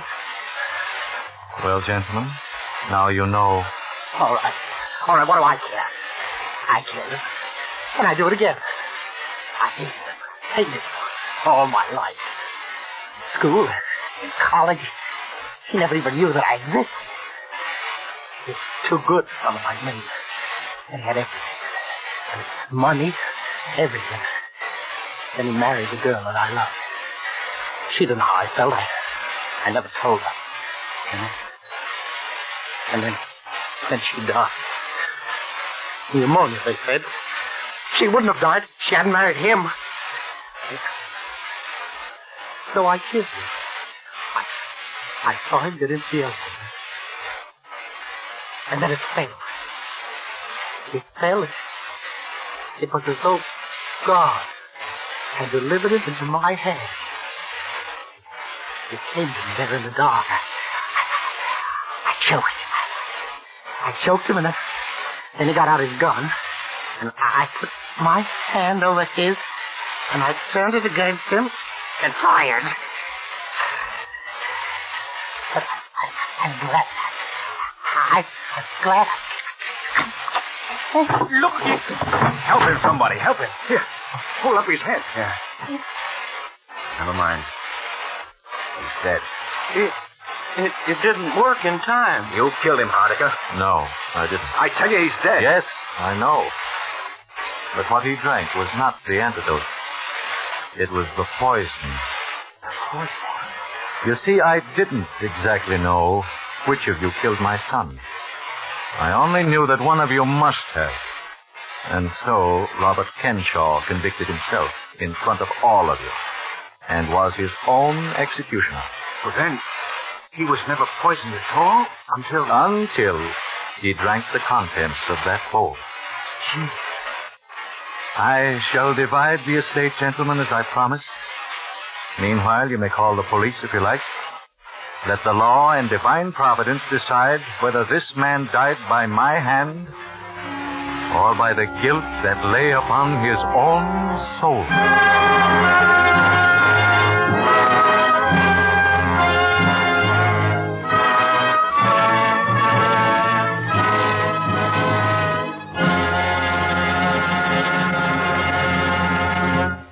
And so closes After Dinner Story by Cornell Woolrich, starring Otto Kruger. Tonight's tale of Suspense. This is the Man in Black, who conveys to you Columbia's invitation to spend this half hour in suspense with us again next week, same time, when our star will be Gene Lockhart in the suspense play called Statement of Employee Henry Wilson. The producer of Suspense is William Spear, who tonight also directed the broadcast, and who is Lud Gluskin and Lucian Mollowit, conductor and composer, and Robert L. Richards, the radio author. Hello? Yes, this is the Falcon speaking. Home run, I'd love to see you tonight, Angel, but somebody took a shot at one of my clients, and he's afraid it may happen again. And you know, a thing like that can become pretty monotonous. So much so that my client could get bored to death.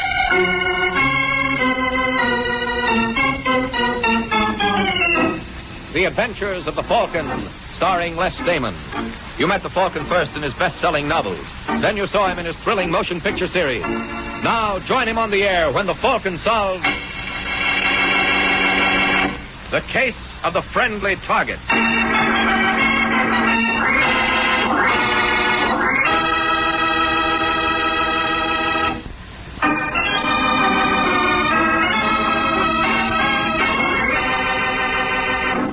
And now, the case of the friendly target.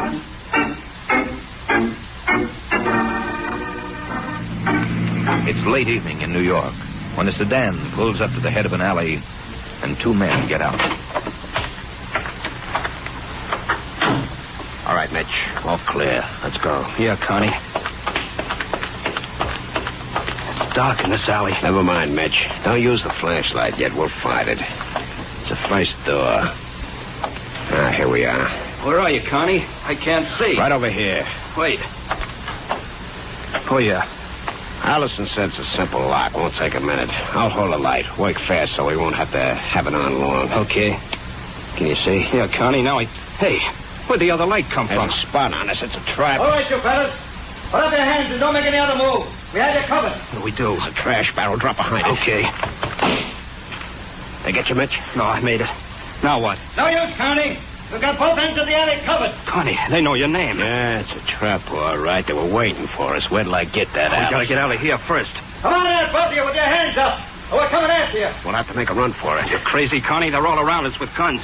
And with the spot on us, they see us, and we can't see them. I'm not letting them take me. Come on. Connie. Do like I tell you. Run for the car. We have to go right through their fire. It's our only chance. I'll never make it. Okay, take your choice. Their guns or mine. What? That's my gun in your back. When I count 3, you start running or I pull the trigger. Oh, Connie, no. We've got 30 seconds, Connie. Toss out your guns and come out reaching or we start firing. That'll be all we need. You going, Mitch? No, Connie, I can't. 1. You go, Connie. Leave me here. They'll sure hit one of us alone. Our only chance is to run at the same time. Give them a split target. I can't, Connie. Please. 2. 15 seconds, Connie. 3. Don't shoot, Connie. I'm going.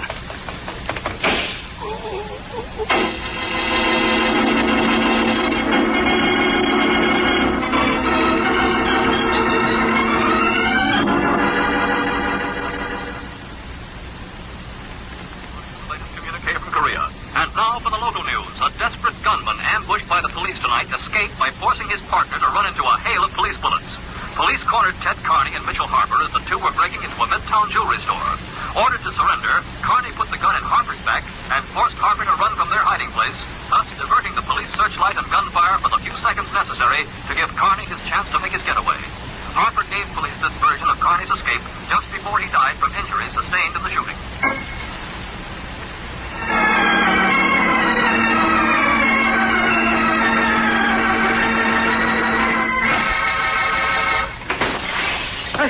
Who's there? Just me, Allison. Sorry to wake you up. Connie. Yeah.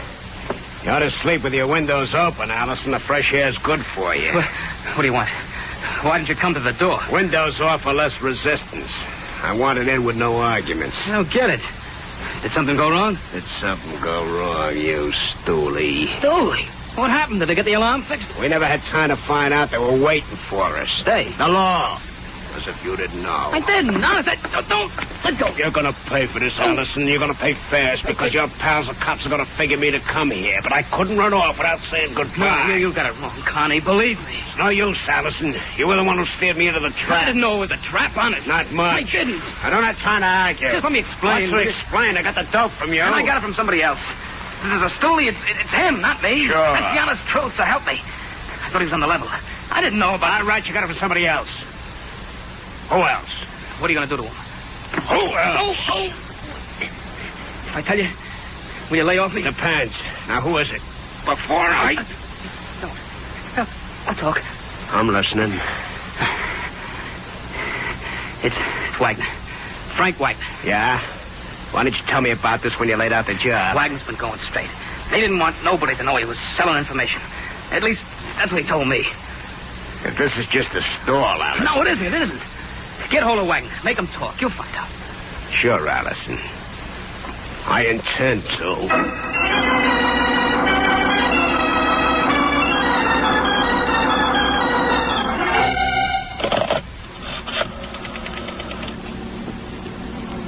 Hello, operator. This is Mrs. Frank Wagner. I want an ambulance right away. And the police. Yes, Wagner. W-A-G-N-E-R in the Horton Apartments. Hurry, please. My husband's just been shot.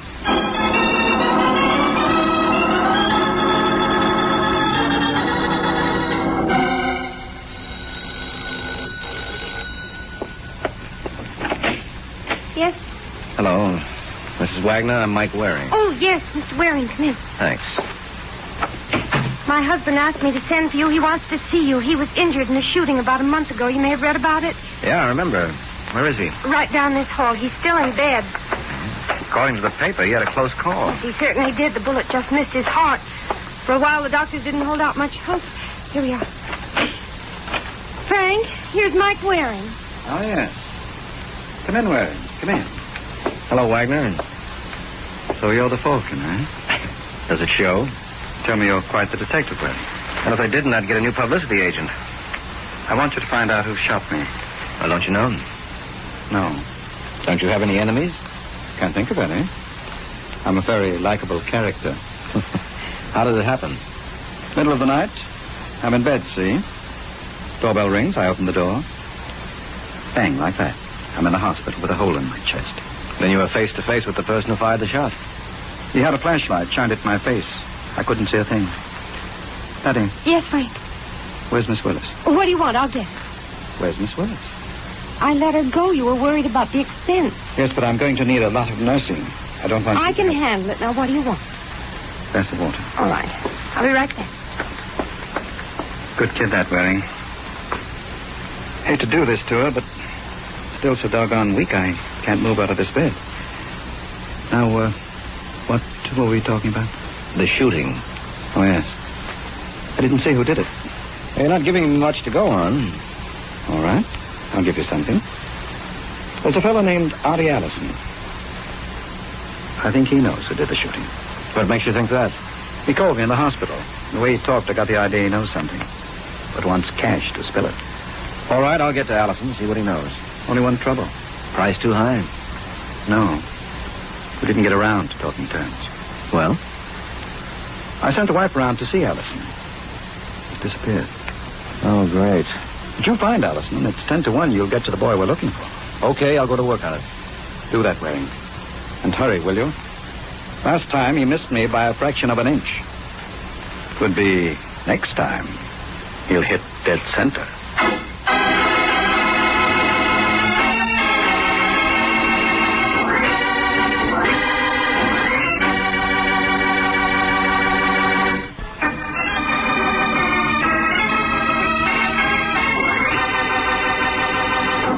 And now, back to the adventures of the Falcon. It's half a day since Mike Waring went to work for Frank Wagner. Now in a small restaurant near Journal Square in Jersey City, Mike slips into a booth and smiles at the nervous little man sitting across the table from him. Hello, Allison. Hello. Who are you? Mike Waring. Oh. How'd you know my name? I have your picture. I've been looking for you. How'd you find me? Very simple, Allison. You're not as lost as you think you are. Besides, I have my sources of information. What do you want with me? Just to find out if you're as good at answering questions as you are at asking them. What questions? Well, number one, what do you know about the Wagner shooting? Who says I know anything? Wagner. Oh. What's he say about me? He said you have information about the shooting for sale. He's lying. Why should he? All right. It's true, Waring. I do have information. Well, what do I do? Sit here while you argue it out with yourself? I know who tried to kill Wagner. Good. What'll it cost me? Are you working for Wagner? Uh-huh. I don't get it. What? Just what Wagner's after. To keep on living. He says I can tell you who shot at him. Is that it? Uh-huh. You say the same thing, so I'm waiting. Are you sure you're working for Wagner, Waring? Why not? How can I be sure? There's a phone. Call Wagner. All right. You're working for Wagner. What made you doubt it, Allison? Nothing. I'll tell you who shot him. For free? For free. I want to get out of this. Okay, here's your chance to start getting. Who did the shooting? Ted Connie. Connie, huh? Why? Well, Connie got the idea Wagner put the law on him. Where'd he get that idea? I don't know. He accused me. When I convinced him it wasn't me, he said then it must be Wagner. That's how I know about it. I see. That's why I ran out. When I heard Wagner was shot, I was sure Connie did it. Connie knew I was sure. So he might try to shut me up. All right, Allison, let's go. Go? Where? Home. But if Connie comes... I found you here. What makes you think Connie won't? Hey, that's a thought. Yeah, but I don't think you have to worry about him anyway, Allison, so you can go home. Connie's in enough trouble. Wouldn't be very smart of him to go looking for more. That's right, Waring. But what do I do if it turns out Connie isn't very smart?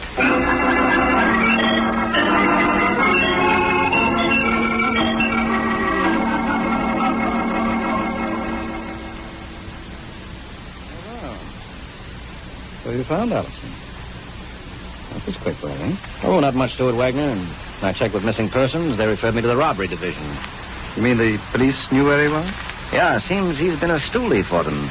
They used him on Carney, so when Carney escaped, they figured he might go gunning for Allison. They sent a man to cover Allison. He followed them to Jersey City. And Allison never knew. Well, I didn't see any reason to tell him. But they knew where to find him if they wanted him. Mm-hmm. And, now? Now he's home again. Suppose he skips out again. No, I got a man watching his place this time. We may need him to clinch things against Carney. If we find Carney. Wonder where he got the idea I tipped him to the police. From Allison, no doubt. Did you say Allison? Allison's a liar. I'm willing to bet he steered Carney to you. who in turn came gunning for me. Could be. So now all we need is to find Connie. That's what I like about working for you, Wagner. Just one goose chase after another. Well, where are they? What's better for chasing geese than a falcon?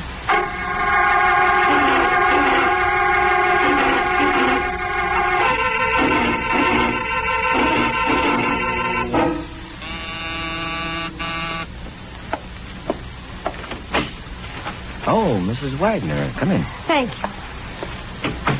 So you left your patient alone, huh? He'll be all right till I get back. If he needs anything, there's a phone right by the bed.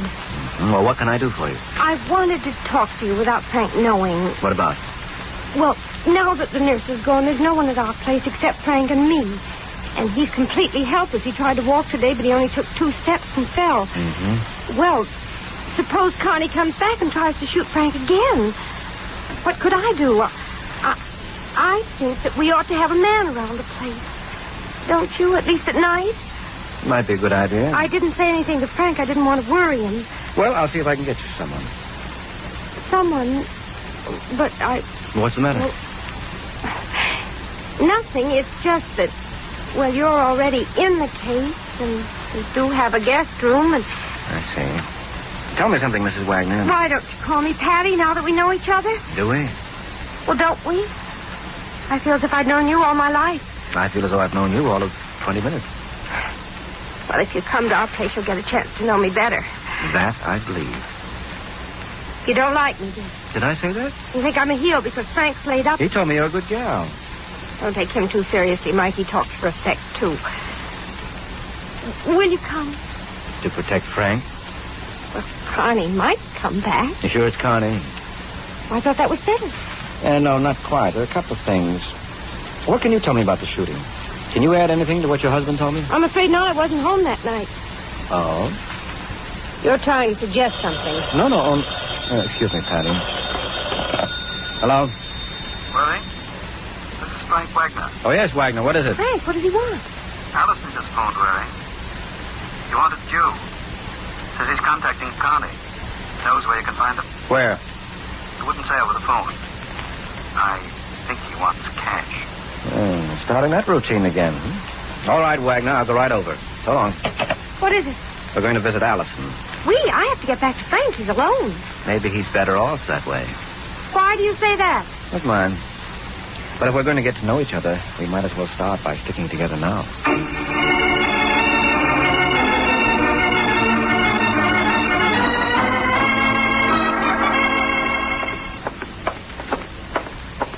You walk so fast? Something's going on that I don't like. Here we are.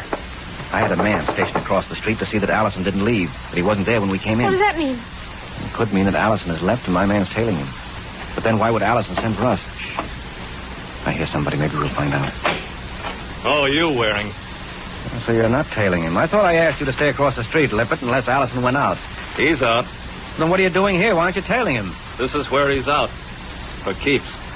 What? I heard a shot. I came up to investigate. Somebody must have come in the back way. Allison's dead. You want to look for yourself?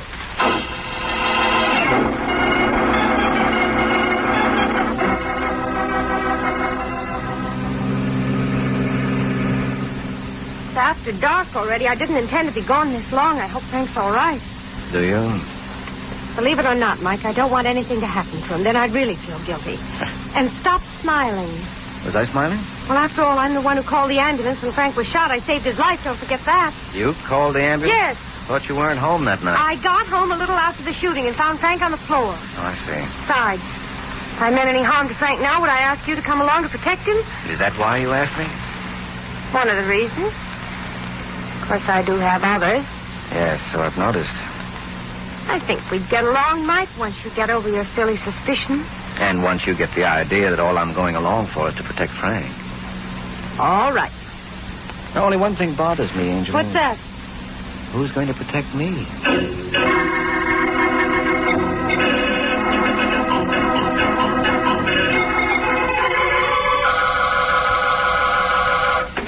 Hey, you'll have to forgive me, Wagner. I make a habit of coming through windows. Eccentricity of mine. Connie. Yeah, Connie. I've been holed up long enough. Figure it's time for me to blow. So I thought I'd better settle with you and Allison first. Too bad you're here all alone, isn't it? I thought you'd be crazy enough to come here, Connie. Nobody did. That's how come I'm here. Barking up the wrong tree, pal.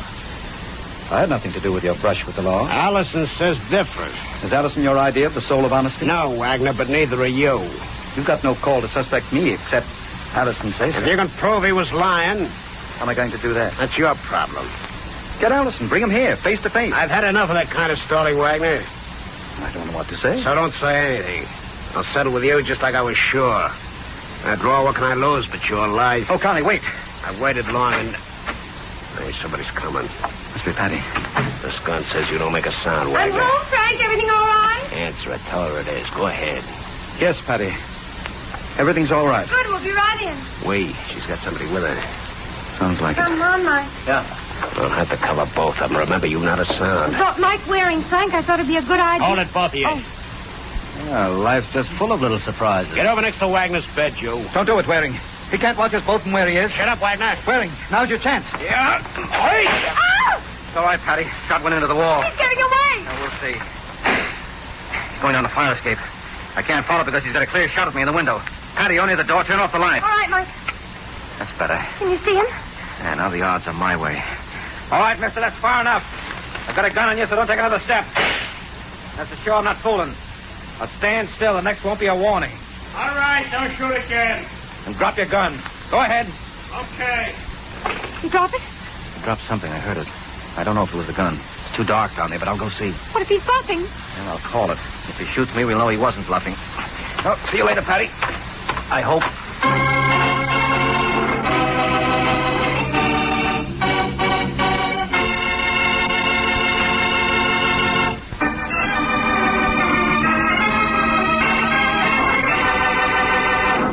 Now back to the adventures of the Falcon.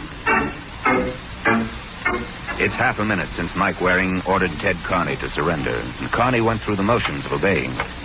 Now Mike approaches Carney on the fire escape, hoping that Carney can neither fire nor escape. That's it, fella. Just stay that way until I pick this up. Wagner called you Waring. You must be the Falcon. Yeah, you must be Ted Carney. I've been looking for you. I understand you're a smart cookie, Waring. So? Maybe you'd be interested in a proposition. I don't sell out, Carney. So you're not smart. It depends on the point of view. I could make it worth your while. No, no dice. I don't need that kind of money. There's nothing I can say. Can't think of a thing. You'll be sorry about this, Waring. Maybe, Carney, but not half as sorry as you. Let's go.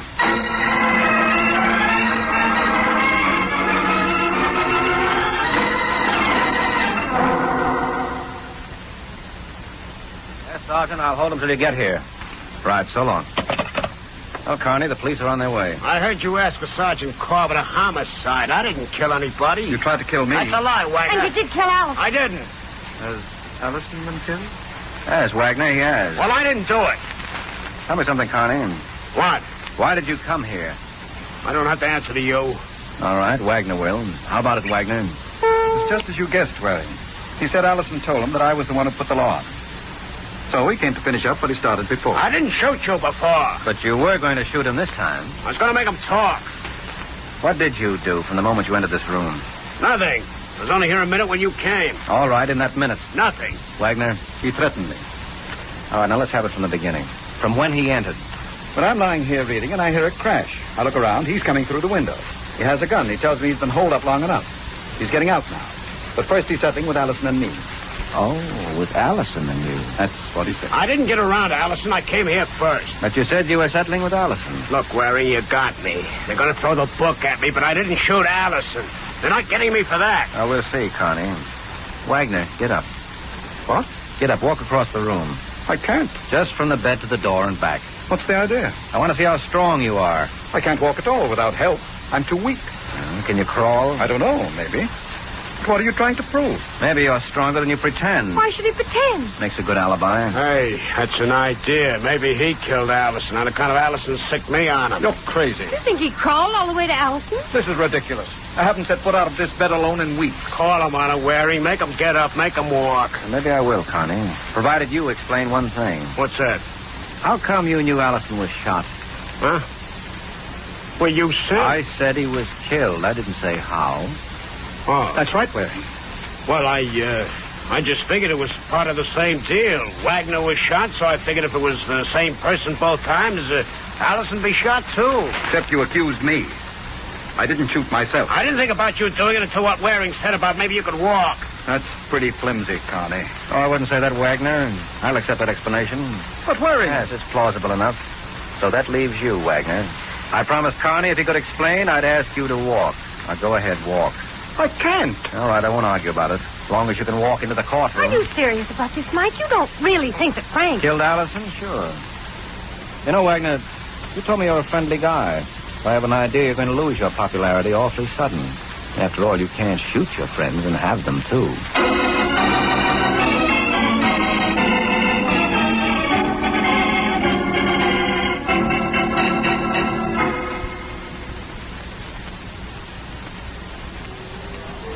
I still can hardly believe it, Mike. Why? You were already fed up with Frank? But I never thought he'd kill anyone. Well, that's where Allison knew him better than you did. You see, in order to get off the spot with Carney, Allison blamed Frank for tipping the police to Carney. But Allison knew as soon as Frank heard about it, he'd try to get even. So Allison tried to kill him to protect himself. But he only wounded him instead. Mm-hmm. And Frank wanted revenge, so he hired me to find Allison for him. He knew Allison did the shooting, but he pretended not to know because he wanted to blame Carney so he could frame him for the murder. Well, what put you on the right track? I was suspicious when Frank said Allison called him wanting to talk to me. He could have called me direct. Maybe Allison thought you were at our place. Yes, but when I wasn't, why didn't Allison call me direct? All right, that made you suspicious. But you certainly must have had something more than that to make you accuse Frank. Oh, I did. His lying about not being able to walk clinched it. How did you know he was lying? Well, he said he couldn't walk at all, not even from his bed to the door. Well? Well, it was light when you left him. When you returned, it was dark. But Frank had been reading.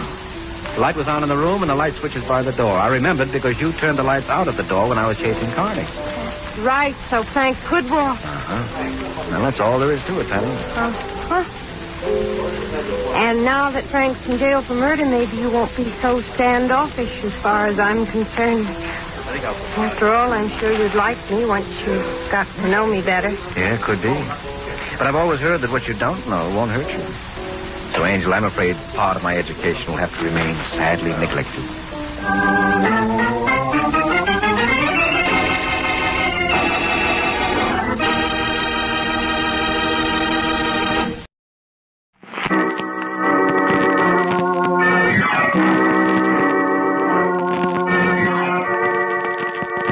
The Avenger.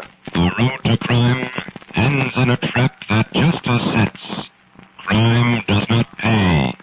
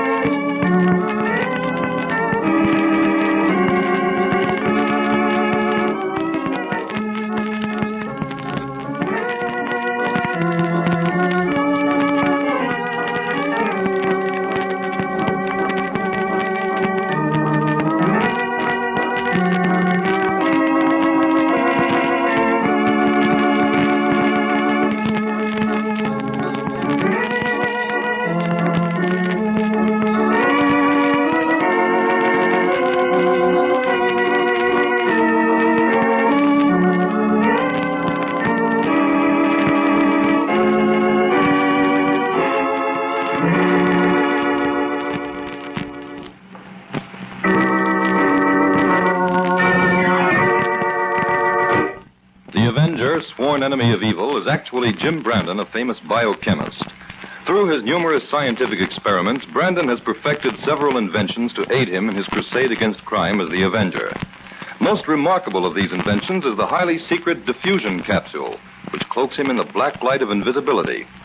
Brandon's assistant, the beautiful Fern Collier, is the only one who shares his secrets and knows that he is the man the underworld fears as the Avenger. And now... The Avenger and the Cradle of Doom.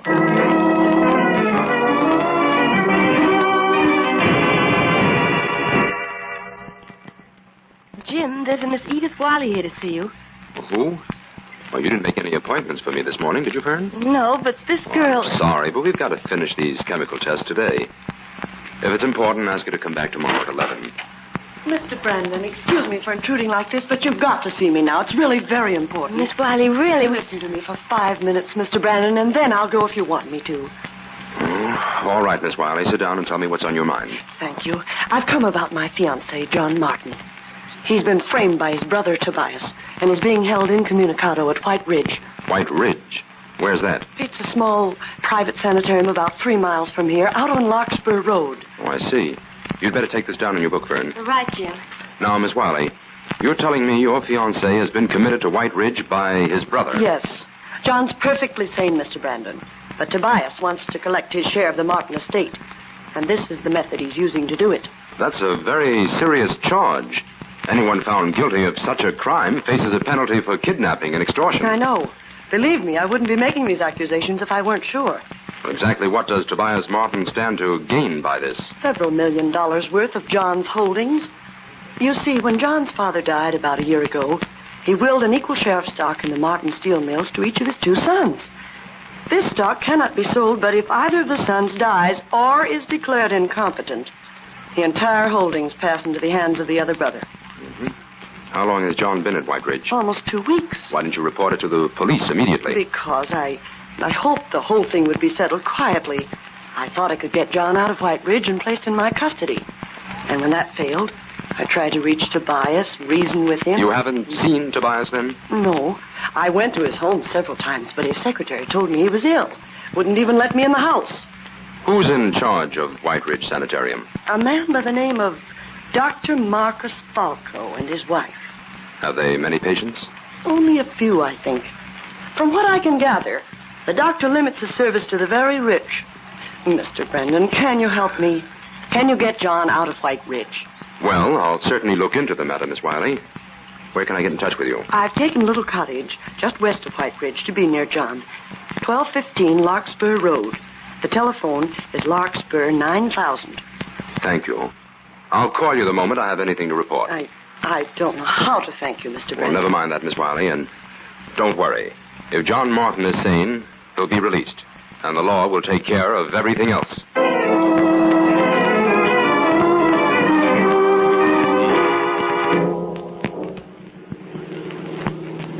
Well, that must be White Ridge, just ahead there, Fern. That big house on the hill surrounded by poplars. Oh, gosh, it's lovely. Certainly doesn't look like a sanitarium, does it? Oh, not from the front, anyway. Oh, here's the driveway. Jim, considering the close watch the Medical Society keeps on private sanitariums, how could it be possible for a sane person to be committed to one of them? Well, an unscrupulous person might manage it somehow, but his chances of getting away with it would be mighty slim. Of course, there is a possibility that John Martin isn't sane. Edith Wiley could be prejudiced about that. Well, that's the reason I want to see and talk with John before I get involved in this. Oh, here we are. You'd better wait here in the car, Fern. All right.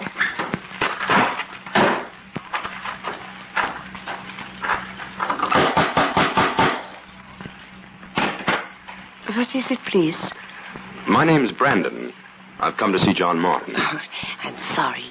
Visitors are not allowed, except on Sundays. Oh, this is urgent. I'd like to speak to Dr. Falco, please. The doctor's busy. I'm Mrs. Falco. As I said, you may visit Mr. Martin on Sunday. No one... What is it, Joanna? Who's at the door? Mr. Brandon to see John Martin, Marcus. Dr. Falco?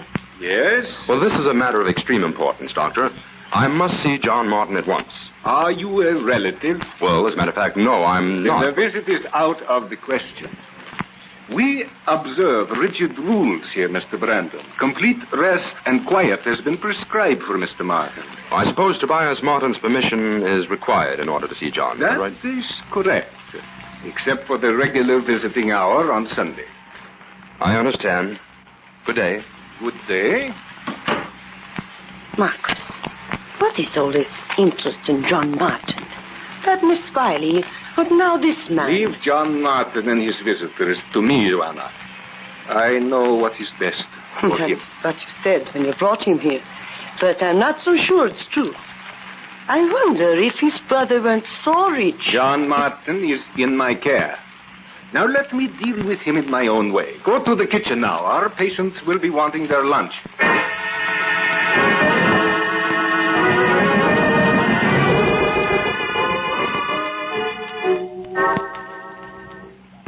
Not very hospitable, were they, Jim? That place is fortified with regulations, Fern. Well, what do we do now? Call on Tobias? Oh, not yet. Let's drive down the road to Miss Wiley's place. I want to ask her a few more questions. Jim, do you suppose that Dr. Falco could be a phony? Well, no, Fern, not in the usual sense, anyway. He's a licensed physician. Took his degree in Vienna 30 years ago. Oh, you looked him up before we came out here? Certainly. He's been specializing in psychiatric cases and unusual nerve disorders for the past 10 years. There's always the chance, though, that he may have turned unscrupulous. In John Martin's case, there's a lot of money at stake. Now, Fern, don't jump the hurdles before we come to them. There's Miss Wiley's cottage, Jim. 1215, that was the number. Oh, there she is in the garden. Hello, Miss Wiley. Oh, hello. I wasn't expecting to see you so soon. Won't you come in? Why, no, we haven't time. We've just come from White Ridge. Did you see John? How is he, Mr. Brandon? Oh, I don't know. They wouldn't even let me inside the place. But you're connected with the police. You could have forced them to let you see him. Yes, but I understood you wanted this matter handled quietly. Oh, I do. Then I suppose I'll have to wait until Sunday to see him. You know, there is one way you could talk with John without their knowing it. Oh, what's that? Well, the patients' rooms are all on the second floor in the back of the house. John's room is the one right next to the fire escape.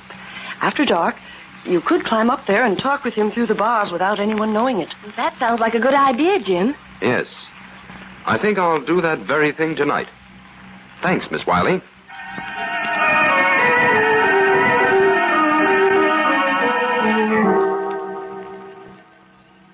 And that's the whole story, Mr. Brandon. When every other method to get control of my money failed, Tobias framed me into this place. You see, while I'm in here, he has complete control of the Martin steel mills and is able to collect the dividends on all my holdings. Do you think Tobias and Dr. Falco are in this thing together, then? Well, what else can I think? Dr. Falco examined me and declared me mentally incompetent. You can judge for yourself whether that's true. Well, John, my opinion is all in your favor, but I'm not a doctor, and a layman's judgment in a case of this kind doesn't amount to anything. Only a physician's verdict would stand up in court. Well, then go to Dr. Stanley Myers. He's been my doctor since childhood. Less than a month ago, he gave me a complete going over and told me I was in perfect condition. He has a complete case history on me from the time I was 6. That's exactly what we need. I'll go to see Myers first thing in the morning. You think I'll be out of here by tomorrow, then? No, it may take a few days to straighten out the technicalities. You see, I want to make certain your exit from here is strictly legal. Otherwise, we might run into trouble when we bring charges against your brother. All right. I'll try to be patient, but work as fast as you can, will you, Brandon? This place is worse than a prison. Sometimes I think this Dr. Falco is really trying to drive me mad.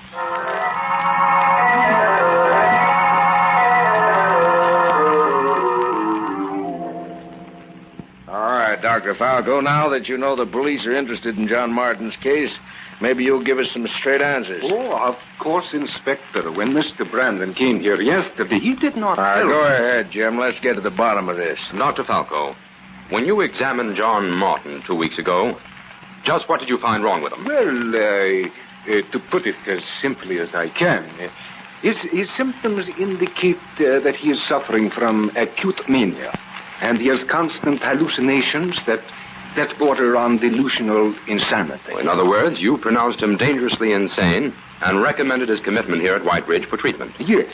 I am sure that any reputable psychiatrist would agree with me in regard to John Martin's symptoms. Then you won't mind if we take a look at your records, Doctor. My records, Mr. Brandon? Yes.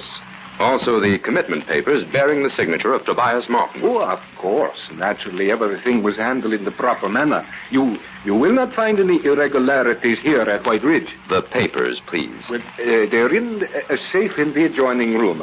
I'll get them. Well, Inspector, what do you think? It's pretty hard to say offhand, Jim.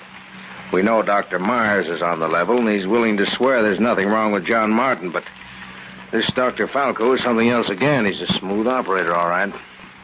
We're going to have our troubles pinning anything on him, even if he is mixed up in this. If Tobias Martin brought Dr. Falco out, we'll find some way to prove it, Inspector. Yeah. Hey, this is some layout he's got to accommodate 3 or 4 patients. Here are the papers. Oh, thank you. Here's the one we're after, Inspector. Oh, yes. It's signed by Tobias Martin, all right. Uh-huh. How many times have you seen Tobias Martin, Dr. Falco? Oh, only twice. First, when he brought John here to be examined, and then again when he committed him. Take charge of these papers, Inspector. Tobias Martin has a little explaining to do.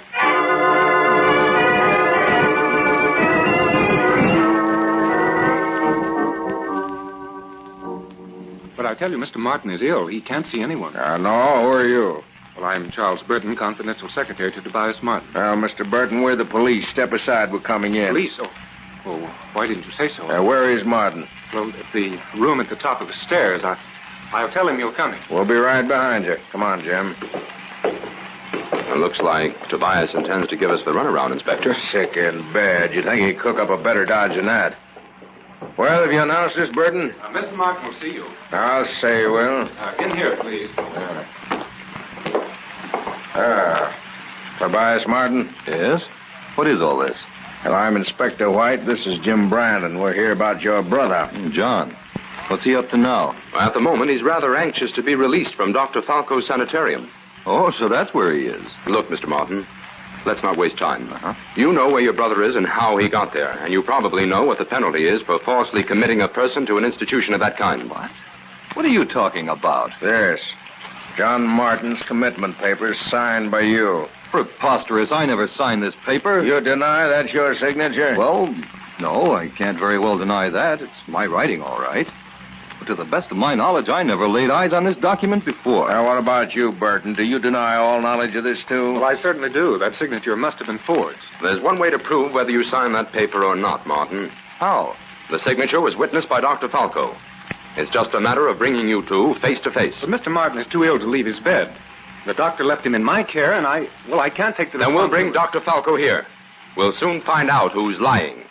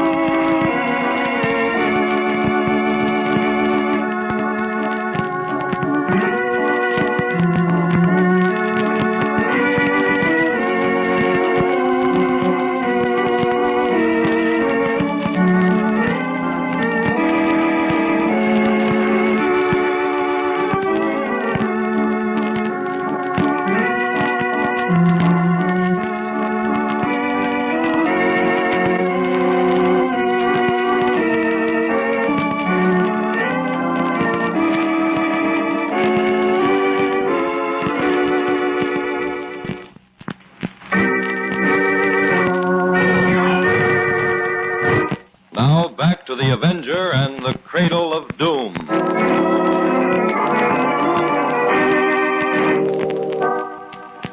You and your secret experiments. You see where they've landed us, under the surveillance of the police. Will you keep quiet, Joanna? My experiments have nothing to do with it. The police are merely checking on John Martin. That's what you say, Marcus. But how do I know? For years, you've kept your experiments a secret from me. That room in the tower that is always locked. And what of that big motor in the basement? What are they used for? I have told you, just part of my experiment. A wonderful experiment that may be the salvation of all the mental unfortunates in the world. I do not believe you, Marcus. I think that you have bartered science for gain. Either that, or you yourself are mad. Joanna. Hear me out, Marcus. All these years I've labored at your side. for that I believe to be a great and humane cause. My faith in you was quite complete, but it was also blind, and you have failed me in it. No, I haven't. I'm warning you. I will not stand beside you now to face I do not know what explanation. Joanna, stop. And listen to me for a moment. I have nothing to hide from you or anyone else. It is only that my experiment is in its infancy, and I wish to keep it a secret until its worth was proved. Come to the tower room with me, I will show you. The mind becomes unbalanced. It can no longer cope with the problems and the complexities of life. Therefore, to heal it, one must work backward, smooth away the burdens, lighten all the pressures that experience has inflicted. Let the mind revert to the tranquility and to the peace it knew in babyhood.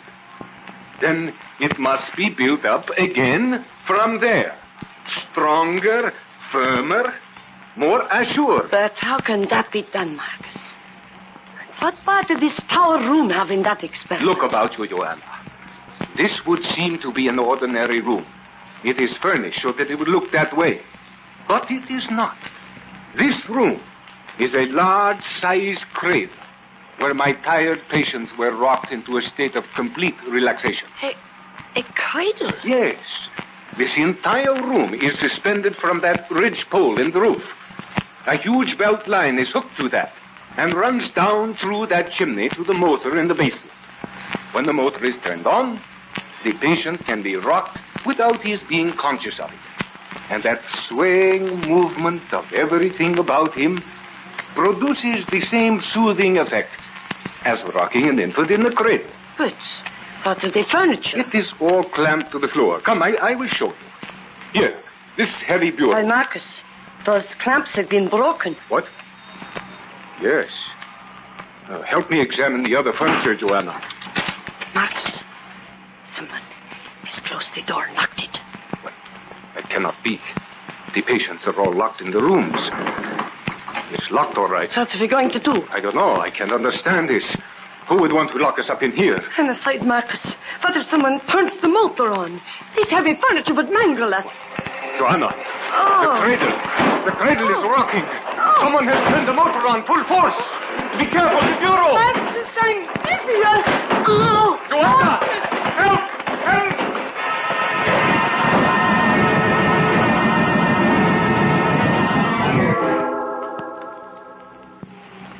Jim, this place seems to be deserted.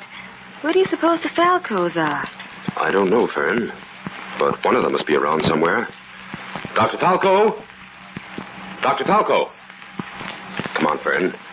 I don't like the looks of this. We'd better see if John Martin's all right.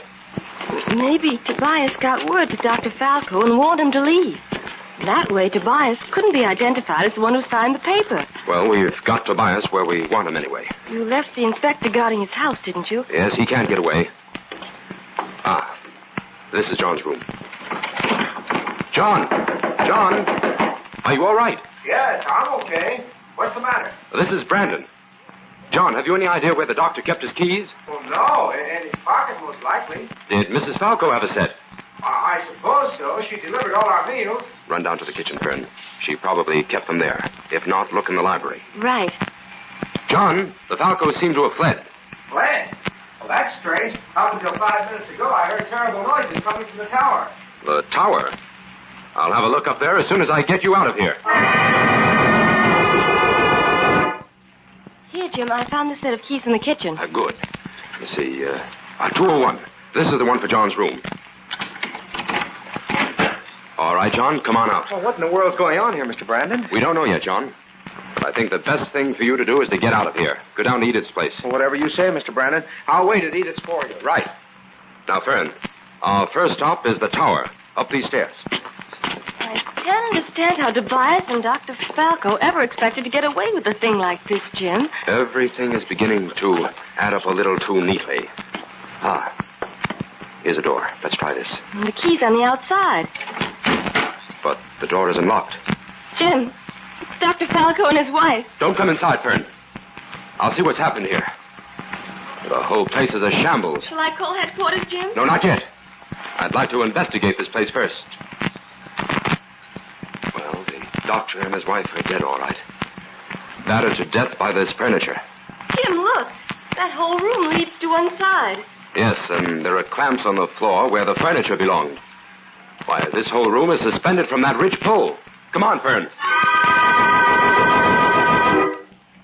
Jim, now that you've discovered that motor in the basement, and you know how the Falcos were killed, why do you want to examine the rest of the house? To find out if any of the patients could have left their rooms. But they couldn't have. All their rooms have special locks that can only be locked and unlocked from the outside. It must have been suicide, Jim. Well, as soon as we finished here in John's room, we'll report this. Doesn't seem to be anything unusual here. No, it's exactly like all the others. Jim, it stands to reason that if the Falcos had been murdered, the tower room would have been locked from the outside.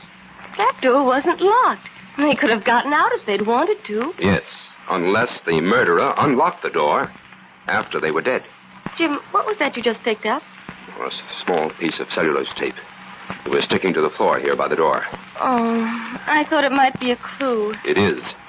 Fern, drive into town and call the inspector. Tell him to bring a squad of men out to 1215 Larkspur Road. What for, Jim? The Avenger will deliver a murderer to them there.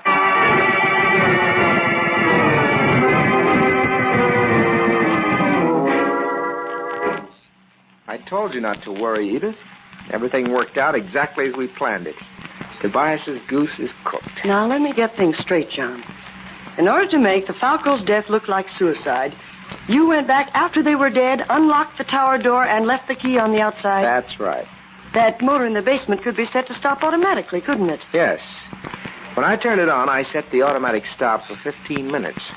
I knew it would take Brandon longer than that to drive to White Ridge from Tobias's place. The theory the police were going to work on is that when the Falcos realized their complicity with Tobias was known to the police, they took the easiest way out. Right.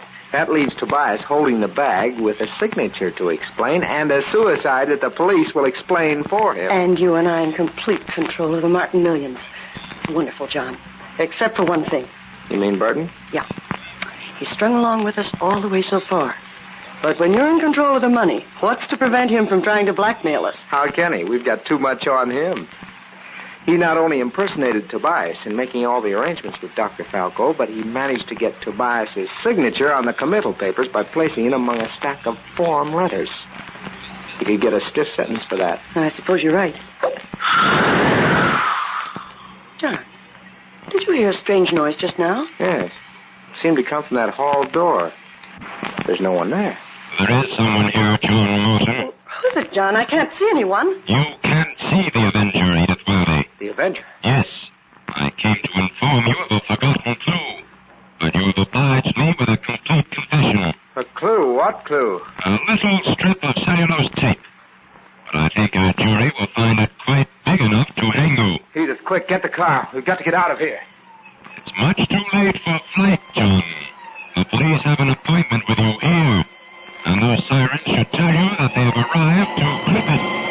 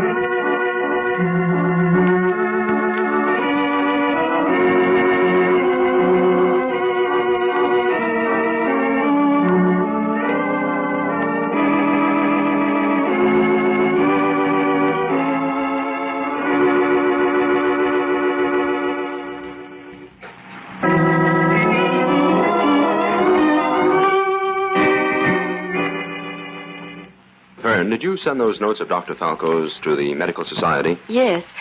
Jim, do you think his theories may prove valuable in the treatment of mental cases? I'm afraid not, Fern.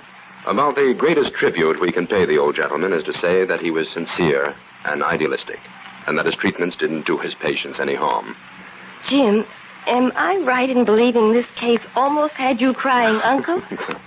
Well, now that John, Edith, and Burton are safely in jail, I think I can risk admitting that. It was that cellulose tape that tipped you off to the whole thing, wasn't it? Yes, up until then, the case against Tobias was practically airtight and ingeniously clever. Edith's coming here pleading for help. John, obviously sane in the asylum. Tobias's signature on the papers, his denial of writing it. And finally, what looked like the suicide of the doctor and his wife. Yes, but just what did that little piece of tape mean? It meant that John Martin had figured out a way to keep the doctor from locking his door whenever it suited his purpose to do so. But how? Well, John was locked inside his room when we got there. Of course. It was part of his plan to be found locked inside then.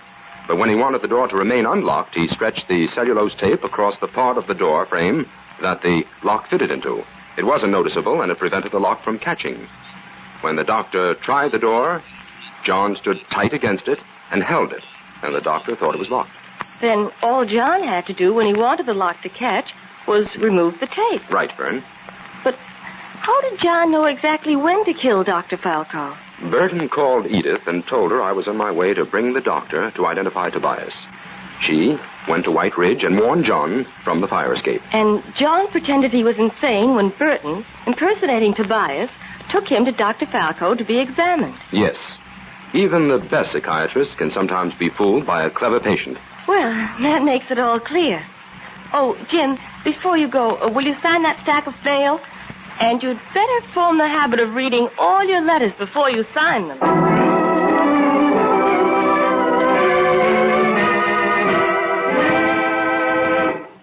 All characters, names, places, and plots used in the Avenger program are fictitious.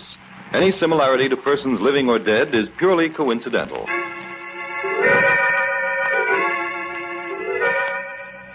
This is a thought. A thought. A thought. Remember, listen for another adventure of... The Avenger.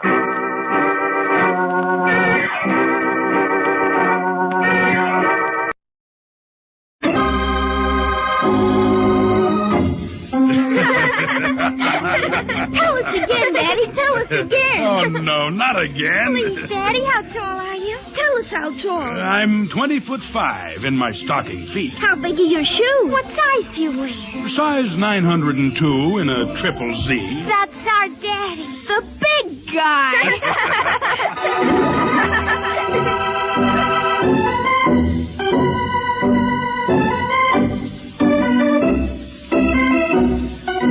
NBC presents The Big Guy, another in the series of adventures of a very unusual detective, Joshua Sharp. Joshua Sharp works for his clients on a strictly cash basis to provide for the needs of his nearest and dearest, Josh Jr. and his daughter Debbie. To these two, Sharp is both father and mother. To his clients, he is a good detective. To Josh and Debbie, he's the friendly magician, the fabulous hero, the giant among giants, the big guy. Tonight's adventure with the big guy, the case of the villainous friend. A man alone, trying to bring up a pair of youngsters, runs into a lot of unexpected problems. One of my most unexpected was a sudden shortage of bedtime stories. After all, you can read Grimm's fairy tales only a few hundred times before the kids begin to tire of them. And that goes for Hans Christian Andersen and all the rest of the Once Upon a Timers. Now, I'd reached that point with Josh and Debbie, and they were getting so bored with witches and sleeping beauties that finally, for all our sakes, I tried tapping a new source. I bought a copy of Tales from Shakespeare. It was an immediate hit. In fact, it was too big a hit. That first night, I read The Tempest and Two Gentlemen from Verona, and still they didn't want me to stop. What's the next one, Daddy? Well, we'll let the next one wait, baby. You and Debbie have to go to sleep. But what's the name of it? Just the name of it? It's The Tragedy of Othello. Now, you just close your eyes and... Oh, what about him, Daddy. Yes, Daddy. Who was he? Well, he was a man, Josh.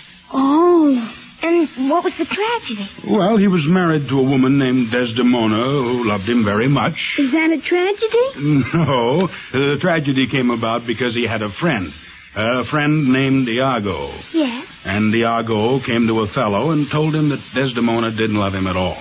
He said she loved somebody else. He was bad, wasn't he, Daddy? Oh, very. And what happened next? Well, Next, a couple of shrewd articles who are trying to worm another story out of their hard-working father give him a kiss and say good night.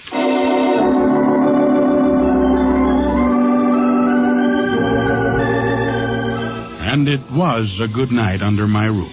But elsewhere, things were happening that were fated finally to intrude on my routine and make a shambles of it. The center of these events was a boy named Frank Gollard. I'd snagged the lad in question 2 years ago, after he'd assisted in the armed robbery of a filling station and committed assault and battery resisting arrest. My action in the matter came as part of my contract with the Mutual Indemnity Insurance Company, and I had been in the courtroom the day the judge passed a 10-year sentence on Frank Gollard. And then, the same evening, while I was telling Josh and Debbie about Othello, inside the drab gray walls of the upstate penitentiary...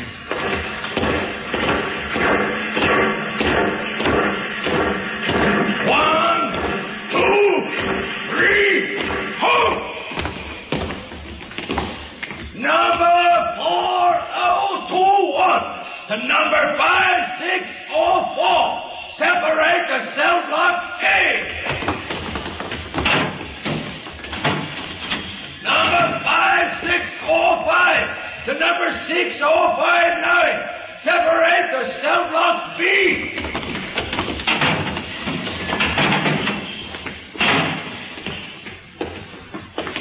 You hit from your wife lately, Frank?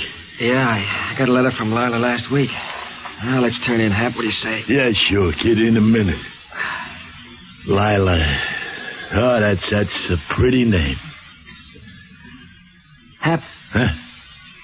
How come you asked me that? Oh, I heard you tossing around last night. I knew you wasn't sleeping. And I've been thinking about all the guys in this place who got somebody waiting for them and wondering where all them somebodies are tonight. Wondering who she's dancing with and wondering who she's drinking with. Wonder who's kissing. Shut up. Oh, kid. I told you once, Hap. I was only wondering. She's a clean kid. Clean and sweet and straight. Oh, sure. There's a few good wrens in the world. Maybe you got yourself one of them. But you couldn't expect me to guess that now, could you, Frank? Man never knows about a thing like that. Man just never knows. Good night, Hap.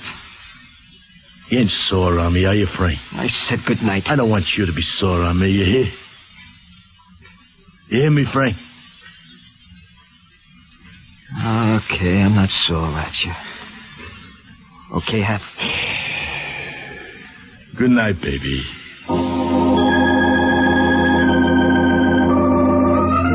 Hap was his cellmate, and Hap was his friend. Big, slow, paternal Hap McLean. In for life.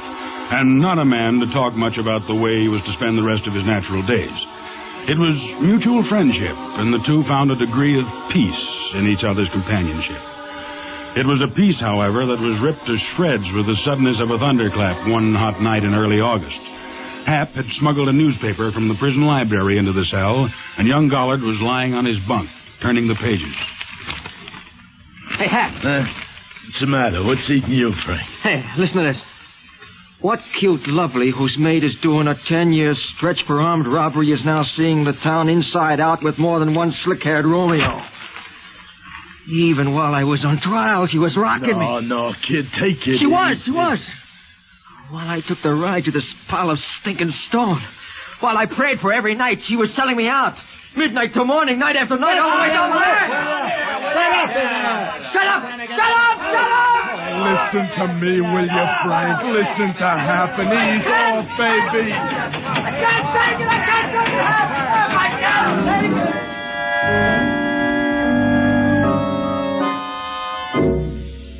But he had no choice about taking it.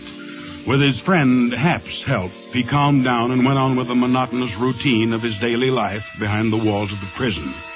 And then, late one night, weeks later, in the cell he shared with Hap McLean, he found that he didn't have to take it anymore. Frank, hey, kid, wake up and listen. Listen to old Hap and listen good. You gotta get out of here. What's that? You're eating yourself alive. You gotta move loose from this place. Oh, but I can't. I can't. I'm not up for parole for Forget the parole, baby. Hap's got it all fixed fine. You got it fixed? Yeah. Take a look, kid. Where'd you get the gun? Out of the arsenal, baby. It took me 3 months and a lot of doing, but I got it. And the trustee, the one in the laundry office, he's going to leave the laundry door unlocked for 20 minutes tomorrow night. There'll be a truck just outside. How'd you do this, Hap? Oh, look, I've been in this can 12 years. There are ways, baby. There are always ways. You come with me? No, I got nothing with the outside world, kid. Hap will rest easy right here. You go on out.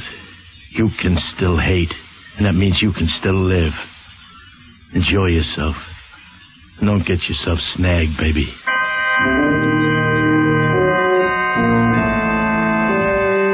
It was at 11 o'clock the next night that the guard changed. 2 minutes before this chosen hour, Hap McLean stood crucial guard for the appearance of any official, and the boy prepared for his venture.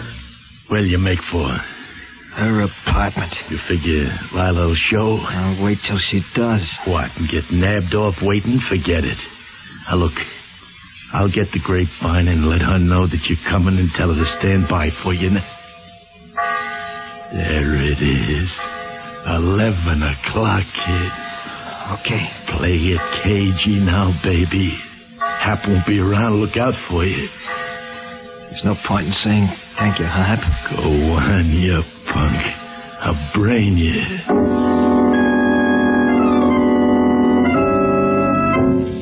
The boy was halfway across the prison yard when... Stop! Stop where you are! And the shaft of a giant searchlight struck him like the lunge of an angry lion. Darting out of its glare, he took cover behind an angle of the wall. Come out in the open! Come out with your hands up! The boy fired at the guard on the watchtower. He made a dash for the laundry building and found the door unlocked as scheduled.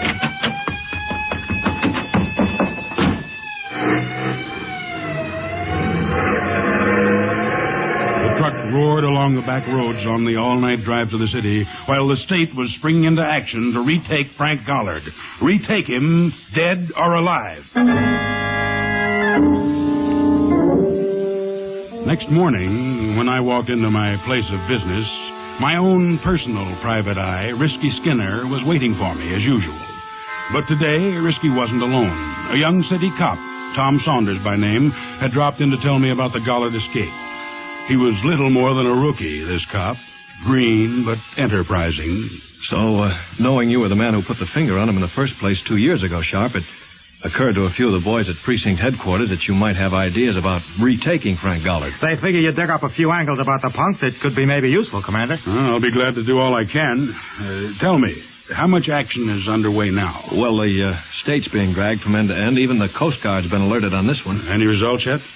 So far, we've drawn a goose egg. Just a second. Yeah. Sharp speaking. This is Lila Goddard, Mr. Sharp. What? Frank Gollard's wife. Where are you? I'm not calling from home, Mr. Sharp. I'm afraid to go there. Why? I'll tell you why. I got a call last night from the grapevine at Gulfville Prison. Yeah? Frank is on his way to my place. On the way to his own home? Hello. Hello, Mrs. Gollard. Mrs. Gollard. Hello. Hello.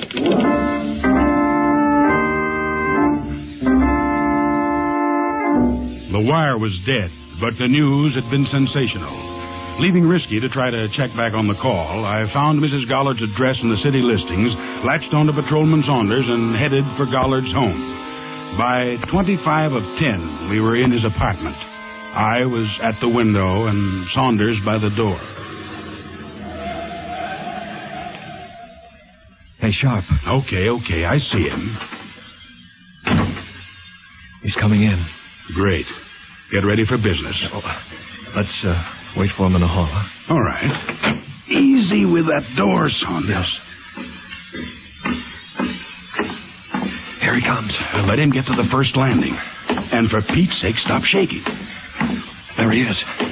He's carrying a gun. Hey, Saunders, no, wait!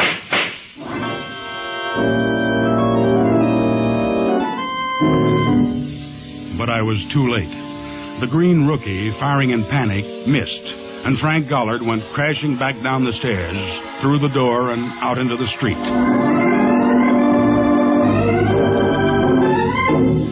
I didn't have to be told that once loose, Gollard would head for his wife. After all, Lila had tipped me off, and he probably knew that she was the only person on Earth who had been wise to his whereabouts. The immediate deal, therefore, was to contact her without delay. It was just about this time there came a knock on the door of Warden Jameson's office at the state penitentiary, and a cell block guard by the name of Spears walked in with the announcement that somebody wanted to talk to the warden. Who is it, Spears? It's prisoner from cell block A. He yammered till I went to see what was wrong. Yes, Spears? Well, then he told me he could retake Gollard for us, nothing flat. And I can, Warden. Honest, so help me now. I'm not kidding. I know exactly what I'm talking I told you to wait outside. All right, Spears. All right, I'll talk to him. Okay, Warden. You say you can recapture Frank Gollard? And be back before morning. Who are you? Number 5002. I mean your name. Oh, my name is Hap McLean. I presume, McLean, that you can only perform this remarkable feat if you allow to be left out of the prison alone. Who wants alone? Send Spears with me with a gun, a dozen guns. Who cares? Now, look, I'm only trying to do the right thing here, Mr. Warden. That's all I'm interested in. I see. All right. We'll send Spears with you. And you won't regret it, I'll tell you what. And I'm telling you something, McLean. If you succeed in this mission, I'll see what can be done to secure you a full and complete pardon. No, you mean it? Don't you think you deserve it? Well, I guess I did figure something like that. Yeah, I imagined you did, McLean. Spears. Yes, sir. You'll take McLean into the city. And let him do exactly as he thinks best.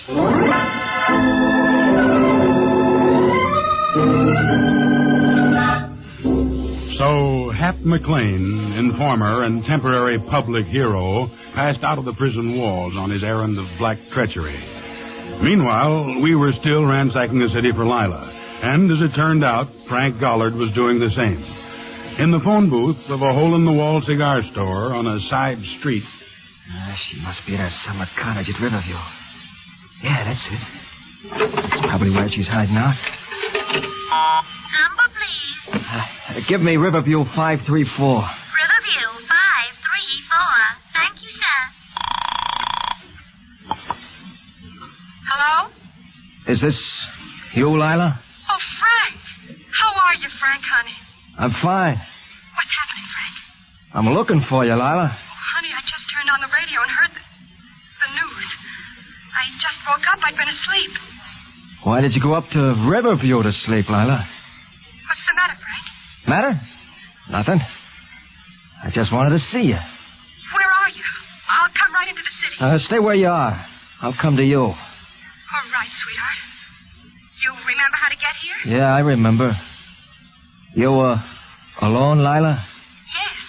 A girlfriend was staying with me up until last night, but she had to get back to town. Oh, honey, I wish we could be together. I wish we never had to leave here. Stay where you are till I get there, baby. Maybe you never will.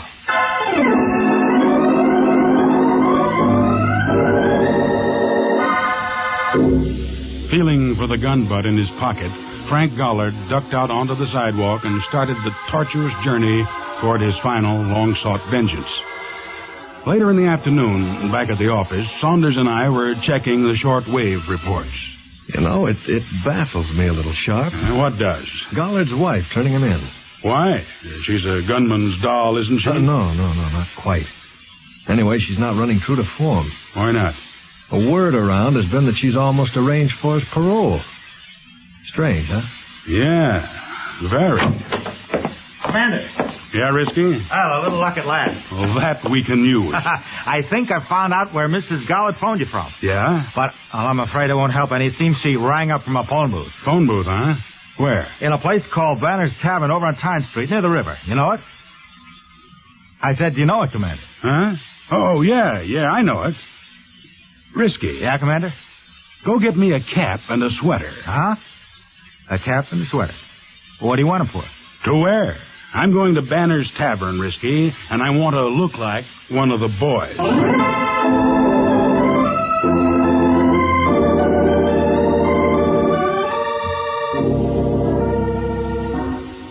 Banner's Tavern at the foot of a wharf on the river had never been what might be called a pride to the community, and tonight was no exception.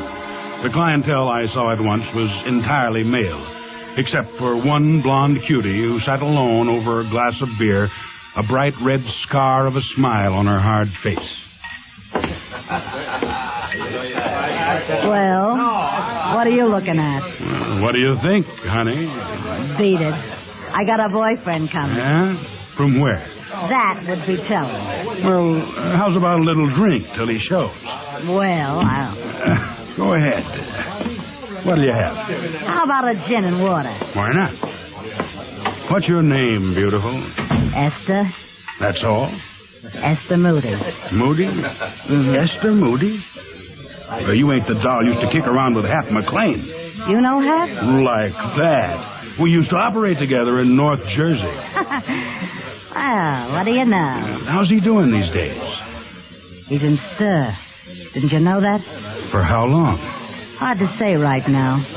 There's some kind of caper in the works. Yeah? I've been trying to figure it out all night. What's the lowdown? Well, lean over here. Yeah. About 11 o'clock last night, Hap sent me the word over the grapevine. Uh-huh. And he tells me to call up a certain private eye this morning. Announce myself as Mrs. Gollard and say that Frank is on his way to his wife's flat. What do you think? What do you think? I think I trusted you mighty fast, handsome. How about that little drink? How about better? Better? How about a little pinch? What? Route stuff, Let go of lady. me. I'm What do you the mean? private eye you handed that Let runaround go of to me. this morning.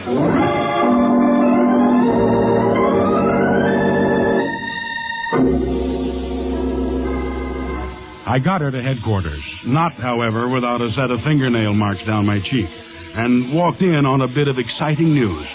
It seemed the postal clerk at a place called Riverview had phoned in giving Lila Gollard's whereabouts. The address, 21 Canton Lane, at which street number Frank Gollard had just arrived. Oh, Frank. You sounded so strange over the phone. I don't understand. What have I done? You really want me to tell you, Lila? You called the cops and told them where they could pick me up. I did, Frank? Yeah, you. Frank, how could I? I didn't even know you'd broken out. McLean got word to you at the apartment last night and told you where I'd be. But I wasn't there. I wasn't even there. Ah, that's an easy out. You turn me in and then you run for the tall timber. Frank, do you honestly believe I'd do that? I know you did it, you hypocritical swine. Darling.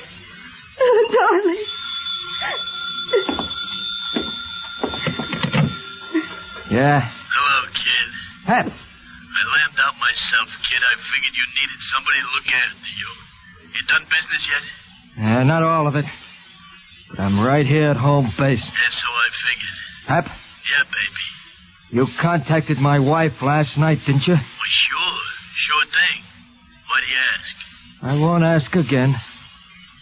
I gotta hang up now. Well, just a second, Frank. Look, I'm in the alley behind Banner's Tavern on the side by the river. You know where that is? Yeah, sure. Well, then beat it down to see me as soon as you can. I got a pal along who's going to see you safe out of the States on a strictly credit basis. Okay? Yeah, thanks. Thanks a million. I'll see you, pal. You cheap, lying, rotten, deceitful tramp. Oh, no. No, Frank, no. It's not a gun. Shut up! This is beyond begging and no place for talk. If you got prayers to say them. There won't be any time later. I won't need time for prayers, Frank. I'd die before I hurt you. I don't mind losing my life, Frank. All I regret is I'll never see you again. Never.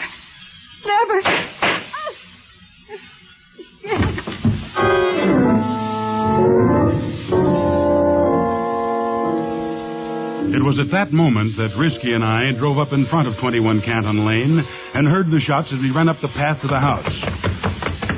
That was it, Commander? Yeah. Gollard, you blasted fool. What did you do, you crazy punk? I just killed a liar, a stoolie, and a cheat.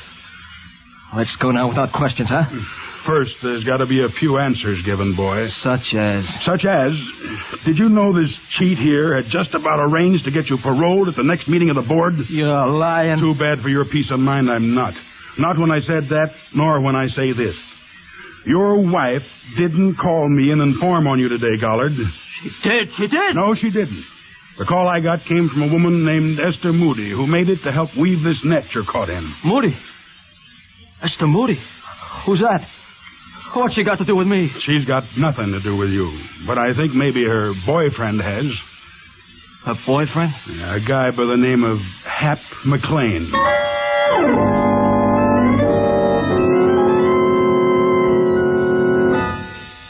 For a moment, he stared at me like a wounded animal, and then his eyes closed slowly. He shook his head wearily, as if to come out of a sick dizziness, and neither Risky nor I caught the movement of his hand as he blasted the globe dangling from the ceiling, plunging us into blind blackness as he crashed out through the window.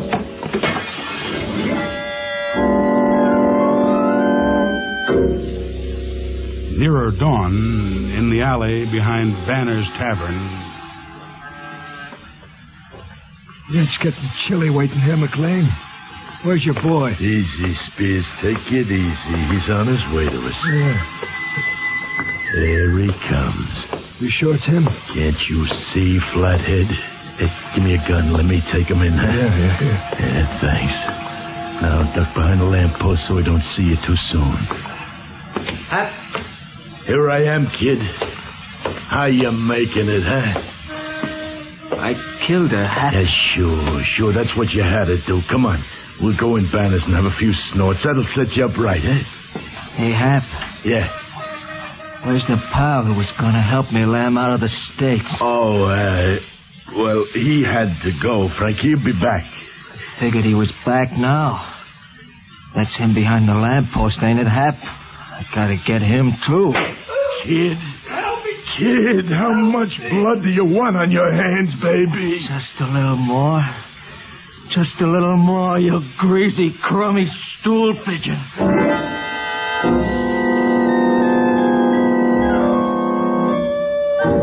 Hap McLean took a look into the empty, cold eyes of the boy and suddenly bolted down the alley.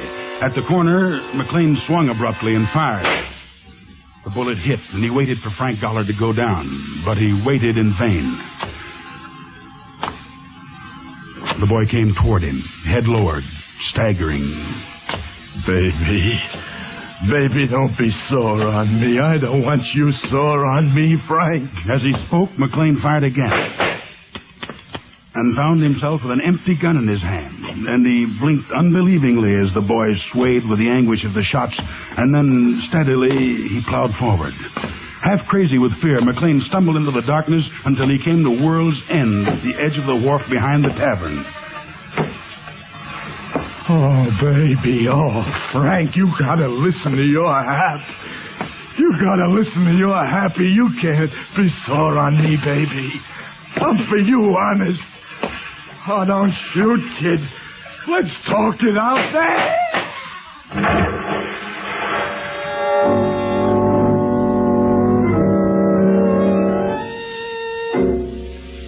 Frank Gollard, looking like a child asleep, was dead, stretched out on the rotten planking of the wharf when we found him.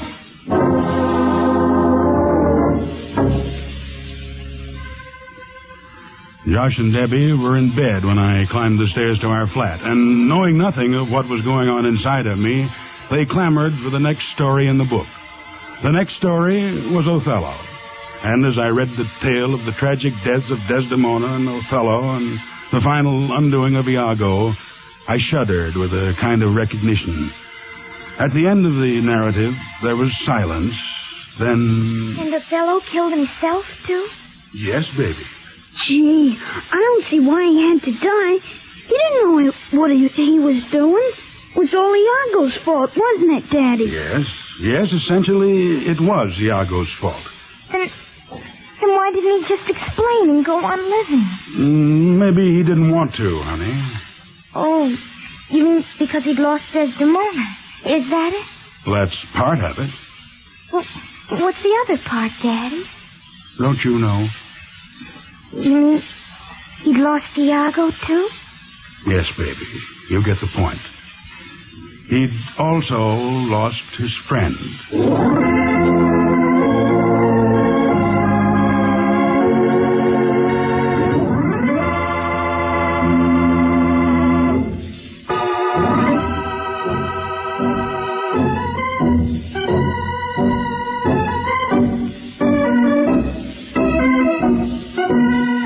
Joshua Sharp, detective, works for his clients on a strictly cash basis to provide for the needs of his nearest and dearest, Josh Jr. and Debbie.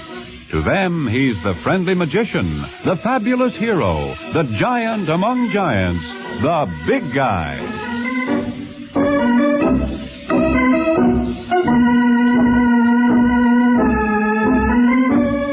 NBC has presented another in a series of adventures of The Big Guy, played by Henry Calvin and featuring David Anderson as Josh Jr. and Joan Laser as Debbie. The script was written by Peter Barry and directed by Thomas Madigan. The music was composed and played by Jack Ward. Members of the cast were Jim Stevens, Merrilee Joels, Peggy Lobbin, Bill Zuckert, Linda Watkins, Lyle Sudrow, and Sandy Strauss as Risky Skinner. Your announcer is Peter Roberts. 3 times mean good times on NBC. The American album of familiar music returns tonight over most of these NBC stations, presenting the finest in Sunday evening musical listening designed for the entire family. On Sunday, September 10th, Theater Guild on the Air will be back with more hour-long presentations from Broadway and Hollywood, featuring the most famous and talented artists of stage, screen, and radio. 3 times mean good times on NBC.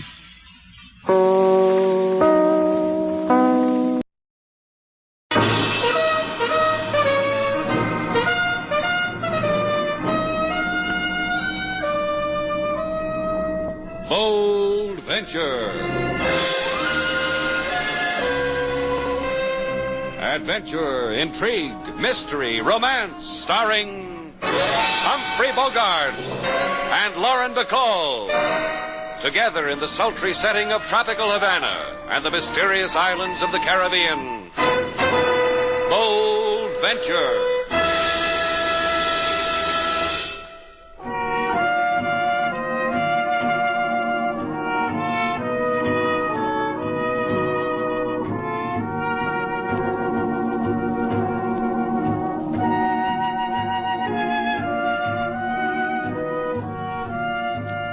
Once again, the magic names of Humphrey Bogart and Lauren Bacall bring you Bold Venture and a tale of mystery and intrigue.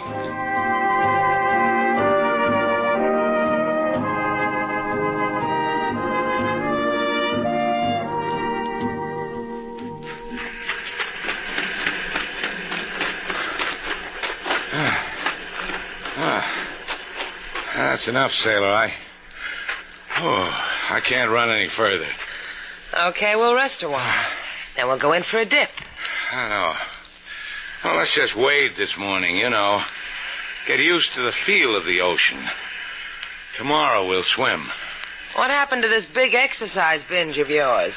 This morning you were going to start the new life. Run, swim, push-ups, deep knee bends. Oh, I must have been out of my mind. Come on, let's do a deep knee bend. Hands on hips, place. 1. Oh, help me up, Slate. Okay, Eagle One. Give me your hand. Now, let's get back to the hotel and have some breakfast before I... Shannon, this is all you! I wonder what she wants. I can't imagine. When I said goodnight to her last night, she said everything was fine. That ours was her favorite hotel. That she and her husband were... Wolfe told me you were on the beach. You're going to say I'm foolish, but I just don't know what to think. Well, what's the trouble? I can't find my husband.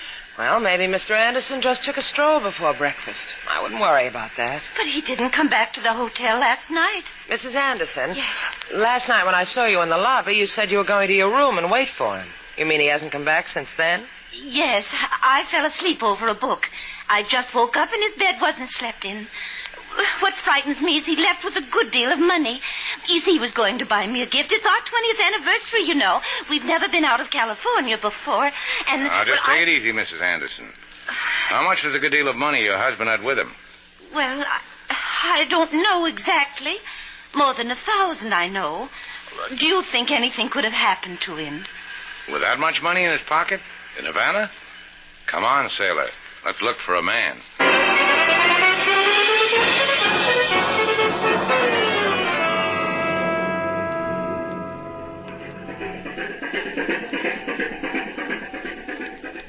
Ay, the pobrecito, the poor little one, how he lies here in sleep. And the fingers of the hot sun scratch around in his wound. You're a tender man, Garfield. For a man who wears a hook for an arm, you're very gentle with the hurt and the lame. My heart goes out to them. I have a brotherhood with men who have been freshly scarred. Take it easy going through his pockets, huh? See? And to put this fellow on our fishing boat and let him sleep away his wound and his shame, who would not do this for a turisto? Huh? What did you find? In his pocket, a clipping from Society column of a Pasadena in California newspaper. Society? Gee, I always did want to rub noses with Society. What's it say? It say, bon voyage and a box of oranges to Mr. and Mrs. Ralph Anderson, who leave tomorrow for Havana for their 20th wedding anniversary. And he celebrates it all alone in a jump like Tina's. Maybe that's what his wife let him have for a present. And in this pocket, an alligator wallet with gold tips. Let me see it. You can see from there. Gold tips, see? Hey, inside lined with red sealskin leather and with... Ah. And again, Garfield, don't stick your hook in your mouth like that and keep saying aye. If you've got something to say, come right out and sell, Papa.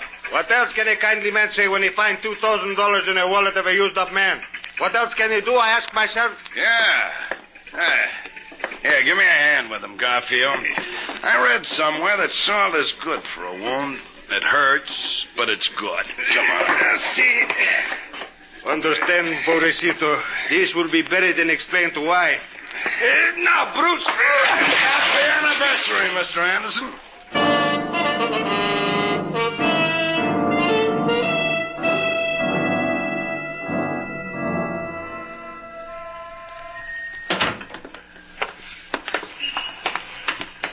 That's the last shop in the Vedado, sailor. Mr. Anderson wasn't in there looking for presents for his wife either. Well, let's try another section of the city. You know, I've got a sneaking suspicion. Like what? A man comes to Havana. He's never seen anything like it. His wife gives him a night off, and he's got over $1,000 in his pocket. You know how Havana throbs at night. Mambo rhythms out of every doorway. Mr. Anderson might have walked through one just for a look-see. I won't even concede a look-see, Slate. Mr. Anderson was a very... Hey, there's King Moses in our Jeep.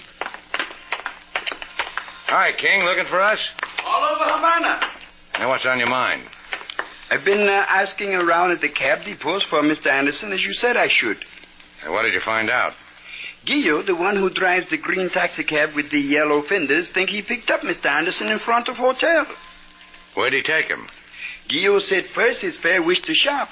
Then the fare heard music from the player's Tina's parakeet and tapped Guillot on the shoulder. Tina's parakeet? That's a dive in the barrio. Yeah. How do you like your Mr. Anderson now, sailor?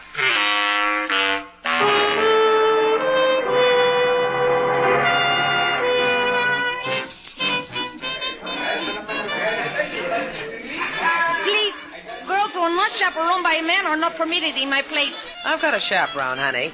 The one trying to work his way up front to the mirror. How do you like the hairdo, sailor? Jazzy, huh? Your ticket, senor.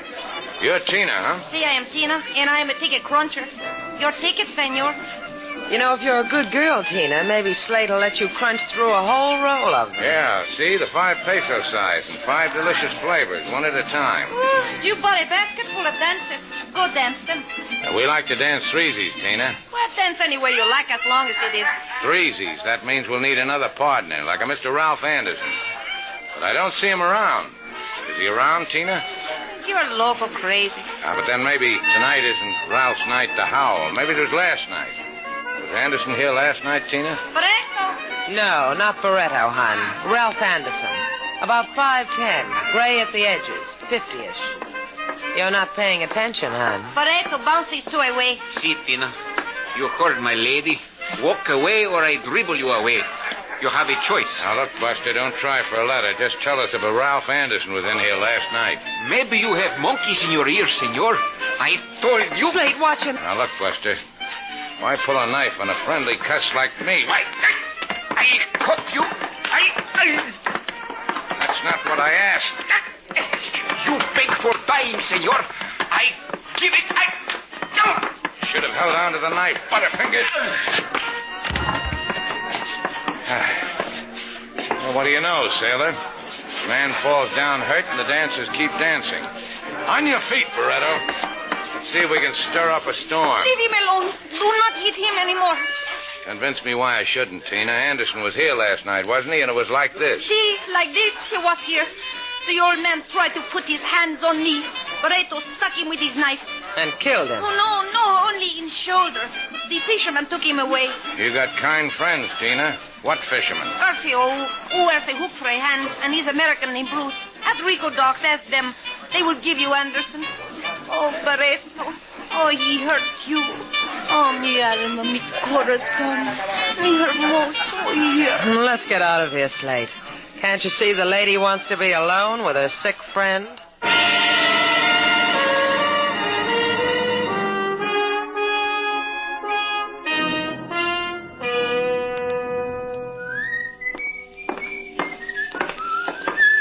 Hi there, you in the boat, hey.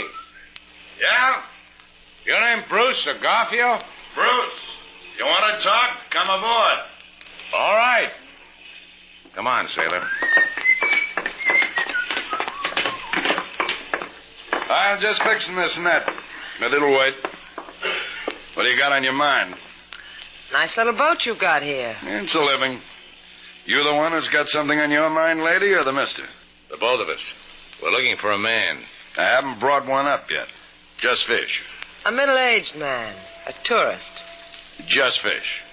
Rumor has it when you're not fishing, you while away the empty hours in a joint called Tina's Parakeet. Sure. It's cheap, and it's got a chuckle to it. Sometimes pain. Like what happened to the tourist, a man named Ralph Anderson. Who said? Tina. She ought to keep her mouth shut. She didn't.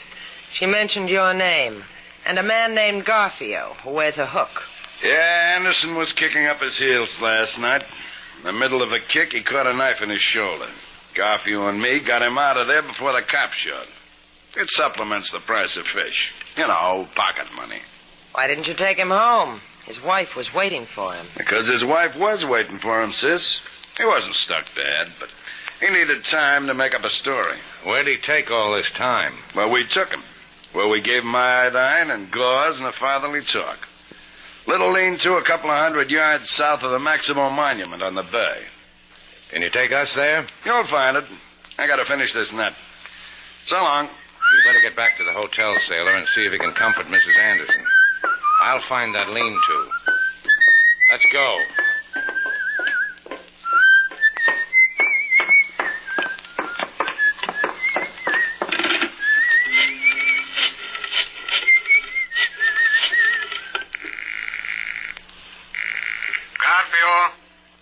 This is Bruce. A guy is on his way to that shack near the monument. Looking for Senor Anderson? Uh-huh. Get there before he does. Greet him.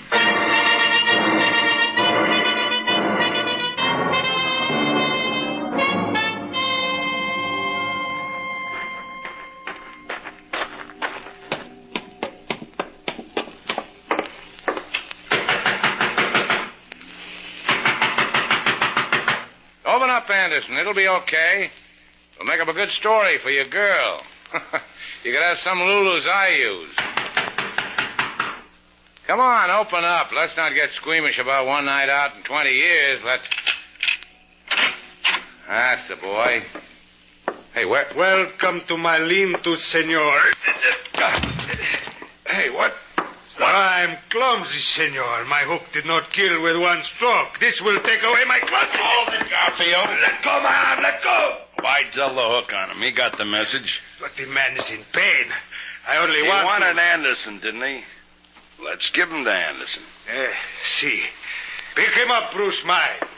Now he will sleep in the ocean sea, and nothing will wake him.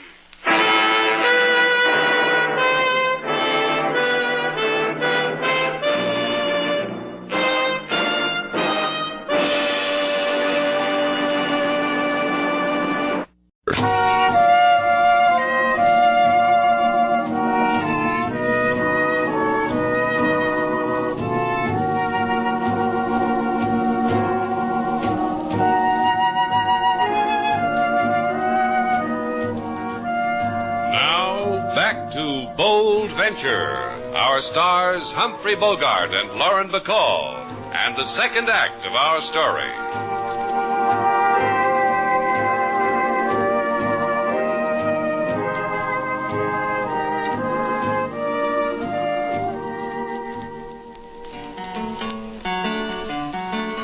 When a man is married and has a bride for 20 years right by his side, the etiquette is to be not tardy.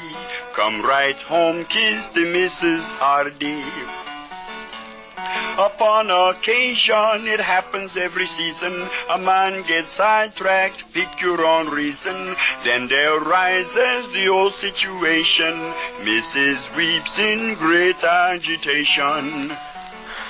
Weeps is right, and not with tears, King. That's the toughest kind of crying there is. Look at her, sitting over there and staring. And thinking the million worst things that could have happened. Don't knock it. It's a woman's privilege. King, give Mrs. Anderson anything she needs. I'm going out. For Mr. Slate? Who else would I go looking for?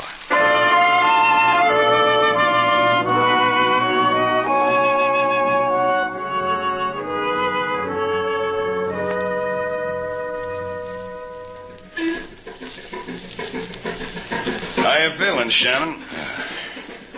How did I get on this boat? Hey, Garfield! See, what is it? He's come around. So what do you want I should do, to dance? So he's come around, he knows you want. For how long? We dump him before we take the fish home.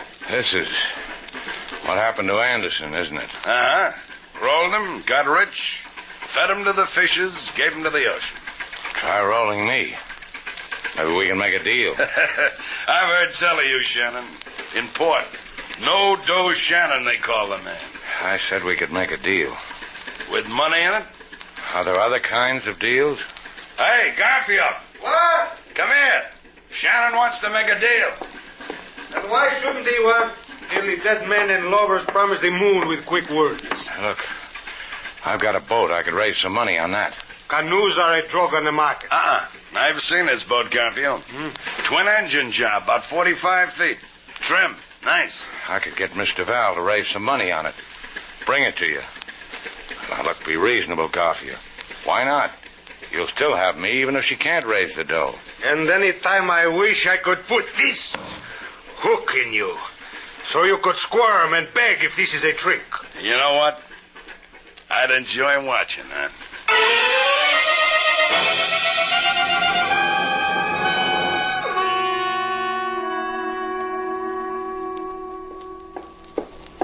Lady Sailor, you have come back without Mr. Slate on your arm. You noticed it too, huh, King? Where's Mrs. Anderson? Sleep in her room. I go wake her. Let her sleep. There may not be much sleep left for her. You have not found them? They were not there in the place where you searched for them? It was empty. All I found was a bloodstain on the floor. Lady Sailor, do not believe this thing that you do not know. This thing that builds a tear in your eye. The phone has ringed like that ever since you were gone. When I say hello, I get the hang-up bang in my ear for answer. Maybe because a man answered. Let's see how a lonely girl makes out. Hello? Shannon's place. You're finally in, Mr. Val. Fella here just dying to talk to you. Where have you been, sailor? Why don't you watch the shop? Answer the phone. You could have talked to King. Where are you, Slate? What's the idea? My nickel. Let me chat, huh, sailor? Go raise some money on the boat, every buck you can get. What's the matter? You lose at Lotto again? This I don't know yet. It's what you can get on the boat against my life. Like the odds? Hate them. Where do I bring the money? Just the dough. No chummy cops. The lean-to south of Maximo Monument. Remember the... Get out the papers on the boat, King. Again, Lady Sailor? Yeah. Some days it's hard to keep a man alive.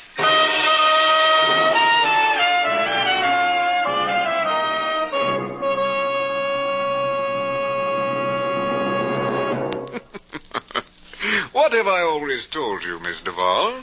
Such beautiful advice. Mr. Duval, I advise Mr. Shannon, save your money. Save your money. If you don't lend me something on the boat, Slate'll die. Oh, now you needn't be so melodramatic, Mr. Duval. I'm a sensitive man. A more modest, truthful approach could move me far more deeply. Melodrama embarrasses me. Gee, how's a girl to know about sensitive fellows like you? Crevy, I lied. Oh, that's better. Now, come now. What did you really want the money for this time? Well, Crevy, old boy, it's just that I've got a chance to invest in an oil well. Comes a time in a girl's life she needs an oil well. Oil? Where? Well, they told me not to tell. They said, let's keep it among ourselves. Huh, girlie? Ah, and very shrewd, too. Well, my dear, seeing it's something as sensible as that, 5,000 is all we can manage. Now, if you'll sign here, please. There, now. See how rewarding it is to tell the truth? I'm so ashamed I could cry. Bye, Crevy.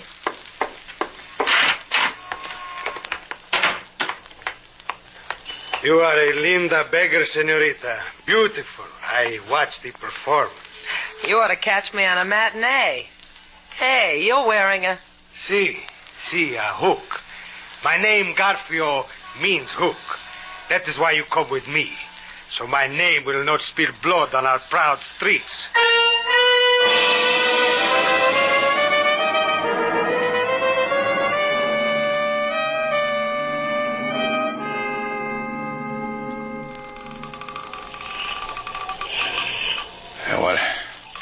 What does it say in your book about helping a man with a hurt, Bruce? It says, for the promise of dough, he could be persuaded. Bothers you, huh? Yeah. If I could only move over to my other side, I could groan a little more for me. Make me believe it. I tell you what, man doesn't like to lie in his own blood, mate. Yeah. Besides, it messes up the deck. From fishers, you don't mind so much. Here, I'll roll you over. Easy. Well, that's a little more pain to a rich boy like you. Or you. Why, you stupid. Maybe if I use my feet. Oh, that makes me smarter, huh?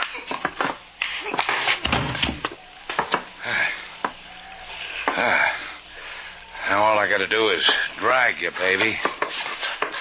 Throw you in the hole with the rest of the fish.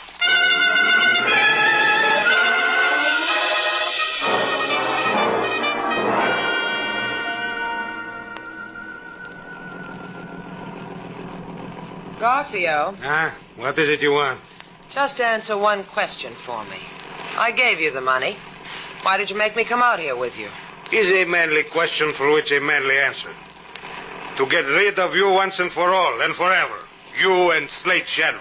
Why kill us? You've got your money. That should be the end of it. Let Slate go. Let both of us go back to Havana, and we won't say a word. You won't say a word. Hermos, do you think I'm stupid? Up ahead in our boat is Bruce and your Shannon. They wait for us. You're a bitter man, Garfio. Why? Because of your arm? The hook? Why should I be bitter about the hook? It is a souvenir of a woman who loved me.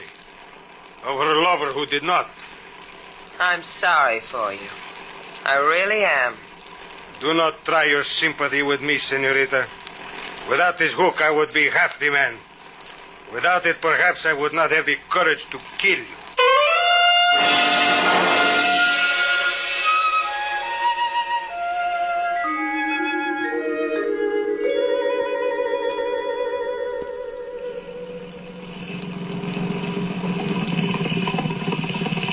Ahoy, Bruce! Ahoy! Bruce, ahoy! Slate?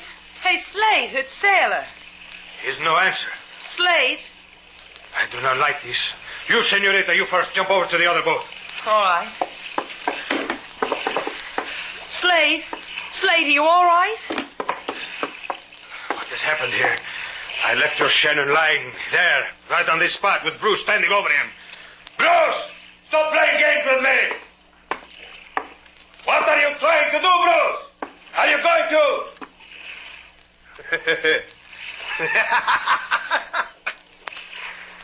What are you doing up there on the cabin top, Pigeon Shannon? Were you going to jump on Garfio? Jump! Just get out of the way, Sailor. Don't do a thing. Just get out of the way. Slate, his hook. Into my arms, Pigeon! Jump! Yeah, feet first. Pigeon, huh? I will have a honey hook.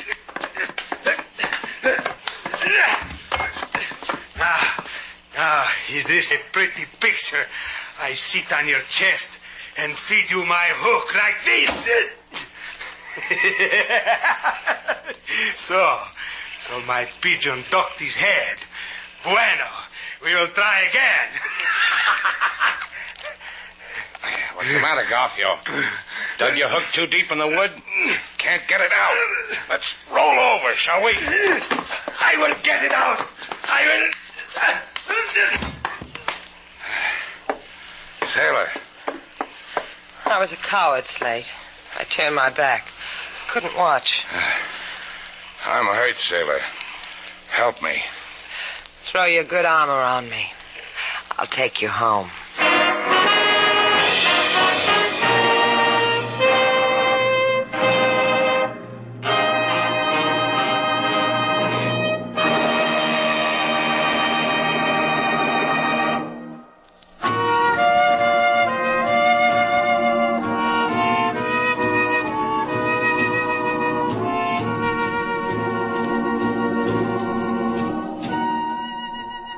All here, Sailor.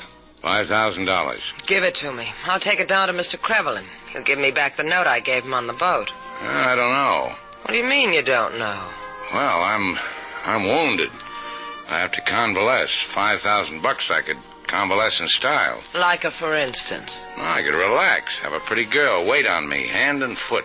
My wish, her command. You can get that for nothing. Me. Let's try, huh? Come here. Like that, Slate. I don't know. That's not exactly what I had in mind. You said you wanted to be waited on hand and foot. What do you want me to do? Wait on your foot? I want you to scratch my back. All right. Oh, yeah, that's right, Sailor. A little further down. And to the right. To the right. More to the right. Yeah. Take your $5,000 and go get convalesced. Hang up a shingle, Sailor. You just scratched a man well. Come here.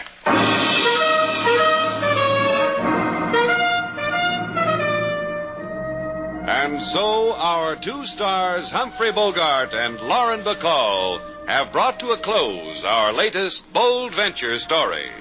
Special music was composed and conducted by David Rose. May we invite you to listen again next week at this time for another exciting adventure starring Humphrey Bogart and Lauren Bacall together in Bold Venture.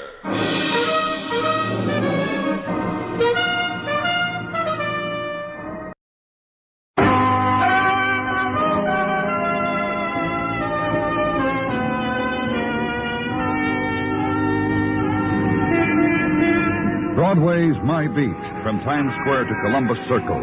The gaudiest, the most violent, the lonesomest mile in the world.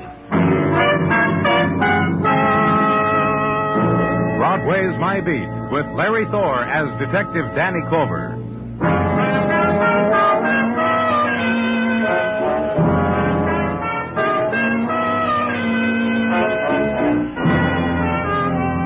The wind of October begins its departure from Broadway, scatters the brown leaves of regret before it, piles them high at this corner and that, and the mob turns up its coat collar, drifts the autumn street and looks for a friend, looks, sees only the 2-hour dream promised by the theater marquee, sees warmth on the other side of the plate glass windows, and sees this, the girl with the soft fur held close to her throat, covering her face right up to her eyes. And where she was is chillness.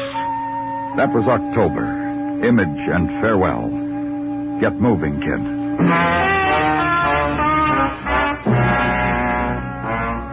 And at evening above it, the place of no seasons, hospital corridor where I was, and Detective Muggavan. What about it, Danny? She going to live? Dr. Sinsky doesn't know. At least he says he doesn't know. He knows. A girl stabbed like that, she hasn't got a chance. Mind if we sit down here on this bench and smoke? Just run it down for me, Muggavan. The subway guard Times Square said it was 10 o'clock, give or take a couple of seconds, that he heard her scream. Local train had stopped, people getting on and off, rush, you know. So a girl screamed. Do you think the people stopped rushing to see what was the matter? No, they kept right on. Come on, Muggavan, just tell me. The guard battled his way through to where the girl screamed she had a knife in her. Yeah. Couldn't tell if she'd been on the train and was getting off or what. They called emergency ambulance, got her here about a half an hour ago. No witnesses, Oh, the usual crop. Each with a story of the way they figured it happened. Nothing. Identification? Lots of that. Wallet, usual stuff. Oh, here, wait a minute.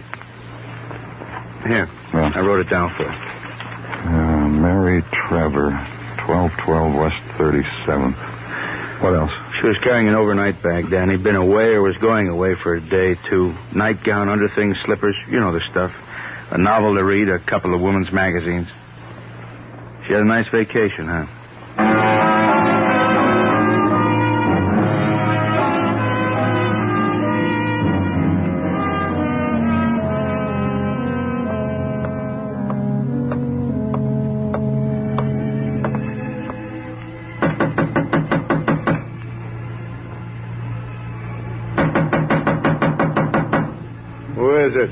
Police. What do you want? Information. Talk. About Mary Trevor. Come on in. Flop yourself anywhere, mister. You'll excuse how I am. I was in the tub with a warm bath, reading the paper and listening to the radio. Tough day today. The warm tub relaxes me. Music likewise. I see. Yeah, sure you see. So, okay, so now you killed it for me. What's with Mary? She's in police emergency hospital. She's dying. Mary got hurt? Hit by a car, what? Someone tried to kill her. Mary? She's on a subway platform at Times Square. Someone stabbed her, ran. We found this address on her. You found this address on her because this is where she lives sometimes. This is her home sometimes. Sometimes she remembers I'm her father. Those are the times when she yawns, asks me how things are going where I work, goes to sleep in her room. I could count the times on the fingers of my hands. Tell me about her, Mr. Trevor. What do I know about her?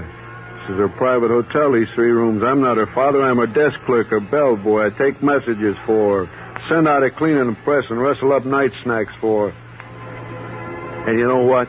No. She leaves tips for me on my dresser when she goes out. Yeah, 5 or 10 spot. You know something else?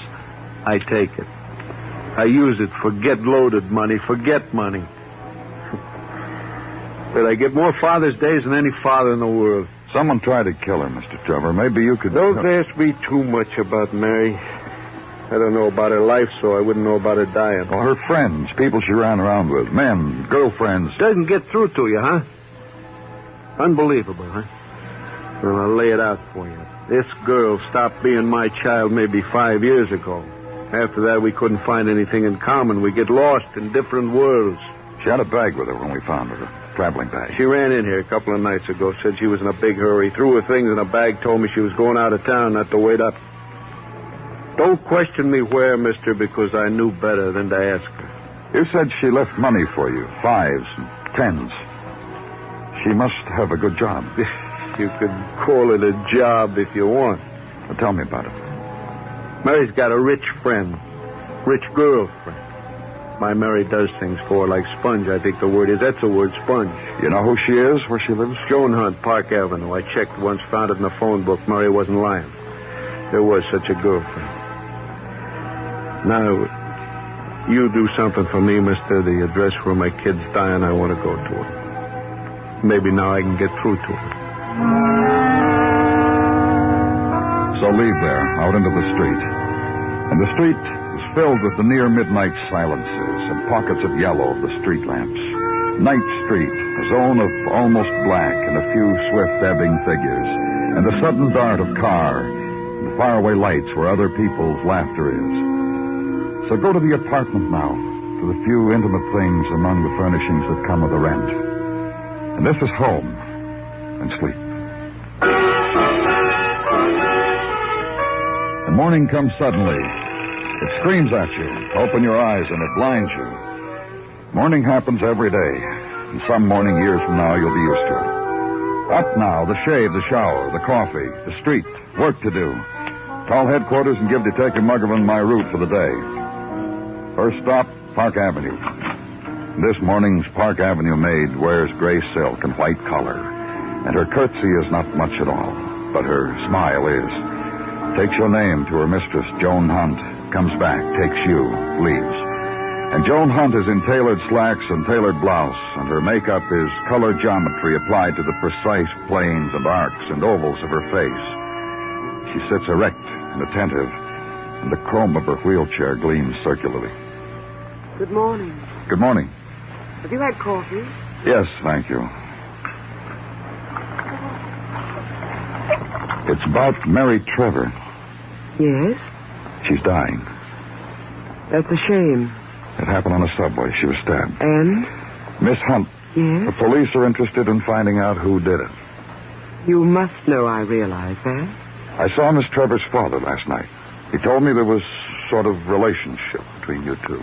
Precisely what? He said his daughter sponged off you. She did.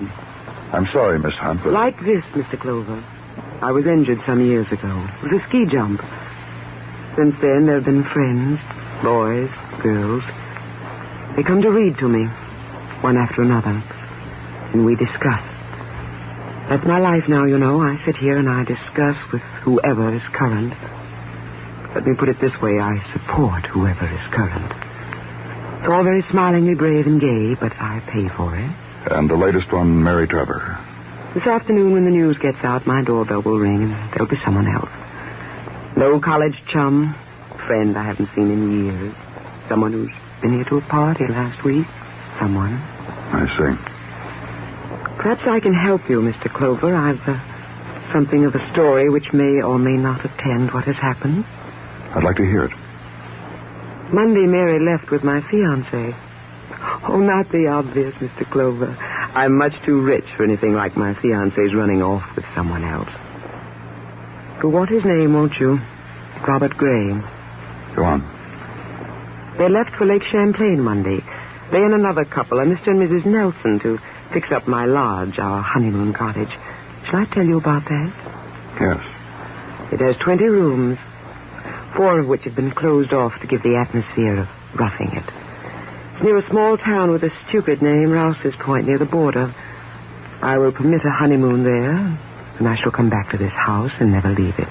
Have you seen your fiancé? Neither him nor the Nelsons since Monday. Merely phone calls late yesterday that they were in town.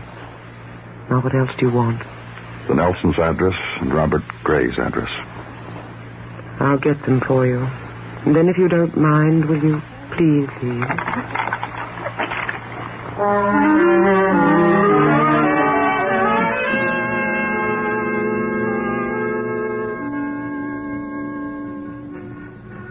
Whatever it is you want of me, make it brief, Let's not make a crease of it. Crease, that's crisis in case you don't know. French. I didn't know. You stated it simply enough. Mary Trevor is dying, you said, of knife wounds. And what do you want of me? Just this, Mr. Gray. Did you try to kill her? No. No, I wouldn't, you see. Tell me about it. I wouldn't, you see, because once I loved Mary Trevor. And now you don't, and suddenly she's knifed on a subway platform. Tell me when you stopped loving her, Mr. Gray. I could tell you the precise moment. Do that. Well, less than a month ago, I sat in a bistro in Paris. On the table before me was an aperitif, amber in color, and my visitor's visa to America. I sat and sipped, and I culled through half-forgotten memories. High among them was Mary Trevor. You said a visitor's visa. Exactly. 30 days have I in the country of my birth. Here, I'll show you.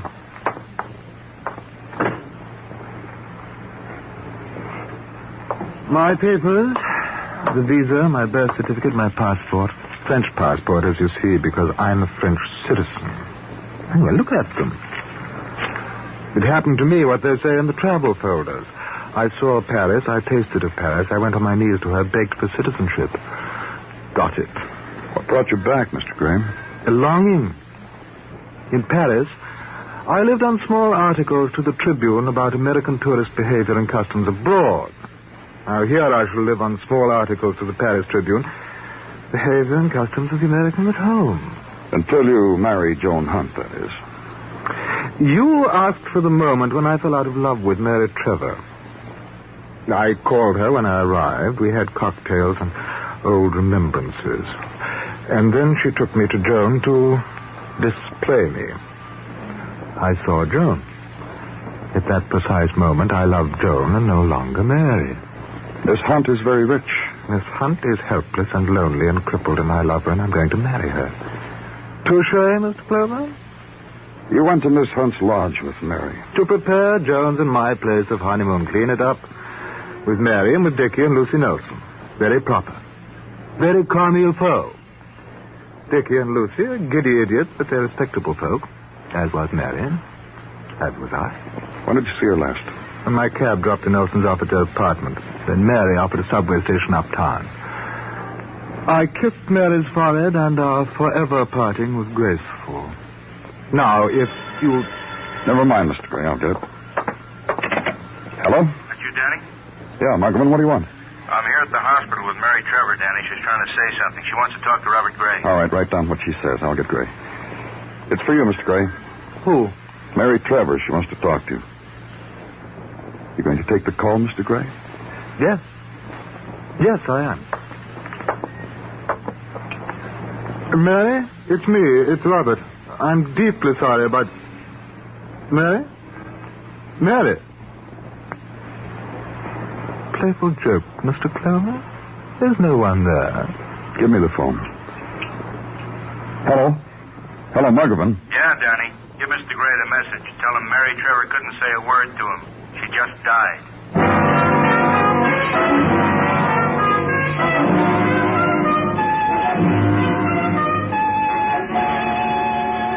You are listening to Broadway's My Beat, written by Morton Fine and David Friedkin, and starring Larry Thor as Detective Danny Clover.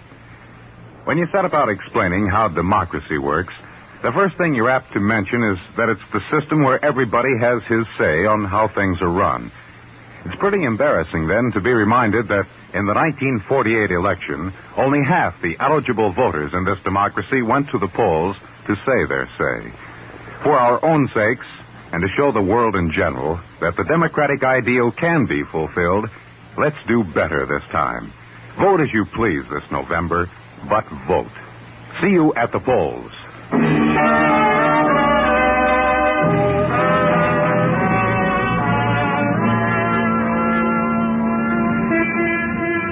October's dying is of gold and of an autumn leaf that floats a river spilling into winter's seas.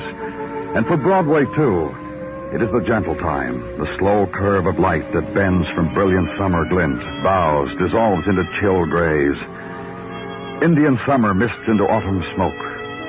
The time of the early afternoon stroll and the swift appraisal of winter's mannequins, the drawing of lots in the football pools, and the newest emotion, movies in 3 dimensions.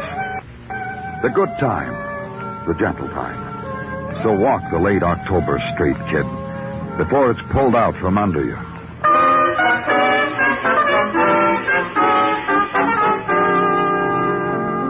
And the place place where I was, high above the autumn city, 30 stories away from flow and sound of East River. The place of Dickie and Lucy Nelson, where there was fireplace and Grecian figurines, and where the talk was of a dead girl, Mary Trevor. Tell him, Dickie. Tell him, sweet, how desolate we are over the girl. Mary was a companion, Mr. Clover. A boon companion. Often made us laugh till tears, Lucy and me. Can you understand our sense of loss? She made jokes, and you'll miss them, is that it? Now that you've asked, yes, we'll miss them. Dickie. Yes, dear. Is it too possibly early for a martini? I feel the need of something. I don't quite know what. You think martini? The chap has a mission, dear.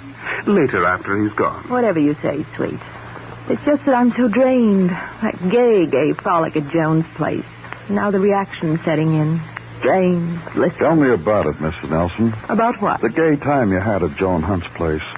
Lake Champlain was never lovelier. Sweet.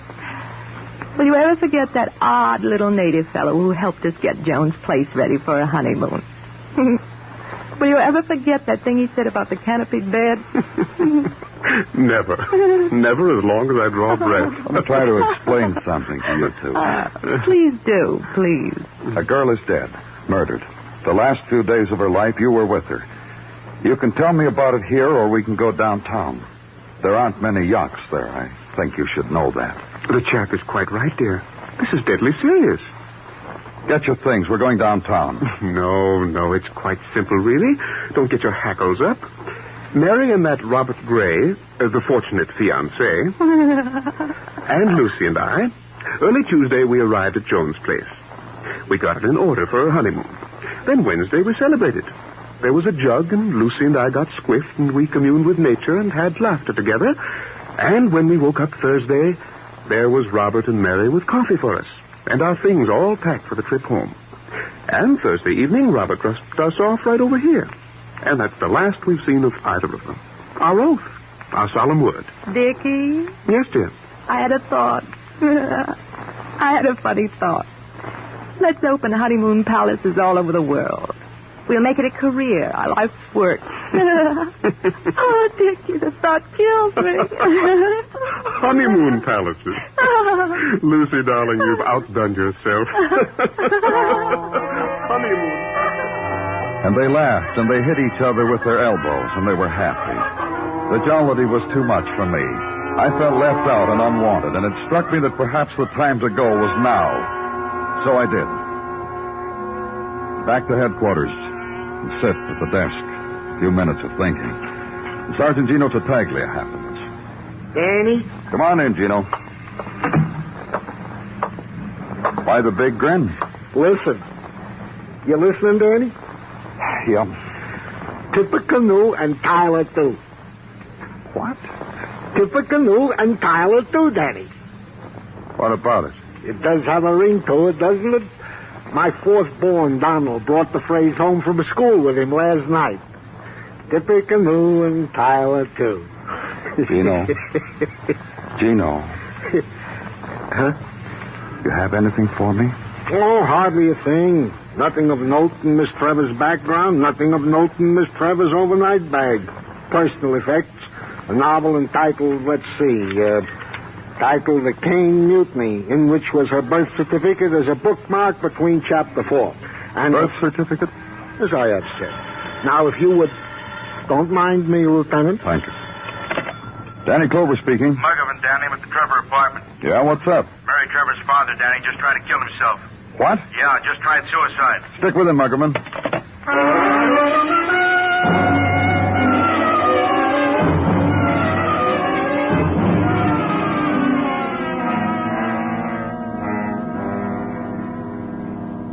I must have been out of my mind. I don't know. I went crazy. Suddenly it was the only thing I could do, kill myself. Why? Why did you try to commit suicide, Mr. Trevor?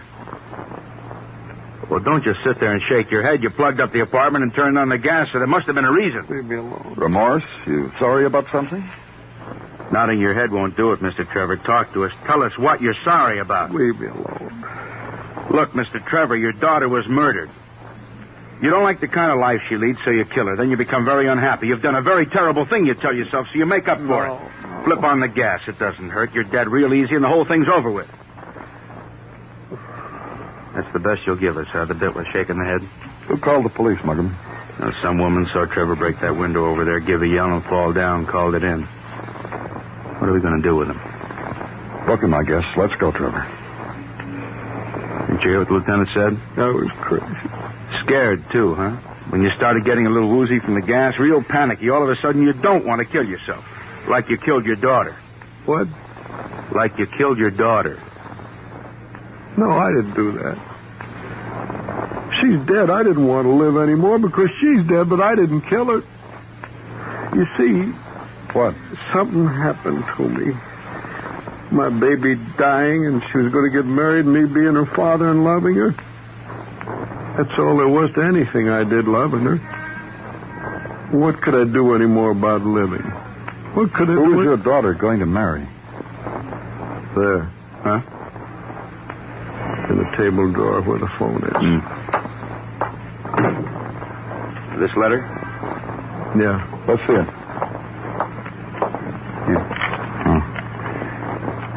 We're here in Canada, Daddy, Bob and I. He's going to marry me. I'll make him do it. I've found a way. Signed Mary. Take a look, Muggavan. The envelope, too. Uh-huh. Bob. Robert Gray? Has to be. The envelope's postmarked Wednesday, LaColle, Canada. Yeah. Have Dr. Sinsky look at Mr. Trevor, Muggavan. I got a couple of stops to make. So ride the late afternoon streets. Uptown on 5th to 42nd. Public Library. Ask for an atlas and get it. And locate a town in Canada called LaColle. Then know what you need to know. Leave there, cross town to a place you've been to before, to the apartment of Robert Gray. And no one answers your knock. Robert Gray's door is locked. So downstairs be told by a man at the switchboard that Mr. Gray had left word he might be reached at this number. Check the number against a name and an address you have, and it matches. So uptown again to Park Avenue at dog walk time. In the dock season, the spaniels lead their butlers on leashes. And today's maid wears today's gray silk, white collar, and a smile left over from yesterday. Go through the ritual and finally be ushered across the parquet floor to another room. Come in, Mr. Clover. Thanks. Robert and I were having tea. Will you join us? No, thanks. Did you want to see me? Both of you. Joan, dear. Yes? Whatever Mr. Clover wants to say to us, I'm sure I can answer it. Now, why don't act the gallant, Robert. Sit there. Speak when you're spoken to. Now, what is it, Mr. Clover? Maybe Mr. Gray is right. Maybe just he and I. If it concerns Robert, it concerns me. Isn't that right, Robert? Robert? Yes. Robert says that's right, Mr. Clover. All right, Clover, Sure. Let me pose the name of a town, Mr. Gray. LaColle. LaColle is a town in Canada. It's about 10 miles over the border. Well, I know where it is. When I used to spend the summers at my lodge at Rouse's Point, we'd go right across the border into LaColle for Canadian whiskey. But there's nothing there. Except... There's a post office there. And as the sun slowly sinks below the post office at LaColle, you will bid us a fond farewell. Take off, Clover. Listen to my man. Man. What? I'm proud. Are we a handsome couple, Mr. Clover? Robert in his great red leather chair. Me and mine. Of course we are. A little while ago, I saw a letter from LaColle. It was mailed Wednesday by Mary Trevor. Was Mary in Canada? Was she, Robert? I'm talking to you, Robert. She was there. So were you, Mr. Gray. Why didn't you tell me, Robert? We went up the Canadian whiskey. But you should have told me. The Nelsons didn't mention anything about going to Canada. I don't think they went. Did they get loaded, Robert? Listen, John. Did they get loaded, Robert? And did you lose them, Robert? And you and Mary went to Canada. Why? Will you just listen? All right. It's just across the border. That's right, Robert. Go on, Robert. When the Nelsons were drunk, they got dull. Mary and I... She loved you very much, didn't she? Well, what of it? Isn't that nice? Women fall in love with Robert. And blackmail him, too. Joan, listen to me. I've been listening. You've said nothing at all. Except that you got rid of your chaperone and went to a foreign land with a girl who was in love with you. Now I've just gotten word that she was blackmailing you. What a time you must have had, Robert. I'm telling you, nothing happened, Joan. It doesn't matter. You're an alien on a visitor's permit. You went out of the country. The law says you'd be deported for that. You couldn't let that happen. The blackmail, right, Mr. Clover? That's right. What did she want from you, Robert? Money? No, it couldn't be that. And what else? You? That's what she wanted, Robert. She wanted to marry you, didn't she? You know what she did? She made me go. She had it all planned. She had her birth certificate along so she could get out of the country and in again. Made you go, Robert? Oh, Robert. She said, let's get away from the Nelsons. All I'd have to do is show my birth certificate, and no one would know that I was an alien. Let's get back to the blackmail, shall we? Mary could have had you deported. And deported Robert couldn't have me. And let's face it, my darling, my money. So you had to kill her to keep her quiet. Is that right, Robert? How did you do it, dear? Dear? I dropped her off at home. I told her I'd meet her later. We met. We met, and... No suspense, darling. Just the story. We met. And there was all that subway crowd. You planned to kill her, didn't you? You were carrying a knife, so you must have planned. Help me. Help me, Joan. All right. Mr. Clover. Mm-hmm. I'm trying to phrase it so it won't seem obvious. My thoughts are how to buy Robert back from you. Forget it. If not money, then this. I told you. This wheelchair I'm in. I get lonely. I'm sorry. Robert. What? Goodbye, Robert.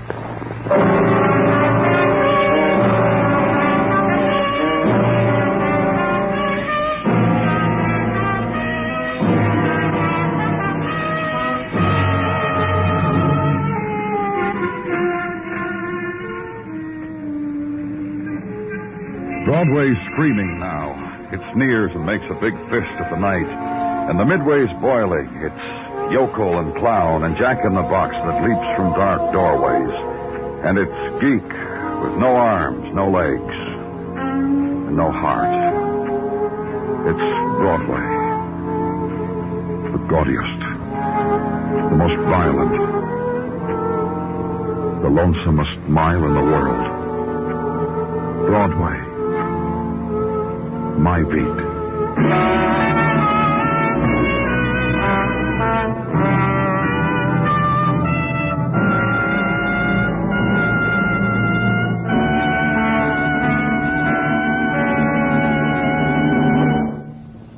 Broadway's My Beat stars Larry Thor as Detective Danny Clover, with Charles Calvert as Tartaglia and Jack Crucian as Muggavan.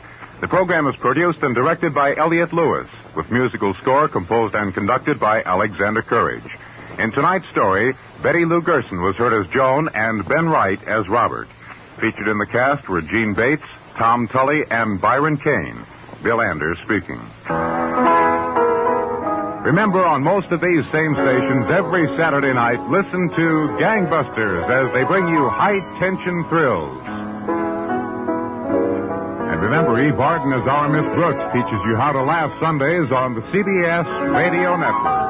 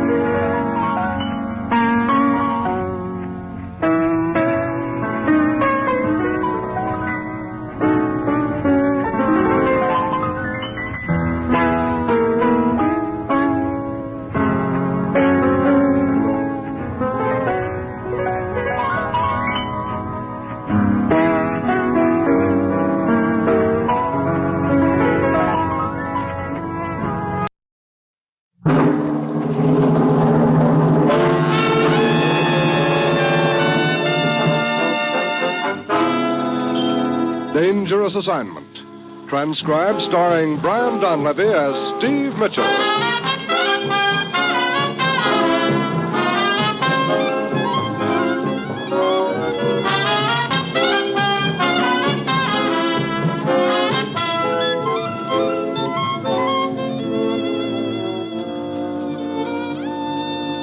Yeah, danger is my assignment. I get sent to a lot of places I can't even pronounce. They all spell the same thing, though, trouble. But when I walk into the commissioner's office, I don't realize that this assignment's going to prove that sometimes what goes up never comes down.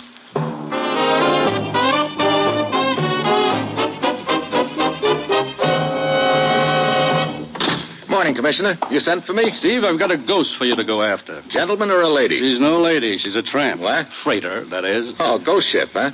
Shades of the Flying Dutchman. We believe this ship has been running supplies and war materials to the guerrilla forces in the Philippines, Steve. From some port in the South China or the Sulu Sea. But we've never been able to catch up to her, huh? She's been spotted time and time again. We think we have her trapped, and then she vanishes completely. Any leads at all as to where she picks up her supplies? One, Steve. Yesterday, North Borneo authorities discovered a large storehouse along an isolated section of the coast north of Sandakan. Could be the base of operations for Our Lady Ghost. Could be. Get over there, Steve. Check with the constabulary at Sandakan and track down this ghost ship. Well, that's it. You've got your assignment. Good luck.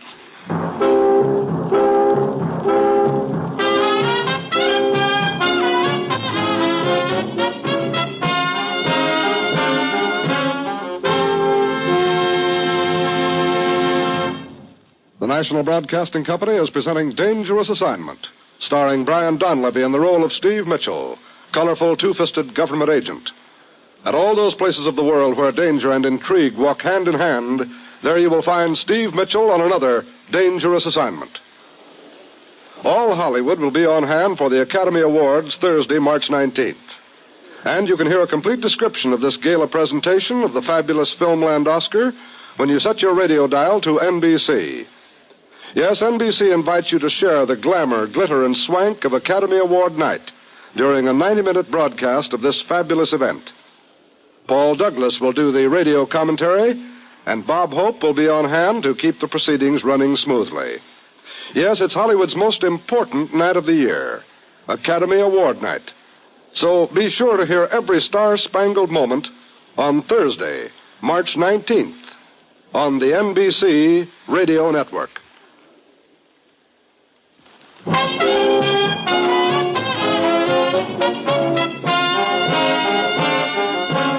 Sure, I've got my assignment. Get over to North Borneo and get on the trail of a ghost ship which has been running supplies to guerrilla forces in the Philippines. It's early Tuesday evening when my plane sets down at Sandakan, capital of the British Crown Colony. A representative of the local law is there to greet me, and he starts hustling me to a waiting car. Name's Jeffries. I'd appreciate it if you made it just plain Fred. All right, just plain Fred. You can make it just plain Steve. And what's the hurry? We're expecting our ghostly friend sometime tonight. Oh, the ship? Where? At the spot where you located the storehouse? Right. What makes you think she'll show tonight? Well, a patrol boat picked up a fisherman off Batu Island. His boat was shot out of the water by the ghost last night. What? Yes, 6 men aboard. Skipper, the only survivor, a man named Jubek. Patrol boat wasn't far away when it happened. Heard the explosion when the shell hit. They picked up Jubek, swept the area thoroughly, and no sign of the ghost ship. Where'd you say this happened? Off Batu Island. Oh, quite a way up the coast. And the ghost is probably headed this way to pick up that stuff at the storehouse, huh? Oh, it's a distinct possibility. All things considered, she'll be due at the spot in another hour or so. Here we are, Steve. After you. Thanks. Any particular reason why the ghost would want to sink the fishing boat? Oh, might have mistaken her for the patrol boat. There was quite a fog, you know. Was the fisher equipped with a radio? Right. But many of them are equipped with radio. That's the reason, I think. The ghost rammed 3 other fishers in the past month. Yeah. She probably likes privacy, doesn't want anyone around to report her position. Do we have any description of her? Other than that she's a freighter? None. But before the night's over, we might know a lot more about our friend the ghost. I hope.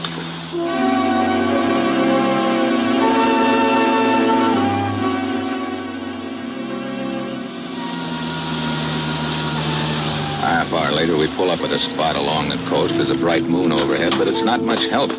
Since a low, heavy fog clings to the area, Jeffries and I make our way through the trees and step out onto the beach. Over here is the road leading from the dock. Goes back into the jungle to the storehouse. Used to be an old ammunition dump. Like to have a look? Yeah.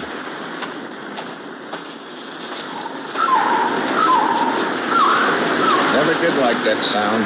9 times out of 10, the bird turned out to be a Japanese soldier. Well, this time, it happened to be one of my own men. Got him scattered all over the area. Another one of my chaps, Joe Tiber. Never could do that call properly. Sounds good enough to me. Oh, wait till you hear Sam Keone. He's the top man in the bird call department. Does tend to be a little flashy at times. Overconfident, you know. Here we are. Down this way. Climb the steps. I'll turn on my torch. Hey, quite a layout. All steel and concrete. Stuff's over there in the crates. Guns and ammo on this side, and over here various kinds of machinery. Auto, parts, chemicals, fuel, so on. Yeah, so I see. If you're looking for a trademark or serial number on that stuff, don't bother. It's been filed off. Yeah, I can see that, too. Still, there must be something we... Hold on, Steve. What? Listen. What is it? It's a signal from my chaps. They've spotted something. Come on. This way, Steve. Down to the beach.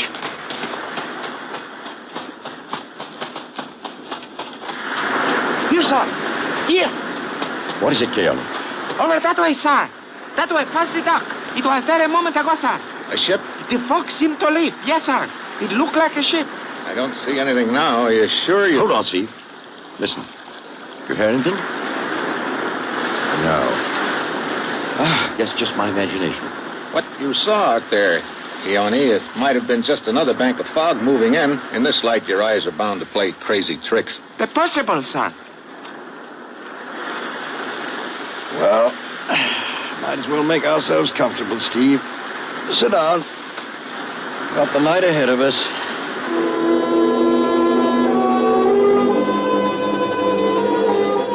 2 pots of coffee and half a pack of cigarettes later, the sun is high overhead and the fog is completely gone. There's no sign of the ship. Just to play it safe, Jeffries leaves his men on the scene, and the 2 of us head back to Sandakan. We spend the rest of the day nosing around the waterfront. We pick up a lot of talk about the ghost, nothing more. Early that evening, before heading up the coast again, we decide to stop in at the local hospital to have a chat with the fisherman who survived the shell fire from the ghost ship. Room is down this way, Steve. Doctor said he'd be... Jeffries! Leon Maros. He owns a fishing fleet, one of the largest in the area. Jeffries. I've been waiting for you. I figured that. Look, I'm sorry about what happened. Of course. That's what you said the last time, and the time before, and the time before that. How long can this go on, I ask you? We're doing all we can, Mr. Maros. This is Steve Mitchell, United States government agent. He's joined the investigation. How do you do, Mr. Mitchell? Perhaps we can get to the bottom of this soon, huh? Before I'm run out of business? So far, 4 of my ships I have lost. Rams shot out of the water by this ghost. I understand how you feel, Mr. Morris. My men have become frightened. Soon they will refuse to man my ships, and then where will I be? Have you talked with Dubeck yet? No. No, they would not let me in to see him. They said he was not well enough to talk. We can go in now. The doctor said it was all right. Oh, good. Well, here we are. You 2 go on in. I want to check with headquarters.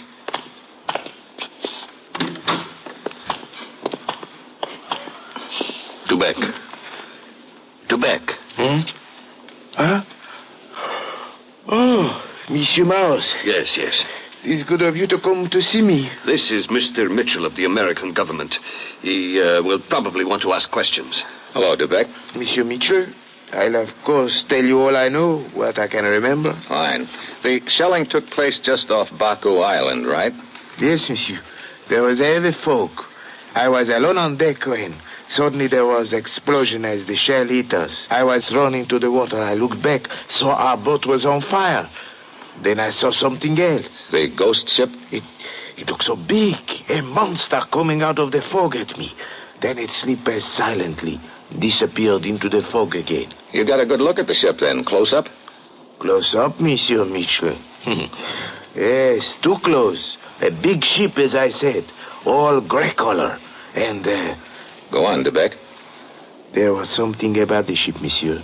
Something that at a single glance seemed familiar, that I had seen it somewhere before. It is hard to explain. Perhaps I'll be able to remember what it was when I can think more clearly. Sure. You've had a rough time. Monsieur Maros. Yes, my friend. They say I will be in the hospital for some time, unable to work. There is my wife, Monsieur Maros. Your wife, of course, Dubeck, of course. We do not have much money. She will worry. I understand. You must let me take care of it. I will take care of everything, huh? Thank you, monsieur. Thank you. Steve. What is it, Jeffries? I just got word from the Coast Patrol. Our ghost is tangled with another fishing boat. Oh, don't tell me it was one of my boats again. No, this fisher belonged to the Carver Company. The ghost tried to ram her down an hour ago off the Ballaback Strait, but she missed. The fisher managed to trail her and just radioed in a position. Good. Where is the ghost? She's gone up into the Tanya River, and there's only one way out. We've got the ghost bottled up this time, but good.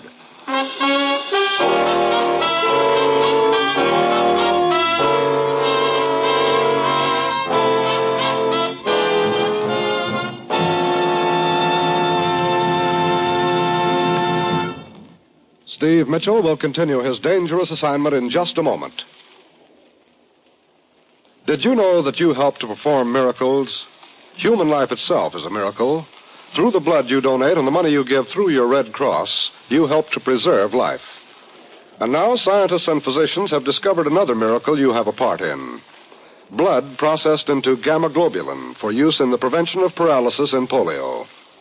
To collect the blood, process it into gamma globulin for the protection of our children against the dread disease will take a lot of money. In addition, the Red Cross must continue to collect whole blood for civilian hospitals which it serves, for the Korean wounded, and for the building of a safe plasma reserve for national defense, both military and civilian. Blood gives life. Money packs and sends it. When you give through the 1953 Red Cross Fund appeal, you're helping to give life. You're helping keeping the blood bottles filled and delivered. Give and give generously. Answer the call.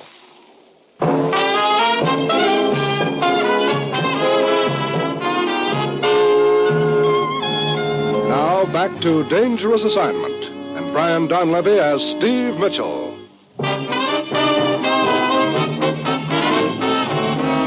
Well, at last it looks like we're getting somewhere. The report from the Carver Company fishing boat that she had just sighted the Phantom ship is our hottest lead to date. Jeffries, Morris, and I race to the waterfront and pile aboard one of the several patrol boats lined up for the operation. We shove off. An hour later, we're nearing the spot.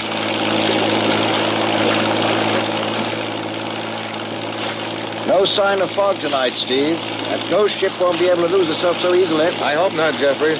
Isn't that the mouth of the Tenaya River just ahead? That's right, Manos. That's where this Carver Company fishing boat reported the ship was headed, huh? Yes. See, there's the fishing boat off our starboard over there. Yeah, blinking at us. Ship? Still up. River. Good. You say there's no other way out, Jeffrey? Not that I know of, old boy. All right, Captain, into the river. Only a question of time now, Steve.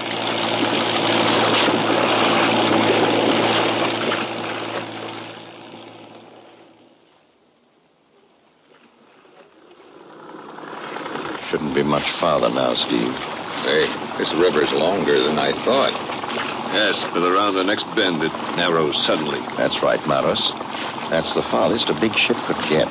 In that case, she's got to be right around the bend. Our gun crews are ready for her. I approach this moment with great pleasure.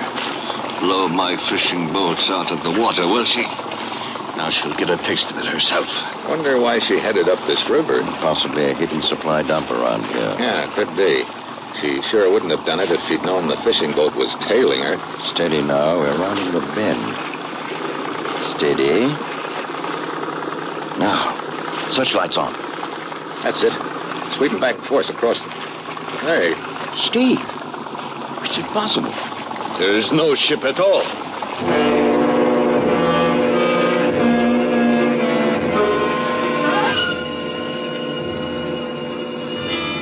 We We search along both banks of the river, but can't find any concealed channels, and finally we head back to the mouth of the river. The other patrol boats have been covering the coast on each side, but can't report anything.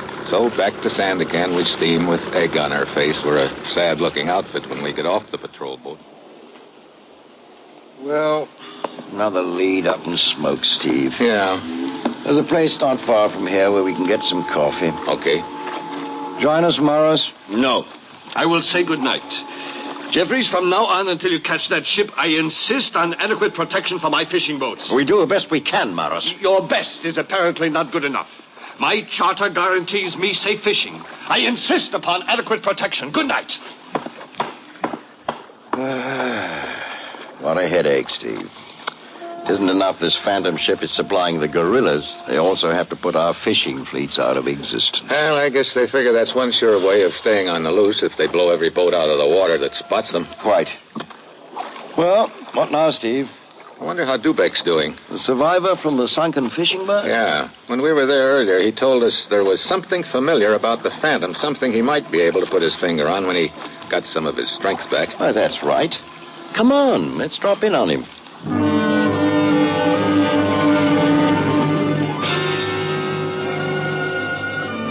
That's his room at the end, isn't it? Hope he's been able to remember a little more.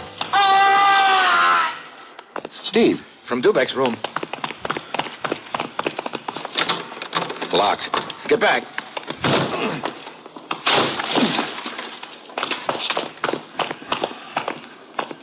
Dubek.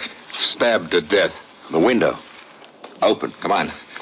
We dive out the window and cover the hospital grounds, but there's no sign of the killer. He must have moved real fast. Finally, we give up and drive to Morris's house and break the news to him. Oh, no. Dubek, dead. Now I'm ruined. What do you mean? Well, how do you expect me to keep even one crew together when this leaks out, let alone an entire fleet? I know. Well, come on, Jeffrey. Right. Oh, Morris. Yes. Didn't Dubek mention having a wife? Mrs. Dubek. Dubek, of course. She lives in the village of Lemana. She has not heard the news? Not that I know of. Oh, Mr. Mitchell, I don't suppose you... No, I guess it is my duty to tell her. I think so, Maris. I'll drive up there right away. Why didn't I stay in the Mediterranean? I had it so nice there. I'll see you later. I doubt there's much more we can do tonight, Steve. I guess not. I'll drive you by your hotel. Fine. You seem preoccupied. Oh, just thinking about something Maros said. Oh? About being put out of business by all this. Well, what about it? Maybe that's the point. But I don't follow you. The Phantom ship steams up a river. There's only one way out, but we searched the river. No Phantom ship. So? So there's one possibility we haven't examined yet. Namely, maybe the ship never steamed up that river. But the fishing boat reported Exactly. And that fishing boat is owned by the Kaba Company. Oh, you think they deliberately sent in a false report? Could be. Maybe they wanted to draw us away from that storehouse we were watching up the coast so they could get a load of supplies from there. The Kaba Company... Look, there are two fishing fleets, Morris's and the Kaba Company. Morris has lost about 4 boats. How many has the Kaba Company lost? Why, none that I know of. Matter of fact, I think they've acquired 2 additional ones recently. I see. Steve, you may have hit it right on the head. If the Kaba Company is behind this business, they could be trying to kill 2 birds with 1 stone. Sure, smuggle contraband to the guerrillas and put a rival fishing company, Marrow's outfit, out of business. Do they have any freighters? I don't know, but I'm certain that Maros could tell us. Let's go back and ask him.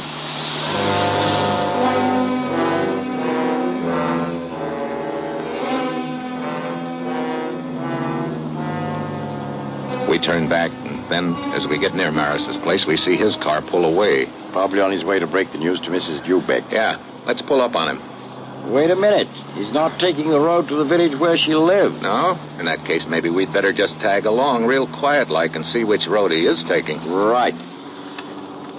We douse the lights and follow Maris's car. An hour later, he turns off the main road and heads toward the coast. He parks and takes off into the jungle on foot. We tail him. Pretty soon we spot what looks like a deserted ammunition dump from the war. It's almost grown over with vines. Maros disappears inside. We ease up to it. There's a light inside. Yeah, we can see through this crack in the wall. Kerosene lantern. Brother, pretty close to that ammunition. Send a message out to the boats. Radio operator. Tell them to be here before dawn. We have no We can radio the so patrol boats from the car and have them here in time to round up the whole fleet. Come on. You're not leaving. What? A guard. Keep your hands in sight. Inside. Move! Well, company. Mitchell and Jeffries. Hello, Maros. Your stooge here invited us in with his gun. So you're the big boy behind all this, huh? Pretty neat. There is no phantom ship. There never was. You made up the whole deal to cover the fact you've been using your fishing boats to run supplies to the guerrillas. That is correct, Mitchell. One thing I don't get, why did you sink your own boats? Oh, I had the first one scuttled because a patrol boat came close. I was afraid the cargo would be discovered. 2 others weren't sunk at all. I just repainted them and put them with my other company. Oh, so you own the Caba company, too, huh? Yes, and the boat Jubek was on, I planted a time bomb because he wanted more money. He tried to blackmail me at the hospital. So you closed his mouth with a knife. Well, I guess that's all the answers. Stay away from that lamp. You fire! Fire! The ammunition. I'm getting out of here. Take the radio, man, Jeffrey. I've got Jeffrey, come on. Let's drag him out before the whole joint goes up in smoke.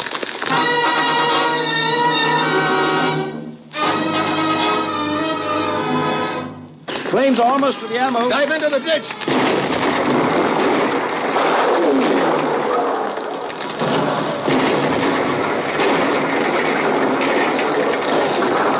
Are you okay, Steve? Yeah, another second and we wouldn't have been.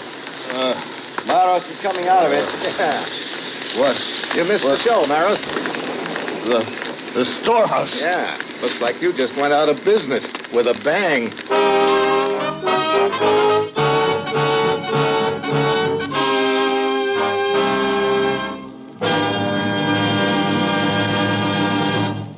Our star, Brian Donlevy, will return in just a moment. Jane Wyman, Ray Milland, James Stewart, Olivia de Havilland, Janet Gaynor.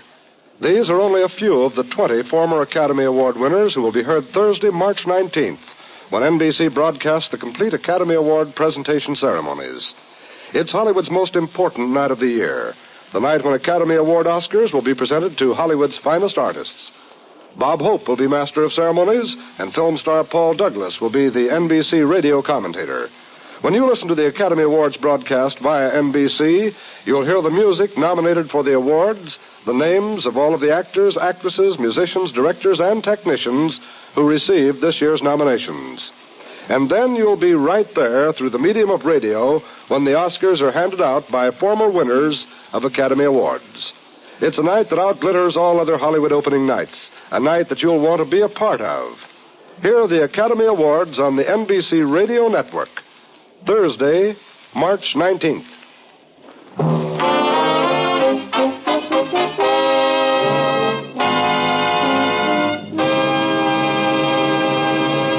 Next week, Scandinavia. I elect myself target for tonight. And that will be Steve Mitchell's dangerous assignment next week.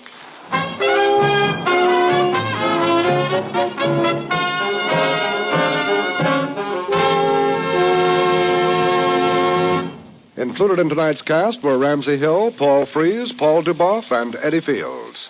This is John Storm speaking.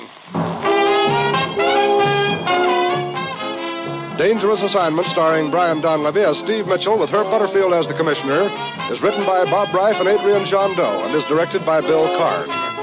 Be with us again next week at this same time when Brian Donlevy, starring in the role of Steve Mitchell, will embark on another transcribed Dangerous Assignment. Each weekday, hear One Man's Family on NBC.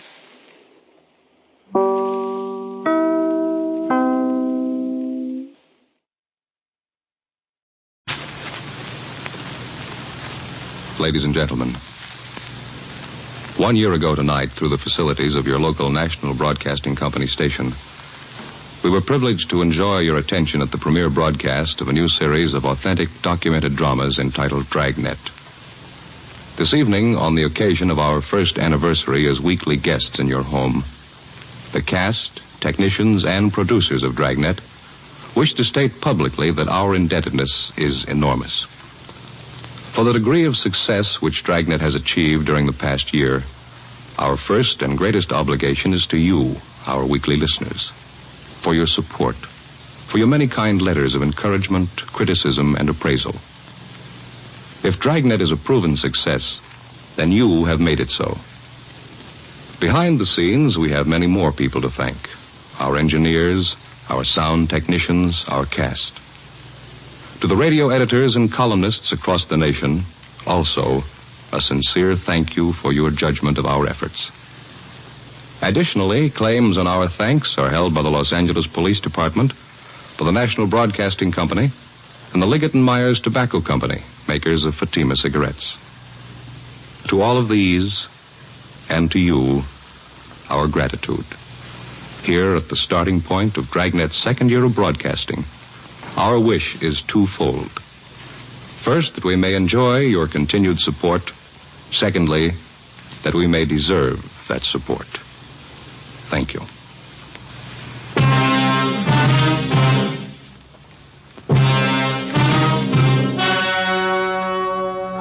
The story you are about to hear is true. Only the names have been changed to protect the innocent. Fatima Cigarettes, best of all long cigarettes, brings you Dragnet.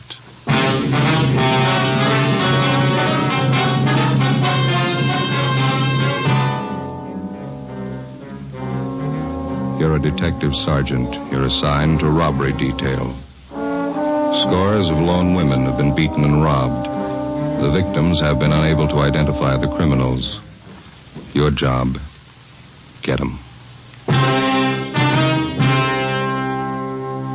If you want a long cigarette, smoke the best of all long cigarettes. Smoke extra mild Fatima. Yes, Fatima is the king-size cigarette which contains the finest Turkish and domestic tobaccos superbly blended to make it extra mild. To give Fatima a much different, much better flavor and aroma than any other long cigarette. That's why Fatima has more than doubled its smokers coast to coast. Enjoy extra mild Fatima yourself. Best of all, long cigarettes. It's wise to smoke extra mild Fatima. It's wise to smoke extra mild Fatima.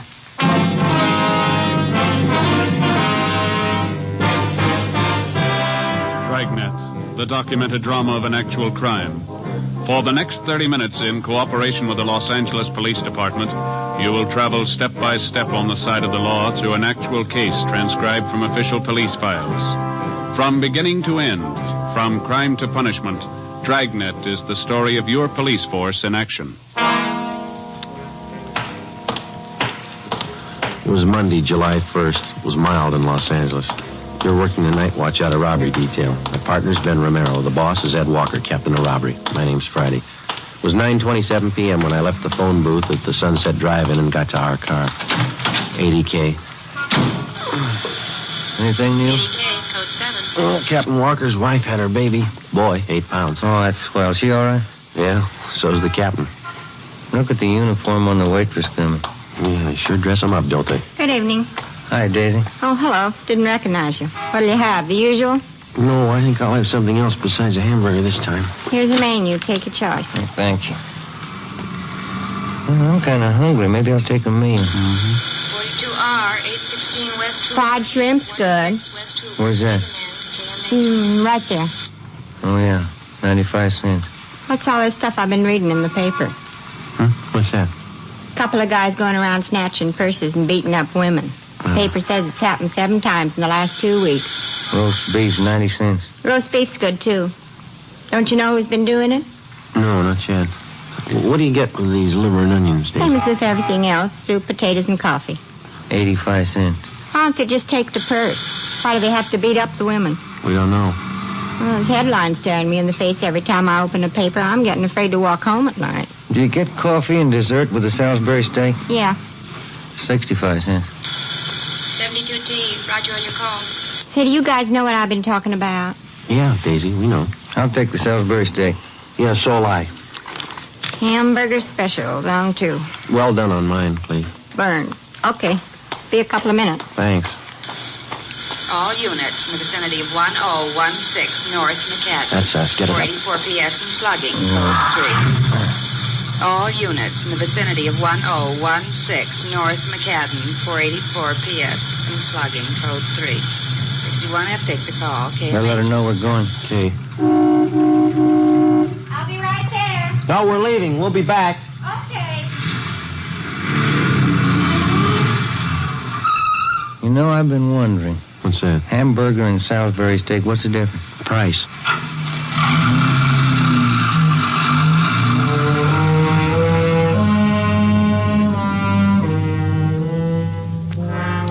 To the police officer, the lowest thief and most cowardly is the purse snatcher who preys on women. For more than a month, lone women throughout the western section of the city have been robbed and beaten. The descriptions were confused and varied because the attacks took place at night. 10:06 p.m. We got to the location on North McAdam where the woman was lying on the sidewalk. She'd been badly beaten about the face and neck, and her jaw had been broken. Officers Reed and Shell of Unit 61F were already there. Any witnesses, officer? Yeah, this man in the sweater here saw it happen. Says the victim's name's Swanson. This is Mr. Kahn.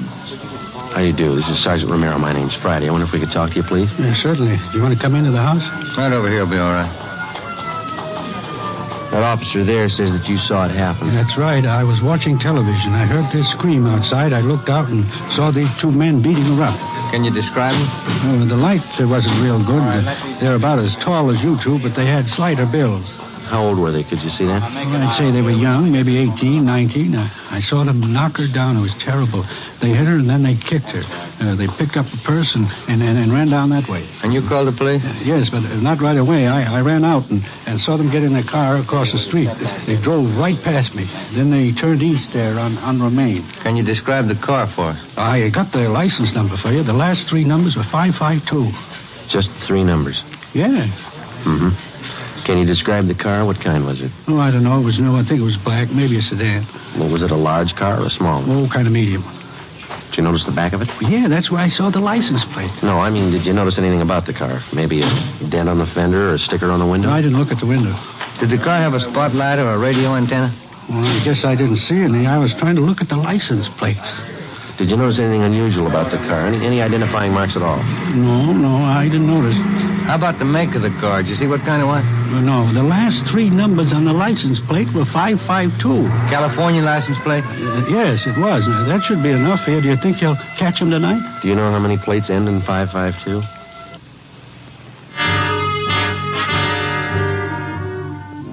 While Ben called in a general description of the car and the 2 attackers, I talked to the other bystanders. I found out that the victim's name was Mrs. Frida K. Swanson, a widow. She had a room at 1003 North McAdam. None of the neighbors had seen the robbery or the beating take place. 11:28 p.m. Ben and I arrived at Hollywood Receiving Hospital to interview Mrs. Swanson, but she was unable to talk or to identify her attackers. She wrote on a piece of paper that she'd been slugged from behind. She never got a good look at the men. Besides a broken jaw, she was suffering from a fractured wrist, a broken nose, and bruises about the face and body. Tuesday, July 2nd. The getaway car used in the attack on the previous night was found abandoned on Hollywood Boulevard and proved to be a stolen car. License number 6 Young 4552. The victim's empty purse was found inside. Routine investigation developed no leads. We met with Captain Walker. Because the last 4 attacks had taken place within a 6-block radius, we set up a plan of decoys in an attempt to trap the 2 purse snatchers. 4 policewomen from Juvenile Bureau and a special detail from Metropolitan Division were assigned. Tuesday, 4 p.m., a special detail was ordered to the squad room for briefing. Hello, Joe. Oh, hiya, Dorothy. How's your tuxedo? Back in mothballs? Yeah, how are your feet? My feet, nothing the matter with them. You're a good dancer. Yeah, I bet I could use some lessons. Oh, you don't need lessons, Joe. You need practice. Okay, let's get started. I don't have to tell you the risks involved in an operation like this. I want all of you to know where everybody will be at any given time. By all of you, I mean the police women and also the men who'll be in the squad cars. If anybody misses anything, stop me. We don't have much of a description of the men we're after. There are 2 of them, both about 18 years old. Usually they wear sneakers, slacks, and sport coats. They've been in different kinds of cars, all of them stolen. They keep each car for a few days, then ditch it. Pull down the map, will you, Joe? Yes, sir. Now, here's the area here. Residential, 90% of the dwellings have garages, so if a car is parked on the street, it might be unusual. Each of you will be given a list of cars stolen in the last 48 hours, still outstanding. I want you to check all parked cars against the hot sheet. First hold up your purses, please. Young lady, that purse is too small, I'm afraid. Let's make it look worthwhile. Yes, sir. All right. Of course, you won't be carrying your guns in your purse. You wear a shoulder holster. Before you leave, Sergeant Friday will pass out some marked bills I want you to carry. Okay, now, policewoman Short. You'll board a westbound streetcar at Western and Santa Monica Boulevard at 9:03 p.m. Don't worry about these schedules. The streetcar will be there. You get off at Las Palmas at 9:13 and walk south to Willoughby. Turn east on Willoughby to Hudson, and north one block to Romaine. You go west on Romaine to Cahuenga, and then retrace your steps to the starting point, and you're through. Got it? Yes. You'll be covered by Unit 81K. Captain, Yep. how fast or slow should we walk?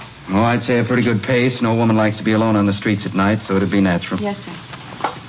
Policewoman Ball. Yes, sir.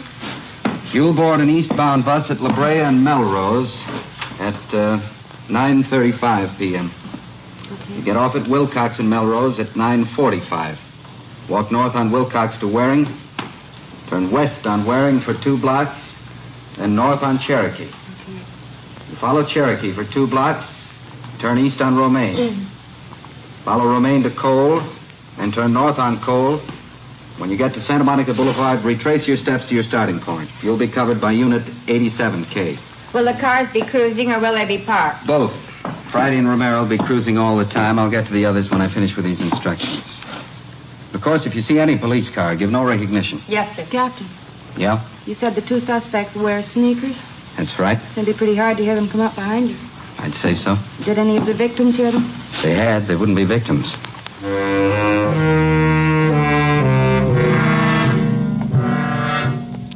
9 p.m. The decoy plan went into effect. We waited. Tuesday night passed. Nothing happened. Wednesday night, nothing. Thursday, July 4th, the decoy plan was enlarged to include a larger area, but everything was quiet. Friday, July 5th. Captain Walker decided that the new plan, covering an area from La Brea to Vine Street and from Sunset to Beverly, would be kept in operation.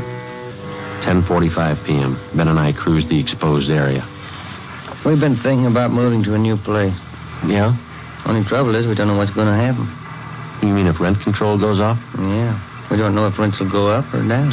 You've got a lease, haven't you? Unit 71 That's next month. Macon and Mariposa, 507, Cardi. We don't know what to do. We even tossed a coin to decide. That's about as good a way as any. Coin came up tails 4 times in a row. Yeah? Wife changed her mind on each toss. No decision. Roger, 71R. Got a policewoman down there? Yeah, Nancy Short. You got her out there? South on Hudson, east on Melrose, then up Wilcox to Sunset. All units, Willoughby and Hudson, 484 PS and slugging, code 3. That's us. Let's roll on it. 83F, Willoughby and Hudson, 484 PS and slugging, code 3.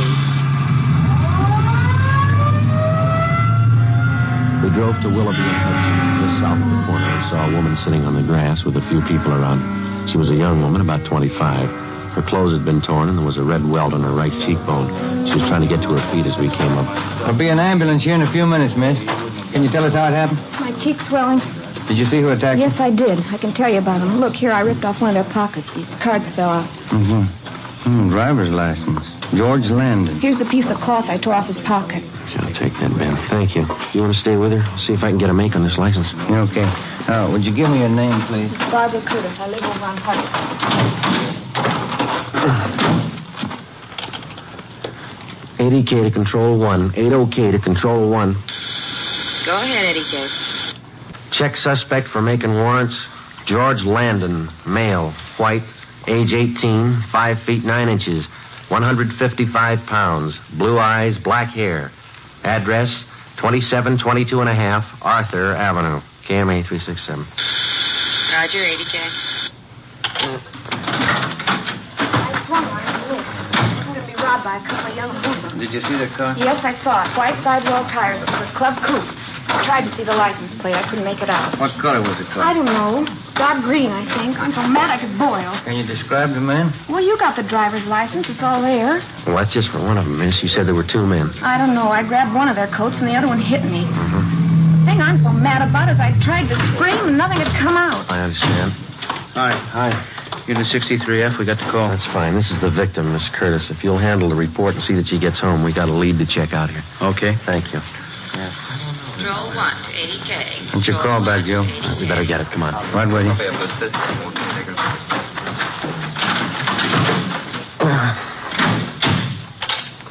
80K to Control 1. Go ahead. 80K. Suspect has misdemeanor and felony record. 1 arrest, suspicion of robbery, and 1 arrest, GTA. No wants at this time. Most recent address on suspect, 2722 1/2 Arthur Avenue. Roger. Been in trouble before. Felony and misdemeanor. Yep. And the address matches. Maybe this cloth does.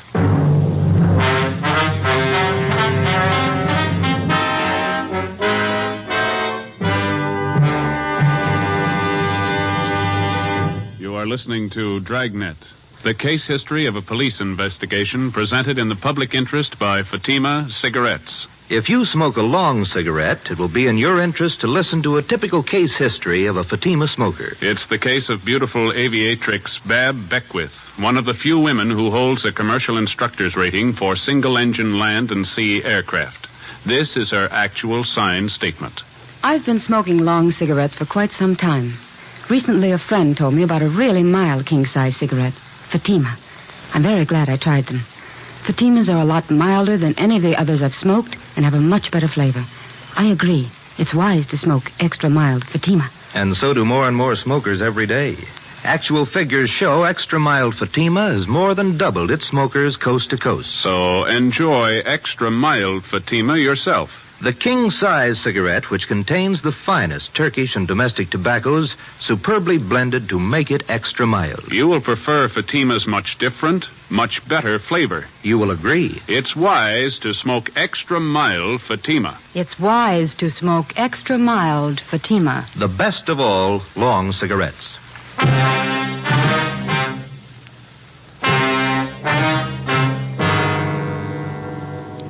Friday, 11 p.m. Ben and I drove to 2722 Arthur Avenue. It was a small house at the rear of a lot on the east end of town. Alongside the front house, there was a narrow passageway leading to the house in the back with a small lawn between the two. There was no alley, and anybody leaving from the front or back door had to go through the narrow passage. As we approached the house, a light was on in the front room, and through the window we could see a middle-aged woman reading a magazine. We rang the bell.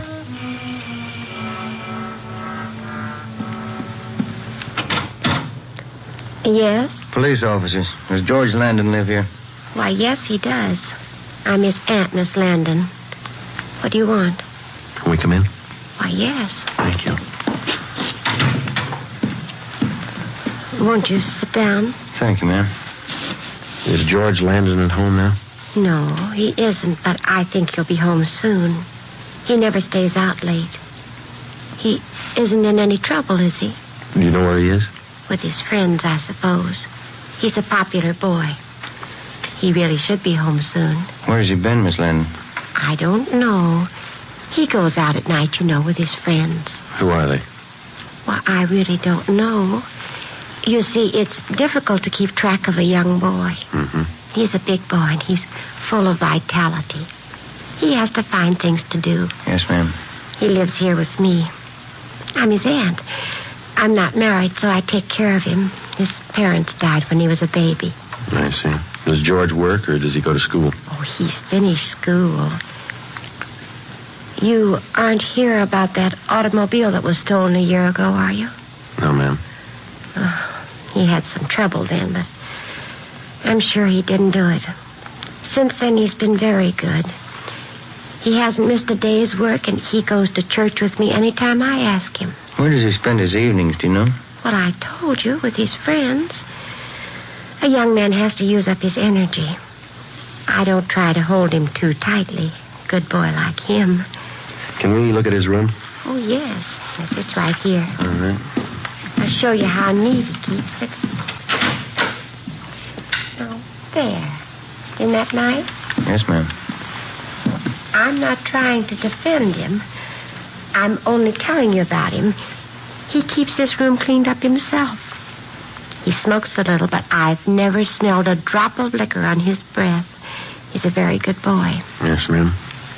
He even reads a lot. You can see his books over here. Yes, ma'am. You mind if we look around a little? No, that's all right. Should be home soon. He's probably at a movie. Do you want to wait for him? No, that won't be necessary. He's always home by midnight. I'll tell him you were here. Oh, that must be George now. George! Yeah? These men would like to talk to you. They're police officers. All right, take it easy, young fella. Oh, let go. Hold him. Turn him around. Yep. Stand still, young fella. It's no good. What do you guys think you're doing? I didn't do anything. I was just out for a ride. This your nephew? Yes. Coat's torn, Joe. Pocket ripped off. Is this your driver's license here, George? Yeah. I lost it. When? Last week.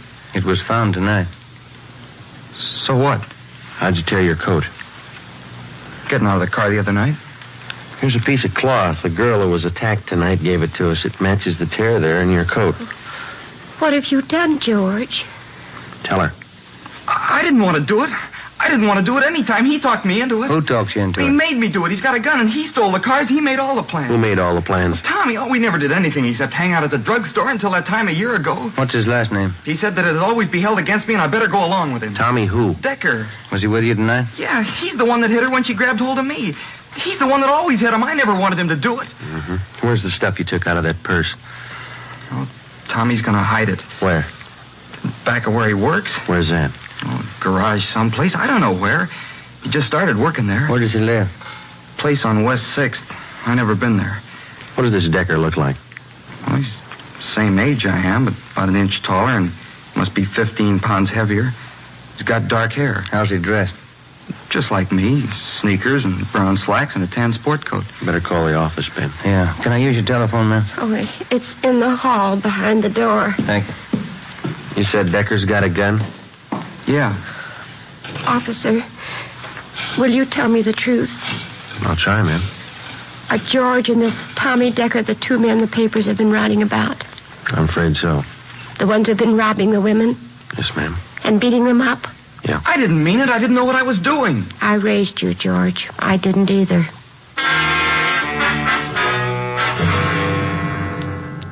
"11:42 p.m. We checked into the office with the 18-year-old suspect, George Landon. While Ben and a police stenographer took down the statement, I went down to R&I and pulled a package on the other suspect, Thomas Decker.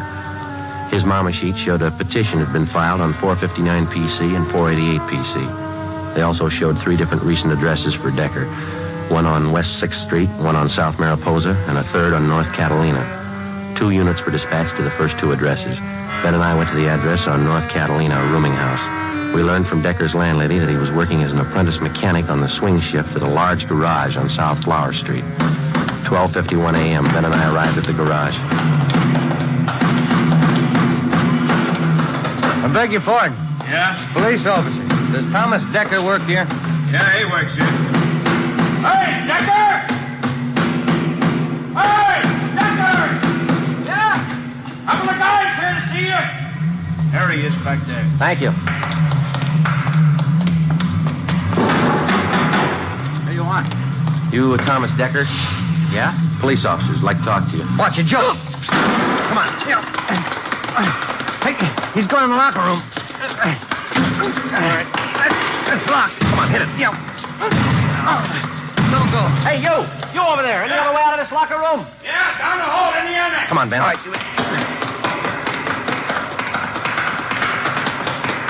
Here we are. Yeah. Watch it.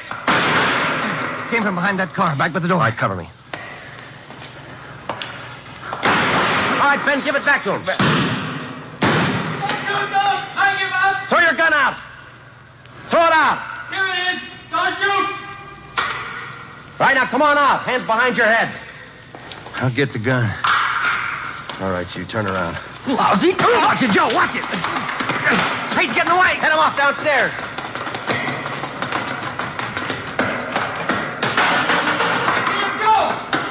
No!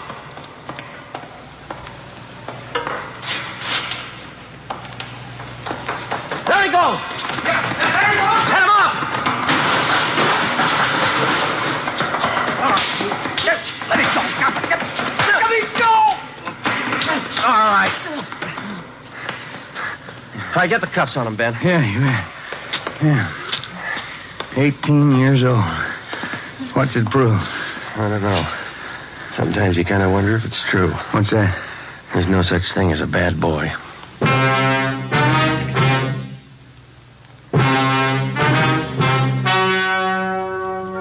The story you have just heard was true. Only the names have been changed to protect the innocent. On November 1st, trial was held in Superior Court, Department 82, City and County of Los Angeles, State of California. In a moment, the results of that trial. It's amazing how many long cigarette smokers are changing to extra mild Fatima. Here is the actual report. From coast to coast, extra mild Fatima has more than doubled its smokers. Yes, more and more smokers every day are discovering that Fatima is the king-size cigarette that is extra mild. Extra mild because it contains the finest Turkish and domestic tobaccos superbly blended to make it extra mild, to give it a much different, much better flavor and aroma. Enjoy extra mild Fatima yourself. Best of all long cigarettes. It's wise to smoke extra mild Fatima. It's wise to smoke extra mild Fatima.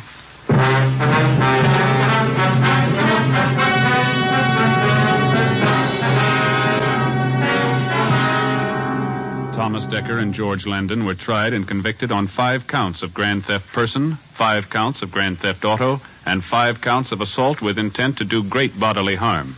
They were sentenced to the state penitentiary for a term as prescribed by law and are now serving their sentence.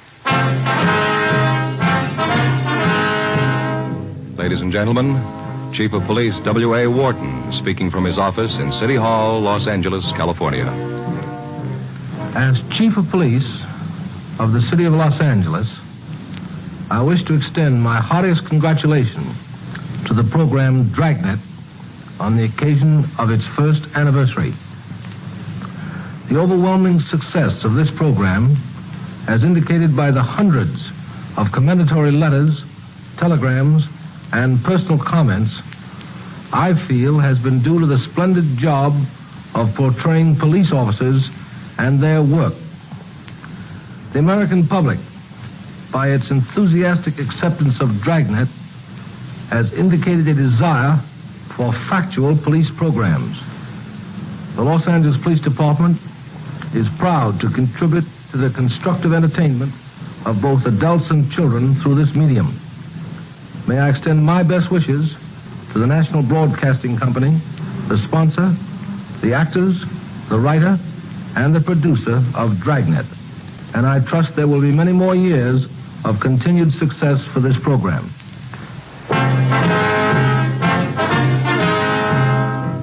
You have just heard Dragnet, a series of authentic cases from official files. Technical advice for Dragnet comes from the Office of Chief of Police W.A. Wharton, Los Angeles Police Department.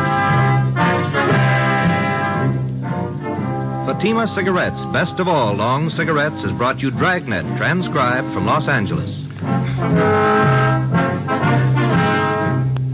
Next, a great new show, Sarah's Private Caper on NBC.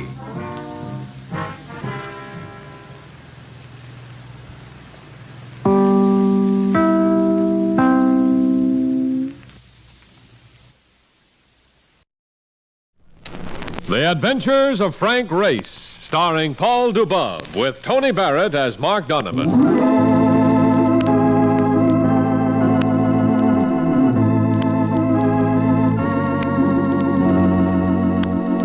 The war changed many things, the face of the earth and the people on it. Before the war, Frank Race worked as an attorney, but he traded his law books for the cloak and dagger of the OSS. And when it was over, his former life was over, too. Adventure had become his business. The Adventures of Frank Race.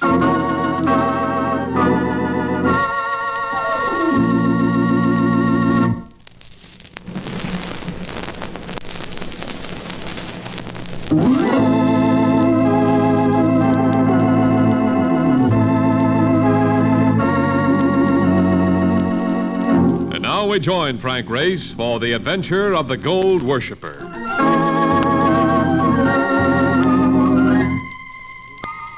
The Western and Orient Insurance Company has been in existence nearly 100 years.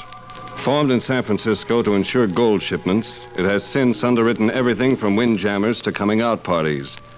It writes unusual policies and deals with unusual people. So as I entered the home offices on Market Street, I was prepared for an unusual assignment, and I got it. From the lips of Gaylord Stewart, president and general manager. Know anything about Macau, Race? It's no featherbed, one of the toughest spots in the Far East right now. If you've been in Macau, you've no doubt heard of Armando Dutra. Yes, one of the biggest gold brokers in Asia. He asked me to send him the finest investigator I knew. So I called you. Thanks for the confidence. You'll find you can practically write your own ticket on the fee. But don't get the idea that I'm handing you something on a platter. Dutra's daughter has been abducted. She's his only child, and he'll do anything to get her back. But in that country, you have some idea as to what you're up against. Frankly, I think you'll be walking into one of the toughest assignments you've ever taken on.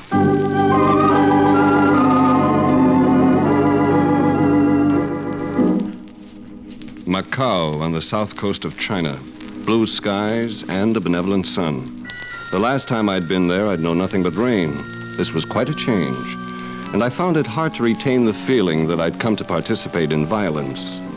Here was a colony about which the poets had sung, and I was ready to believe the lyrics. Then, less than an hour after Mark Donovan and I had checked in at the Bella Vista Hotel, there came a knocking at our door. Visitors already? I'll get it, Mark. Race! I'm all right, Mark. You sure? I've opened doors like that before. Yeah. You twisted just in time on that one. Look at your coat, will you? Powder points. It'll go on the expense account. Look, what's a pitch on this? We only been in town a couple of hours. Could have been a door-to-door salesman who didn't care for my expression. No, wait a minute. I'm for real. Nobody knows us here. Mark, when you move into a thing like this, you're usually pretty well tagged, and by all the wrong people.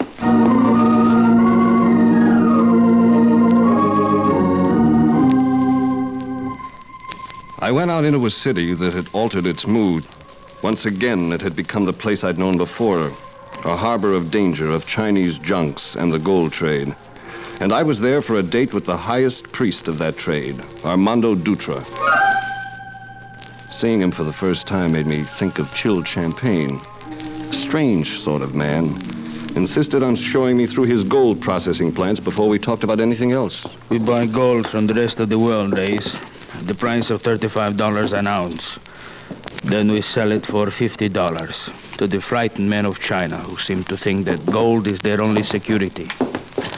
It comes to us in the shape of these heavy bars. We then reduce it to these thin sticks you see here.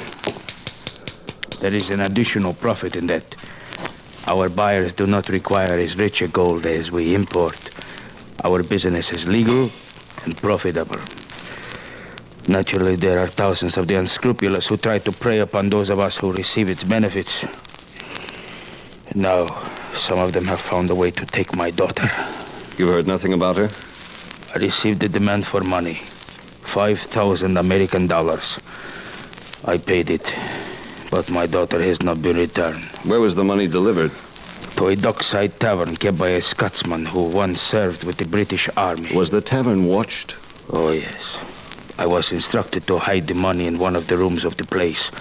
I was warned against any attempt at spying, but discreetly, from a distance, I had the building watched. Any result? We noticed a man who dropped in at the tavern several times. We noticed him because he was well-dressed and because he carried one arm in a sling. Naturally, I could not afford to have him picked up. Could I see a photograph of your daughter? Unfortunately, no. She has not had her photograph taken for several years. I forbade it because I was afraid of just what has happened. Abduction. She has dark hair, blue eyes. Her mother was a Russian. She is quite beautiful. But I realized that this might describe 100 other women in our area. I'm afraid so. I think it only fair to tell you, Race. You will not be working alone in this. I have been able to call in Eric Decker, a European detective. Also Major Carstairs, Hong Kong Police. Carstairs is here now. I shall have him come in. Dutra rang a bell. The servant appeared for a few terse instructions, and a few minutes later I met Major Alan Carstairs. I've heard of you, Race. Glad you're in on this affair. It looks a bit sticky. Dutra's been telling about this fellow with the bandaged arm. And from what I can gather, he might be an Englishman, a Frenchman, or any Caucasian. Going to be like looking for the proverbial needle. Well, personally, I'd like to start in with that tavern. Does it have a name? It's called the Scarab. And one word of advice, Race. When you go there, don't go alone.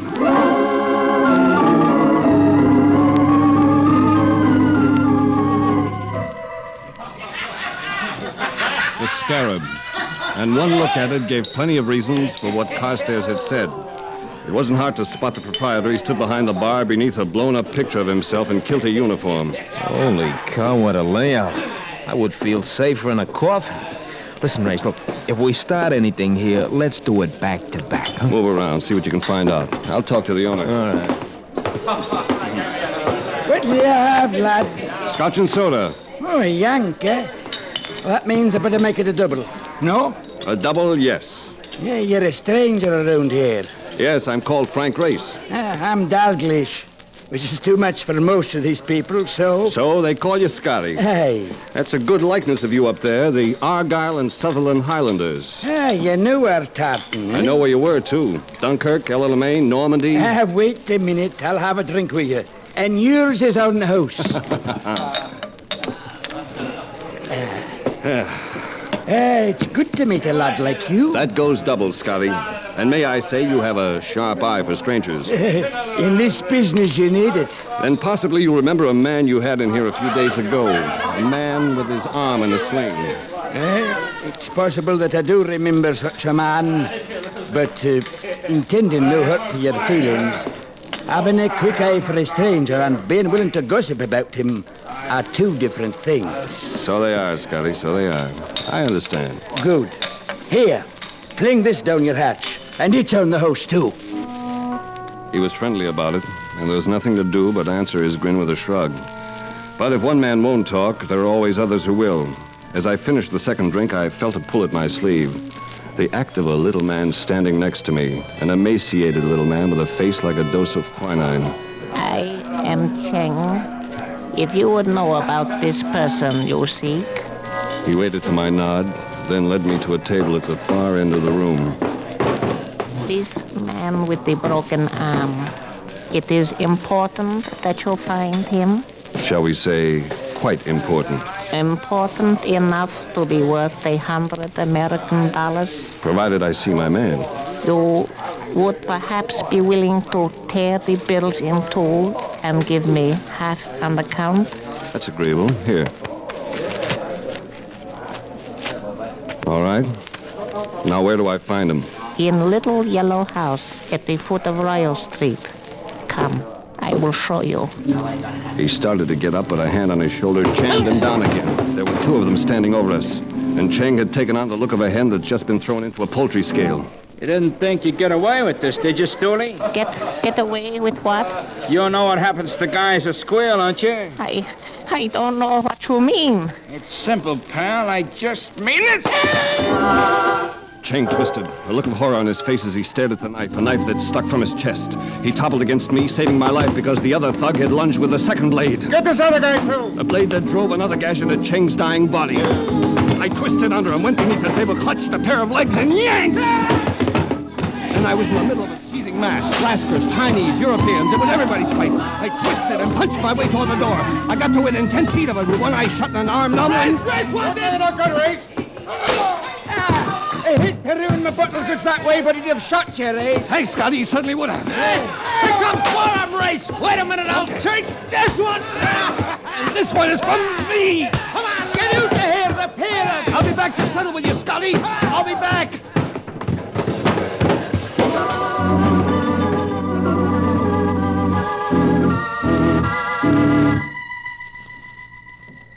It wasn't hard to find the little yellow house at the foot of Royal Street.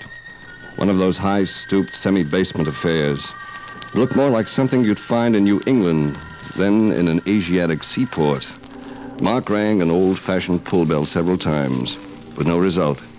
So we did a little breaking and entering, had a look around. It was neat, well furnished, with evidence that a woman had been living there. We gave it up for the time being and went back to the Bella Vista Hotel. Mark went up to the room and I headed for the bar. It was a long bar, but no bartender in sight. I was just about to call it off when a provocative voice brushed against my ear. I understand that you are looking for a man who has a broken arm.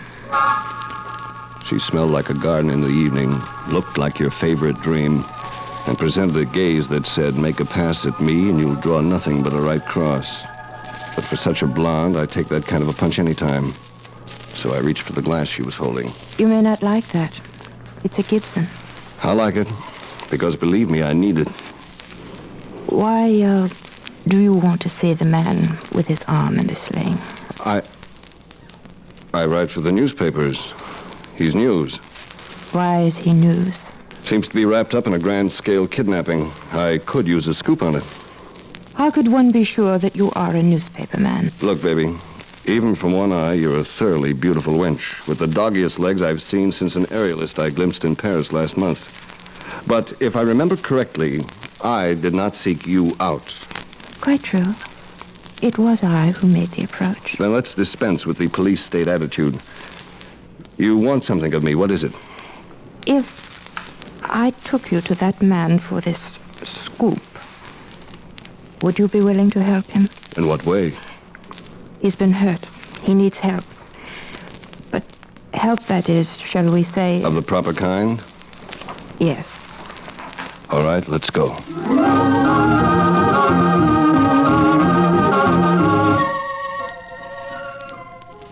In the cab, she identified herself as Afton Gage from New Orleans. It sounded sincere. I couldn't feel too sure it wasn't genuine. She wouldn't say anything else about herself, and we finally arrived at the little yellow house on Royal Street. I told the cabbie to wait, and we went up to the door. Pretty dark. You sure we'll find him here? It's a very old house. I'll have to light the incandescent mantle. There. You know, even in this light, you're beautiful. Where now? Down these stairs. To the basement? Baby, it's dark down there. Would you like me to lead the way, Race? Touché. We go below. Race. Wait. What is it? I thought Look!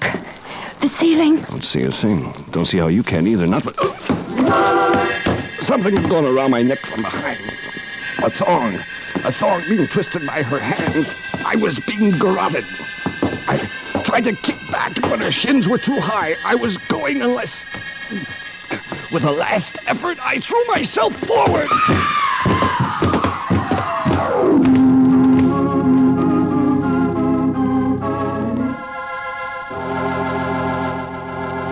We'll return to the adventures of Frank Race in just about 1 minute.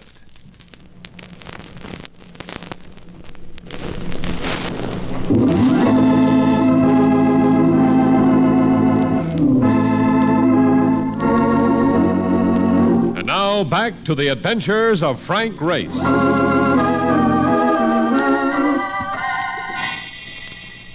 I came out of it conscious of nothing but darkness and a shoulder that had gone on strike and was picketing the rest of me painfully. I fumbled for a match, found one, and managed to locate the gas jet. As I lit it, I heard the girl stir. She lay half on her side with her blonde head resting on some sort of carton. I got down on my knees beside her and had a good look. Her face hadn't been hurt. Her head seemed to be all right. Even in the gaslight, she looked gorgeous. Here was a female who had tried to murder me, and in a manner no one likes to be murdered. But with her face that close to me, I couldn't hold out. I bent over and pressed my lips to hers. Softly at first, then hard.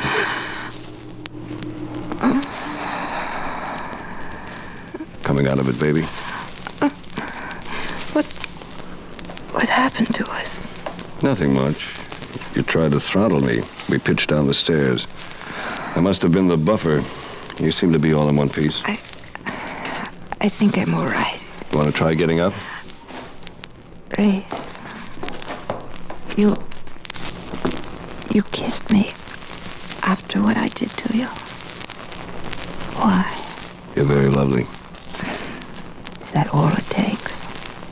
Being lovely? Who knows? Least of all the man who does it. But I've no problem to myself. You're the question mark. After all, I was only trying to help you. So you make an effort to murder me. Trying to help me? I've been trying to find you to return you to your father. I don't know what you mean. Let's drop the act, baby. That hair of yours, it's lovely, but the tint isn't natural. I had a look just now. The roots are quite dark. All right. So I am Stephanie Dutra. But I want to be let alone. Which means there's a man in the picture. Yes, there is a man. I'm in love with him. But with my father, such dreams are impossible. So the two of you pulled this abduction hoax. Have you married him yet? Not yet. There have been difficulties. How old are you, Stephanie? That's always a futile question, Race. In her own mind, a woman is always too young or too old. Never of an age to reveal. My guess would be about 19.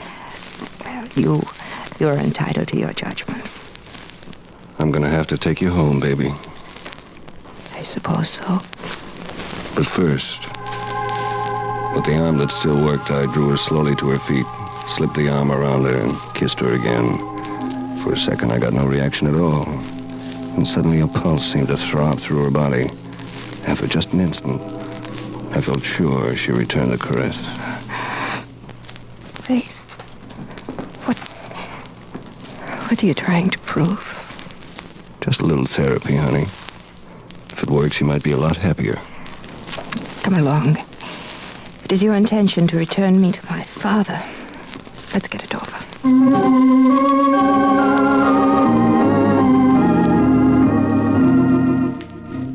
In the cab, we rolled through narrow streets, labored up winding ramps, the girl at my side sitting in bleak silence.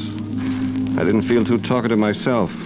I'd broken the case, but for some reason there wasn't much gaiety in the thought. Race? Yes? I do not think you are going to take me to my father after all. No? And what? Oh, I see. We're being tailed. And, it looks as though this is about as far as we go.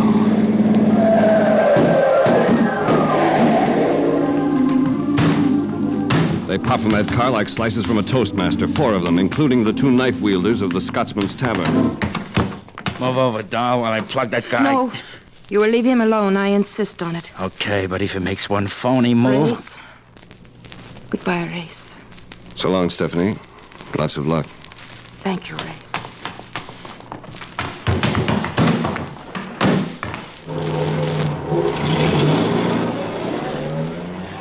I don't know whether you noticed it or not, chum, but I'm still here. I noticed it. The girl didn't. Now she's gone, I'm gonna take care of you, right? Right between the... Between the eyes. Never write off a man with a hand in his pocket, chum. But then you've had that coming for a long time, haven't you? It evens up for what you did to that Chinese.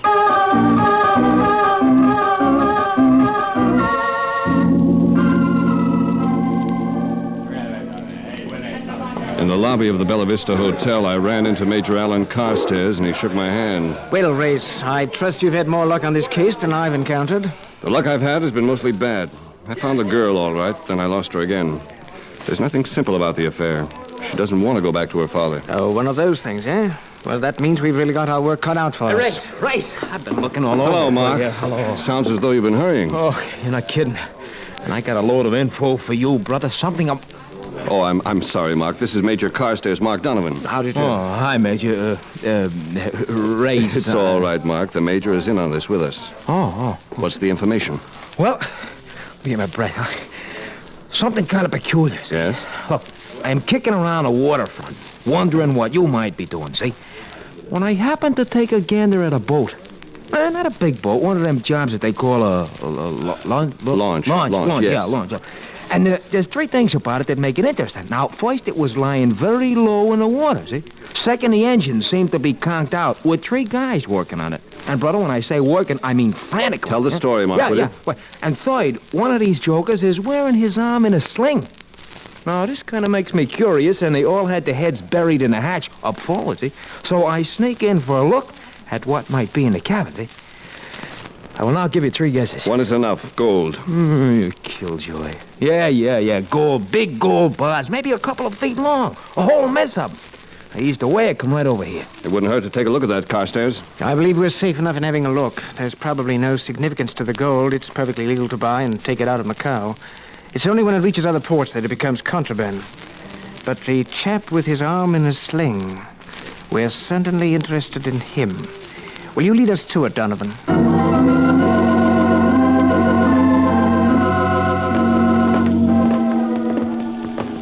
Hold it.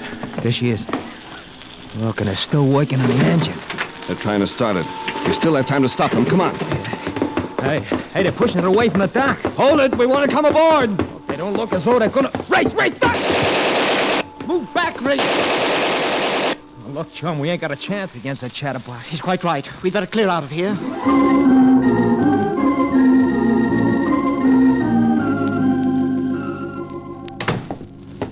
Well, what do you think? I think I'm licked, Mark. I'm not even sure I know what it's all about. I just think a beautiful girl is making some kind of a mistake. But I'm not even sure about that. You mean a Dutra dame? What kind of mistake? She's in love with some fellow who seems to be a first-class heel. I say that, and I don't even know his identity. The way he's involving her in all this grief, I don't know. As I said before, I'm up a tree. Well, you must admit it's exciting anyway. Kidnappings, guys blazing away with Tommy guns, long, thick bars of gold. Ooh, that gold, brother. Would I like to glom onto one of those items? Nothing seems related. Here we get in a fuss over some gold bars on a motorboat, and it does... Wait a minute, Mark. Gold bars. Yeah. So what? Nothing, really. Nothing but a hunch, but I might as well play it. Come on.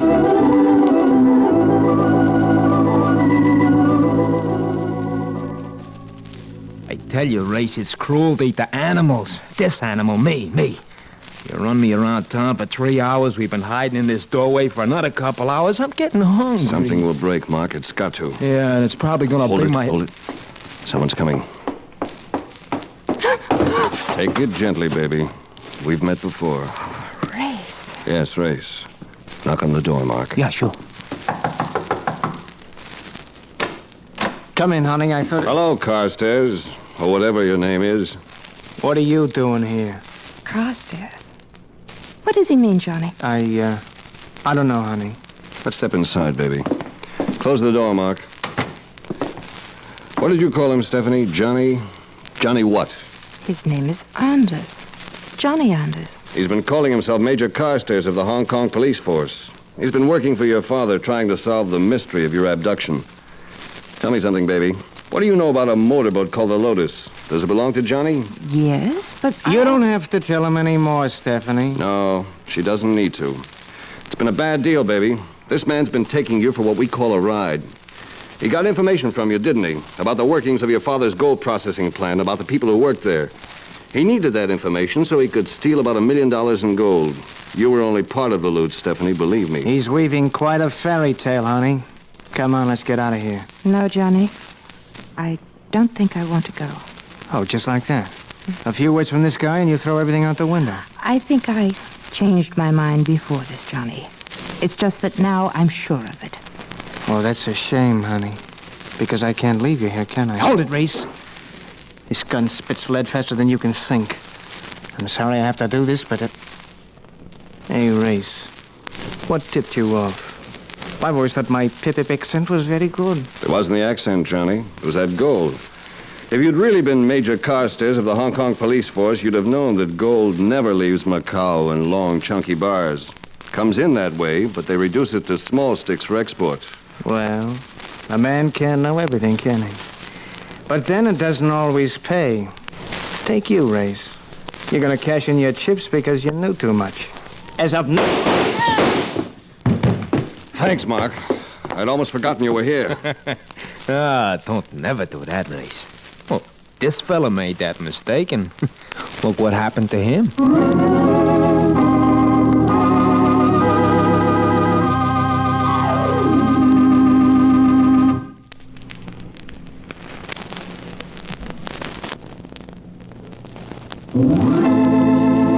The Adventures of Frank Race, starring Paul Dubove, with Tony Barrett as Mark Donovan, comes to you from Hollywood.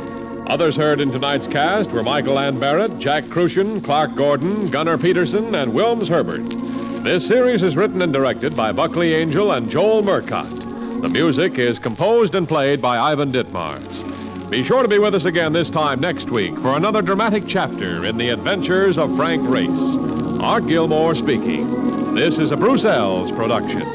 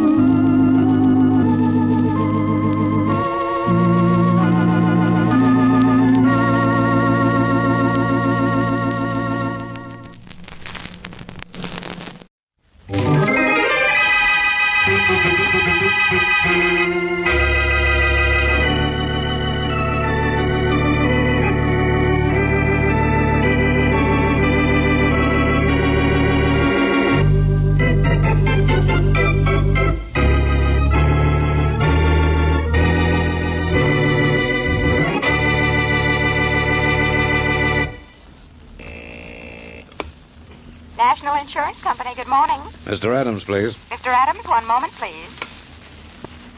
Adams speaking.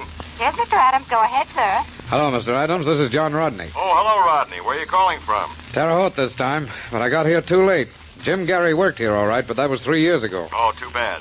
Any idea where he went, though? It seems he went on from here to Birmingham. He must have still had the jewels with him. They never turned up here. I'll phone you again from Birmingham.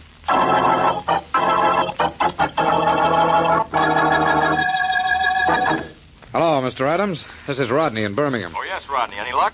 Well, he's not in Birmingham, but he was 6 months ago. Seems he was mixed up in a shooting here similar to the killing in Omaha 6 years ago. Another jewel case, eh? No, not this time. No jewels were taken. Well, where to now, or are you giving up? I'm never going to give up, Mr. Adams. I'll find him. But how will you know him when you do? You still have no positive identification. Well, I may get it.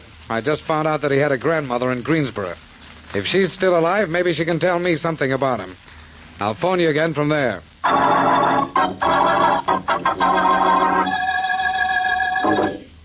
Hello, Mr. Adams? Yes? This is Rodney in Greensboro. Oh, hello, Rodney. Did you find Jim Gary's grandmother? Yeah, I found her all right. Good. But she couldn't tell me much about him. She's old, very feeble, practically can't see. I hope you didn't tell her that her grandson is wanted for robbery and murder. No, I couldn't. I said I was an old school friend of his. And we got a break, Mr. Adams. She gave me a picture of him. A picture? That's the one thing we've needed all these years. Good work, Rodney. Thanks, but that isn't all. His grandmother says the last she heard of him, he was in New York. She thinks he's still there. I'm taking a plane out of here this afternoon. I think I'll find him at last, Mr. Adams. It won't be easy, Rodney. New York is a big city. Yeah, but I got Jim Gary's picture now. And I've trailed him for 5 years without it. If he isn't in New York, I'll find him somewhere else. I'll never give up.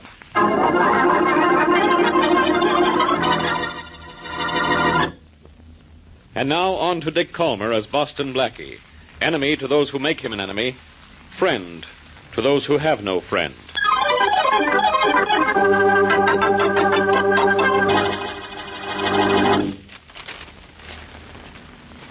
Jody, I have to hide behind that newspaper all afternoon. Can't you talk to me a little? I'm lonesome.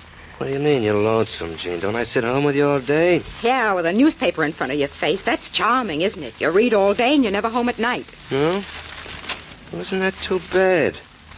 What do we do for money if I stayed home 24 hours a day? Where do you think your clothes come from? The 5 and 10? The kind of work I do pays good money, and I do a good job, too. All right. Where was I? Hey, there's something in the paper here about the job I did night before last. Yes, I know. I saw it. An old man was killed in that fire, Joe. So? Was that my fault? You set the fire. Come here, you. Don't let go of me. I ought to do more than slap you. And I will next time you say that out loud. I'm sorry, Joe. I didn't mean to. You don't mean to do a lot of things. Look, Joe, I don't have to take a beating from you. I know too much about you, who you are and where you're from. You. Don't you hit me again, Joe, ever. You're a professional firebug and a murderer, and I can prove it, too. I can tell the police all about you and your past. Let me tell you something about your future, baby. You're the only one in the world who knows who I really am, and that's no good. I'd forget it if I were you, and quick. Before people forget you ever lived, baby.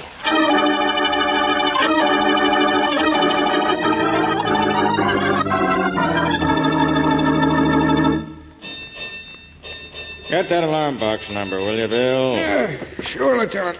Probably not for us, but you can never tell where that firebug's going to strike next. It's box 234, Lieutenant. Not in our district. Wonder if the police will ever catch that nut, Lieutenant, huh? I think they will. There's a man killed in that fire night before last. He'll get the guy who set that fire and get him for murder, too. Well, I sure hope to get him soon. Hey, look who's coming into the firehouse. It's our old friend Blackie. And my friend Mary Wesley. Hello there, fool. Hello, Lieutenant. Hello, Lieutenant. Wesley, how are you? It's been so long since you and Blackie been down here, I was afraid maybe you preferred police headquarters. Oh, there's more excitement here, but more fun down there when Inspector Faraday starts talking. Hi, Bill. Hi, Blackie. Miss Wesley. Hello, Bill. Hey, the phone, Bill. Get it, will you? Yeah, sure, Lieutenant. Having a lot of trouble with that firebug, Lieutenant? Yeah, plenty, Blackie. But the police won't let him run loose long. I hope not. What? Yeah, you bet. Hey, Lieutenant, fire in a rooming house at 624 Cannon Street. Big one. Bill, ring the verbal alarm button. So long, Miss Wesley. Come on, Mary. Let's get out of here. So long, Lieutenant. So long, Blackie. Hey, Lieutenant, the alarm was sent in from box 454. That's on the corner near 624 Cannon Street, all right? Well, let's get out. All right, you guys. Come on, get a move on you, fellas. Driver at 624 Cannon Street. Back. Outside and stop traffic. Quick. Smith, turn on that mouse light. Come on, get out. Get out.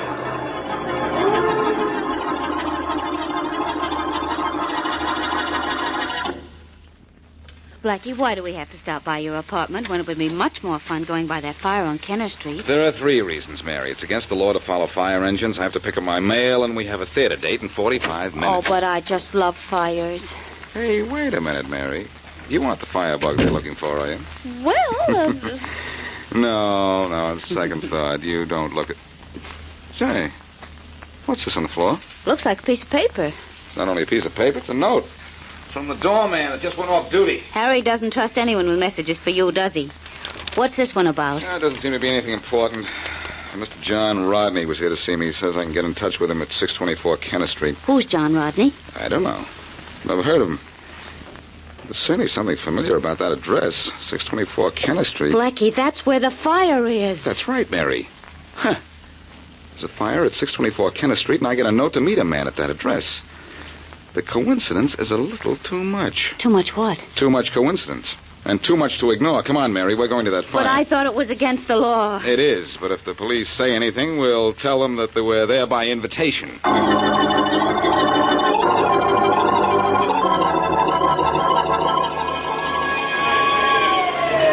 Here comes the salvage crew, Inspector Faraday. A lot it'll have to salvage, Lieutenant. That house is just about gone. Yeah, I'm afraid it is, Inspector. Probably another arson job, too. I wouldn't doubt it. We've got to get that firebug and get him fast. Sure wish we could. This is the 5th fire in the last 2 weeks. And in every one, the building's been almost a total loss. Yeah, and in that fire the night before last, a man died. Any fatalities this time? Not that we know of yet. This was a rooming house. The landlord gave us a list of boarders. Yeah. So far, they all been accounted for, with the exception of... Hey, who's in that car just pulled up? I don't know, but he better get out of here. Hey, you, keep moving. Get that car out of here before... Faraday, at last they've got you directing traffic. Blackie, no, it can't be. Blackie, don't I have enough trouble now? You know that much? No. Now, don't burn up, Faraday. The fire department is busy enough already. Hello there, Lieutenant. Hello, Blackie. Beat it, Blackie. Oh, no, Inspector. Mary and I have an invitation to this fire, and she decided to watch it from the car. Well, you watch it from your car, too. Only park it on the other side of town. Oh, now, Faraday, you wouldn't spoil any fun of mine, would you? I just love fire engines. It's all right with you if I hang around, isn't it, Lieutenant? Yeah, I suppose so. Nothing to see anymore, though, Blackie. We have the fire about under control. Why did you have Faraday here, Lieutenant? Just for laughs? You know very well why I'm here, Blackie. There's a firebug loose in this town, and a man was killed in that fire the night before last. So I'm looking for a killer. Who invited you here? Well, Faraday, somebody left me a note telling me to come to this address. The firebug sent it, I suppose. No, I doubt that. It was from a man named John Rodney. Do you know him? No. Blackie, did you say John Rodney? Yes, he lived here, didn't he? This was a boarding house. A lot of people lived here. And one of them was a John Rodney. I have a list of all the tenants in the building. They're all accounted for except one.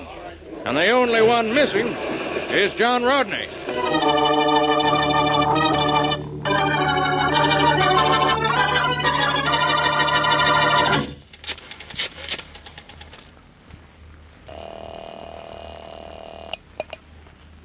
Police department. Let me speak to the officer in charge. Hurry. What do you want to speak to him about, lady? It's important. It's about those fires. Huh? The one set by the firebug? Yes. Now may I speak to him, Just please? a minute, lady. I'll connect you with the head of the homicide department, Inspector Faraday. Yes? Inspector Faraday, this is Jean Marsh. I know who's setting those fires, and I have proof, too. Yeah? How do you know all these things? Well, there isn't time to tell you. Come to 1414 Well Road, and You'll what? Well, I'll explain all about it. You see, it's not as simple as you think. Look, you know who the firebug is, or don't you? Yes, I mean, no, not exactly. I'm not sure. I'll have to think it over a little more. Goodbye.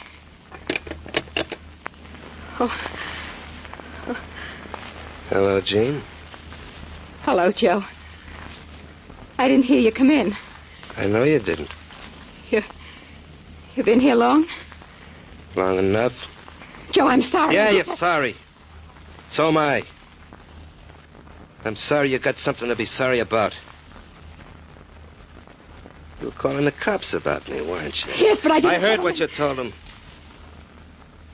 And believe me, you're going to be plenty sorry I did, baby.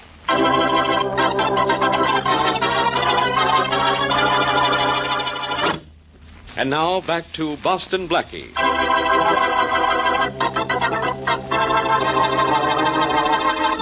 John Rodney, insurance investigator, uncovers a picture of fugitive Jim Gary and feels that his 5-year search for the culprit is nearing an end.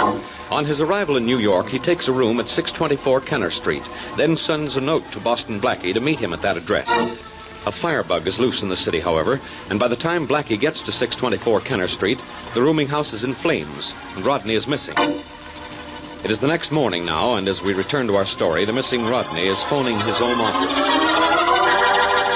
Hello, Mr. Adams. Yes, this is Adams. This is Rodney, Mr. Adams, reporting from New York. Oh, yes, Rodney. How are things going? Any trace of Jim Gary? Well, not exactly. I want to report that I've been burned out of my room at 624 Kenner Street. Burned out? Yeah, last night the whole house went up in flames. Oh, I'm okay. Only I got a tough break about Gary's picture. What do you mean? What's happened to the picture? Well, it was lost in the fire. What? Definitely lost. My papers and extra clothing along with it. Well, better send me a report on the fire in as much detail as you can. We'll want it for the files. Well, as a matter of fact, I've just finished typing it up. I'll mail it to you this afternoon. Good. Well, keep me posted, Rodney. And don't worry, Mr. Adams. Picture or no picture, I'll get Jim Gary. Well, good luck to you, Rodney. Thanks, Mr. Adams. Goodbye. Goodbye. Yes? I'm Boston Blackie. You sent for me, Mr. Rodney? Oh, yeah, I did, but that was yesterday. I know, but there was a fire at your address last night, and you weren't home, and it's taken me until now to find you. Glad that you did. I was just about to call you. Oh, then you still want to see me, huh? Well, I just wanted to explain that note of last night. You see, I did have a reason to talk to you then. I had a photograph I wanted to show you. A photograph? Well, why did you want to show it to me? Well, I understand you know almost everybody in this town, and I had a picture of a fellow, Jim Gary, wanted in Omaha for murder and robbery 6 years ago. But why can't you show me the picture now? Was lost in the fire last night. Oh, gee, that's too bad. You don't know how bad. It was my only clue to his identity. The only picture, too. Don't the police have his fingerprints? No. And I'm not working with the police. I'm with the National Insurance Company. Oh. The police gave up the murder trail 5 years ago, but the jewels Gary stole have never shown up. I see. You think he stashed them somewhere? Yeah, we're sure that he has. And we're trying to recover them for the claim we paid on them. And you've been trying for 5 years? Ever since I've been with the company. And just when I might have been near him, that firebug sets my rooming house ablaze. What a break. Well, what makes you think the firebug set that fire? Well, the police think it was the work of a firebug. Don't you?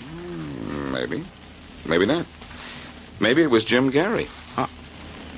Hey, it could be, yeah. I got to town only yesterday, but I did ask a few questions around. Say, maybe one of Gary's cronies got to him and told him I was here with a picture. And he set fire to your rooming house to destroy the picture. It's very simple. Yeah, you're right, Blackie.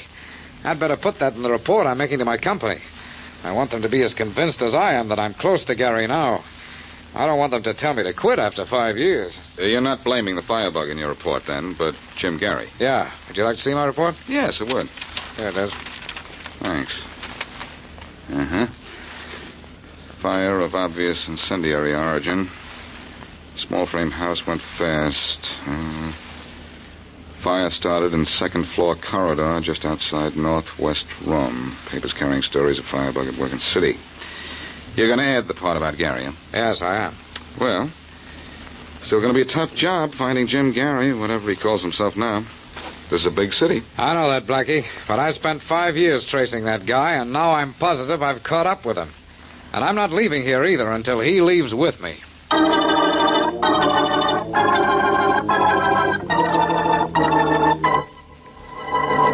Joe, what are you doing?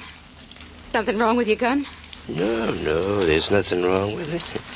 It works. I just want to be sure everything's okay when my car gets here. Joe, couldn't Relax, baby. Relax. Like I've been telling you, I heard what you told the cops on the phone. I just can't take any more chances with you.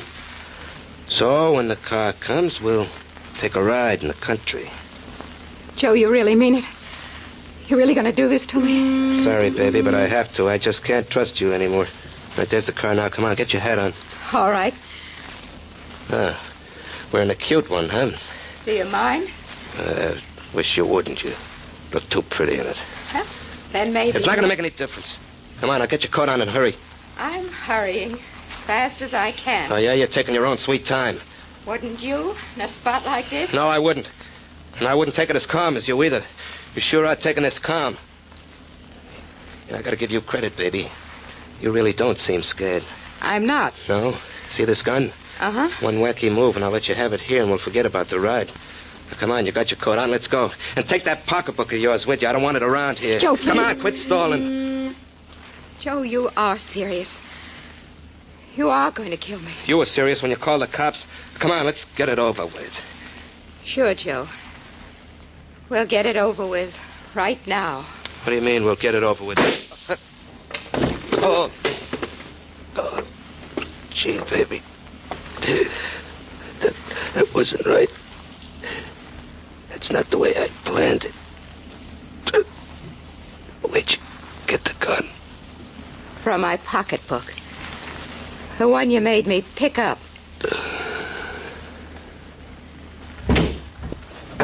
Open up! Open up in there! This is Inspector Faraday. Just a moment. What's going on in here? Oh. You got here a little too late, Inspector.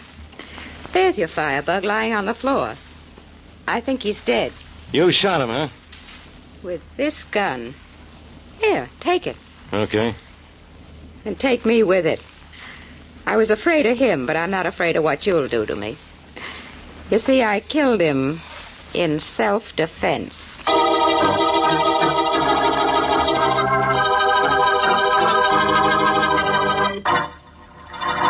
Blackie, this is Jean Marsh. How do you do, Miss Marsh? She just shot and killed a man she claims is the firebug. How do you know he was the firebug, Miss Marsh? First, because he told me so, Blackie. But I knew it before he told me. I heard him talking on the phone, arranging to set the fires. On the phone with whom? The people who owned the buildings. They wanted the insurance money for their properties. And they paid him well. Name the fires your husband set, Mrs. Marsh. Well, You were the firebug's wife? Yes. Oh. I'd be his late wife if I hadn't had a gun in my purse. Yes, we know all about that, Mrs. Marsh. Your self-defense plea will hold up. We found your husband with a gun still in his hand. Now, tell us what fires your husband set. The one on Oak Street last week, that office building. Uh-huh. That abandoned hotel 2 nights later. Yeah? That garage on Sunday. What about the one a couple of nights ago where that man was killed? Yeah, he set that one, too. He even bragged about what a good job it was. Mrs. Marsh, if you knew your husband was setting these fires last week, why did you wait until today to phone the police? Well, he'd never killed anyone in a fire until the last one. Began to work on me, my husband a murderer. I couldn't let him go on and maybe kill someone else. But you did let him set that fire at 624 Kenneth Street last night. No, he didn't set that one. How do you know? Well, he wasn't working last night. He always told me when he did a job. Your husband didn't set that fire on Kenneth Street last night? That's what she said, Faraday. Well, if he didn't, who did? I know who did. Jim Gary. Jim Gary? Who's he? A man wanted for murder and robbery in Omaha 6 years ago, being sought by John Rodney, an insurance investigator. The same John Rodney who had a room at Kenneth Street? Mm-hmm. You know where he is now, don't you? Sure. We found him in a hotel this morning. So this Gary set fire to that house on Kenneth Street. Why? To destroy the only picture of Jim Gary in existence. Rodney had it in his room on Kenneth Street, and Gary knew it. Mrs. Marsh, your husband's real name wasn't Gary, was it? No, Blackie. Marsh was his real name. Are you sure? Yes, I've known Joe since he was 16. We went to school together right here in the city. Joe never even been in Omaha. It's too bad. For a minute, I thought I'd found Rodney's Jim Gary for him. I don't know anyone in this town named Gary, or anyone in town wanted in Omaha for anything. You wouldn't. But Gary's here, I'm positive. And so is Rodney. Now, if you Wait a minute. Yeah? Inspector Faraday? Yes? This is Lieutenant Barnes of the fire department. Oh, yes. You asked for a report on that fire on Kenneth Street. Well, the building just cooled down enough for us to make an investigation. Good. Did you find anything? Nothing we didn't suspect in the first place. It was incendiary, all right. Started in the hallway on the second floor. No trace of who started it, though. Okay, Chief. I've got some news for you, but I'll call you back. Thanks for the report. No trouble. Bye. Bye. Well, Blackie, the fire department finally got into that house on Kenneth Street and found out it was arson. Yes, I had the conversation. Well, guess Rodney was right in his report. See you later. Hey, Blackie, where are you going? Well, all of a sudden, I know exactly where to find the man Rodney is looking for.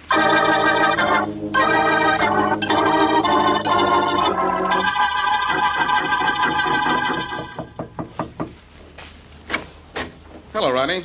Well, Blackie, come in. Thanks. What are you all smiles about? I have some good news for you, Rodney. Oh, you have? Oh, about Jim Gary? I think so. Well, it's nice to get some encouragement. Inspector Faraday down at headquarters says I'll never find Gary, even if I look for him another 5 years. Faraday's been wrong about a lot of things, a lot of times. Well, I know he's wrong about this. Oh, maybe I am sort of temporarily stopped by the loss of that picture in the fire last night, but I'll find Gary just the same, because I'm never going to stop looking for him. I know you're not, Rodney, and I'm going to help you find him, too. Well, thanks. I'd appreciate that. But maybe you'll run out of patience, Blackie.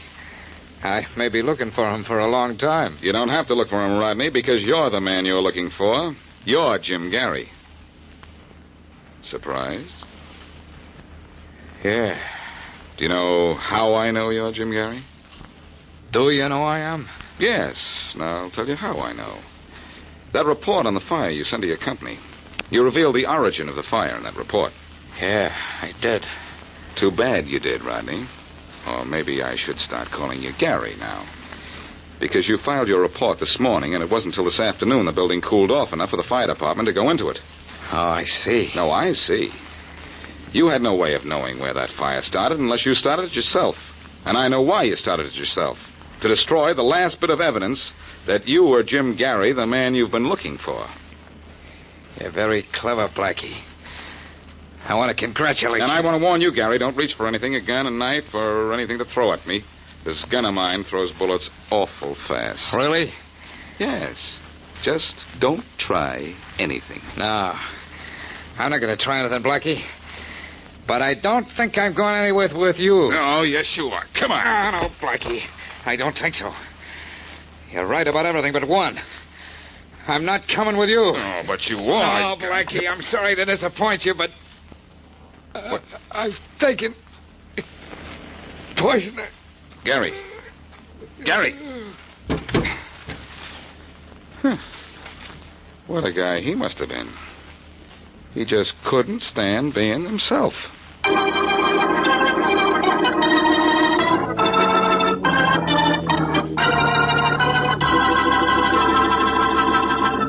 Blackie, my name is Adams. I'm with the National Insurance Company. Oh, yes, Adams. I think your man Rodney mentioned you a couple of times. You were his boss, I think. Yes, I'm the one who gave him his job with the company.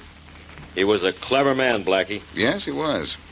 Getting a job, looking for himself, was a swell idea. He was clever and he was patient. He waited almost a year and proved himself to be a good investigator before he asked to be put on the Jim Gary case. And he seemed to be so resourceful that we put him on that one case exclusively. Getting that photograph of himself from his grandmother was certainly a stroke of genius. That was the last possible clue to his real identity. He didn't destroy it then because he was afraid his grandmother might report that she'd given him the picture. Yes, that's right. Were you suspicious when he reported that the picture had been lost in the fire? Not a bit. I trusted the man implicitly. That man was a marvel, Blackie. Yes, he was brilliant, all right. But like all men whose minds are twisted, Jim Gary couldn't take it when things were turned against him.